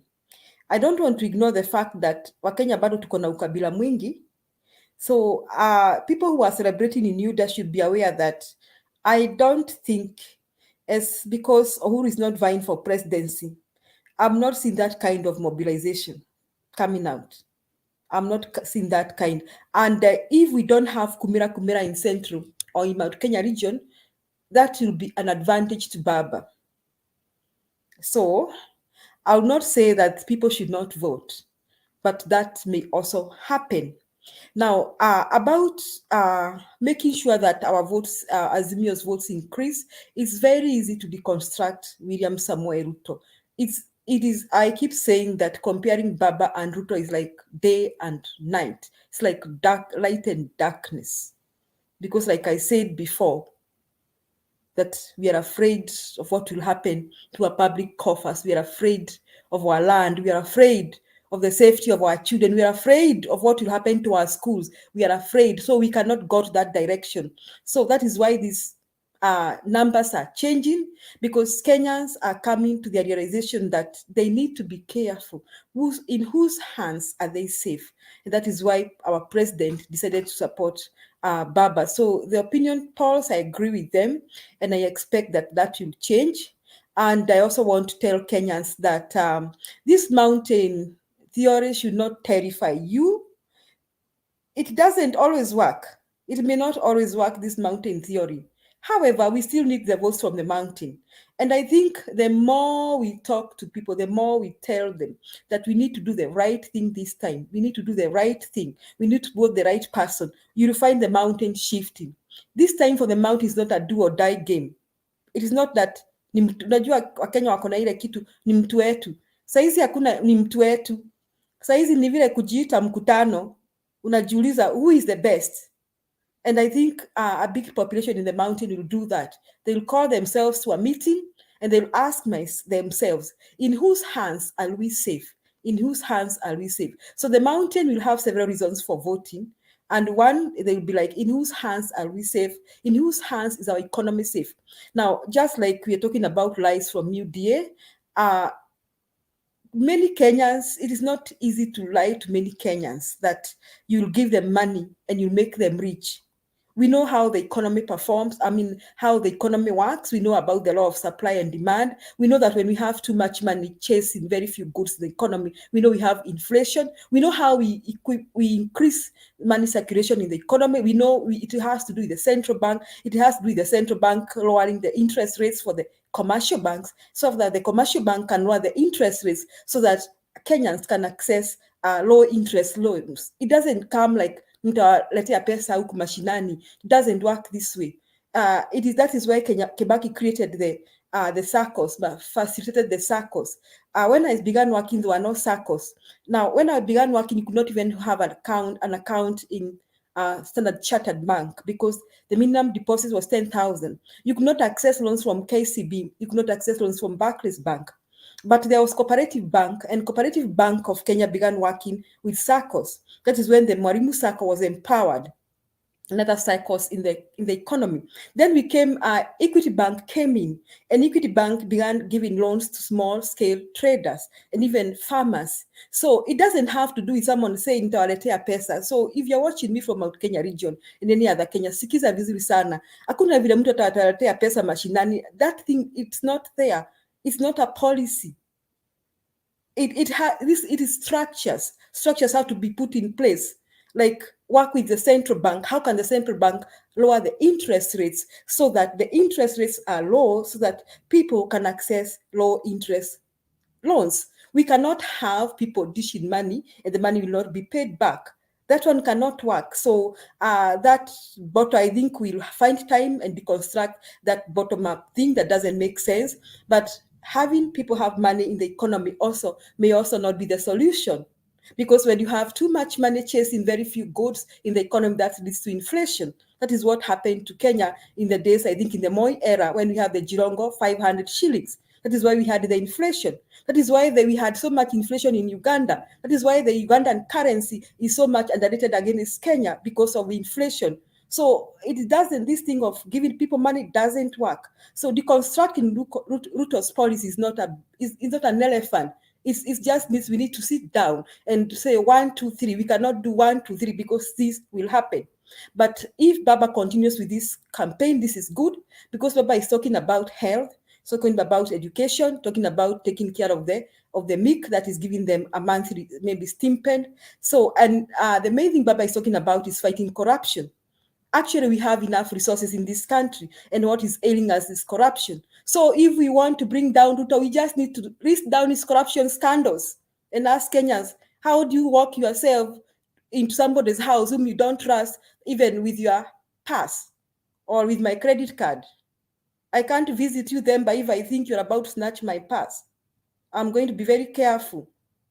I may have to acquire a gun because you may snatch my pass. So Kenyans need to be told that it is not saying I'll give you money. It is putting the right structures and bring down corruption, and then looking at other things like health. How can Kenyans afford low-cost health services? And number 3, that is costing Kenyans the education. How can Kenyans access free education? And if we continue with this kind of clear policies, Kenyans are not dumb. Kenyans are not idiots. They can see that, they can feel it, they can hear, and they can understand what we are saying. And you'll see Baba's opinion polls going up. So people from Mount Kenya region, naomba mvuke sakafu, kwa sababu niliwaambia jana na juzi na nikawambia, we are not used to being not in the government, and we don't understand how people lose an election. So if you remain in UDA's camp, you are definitely going to lose. So you better join me. Na waomba mvuke sakafu, kwa sababu sisi hatujazoea kushindwa,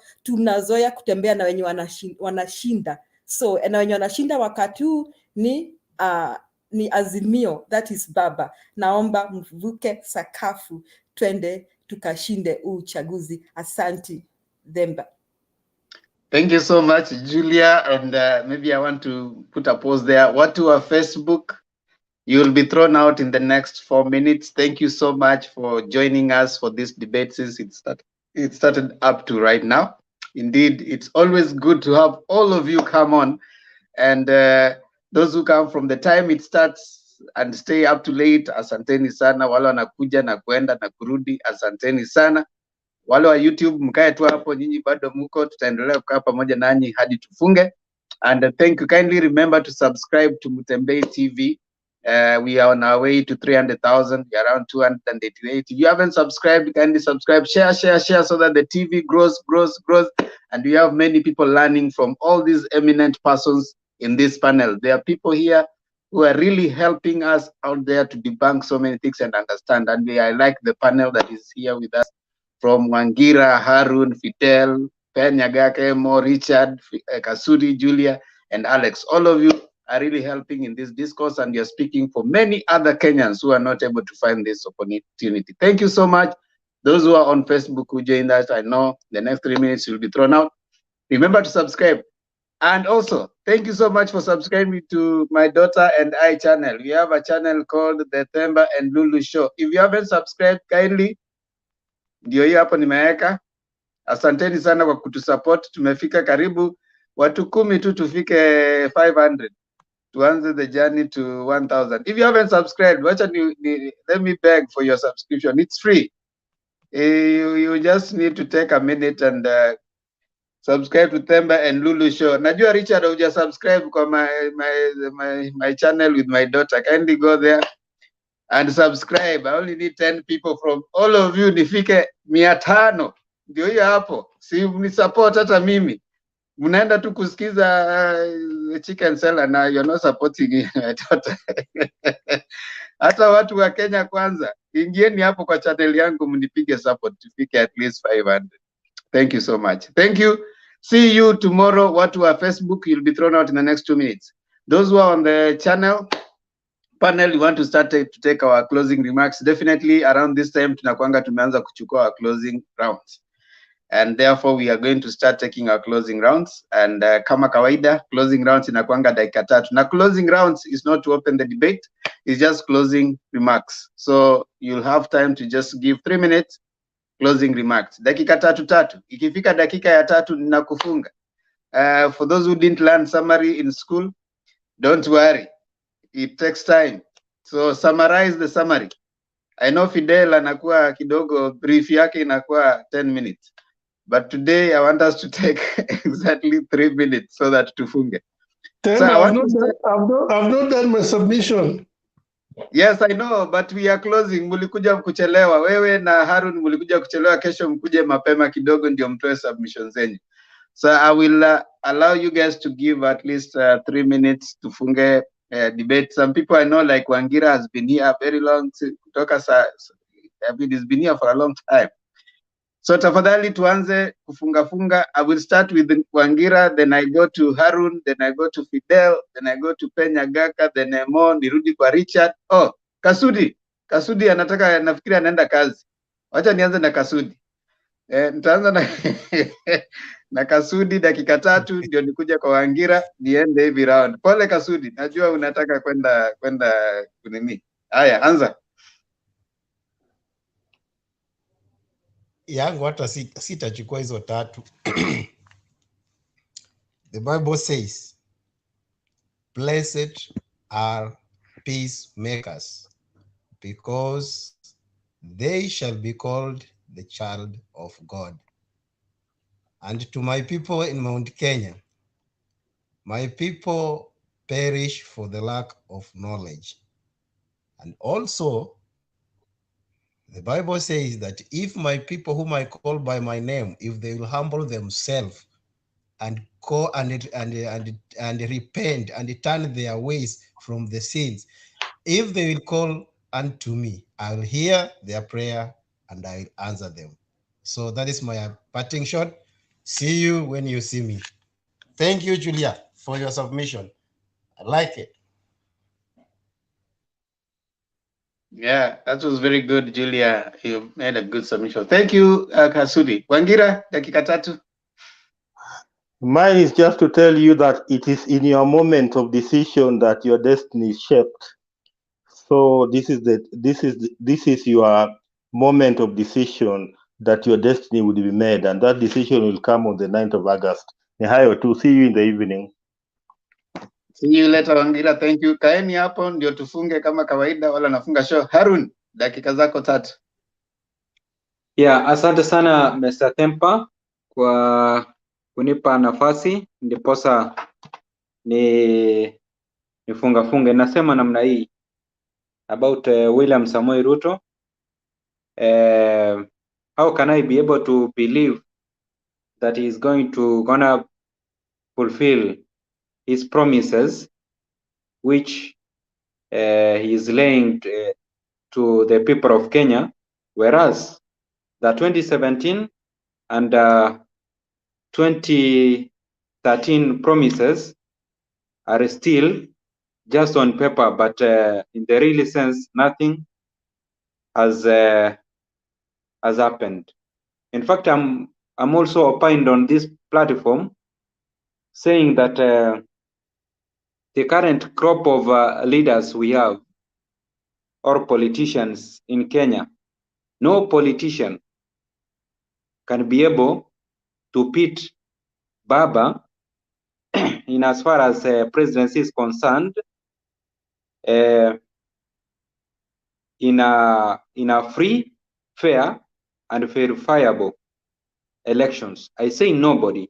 So Baba needs just only this time round, he needs a free, fair, and verifiable elections so that truly he can be able to show the world that most of the time he has been winning, but his victory, always the perennial losers have always been taking it. And in regard of opinion polls, ndio hizo opinion polls ni mzuri na zimeonyesha kuwa Baba already amepita the Sugoi man ambaye ni William Samoei Ruto, ambaye amekuwa kwa campaign for the last now 10 years.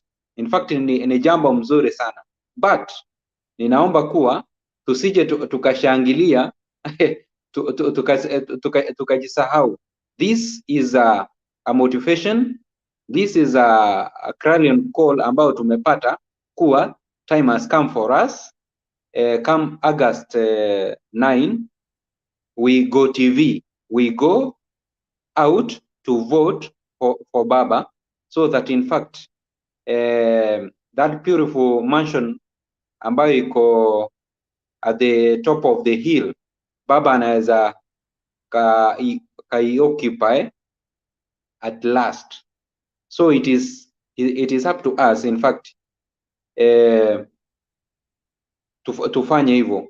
Na kwa wale financials wa Baba ambao maybe walikuwa na hatihati, I hope hata hii opinion poll imewaonyesha vizuri. So I'm urging you kindly, kama mlikuwa mmekatalia hiyo do ya kufinance campaigns za Baba, time has come for you now in fact to oil very well the campaigns of Baba in terms of logistics. Na wakati wa election ukifika, vile Julia amesema, wale shosho, wale kuka, wale ndugu zetu ambao maybe kwa bahati mbaya watakuwa wagonjwa, maybe mtu amevunjika akosi, wanaweza, magari inaweza tumwa pale, watolewe waende wavote for Baba, and all will be very well, because Baba is the very person who is going to bring change in as far as our economy is concerned. I thank you so much, my fellow panelists and viewers. Back to you, my Apple chairman, my Apple speaker, Mr. Tempa. Asante sana Harun. Fidel Wayara. Yeah, thank you, Temba. Just I'll be very brief. I would like to urge the DP, if he get a chance to hear this, he should really camouflage his lies properly. Kenya si wajinga sana. In order for him to go and start lying that everything that development that took place was drawn in his own office in Karen, and yet he never even took the. What about the thing that went bad? Did he also draw them, or those ones were drawn in by Kenyatta in State House? I mean, come on, lie to people, but don't do things like that. He wants to take credit for the good things, but the bad things, no. Yet he's the one who calls himself a mastermind, whatever it is that he calls himself. Voter turnout, and I'll keep repeating it. Azimio now need to focus on going to the ground and rearranging, organizing how the awareness first is the awareness of their voters, and then how they can be able to tap that particular voters outside and bring them to the polls. So that will require them enter the name, because they've got coordinators. Each region needs to have coordinators. They know their ground, who the voters are. They get their names, they get their telephone numbers, organize for them logistics on that particular day, because people still are going to be working, doing their own thing. They need to find a way of bringing those particular people to the polling stations. That's very, very crucial. So if they can do that, that'd be wonderful.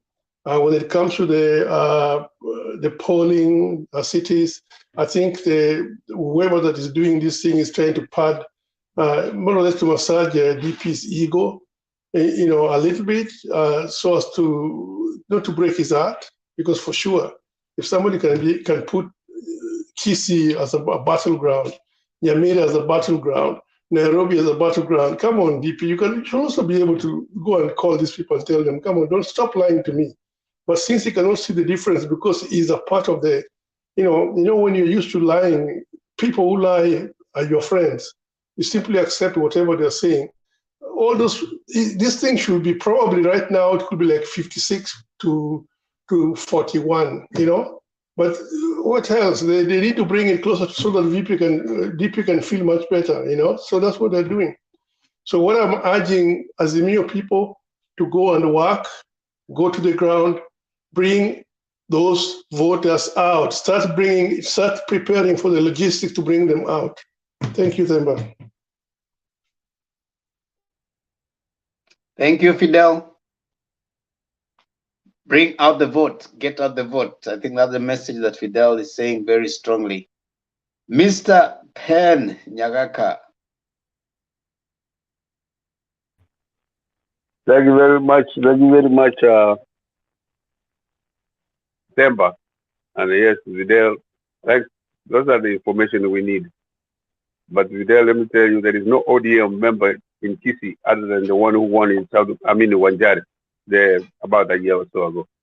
So I will not comment about the mountain very high, but don't comment about Kisi like you know it. Go find out.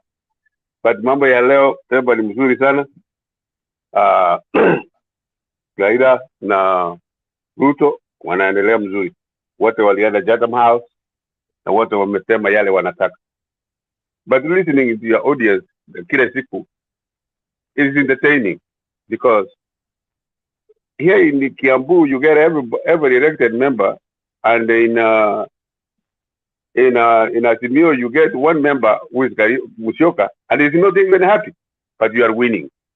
Go figure that out. It's very, very difficult for some of us. I personally speak for UDA, and we are not mad, we are not crazy, we are not like we want to have Kenya get burned down and we're happy for that. No. Kuza zera zenu. Ule atashinda. Bibi nakuja kuwa entertained sana kwa sababu ile negative yote mnasema, even us, we can say anything negative about Mzee Odinga Odinga. So we don't have to do that. Kuza zera zenu. Na mtu kama Alex na wewe, we have to, Ben, we have to. Wacha kutuambia we don't have to. Wacha nifanye vile mimi nasema. You are confused. No. Confused. Listen, wacha niku confuse zaidi. Kama mnakuwa confused na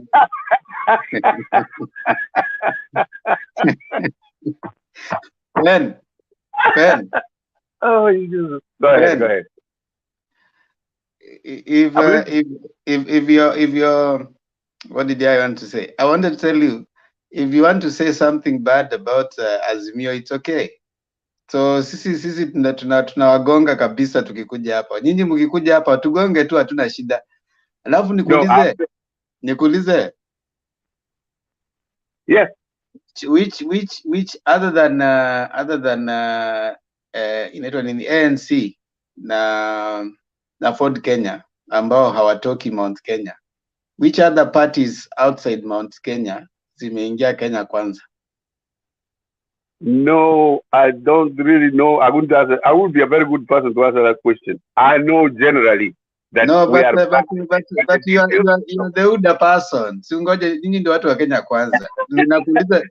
Hiyo umenipatia homework. Ngoja niende kuona. I don't have everything. Yako Pen Nyagaka na mko katika kipenga cha mwisho. Haya, finish. Sasa hiyo maswali unaniuliza, saa yangu unatumia ama ni yako? And when nitoke. Okay, asante sana. I like you guys. Your humor like that makes life better, because when you, like in the West, here in America, you don't have anything to do. So I understand what you're saying, and I really appreciate you guys. Lakini nilikuwa nasema video nilikuwa ya Alex na kina PK. Maze, it is not always black and white. Listen to the other side sometimes. Hiyo ndio nilikuwa nataka niwaambie. Mimi kuja ODM hakuna taabu. I can be there if I want, but it has to be after this election. Alafu niseme Themba mulifundisha hii, mulifundisha hii. Hiyo tu. Lakini hii kutuita majina, hamwezi kutuita majina Fidel, that then mutaka tukuje across, tukuje kwenu. Na wengi vile nimemzoea, lakini wengi wanasema ile maneno mbaya, hata ninaenda kwa kioo najiangalia, ni mimi ama ni mtu mwingine wanasema. So hiyo nilimalizia kusema kwamba hii Chatham House, Ruto aliulizwa, ukishindwa utasema yes. Mzee hakusema kitu, alieba. And this show from today, I hope you tell me whether you accept that you will go home or you will go fight, because we have not heard what you are saying.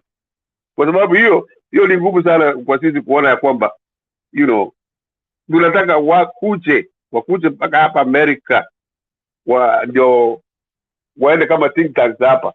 Kama yangu inaitwa Keto Institute, ina deal with international monetary systems and politics. Bila nataka nione kama watakuja huko. Don't lie. It does not deal with money. It's a libertarian policy. What are you talking about? You go look at their policy. Institute is a libertarian policy institute.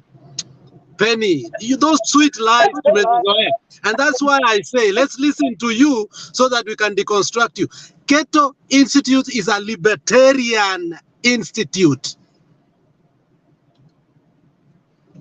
That's part of it. I can't dispute that. It's just like it is not part of it. It is totally libertarian. You are repeating yourself. Hold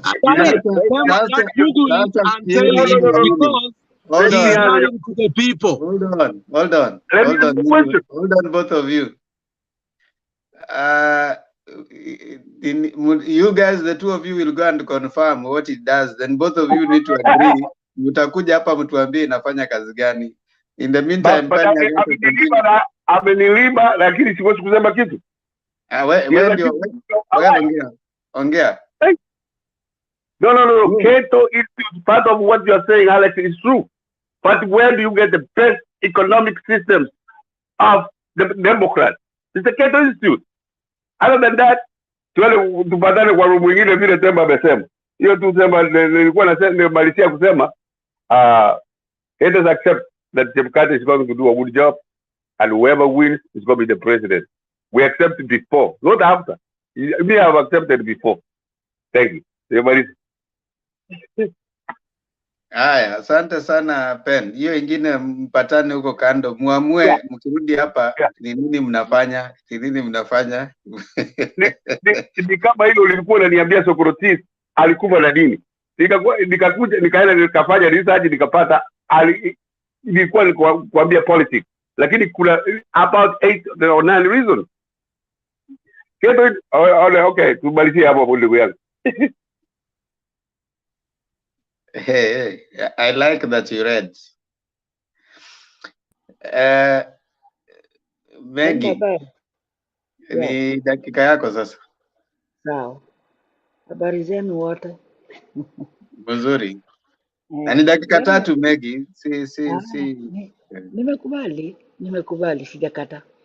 Sasa upe Nyagaka wanadanganyana tu kama mtu wao. Hao watu wa UDA, they really know how to danganya watu. Anajidanganya ati baba aliulizwa juu ya akishindwa amekata. Alisema hivi Pepe Nyagaka, kama atashindwa na elections imekuwa free and fair atakubali. Kama itakuwa ni vile Moses Kuria alikuwa anasema hatakubali. I think he was very clear. Na wewe hukusikia hapo? Mtu wenyu alikuwa anasema atakubali kwa sababu alisemaje? Alisema kama itakuwa ni free and fair atakubali. Si ndivyo? That is what he said. Yes. Lakini Ruto alisema atakubali regardless. Atakubali kwa sababu anajua wanaenda kurig, na Moses Kuria alisema wazi hawa ndio waliiba kura na bado wataibia yeye.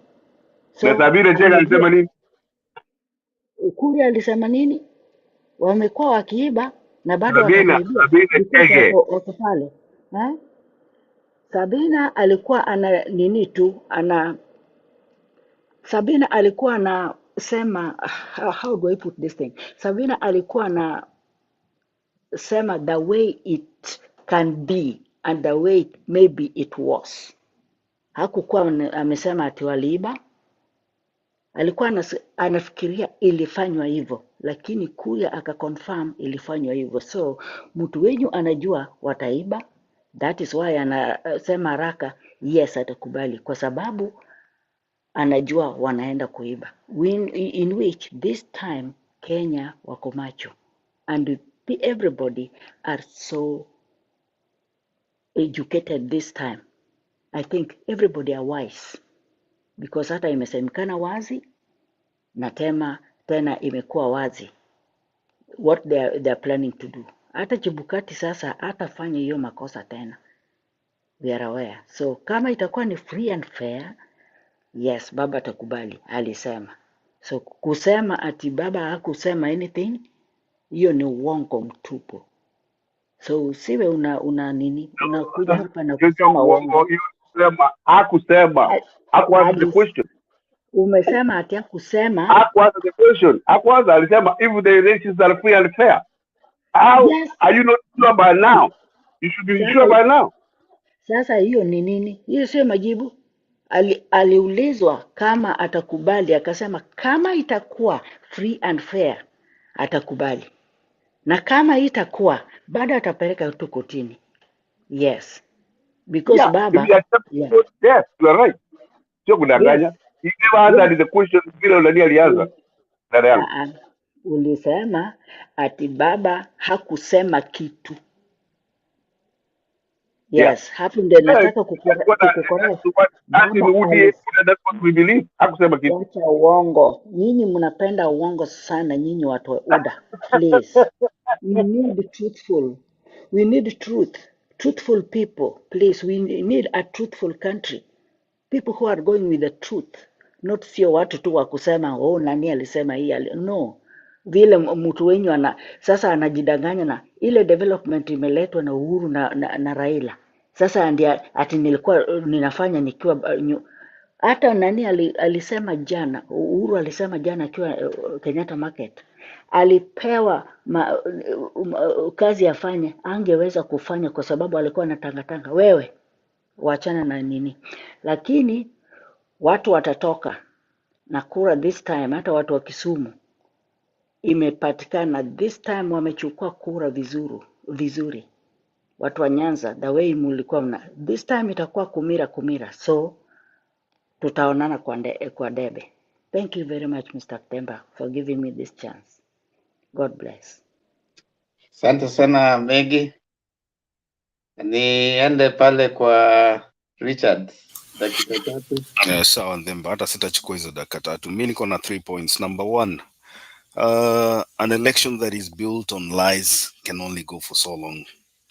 Na wakati watu watajua wanadanganywa, hapo ndio hiyo election campaign itaishia. We've seen that here in the US. Tumeiona na that other guy, the former guy, and we know that's what happens. Number 2, I'll want to briefly just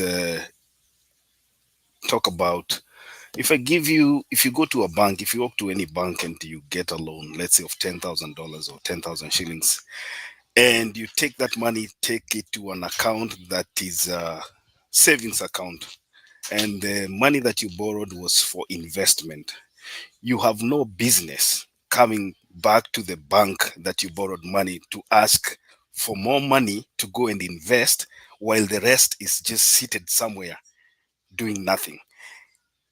William Ruto, Uhuru Kenyatta were given 10 years. They were mandated for 10 years to do their job. Uhuru Kenyatta stuck to the gun. He did his job to the end. He said he's not going to politic.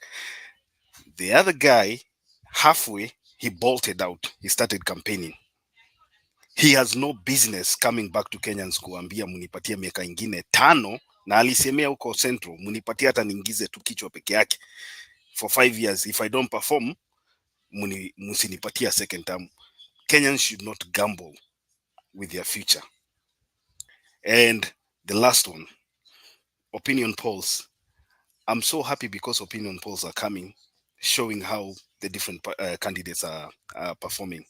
I believe if people are serious about opinion polls, whether people love them or they don't like them, they should build on their strengths in the opinion polls and their weaknesses. I would urge Azimio to look at their weaknesses in the opinion polls. Go to those regions that are mapped out as battlegrounds, campaign them more, spend more money there, send people there, so that at least you can add 1 or 2 votes to the 50% plus 1. That's it. Thank you. Julia, asante sana Richard. Julia, 3 minutes. Yes, 3 minutes. I'm at 2 minutes. So my voice is the 2 groups of people. When you are kwa Azimio kwanza, nawaomba, because this opinion polls will begin showing Raila rising. And I think at one point he may be at above 60. I understand that something happened in America, that when Hillary Clinton was ahead, kind of, she didn't get a good turnout like she should have gotten. So please let us turn out watu wa Azimio this time. Hata kama uelewi kumira ni nini, nitakuwa nikipea na hiyo definition as many times as you need to hear. Kumira ni kutokea nyote, everybody who is registered, na wenye ni wagonjwa wabebwe na magari. I mean, let's make sure everybody votes, even if by the time August comes we have Raila is about 60, above 60%. Sometimes it could be a game to make sure you don't vote. So be careful that this poll sometimes could be planned to make sure you don't turn out. I mean, you believe like your man has won, so now you need to vote. Now, the other side of the poll, that is the political side, that is UDA. Let us be serious. Just in whose hands are you safe? In whose hands are you safe? Naomba watu wa Mlima Kenya, again nawaambia, we don't know what is to lose an election, and it is a long time since we were in the opposition. We cannot go there. Naomba muvuke sakafu, tuunde serikali ya Azimio. Asanti. Demba. Thank you, Julia. The last lady standing in the debate today amongst men. I remember Martha Karua in 2007 in the side of PNU. They said that she was the last man standing on the side of PNU. Yeah. Hata Megi yuko, umesahau Megi yuko. Megi nilikuwa nimesahau. Megi sujitange tu Megi. Hii unaleta MO hapa inanichanganya kila wakati. Megi. Ameenda, unajua Megi anaekanga hapo alafu anaenda kupika. Unaona ameenda. Alex, tupe dakika zako 3 za mwisho. Yeah, it's a good day for Baba. I think I watched the diaspora meeting that he had. I watched the discussions they had. I watched, but I think that it's only the love I have for Baba and the trust I have for Baba that give me the respect to listen to him. Otherwise, all these other speeches, sometimes they make me so hungry, because when these people come to diaspora, we receive them so good. We give them the respect that they deserve. And they promise us tons of things, but when they are in Kenya, I mean, they forget that we are a constituency that must be listened to. And there are few things that we need to be chiseled, especially in our embassies and ABCD. And we should start emphasizing that more and more. The purpose of this is not just, if he comes on a question and answer and they sit down and speak with us, we need to be more serious with them and tell them that there are few things that on the diaspora platform we need. We need especially a representative for us, because in many cases there are things that as diasporian we keep on having problems with facilitation, especially with embassies, so on and so forth. But by and large, the meeting that Baba had was not the purpose. But in the end, we also have to give, because we are a constituency that is growing and ballooning, especially if we have to vote this time around from Gulf to everywhere for the presidential candidate. I think we will matter too. I mean, I think we are significant if people will turn out. So Baba is also coming over here to Keto Institute. It's not whatever Penny was saying is not the truth. I mean, those were sweet lies he was saying. That's a libertarian and public policy, the role of the government and how it should be limited to some areas, not intruding to the bedroom. I mean, that is the libertarian think tanks. That's how they think. So I will listen to what he will say because he's a social democrat. So it conflicts to his subscription, but nevertheless, you know, Baba is Baba. He knows how to palette through those circles. Lastly, even if sometimes we have divergent views, that is the role of democracy. We are not going to agree 100%, and we are not going to disagree 100%. There are things we'll disagree, and there are things we are going to agree. But in the end of the day, we have a nation that we love, and that great nation needs a great leader.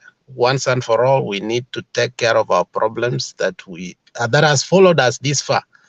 And I believe that the man Raila Odinga is the man who will help us go to the next level, because we are at the periphery. So I urge people like Penny Nyagaga to stop the lies and follow the suits, because they have lived longer than us. They know where this country was and they know how it degenerated, and let them not lie to the younger generation.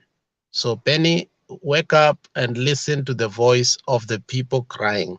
Stop taking advantage of people who do not know a few things the way you and me are. We are more exposed in this country. We know. Alex, yeah. You cannot attack Penny while you're in a curtain. Can you remove the curtain so that you attack Penny? Come on, anakuona. I'm in my car. I didn't want to go to the house, you know, when we were giving our submission. So you can't see me either. No, I can see you. Talk.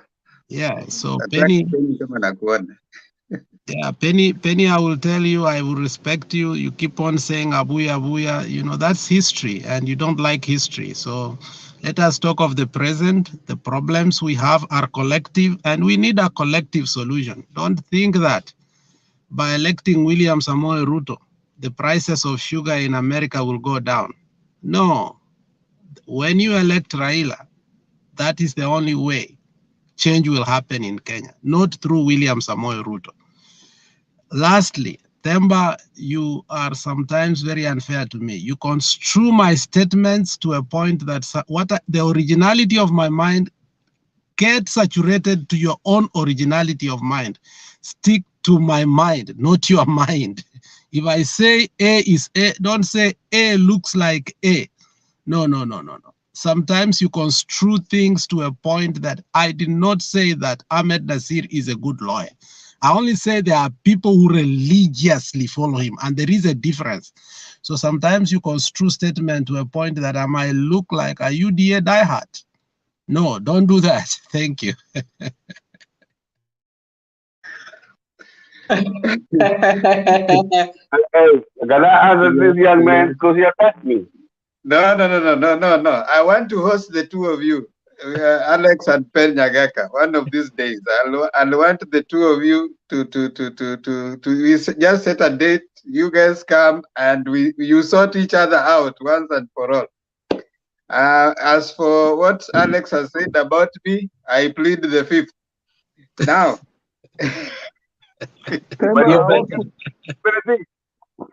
Temba, I also want to say, I want to tell Pen Nyagaka that I know so much about Kisi politics. I have lived there. I went to school there. So please, just understand that I also do know what is going on the ground. I have friends. Okay, that's enough. I mean, I want to host Alex and Pen so that I can see they have lots of knowledge that they can share with us. I want to Alex, get one sentence. no, relax, Pen. I'm saying that the two of you will host you here so that you settle that. You know, there's a debate I kept on looking forward to watch. I don't know if Alex, you ever tried to engage. I think some of this, like I know maybe Wangira and some of you looked forward to the exchange between Professor Ali Mazrui and Professor William Ochieng. I don't know if you guys remember. Very much. Yeah, there was a time they were even saying, because Professor William Ochieng was accusing Mazrui that he doesn't understand anything Africanization because he's lived a lot in the West. Professor Mazrui was accusing Professor William Ochieng that in spite of having known so much, he had been swallowed in the KANU, politics, and he was so much of a Moi puppet, so he couldn't see beyond his narrow. I could look forward to that. So it was a nice academic debate that I always looked forward to, and so I look forward to Alex and Pen one day. Ladies and gentlemen, Ali Mazrui made a movie here in America. Oh yeah, awesome. Now I want to thank you, Alex, Julia, Richard, Wangira, Harun, Fidel, and Pen. It's always nice to have all of us here, airing our views and hoping that whatever it is that we are saying falls in some ears, and maybe someone is going to be informed when they get to 9th of August to make the right decision. But being called a liar is not good. What are you talking about, Pen? The young man just accused me of lying, and he wants us to debate. But how can I sleep with myself knowing that I'm a liar? I don't lie. If anything, I can say some things that I think that they are right, and I could be wrong. And remember, you're one of the people that collected me with the Socrates and what I was applying to. But being told that I'm coming here as an older person to lie to younger people, especially in Kisi Demba, is very, very bad. And I don't like that, Alex. Because no, don't be an ageist. Don't subscribe to the tenant of ageism. When you come here, you do not come here because of your age. You come here because of... don't be an ageist. Okay. I don't like Wazes. Wait, Temba, wait. No. Hold on, Alex. The people who are older. No. Alex, hold on. Thank you, Pen. I mean, your point has been made. You are not a liar. And Alex, I've said both of you. I'm going to have a debate for the two of you so that we can know who is misrepresenting the truth between the two of you. So can we let it rest at that? And Pen, that calls for a debate. Let's see the next time when we come and meet so that we can hear that.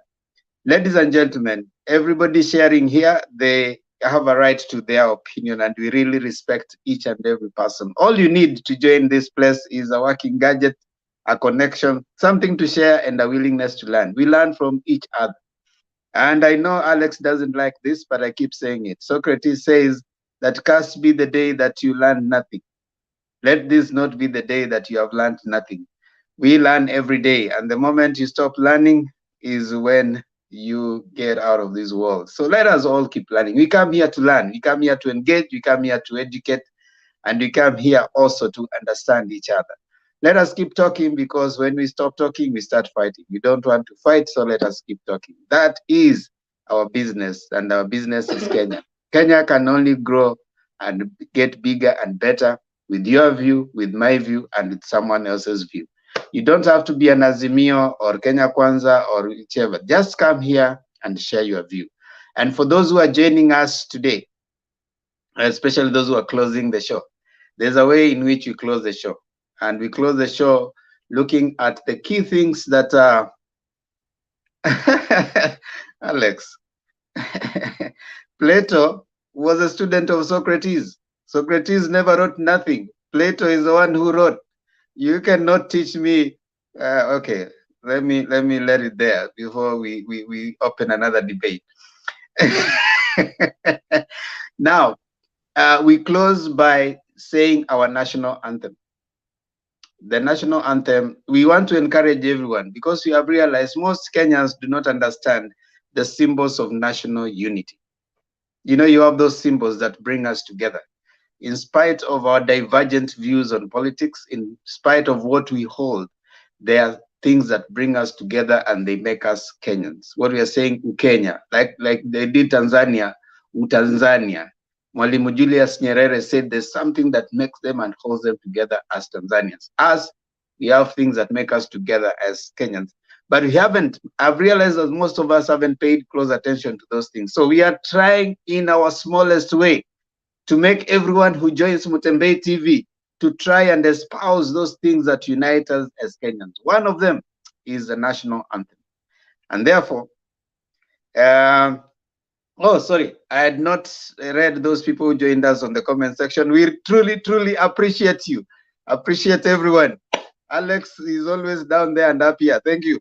Sarah, asante sana. Sarah nasema, thank you for being a good moderator. I really appreciate. Alex may not agree with that, but I appreciate it the way. I know he's jealous, but ni sawa tu. Nyabwansu Fred, asante. Steve Mutumbu, Sami Kambui, Idi Halfan, well, Sahara Lady One, Robert Oino, Princess Diana, siku hizi ametoroka huku juu ameenda huko chini. Julia, unaona Princess Diana alitoroka huku juu ameenda huko chini. Sawa tu. Omolo Koth, asante. Enoch Tanui, Gigi Man ambaye anajua ya kwamba Ruto atashinda, asante sana. I mean, it's okay. It's okay. That's your view. Dan Code, I think, Jumba L, Hillary, and many, many others. We can't mention all of you. Thank you so much for joining us. Now, this is how we do it. Tunasema wimbo wa taifa. You don't sing it. Unaisema the first answer of the national anthem. And all of us here have been doing it. So we want to, the visitors, those who are closing with us the studio for the first time. I know there's Wangira and there's Richard. You guys are closing with us the studio for the first time. So tafadhali, munaisema kwa Kiswahili, sio kwa Kizungu, na hamuimbi naisema. So I want to give Wangira the challenge. Wangira, tafadhali.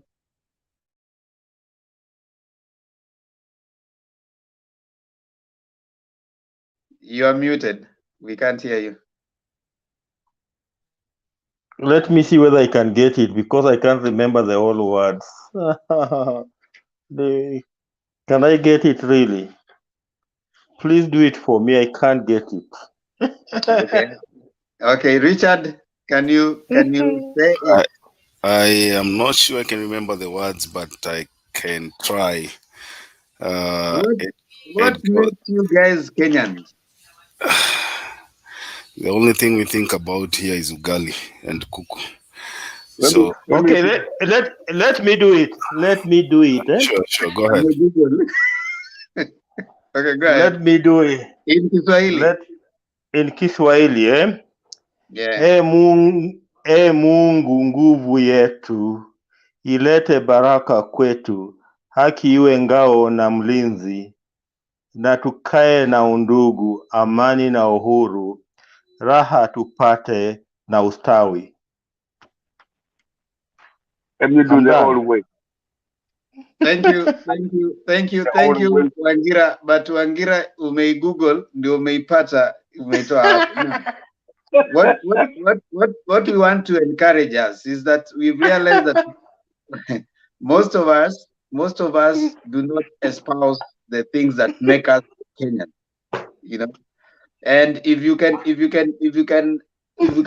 continuously internalize the national anthem, you'll remember that everybody, even those that do not necessarily agree with you, they are Kenyans. And we have to to defend their right to express themselves, kwa sababu haki iwe ngao na mlinzi, haki ya kila mmoja, na tukae na undugu. So even Ruto, I want to agree with Alex that Ruto is a Kenyan. So tutakaa na undugu, amani na uhuru, raha tupate na ustawi. So we have to live together as Kenyans. But when we don't continuously teach these things, and even to our children and our children's children, they do not remember what makes us Kenyan. So they are likely to see each other the first time. When you look at the other person, you're seeing them as a Luo, as a Kikuyu, as a, as a Kalenjin, as what. Yet we want first of all to see each other as Kenyans. So let us try in our small way to communicate the things that unite us as Kenyans, so that even like Tanzania see each other as Tanzanians, sisi tujione kama Wakenya kwanza. So we start by, first of all, are we Kenyans? Huyu ni Mkenya naongea naye. So Kenyans. So Wakenya tuwe na undugu, amani na uhuru, raha tupate na ustawi. See you again tomorrow in our next debate. Not tomorrow, today Kenyan time at 9. And anytime you come, you find the studio is full. Studio can only take 10 people.